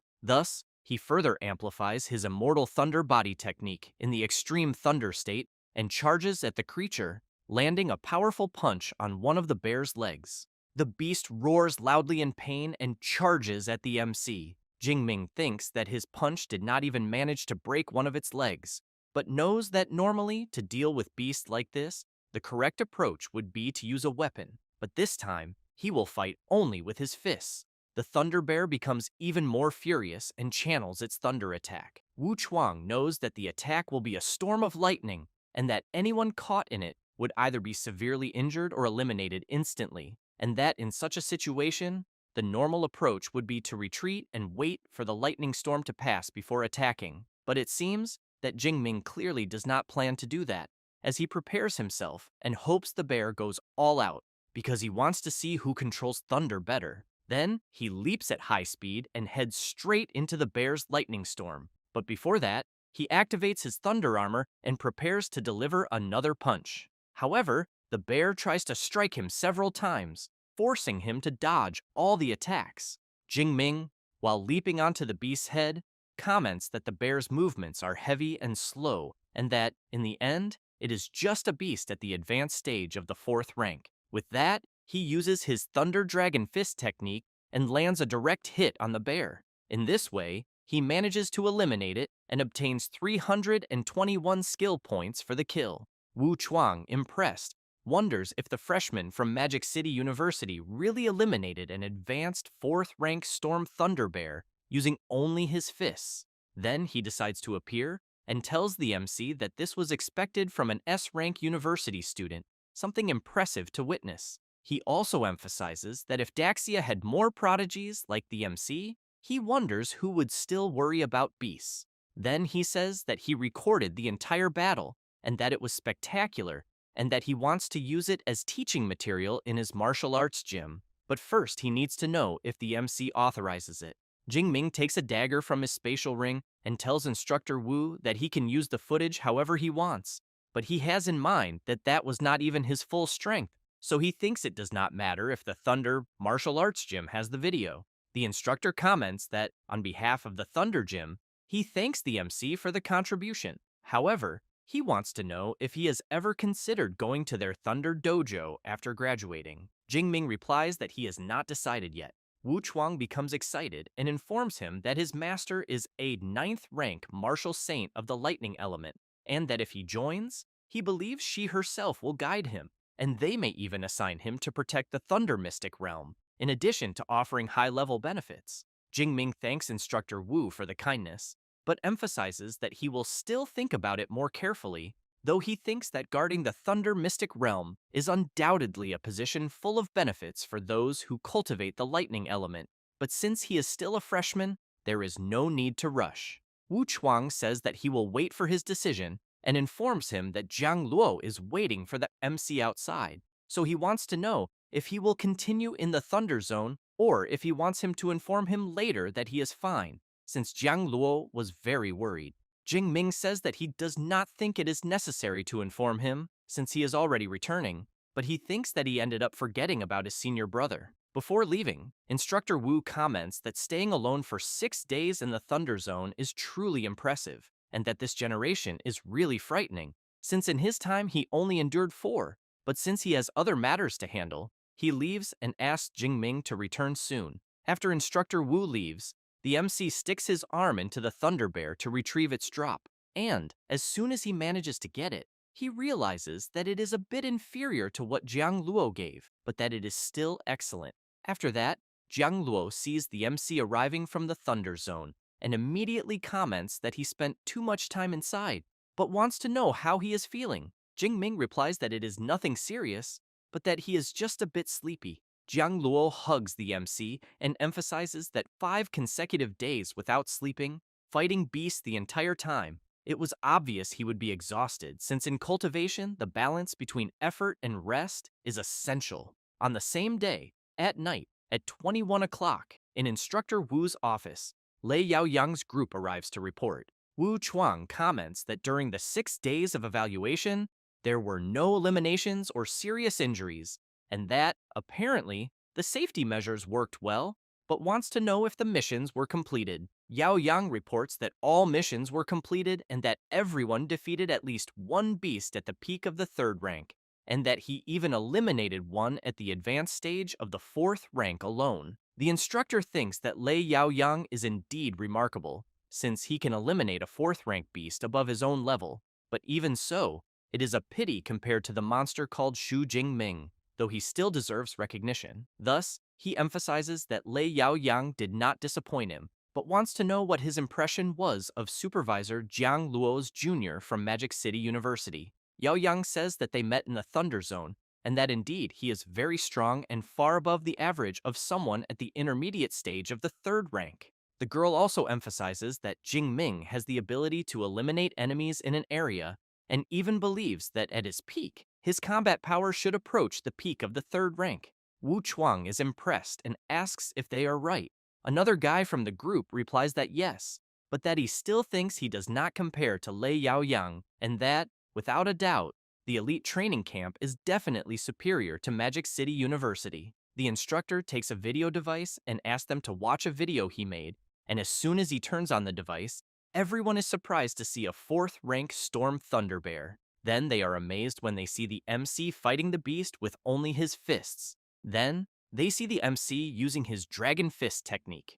Afterward, upon seeing the Thunder Bear defeated, they comment that, apparently, compared to the first time they ran into him, Jing Ming has become absurdly stronger. Wu Chuang asks what they think of the MC now after watching the video. Yao Yang comments that he is strong, very resilient, and simply beyond imagination. The instructor also emphasizes that Jing Ming is no longer at the intermediate stage of the 3rd rank, because when he met him in the forest, he had already advanced to the advanced stage of the 3rd rank. One of the training camp members really wants to know how he manages to level up so quickly. Yao Yang comments that a Storm Thunder Bear at the advanced stage of the 4th rank is enough to easily eliminate most superpower users at the advanced stage of the 4th rank. Yet, even so, the creature was beaten down. Wu Chuang asks everyone to stay calm, because even within Magic City University, Xu Jingming is a special exception. One of the members asks what he means by special exception,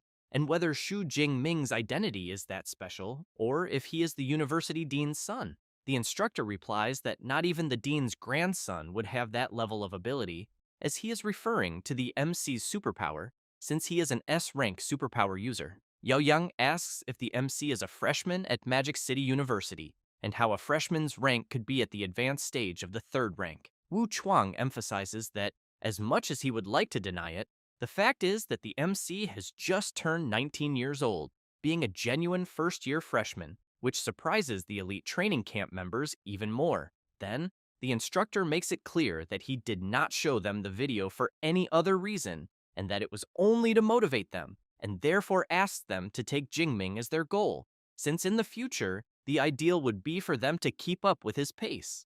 Everyone gets excited and states that they will do their best. However, Yao Yang asks if the instructor can provide a copy of the video. He replies that he will upload the video to the dojo's internal page later, and that they just need to log in and watch it there. But one of the members thinks that might not be a good idea, since that year's National University League is about to begin. Wu Chuang takes a deep breath and comments that he completely forgot about that, so he thinks he will not post it, because if other universities see it, they will focus on the MC, and if he is not mistaken, in the last league, Magic City finished 2nd, but he believes that this time they should be able to compete for 1st place. 2 days later, Jingming wakes up to his phone alarm ringing and thinks that he must have slept for a long time, and when he picks up the phone, he realizes it is Vice Director Ling Shuang. As soon as he answers, she informs him that, according to reliable information, the Cult of Destiny is preparing a counterattack and that they have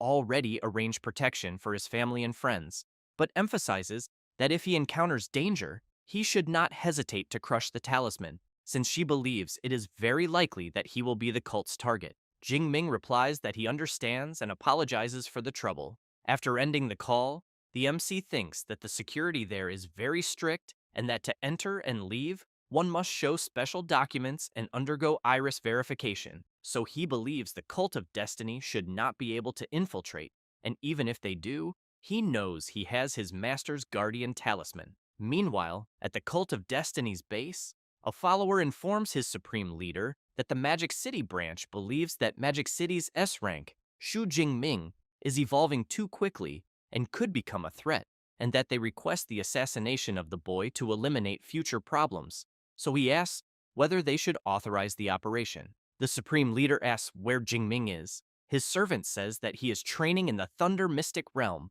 in Donghae City, Jiangnan Province, and that he should not be leaving anytime soon. The leader orders the bloody assassin, once he finishes his affairs in Jiangnan Province, to go there and destroy Xu Jingming and the Thunder Mystic Realm. He replies that he will do as his leader wishes, and emphasizes that what he loves most is hunting those little human geniuses. One of the followers comments that if the bloody assassin takes action, the target is guaranteed to be eliminated, since he knows that the bloody assassin is at the intermediate stage of the 8th rank with formidable combat ability, and that even if Ling Shuang at the initial stage of the 8th rank, who is proficient in spatial superpowers, intervenes, there will be no problems. Later, in the center of Donghae City, several merchants are advertising their products and informing about promotions. Jingming, while walking around there, thinks that it is almost time for the Chinese New Year, and that it seems he will spend it alone again. But on the other hand, he realizes that the cultivation effect of the Thunder Crystal Core is really very good, since 2 hours increase vitality by 3 points, equivalent to 6 days of training. Then he stops and observes a tall tower surrounded by lightning, and hopes that the Thunder Tower will not disappoint him, since he knows that the place was highly recommended by senior sister Jiang Luo, being a great place to observe natural lightning and improve proficiency in manipulating superpowers. A few minutes later, already at the Thunder Tower, in the first-floor hall, the MC approaches the entrance, and the receptionist informs him that Jingming has an S-rank pass and is entitled to 4 hours of use in the private room on the 100th floor, but asks if he wants to use it immediately. Jing Ming asks what this private room on the 100th floor is. The receptionist explains that the Thunder Tower has 110 floors in total, and that the higher the floor, the better the effect of observing natural lightning. Jing Ming says he understands and asks to use it. As soon as he arrives at the 100th floor, the MC looks around, wondering where the lightning is. Then a bolt of lightning appears passing through the lamps, and the MC, while observing and feeling the energy, thinks that it is the most fundamental form of lightning. And as he sits on the ground, while the lightning runs through his entire body, he reflects that the source of lightning in the Thunder Zone is more than 1,000 meters high, being invisible to the naked eye, but that here it is possible to see much more detail and mysteries. 4 hours later, Jing Ming thinks that if he stays there continuously, in less than 5 days he might be able to reach the proficiency to liquefy lightning, so he concludes that this is undoubtedly a sacred place for cultivation. Then he hears someone knocking on the door, and the receptionist appears, informing the MC that his usage time has ended. Jing Ming asks how he can extend the usage time of the private room. The receptionist informs that it can only be exchanged for thunder crystal cores, since the 100th floor only accepts 4th rank cores, but emphasizes that one core at the initial stage of the 4th rank gives 3 hours of use, and that for each small stage above, the time increases by 1 hour. Jing Ming is quite surprised, asking if it is really that expensive, and thinks that the official purchase price of a 4th rank initial stage Thunder Crystal Core exceeds 6 million Daxia coins, and being 2 million per hour, he knows that this is definitely a money sink. However, the receptionist informs that the rooms from the 70th to the 90th floor accept 3rd rank cores. Jing Ming tells her to forget it, as he will stay there anyway. And as he hands some cores to her, the receptionist is quite surprised, since the boy gave peak stage and advanced stage 4th rank cores, so she wonders if he is really that rich. Thus, she informs that the 2 combined cores he gave amount to a total number of hours, and that she will update his usage time. Jing Ming comments that he knows the 100th floor requires 4th rank cores, but asks about above the 100th floor. The receptionist laughs and says that from the 101st to the 107th floor, 5th rank cores are required, and from the 108th to the 110th floor, 6th rank cores are needed. Jing Ming is stunned upon hearing this and tells the receptionist that, for now, he will just stay on the 100th floor. 11 hours later, in the main building of the Thunder Dojo, Jiang Luo arrives with the MC, and he informs that the materials from Fierce Beasts and 4 Rings, all combined, amount to 311 million in revenue, and therefore emphasizes that the next round is on the MC. Jing Ming says that is fine, and emphasizes that it is all thanks to him for hiring the purchasing manager. Otherwise, he thinks he would not have gotten such a good price. Jiang Luo laughs and comments that he heard from Instructor Wu that he eliminated a Storm Thunder Bear at the advanced stage of the 4th rank, so he thinks his progress is happening far too quickly. Jing Ming says that he thinks his talent is actually quite good after all. Jiang Luo comments that, apparently, humility is not Jing Ming's strong point, but since the Chinese New Year is approaching, he wants to know his plans. Jing Ming says that he plans to go to the Thunder Zone and that he might not even return in time for the Chinese New Year. Jiang Luo emphasizes that Jing Ming is indeed a special case, but advises him to stop by, since during the Chinese New Year, the Thunder Dojo will organize an auction, and there might even be something that catches his attention. Jing Ming becomes thoughtful and says that there is actually something he wants, then thinks about his spear and that it is no longer sufficient and maybe he can bid on a good weapon. The MC's senior brother comments that then it is settled and that he will reserve an entry spot for him. Jing Ming thinks this is great, but says that now he will head straight to the Thunder Zone. Meanwhile, in Song Chu-yun's room, she is talking with Jiang Chuyi and says that she wants to visit Jing Ming in the Thunder Mystic Realm during the Chinese New Year, but asks if Jiang Chuyi also wants to go together. She is happy to be invited and says that she will gladly go, but thinks that, apparently, Song Chu-yun wants to share Jing Ming with her. After that, 6 days pass, and the MC once again goes to the Thunder Tower and throws several thunder crystals to the receptionist and asks how long the crystals will last on the 100th floor. She begins checking the crystals and says that there is 1 at the peak of the 4th rank, 3 at the advanced stage, 1 at the intermediate stage, and 4 at the initial stage of the 4th rank, and that with this amount, the MC can exchange them for a total of 37 hours of usage time on the 100th floor. But the receptionist becomes intrigued, thinking that she has worked there for 2 years. Yet she can count on her fingers how many times someone has used 4th rank thunder crystals to exchange for time, and that she did not expect someone so young and handsome to bring 9 4th rank thunder crystals at once. So she wonders how he can be so strong at such a young age. Jingming asks if the usage time can be used separately. She replies that it can, and explains that as soon as he finishes his observation, he just needs to swipe the card on the machine in front of the door to stop the timer. Later, on the eve of the Chinese New Year, while the MC is cultivating, his phone rings. As soon as he answers, Song Chu-yun starts a video call and asks Jing Ming to guess where she is. He replies that she is in the Thunder Mystic Realm, which surprises her greatly and makes her ask how he figured it out.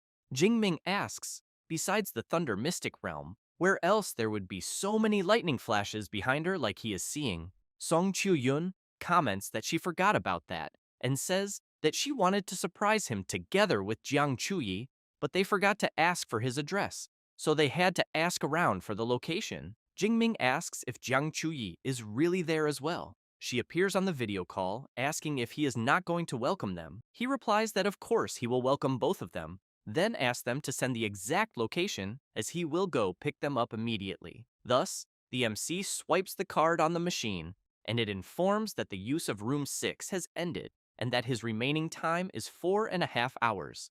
Jingming thinks about his remaining time and wonders whether he will be able to master the liquefaction of lightning within that time, as he fears that if he cannot, he will have to make another trip to the Thunder Zone. Later, as soon as the MC picks up his friends, they are quite surprised to see that Jing Ming has leveled up again, especially since it has only been about 20 days since they last saw each other. He laughs and says that he faced some crises during training, and that, fortunately, he managed to break through to the advanced stage of the 3rd rank. Song Chu-yun takes a deep breath and comments that she is starting to think that by graduation day, he will already be a 7th rank grandmaster, and that comparing him to other people is simply irritating. Jingming asks her not to be angry and asks how many academic credits their passes cost to enter there. Song Chu-yun says that the B rank passes they bought last only 2 days and cost 1,000 credits each. The MC is surprised,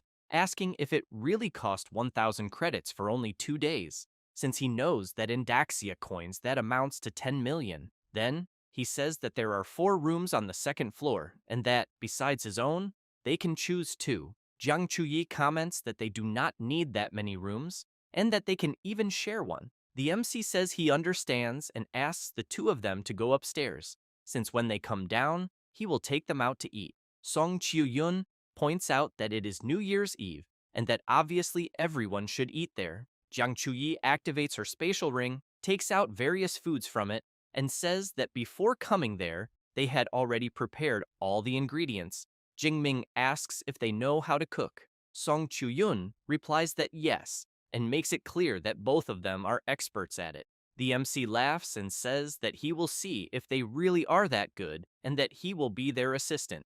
A few hours later, as soon as they finish dinner, Jingming takes a deep breath and says that he has to admit that their food turned out wonderful. At that moment, Song Chu-yun is quite surprised to see several fireworks through the window. Then, she calls everyone to go up to the rooftop to take a photo together to remember New Year's Eve. It does not take long, and they soon arrive at the terrace. And while the fireworks continue exploding, the 2 approach the MC and ask him to smile for the photo. Happy with the moment, Jingming reflects that since he obtained the system, everything around him has completely changed, and that this is the first time he has spent such a wonderful New Year's Eve. After that, already the next day, the MC is apologizing to his friends for having to drag them to an auction right on New Year's Day. Jiang Chuyi comments that Jingming is being too formal. Song Chu-yun agrees and points out that she also wanted to buy some equipment.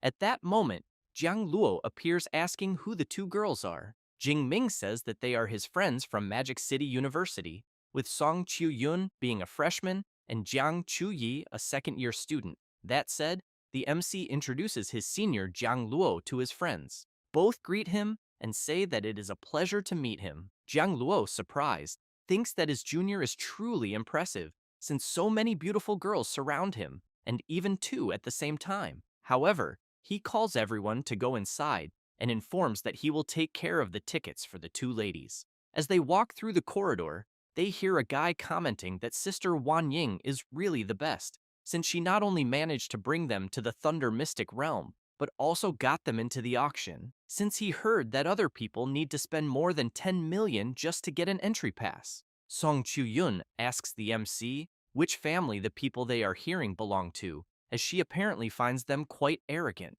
At that moment, the eldest young lady of the Li family of the Mystic Realm, Li Wanying, arrives at the auction, and Jiang Luo comments that their patriarch is an honorary vice director of the Thunder Dojo and is about to break through to the 7th rank, and that her brother is already at the peak of the 4th rank at only 27 years old, and that, therefore, it is not surprising that they are somewhat arrogant. Jingming comments that with capable people in both the older and younger generations, it is no surprise that this Li Wanying is so insolent. Jiang Luo agrees and says that her brother, Li Shanglin, is similar to the MC, since he also uses a long spear, but his is of the enhancement type, while Jingming is of the lightning element. That said, he informs that they have arrived and welcomes them to the Thunder Mystic Realm auction. And as soon as they sit down, Jiang Luo explains that the Spring Festival auction is extremely important, since those who manage to enter are not ordinary people,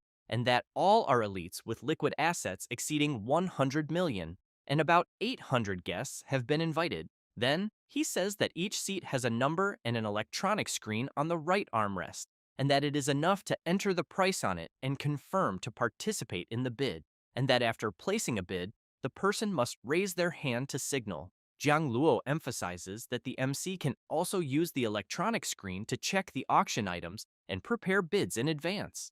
Jingming says that he understands and that he will check what is available. Then he observes that there are rare flowers and herbs, thunder crystals, combat suits, S-rank resources, and more, totaling 108 items. Jiang Luo asks if the MC thinks that the items only going up to S rank is too little, but actually thinks it is just right, since if they were more expensive, they would not be able to afford them in the end.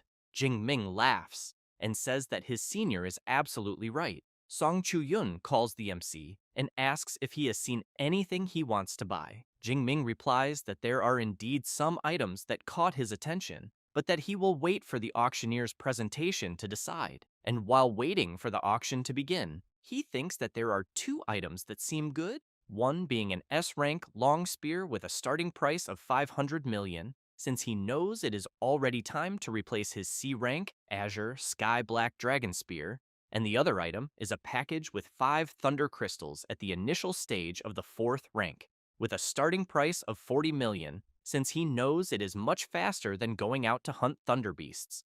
At that moment, the woman responsible for conducting the auction asks for everyone's attention and welcomes them to the auction organized by the Thunder Dojo, and informs that there will be 108 items to be auctioned, and that the first item will be a 30-year A-rank ice grass, which can increase spirit by 50 points for those below the 5th rank, and the starting price is 20 million, with a minimum increment of 100,000. Several people begin placing bids interested in the ice grass. 1 hour later, it is announced that the 36th item is a set of 5 Thunder Crystals at the initial stage of the 4th rank, with a starting price of 40 million, and that each increment must not be less than 200,000. Jingming places his bid and thinks that finally, one of the items he had in mind has appeared. The auctioneer announces that seat number 310 offered 41 million. Then, she announces that seat number 637 covered with 41.4 million.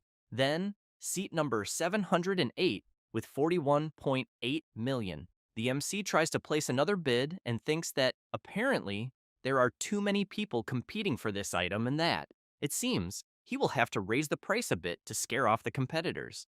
It is announced that seat 310 has bid 46 million for the item. The auctioneer asks everyone if they will make any higher bids and emphasizes that thunder crystals rarely appear for sale to the public.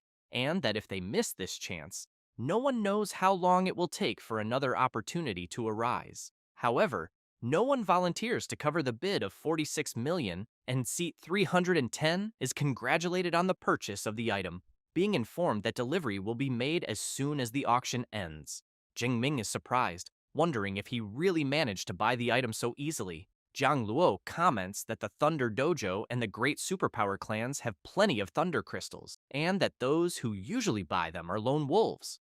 And since he raised the price by 5 million at once, it is quite obvious that everyone would give up. Then, she asks why Jingming wanted to buy so many 4th rank thunder crystals and whether it would not be cheaper to hunt thunder beasts.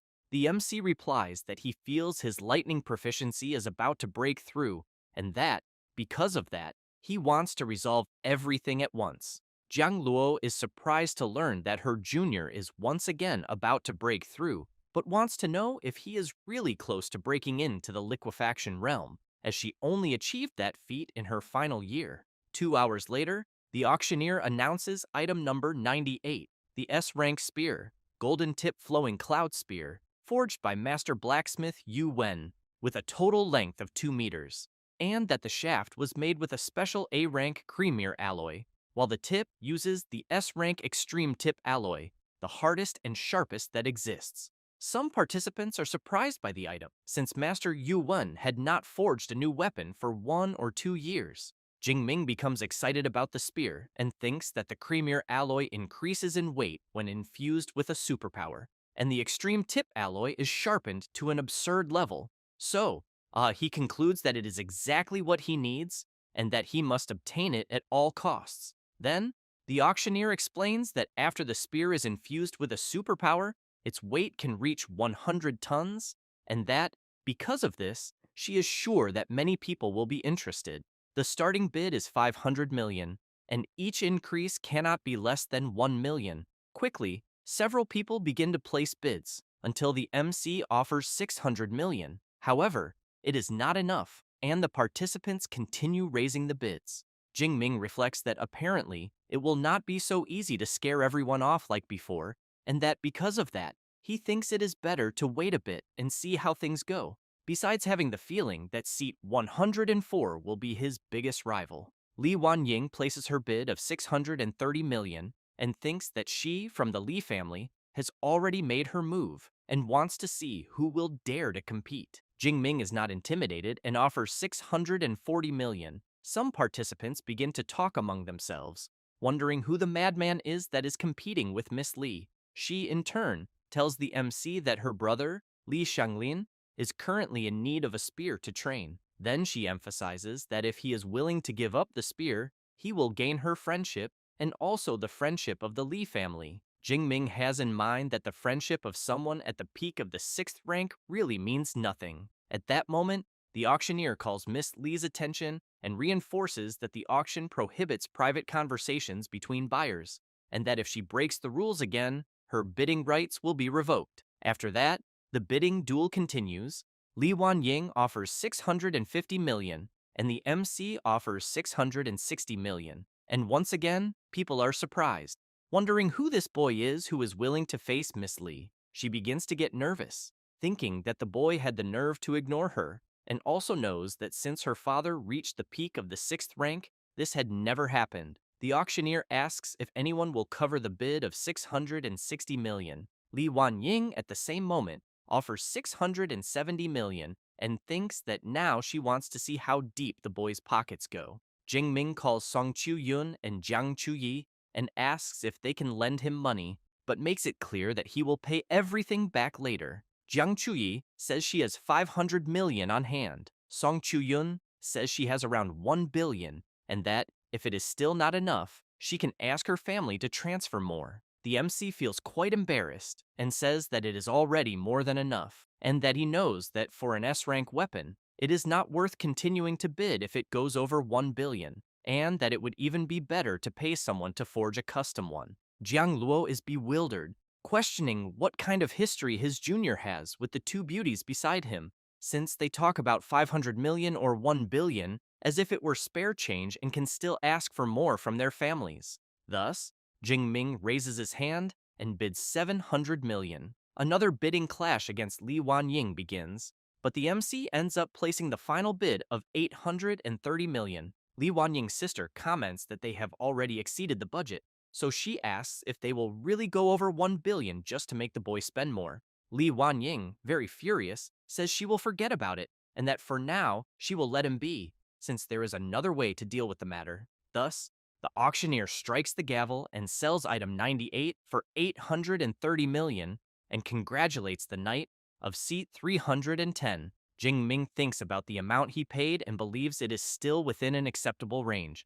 but hopes that this spear will not disappoint him. Half an hour later, after the auction ends, the auctioneer informs the MC that there are the 5 fourth-rank thunder crystals at the initial stage and the S-rank golden tip flowing cloud spear that he acquired, and that the total for the items is 874 million, and that after he inspects the items, he should complete the transaction. Jing Ming takes the spear, infuses a bit of his power into it, and is immediately pleased with the result. Thus, he hands the card to the auctioneer and asks her to charge it. Meanwhile, some men arrive in Miss Li's room, and the old man asks what they need to resolve. Since she called them in such a hurry, Li Wanying says she needs them to help her eliminate a certain person and then take all of his equipment. The old man asks who it is and the location. She replies that she just confirmed it and explains that the person's name is Xu Jingming, an advanced stage of the 3rd rank, and that he entered the Thunder Mystic Realm with an S-rank pass from Magic City University. The old man suggests to Miss Li that it would be better to investigate the situation more thoroughly since the person is a university student. She says she does not need that since there are many students like him going to train in the Thunder Mystic Realm, and that they just need to wait for him to enter the Thunder Zone and attack. Having said that, she emphasizes that with the ferocity of the beasts in the Thunder Zone, she thinks that in 1 or 2 hours there will not be anybody left, and as for the spear, they just need to modify it a little and repaint it. The old man looks back and tells the 2 men with him to lie in wait at the entrance of the Thunder Zone immediately, and that they should inform him as soon as Xu Jingming appears coming out of there. Li Wanying calls her uncle and asks him to inform her when they act. As she wants to go along and see with her own eyes, the boy regrets challenging her. Later, in the room rented by the MC, he is observing his new spear and thinking that, as expected of the equipment, the feeling he is experiencing is simply on another level, and that the maximum weight of the golden tip flowing cloud spear is 100 tons. So he thinks he will try to infuse all of his superpower into it and see how much he can increase that weight. As soon as he infuses his power, he feels its weight and is quite surprised. Then he concludes that at the moment he can lift at most 5 tons and that he almost dropped it. However, he knows that the spear itself weighs 800 kilograms and that making the weight instantly jump to 6 tons might change his combat style. Thus, he prepares himself and makes some movements with it. Jing Ming is impressed, thinking that the spear certainly has potential, since suddenly increasing the weight to 6 tons at the exact moment of the strike, combined with a frightening burst of force, will cause the opponent to be caught off guard and surely be severely injured. Then, he observes that the center of gravity becomes somewhat difficult to control after the weight increases, and that, once Song Chu-yun and the others leave, he will train more in the Thunder Zone. After that, the next day, close to noon, Song Chu-yun and Jiang Chu-yi say goodbye to the MC and comment that when he returns to the university, they will pester him to get some more guidance. He thanks his friends for coming there to keep him company and says he will see them next semester. As soon as they leave, Jingming stretches and thinks that it is already time to head to the Thunder Zone, since he knows he has less than a week inside the Mystic Realm, and, because of that, needs to gather enough thunder crystals as soon as possible. Meanwhile, one of Miss Li's lackeys is lying in wait, observing the MC and informing his mistress that the boy she is after is about to enter the Thunder Zone, so he asks her to arrive as quickly as possible. She gets excited upon hearing this and replies that she is on her way immediately. After hanging up the phone and standing up, a man asks if she is going out. Wan Ying replies that yes, and says she is going to get his birthday present and that she has been preparing it for a long time. This is Li Shanglin, Miss Li's brother, who comments that he has been looking forward to the present. Later, already in the Thunder Zone, The MC is eliminating some thunder beasts until he looks back and asks how long they will keep following him and whether it is not time for them to show themselves. Miss Lee's uncle and his lackeys appear, and the old man, laughing, comments that he is not surprised that the genius from Magic City University noticed them there, and that even though he is only at the advanced stage of the third rank, his perception is already so sharp. Jingming says he does not remember knowing them, so he wants to know why they are following him. Wanying appears saying that if the boy does not know them, at least he should know her. The MC asks if they are there to steal his golden tip flowing cloud spear. Wanying replies that it is not just the spear, but that she also wants his life. However, she emphasizes that it is a pity to waste his handsome face, and that if he had not challenged her, she thinks he could have become the leader of her harem and had fun with her every day. Jingming comments that apparently she is quite cruel. Wan Ying says that in front of the strong, the weak have no right to speak, so she tells him to kneel, bang his head on the ground and apologize.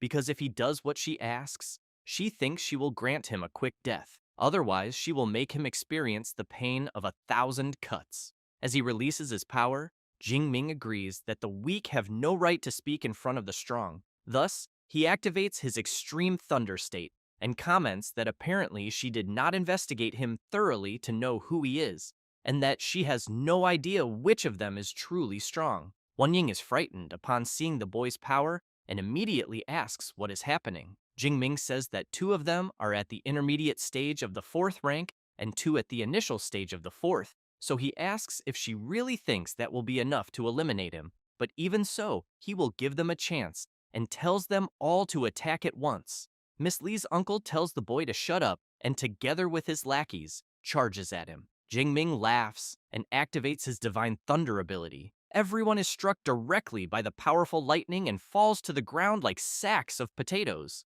Wan Ying is terrified to see that her uncle and the others were eliminated instantly, and that she will need to get out of there urgently. However, as she steps back, she ends up tripping on a rock and falls sitting on the ground. Jingming walks up to her and makes it clear that her time has come. Wanying begins to scream, wanting to know who the boy really is and how he can be so absurdly strong. The MC introduces himself and says that he is a student of Magic City University, but wants to know if just moments ago she was not trying to eliminate him and take his treasure. Wanying replies that she was wrong and asks him to spare her life, adding that she will give 10 billion and ensure that he leaves safely. Then, she emphasizes that she can serve him and that she surely knows she is not worse than the 2 women who were with him before. Jingming becomes serious and makes it clear that the 2 women she is referring to are his friends, and that someone with a body as corrupted by drugs and lust as hers cannot even be compared. And since he has a cleanliness obsession, he does not want to waste time with someone as dirty as her. Wanying goes mad with anger and screams, asking how he dares to insult her, and swears that he had better not let her live, otherwise she will massacre his entire family and peel his skin while he is still alive, since her brother and father will never let this go. Jingming channels his divine thunder power, strikes her without any mercy, and says that he does not care at all who her father and brother are. Thus, he reflects that those who eliminate can also be eliminated and that, since she wanted to kill someone, she should have been prepared to be eliminated. And he also knows that for these superpower families, most spatial rings come with tracking functions, and because of that, he knows it is better to leave her there. A few minutes later, at the Lee family residence, it is reported that it has been detected that the heart of the user of bracelet number 3 has stopped beating and that the vital signs have disappeared.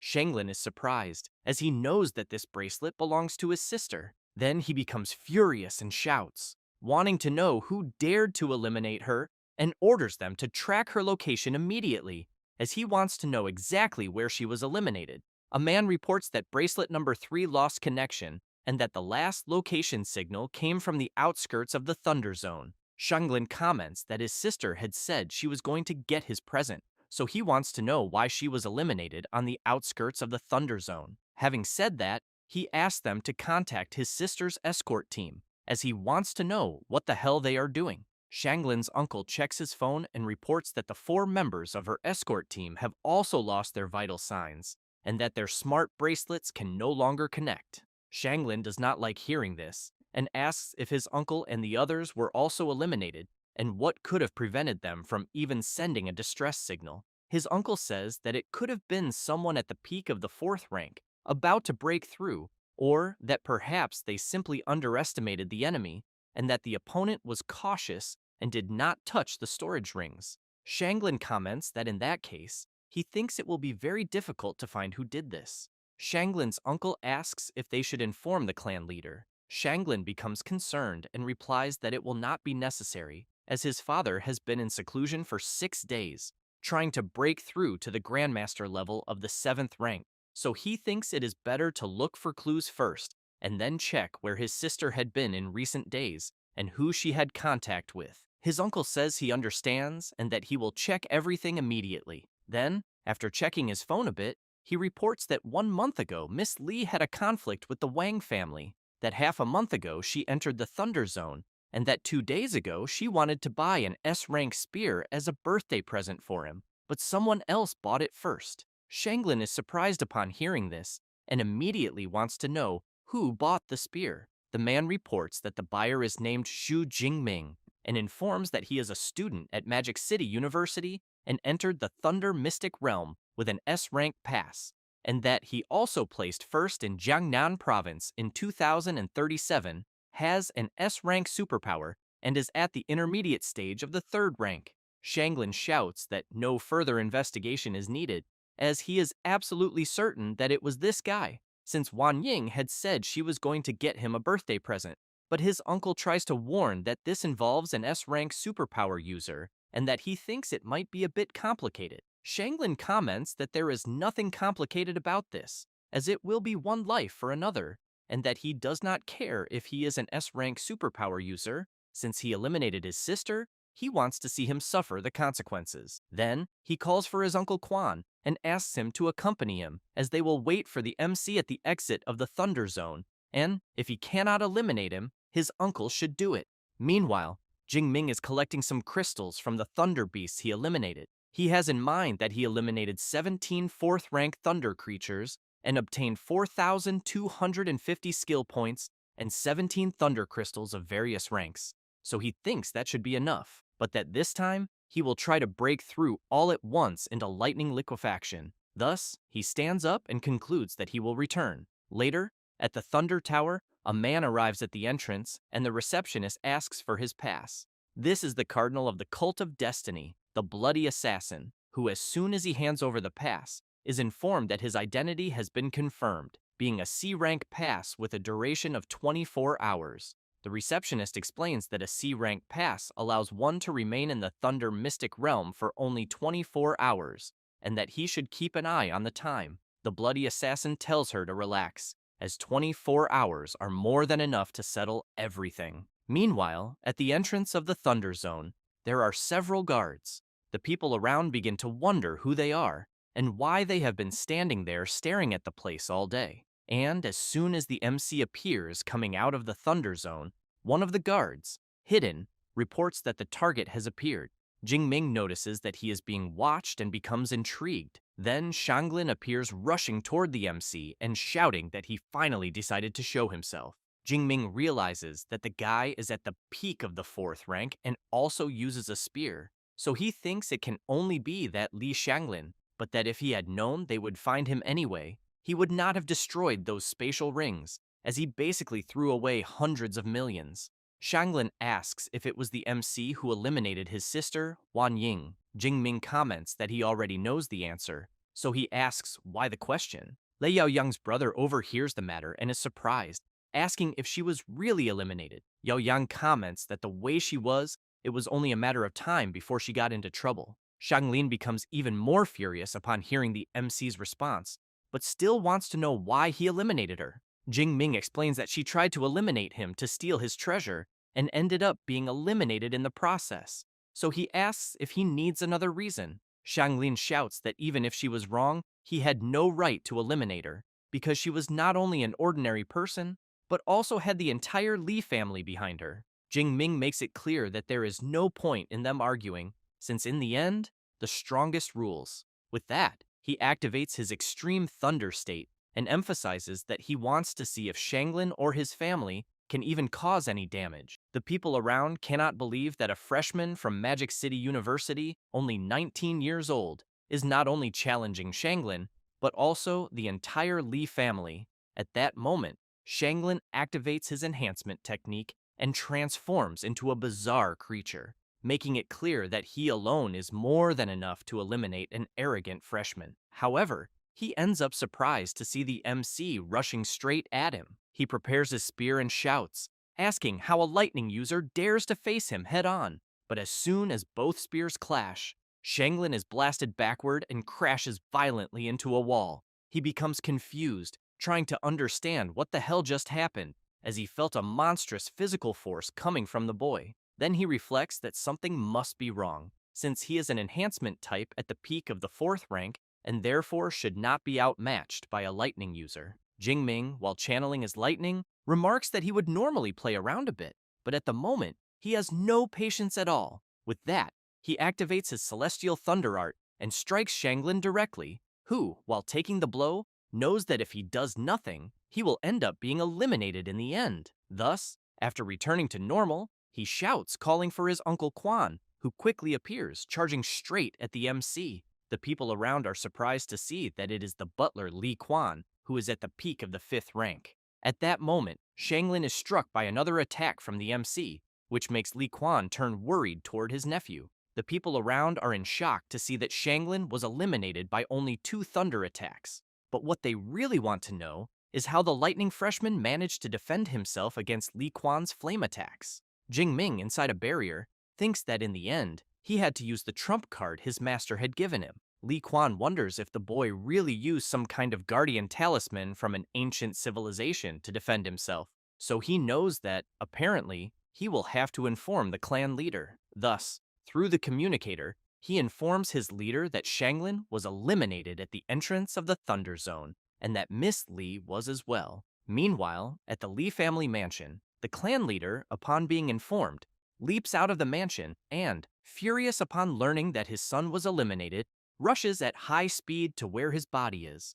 Jingming senses an overwhelming presence approaching, and, in a matter of seconds, the head of the family arrives and immediately asks if the freshman from the damned Magic City University in front of him is the one who eliminated his son and daughter. Li Quan approaches and tries to explain, but is immediately interrupted by the clan leader, who shouts, calling him useless and asking what he is even good for, since he could not even protect his children. With that, the clan leader uses his power and pulls Li Quan. Grabbing him by the neck, he completely drains his life force. Then, with bloodshot eyes, he tells the MC that it will be his turn. Jingming prepares himself, but becomes somewhat worried because of the power he is sensing. However, the director of the Thunder Mystic Realm branch, Wang Gu, appears accompanied by Instructor Wu and others, wanting to know what Li Kanghai thinks he is doing. The people around become euphoric upon seeing that Director Wang has arrived, since they know he is the only 7th rank Grandmaster of the Thunder Dojo,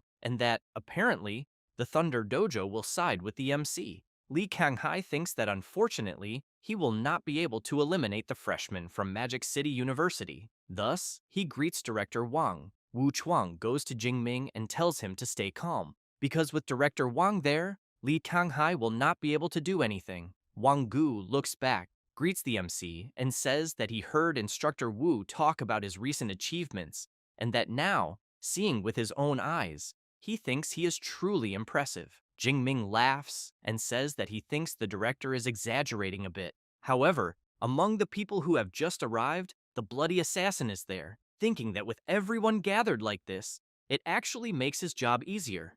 Wang Gu calls for the MC, asks him to relax, and makes it clear that as long as he is in the Thunder Mystic Realm, nothing will happen to him. Jingming thanks the director for caring. At that moment, while some people comment that the freshman from Magic City University now seems to be safe, the bloody assassin channels his power and then attacks everyone in front of him, eliminating them with a single strike. Thus, he states that he, the Cardinal of the Cult of Destiny, whose nickname is Bloody Assassin, has received orders to destroy the Thunder Realm, and that both Wang Gu and Xu Jingming will meet their end there. The director is quite surprised to see that he is a member of the Cult of Destiny, and, to make matters worse, an 8th rank Grandmaster. The bloody assassin walks toward the MC and comments that he heard he is 19 years old, at the advanced stage of the 3rd rank, but even so, already has combat power that easily surpasses the peak of the 4th rank.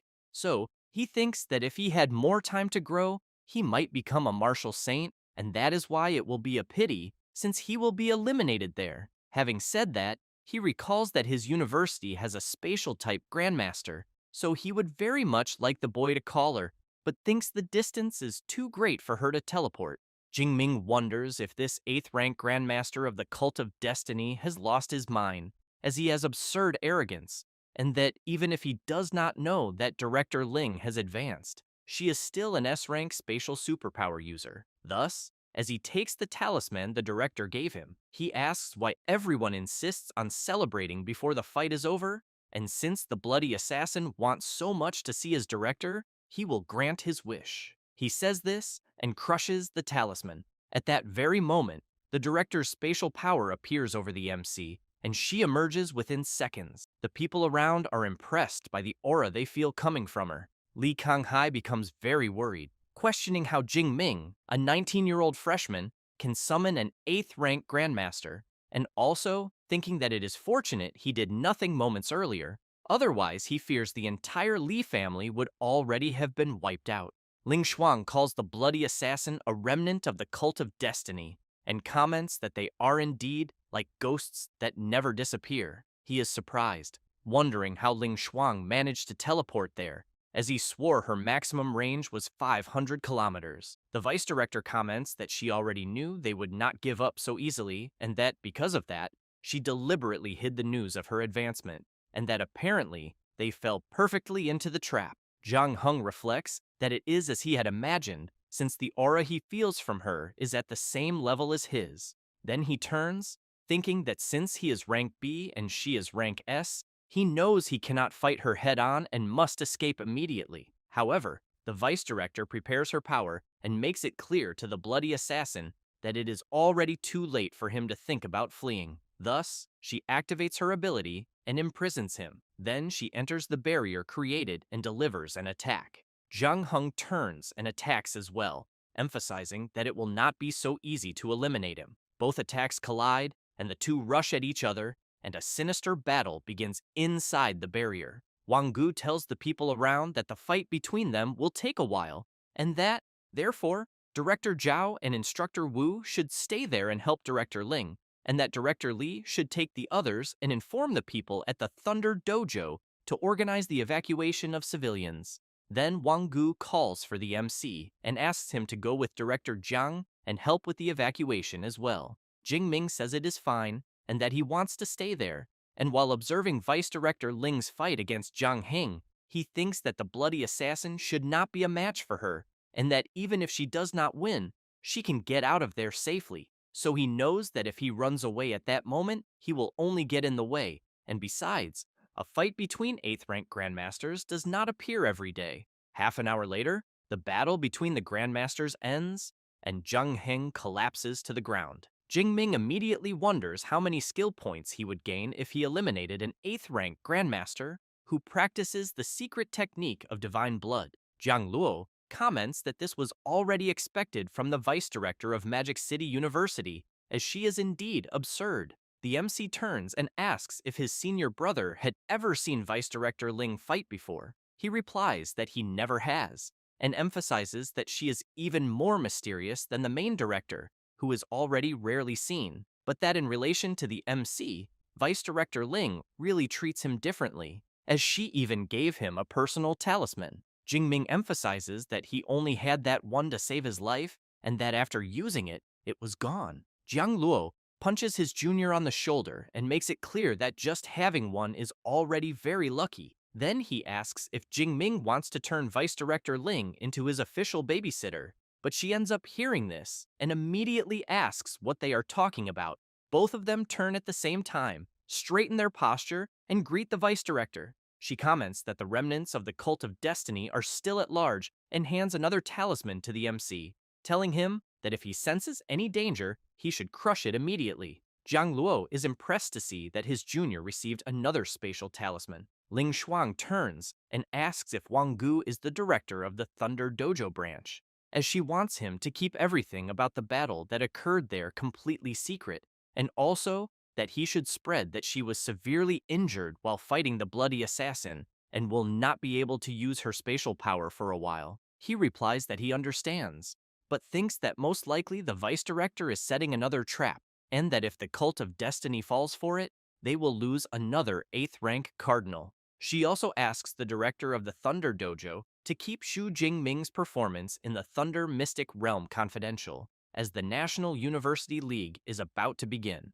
Wang Gu says he understands, but that there is something about the student Xu Jingming he needs to tell her, and that it is about the Li family. After hearing it, Ling Shuang asks where Li Kanghai is. He appears, saying he is there. Ling Shuang makes it clear that allowing his children to commit murder and robbery is already a serious disciplinary failure, and that knowing it is wrong and still doing it is premeditated crime, and that because of this, he will be imprisoned by the security department for 20 years, but asks if he accepts. Li Kanghai is shocked to learn how long he will have to serve, but he falls to his knees and says he is willing to accept the punishment.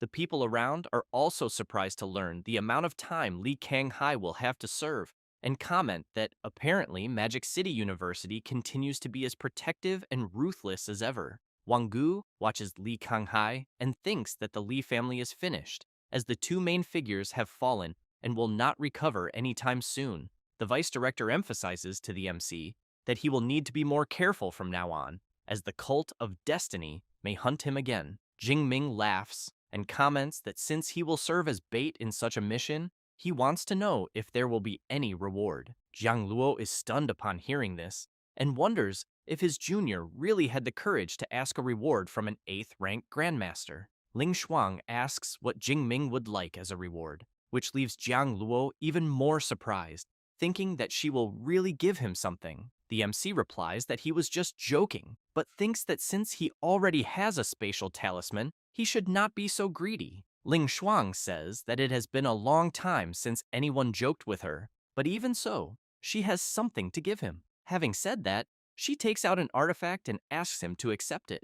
Jingming is surprised and says he cannot accept something so precious, and thinks that it even seems stronger than the 7th rank amulet he received from his master. The vice director emphasizes that the boy really has a good eye. She then explains that what she is giving is an 8th rank guardian talisman, and that it can withstand an attack from an 8th rank grandmaster at the intermediate stage, but since she no longer needs it, he should consider it a reward. Jingming takes the talisman, thanks the vice director for her consideration, and makes it clear that if she ever needs him in the future, he will go through hell without thinking twice to help her. She comments that it is still too early for him to be useful to her, and that he should continue focusing on his cultivation. Jiang Luo watches the artifact his junior received, and thinks that he also wished he had gotten one. Meanwhile, Wang Gu observes the vice director talking to the MC and thinks that apparently the boy is very important to her, so he knows that for someone like him,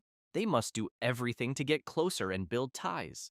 Ling Shuang asks if the MC has already finished his matters there, as Magic City University is about to start the new semester, and, if he wants, she will take him along. Jingming says he still has a few things to resolve, and that she can return first. Ling Shuang asks how long it will take for him to finish everything, and the MC replies that he thinks probably 2 more days. She says that is fine, and that she will wait for him there, and that as soon as he finishes his training, she will take him back. Jingming laughs and says that apparently he will bother her a little longer. Jiang Luo thinks he feels very jealous of his junior, as an 8th rank grandmaster is being treated like a babysitter, since he believes that if it were him, he would have already been slapped. After that, some time passes, and the MC wakes up and grabs his phone to check the time, and soon becomes desperate as he realizes he slept for 2 days and 2 nights, and it is already the 19th day, and that only 2 hours remain in the Thunder Mystic Realm. So he runs out and ends up seeing the director cultivating, and wonders if she really waited for him all that time. Ling Shuang asks if he rested well. Jingming replies that he did, but that there was not much time left to contemplate the natural thunder. She tells him to relax, as Director Wang from the Thunder Dojo has already updated his S rank pass to permanent, and therefore he no longer needs to worry about the time limit. Jingming is impressed and thanks the vice director for the great help. However, the vice director emphasizes that in fact she did almost nothing, since Director Wang updated his permissions on his own, and that he must also be betting highly on the MC's potential. Jingming comments that he thinks that if it were not for her influence, Director Wang would not have done what he did. She says that indeed, he perceives things well, but emphasizes that Director Wang does not know that the MC is SS rank, and that if he did, she believes he would not even need her intervention. Furthermore, when the National University League begins, this secret will probably not be kept, so he should prepare himself mentally. Jingming asks what kind of preparation he can do. Ling Shuang answers, money, power, fame, and status, and clearly the temptation of beauty, since every year, more than a dozen S-rank awakeners are born on Blue Star, but an SS rank has not appeared for more than 4 years, and therefore, he needs to keep his mind firm. Jingming says he understands and that he will do his best to stay focused. The vice director also comments that compared to fame, money, and power, what she worries about most is the temptation of beauty, as it is the most common tactic used by foreign forces. Thus, she emphasizes that if the 2 girls who accompany him are not enough, he can say so, and she will take care of it. Jingming becomes quite embarrassed and says that he does not think it needs to go that far, but wonders what kind of conversation this is, as the level of ambiguity is absurd. At that moment, the vice director asks the 2 people outside the room to come in. Wang Gu and Jiang Luo enter, and Director Wang informs the MC that Li Kanghai has been taken to prison and assures him that the Li family will no longer trouble him. Jingming thanks the director for his effort and also for updating his pass to permanent permission. He comments that it was just a small gesture, as he is only helping the growth of geniuses from his doxia, and also that he heard he wants to understand lightning liquefaction, so he requested 24 hours of access to the upper floor of the Thunder Tower for him. Jingming is pleased to hear about the upper floor, and once again thanks Director Wang for his great kindness. Thus, Ling Shuang opens her spatial portal and says she will take him to the Thunder Tower. Jingming tells Jiang Luo that as soon as he finishes understanding natural thunder, he will go straight to the university, so he says goodbye and says he will look forward to seeing him again. Jiang Luo says he will also look forward to their next meeting, and that, since he already knew he would leave, he came there to say goodbye. After saying goodbye, Ling Shuang pulls the MC into the portal and takes him to the Thunder Tower. He quickly sits down and begins to observe and cultivate the natural thunder, but realizes that the lightning he is seeing is much closer to the origin than that of the 100th floor, so he begins trying to comprehend it. 17 hours later, Jingming is thinking that he has finally understood liquefaction. Thus, he now knows that he only needs to condense lightning into a sphere and launch it, and that alone is enough to cause absurd damage. And while he continues channeling his power, he decides to check his stats. After taking a good look, he reflects that he has 18,200 skill points remaining, and that he is still a bit short of advancing to the 4th rank, and therefore thinks it is better to strengthen his combat techniques first. But as for advancing in rank, he will wait for the National University League to begin and farm a good amount of points. Since he has in mind that each league has individual, team, and survival matches, and that the survival one is based on the number of fierce beasts killed, he knows that by then, all of them will be 4th rank or higher fierce beasts, and therefore knows he can farm an absurd amount of points. Then he decides to raise the Immortal Thunder body to the 5th layer, and as soon as he transforms, he is impressed, as his strength and vitality increased by nearly 1,000 points, but he ended up spending 15,000 skill points. Jingming thinks that a strong physique needs techniques to match to be properly utilized, and that in this case it is better to raise his fist arts to master level as well. And, as soon as he improves them, he decides to test them by delivering a strike. He observes the impact on the wall, laughs, and thinks that now he can practically eliminate a Storm Thunder Bear at the peak of the 4th rank with just one punch, and that he probably will not even be at a disadvantage in close combat against 5th rank beasts. Then he knows that now that he has completed liquefaction, it is time to return. As he leaves the room, The vice director is already waiting for him, and she quickly realizes that he achieved liquefaction, but asks why his physique also increased so much. Jing Ming says he was lucky, as he raised the immortal thunder body to the 5th layer, and that because of that, his vitality increased a lot. Ling Shuang comments that she almost forgot that Yang Zhentian was the one who created this technique, since at the time, she was the one who approved the exchange for the essence blood of an 8th rank SS Thunder Tyrannosaurus for him. Having said that, she activates her spatial portal and says that since he has already finished everything, it is time to return to the university. Meanwhile, at the base of the Cult of Destiny, one of the followers is informing the Archbishop that the bloody assassin was eliminated by the vice director of Magic City University, Ling Shuang, but that she was severely injured and cannot use spatial powers to protect the student Xu Jingming all the time, so he asks if they should take further measures against him. At that moment, another follower calls out to the Archbishop and asks to be allowed to eliminate Jingming with his own hands.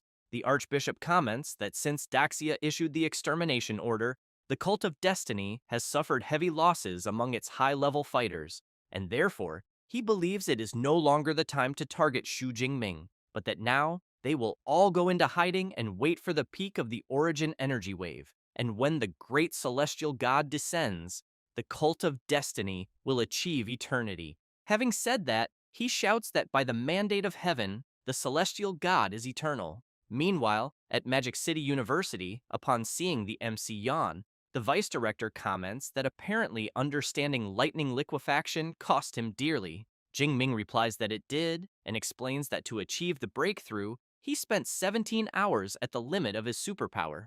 Ling Shuang takes out a pack of cookies and asks the MC to eat one, as it will help restore his energy. He is surprised, wondering if what he is seeing is not an 8th rank cultivation resource she brought from the mystic realm, and also that he had never seen anything like it before. And as soon as he tastes it, he comments that it tastes good and that he feels his energy returning immediately. Ling Shuang emphasizes that the cookie not only restores energy, but also brings luck, and that she will be rooting for him to defeat Qingjing University in the next National University League and take first place. Having said that, she also emphasizes that she wants him to be the captain of the university team. Jingming replies that it is fine and thanks the vice director for her vote of confidence. Then he reflects that no matter what his role is, he will win this championship. Ling Shuang comments that she will prepare the participant list later, and that if there are no issues, the list will be released on the official website the next day. After that, at 8 in the morning of the following day, a young man is looking at his phone and sees that the National University League list has been released. And, on that list, Xu Jingming from the Weapons Faculty and a freshman from Class 2 is listed as the team captain. Some people wonder if it is a bit forced to put Jingming as captain, especially since he is still a freshman, and think it would be better to let Kong Shi lead, until a young man comments that he does not think so, as he knows Kong Shi is only at the intermediate stage of the 4th rank and would not be able to defeat that advanced stage Qingjing opponent, and therefore believes the best bet really is Xu Jingming. Li Chengji is surprised to see that the MC's combat power has risen again, as he knows both of them are freshmen and were the best.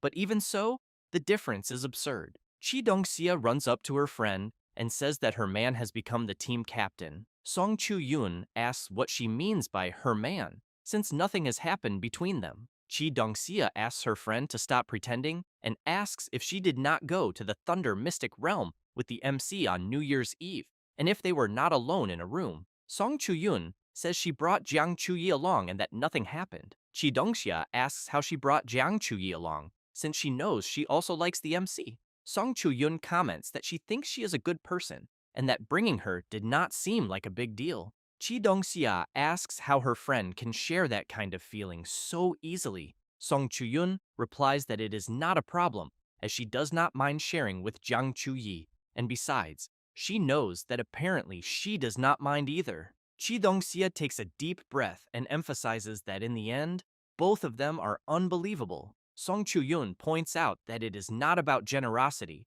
because at the speed Jingming is evolving, he will not stay with just one woman in the future. So she thinks that at least if it is someone familiar, it becomes easier to accept. Chi Dongxia says she understands and gives up arguing with her, but Song Chu-yun says it is still too early for her to say that, since Jingming has not even accepted either of them yet. Chi Dongxia is surprised and makes it clear that it is not too early, since after the league, the entire country will know who Shu Jingming is, and then even more incredible girls than her friend and Jiang Chuyi may appear. Song Chu-yun thinks about this possibility and concludes that she needs to hurry. A few hours later, at the residence of Dean Yang Gentian, the old man comments that Liu Ming told him what happened in the Thunder Mystic realm, and that apparently the MC did very well, but emphasizes that sometimes when the opportunity arises, one must act, and that leaving loose ends will only bring problems later. Jing Ming says he only had the courage because he had the guardian talisman he had given him, and the talisman from Vice Director Ling. Young Gentian emphasizes that the guardian talisman was made for him to use, but he thinks he should properly thank Director Ling, since she did a lot for him and even saved his life. However, the old man wants to know the MC's current level of strength. Jing Ming says that in his normal form, he is at the peak of the 4th rank, and that in the extreme thunder state, he can fight someone at the early stage of the 5th rank. Young Gentian is surprised, asking if the boy really evolved that much, since someone at the 3rd rank facing someone at the 5th rank is absurd. The MC comments that it was not like that before, and that, since he got lucky, his immortal thunder body advanced to the 5th layer. Young Gentian says that online discussions are weighing heavily on Vice Director Ling, as it is the first time she is dealing with something like this. And since he is already so strong, he thinks he should help her prove she made the right choice. Jingming asks how he should do that, and whether he should challenge Kong Shi. Yang Gentian replies that it is very simple, and asks him to reach the top of the university's combat power ranking, since Kong Shi is in 1st place.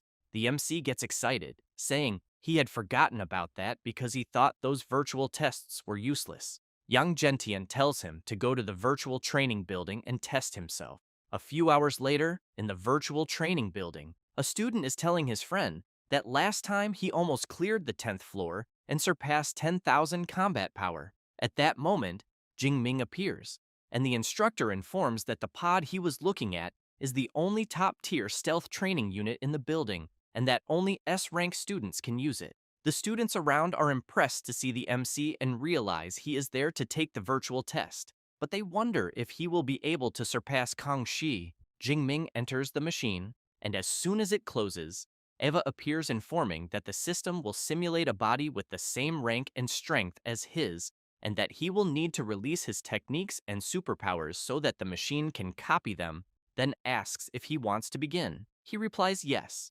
Ava informs that she will scan his body data, and once the scan is completed, the connection is confirmed, and he enters the virtual space. Jingming is taken into the virtual training, and soon notices that in front of him is the ranking of more than 4,000 people. Then he sees that Kong Shi is in 1st place with combat power of over 502,000. At that moment, a little girl appears saying she is Ava and welcomes S-rank student Xu Jingming to the virtual test. Having said that, she asks him to choose a B-rank combat suit and a B-rank weapon, and that he only needs to touch what he wants to use, and that he can also adjust the weight of the weapons.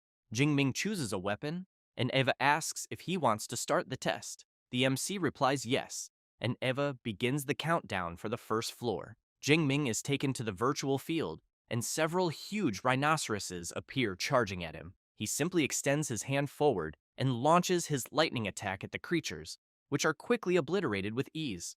Eva appears informing that he has completed the 1st floor and that he has a 1-minute interval, but asks if he wants to rest or continue. Jingming replies that he wants to keep advancing. A few minutes later, in the veterans' dormitory area, a student is saying that in his opinion, Vice Director Ling made a mistake because he knows Kong Shi is at the intermediate stage of the 4th rank and is more suitable as captain than Xu Jingming. Kong Shi asks the senior not to speak like that, since with the MC's strength, he believes he deserves to be the captain. The student says he is too kind and that he does not accept it, and that he will find a chance to face him. Then another senior is surprised and tells the others to look at their phones, because the MC is taking the virtual test and thinks it is good to watch to see how far he can go.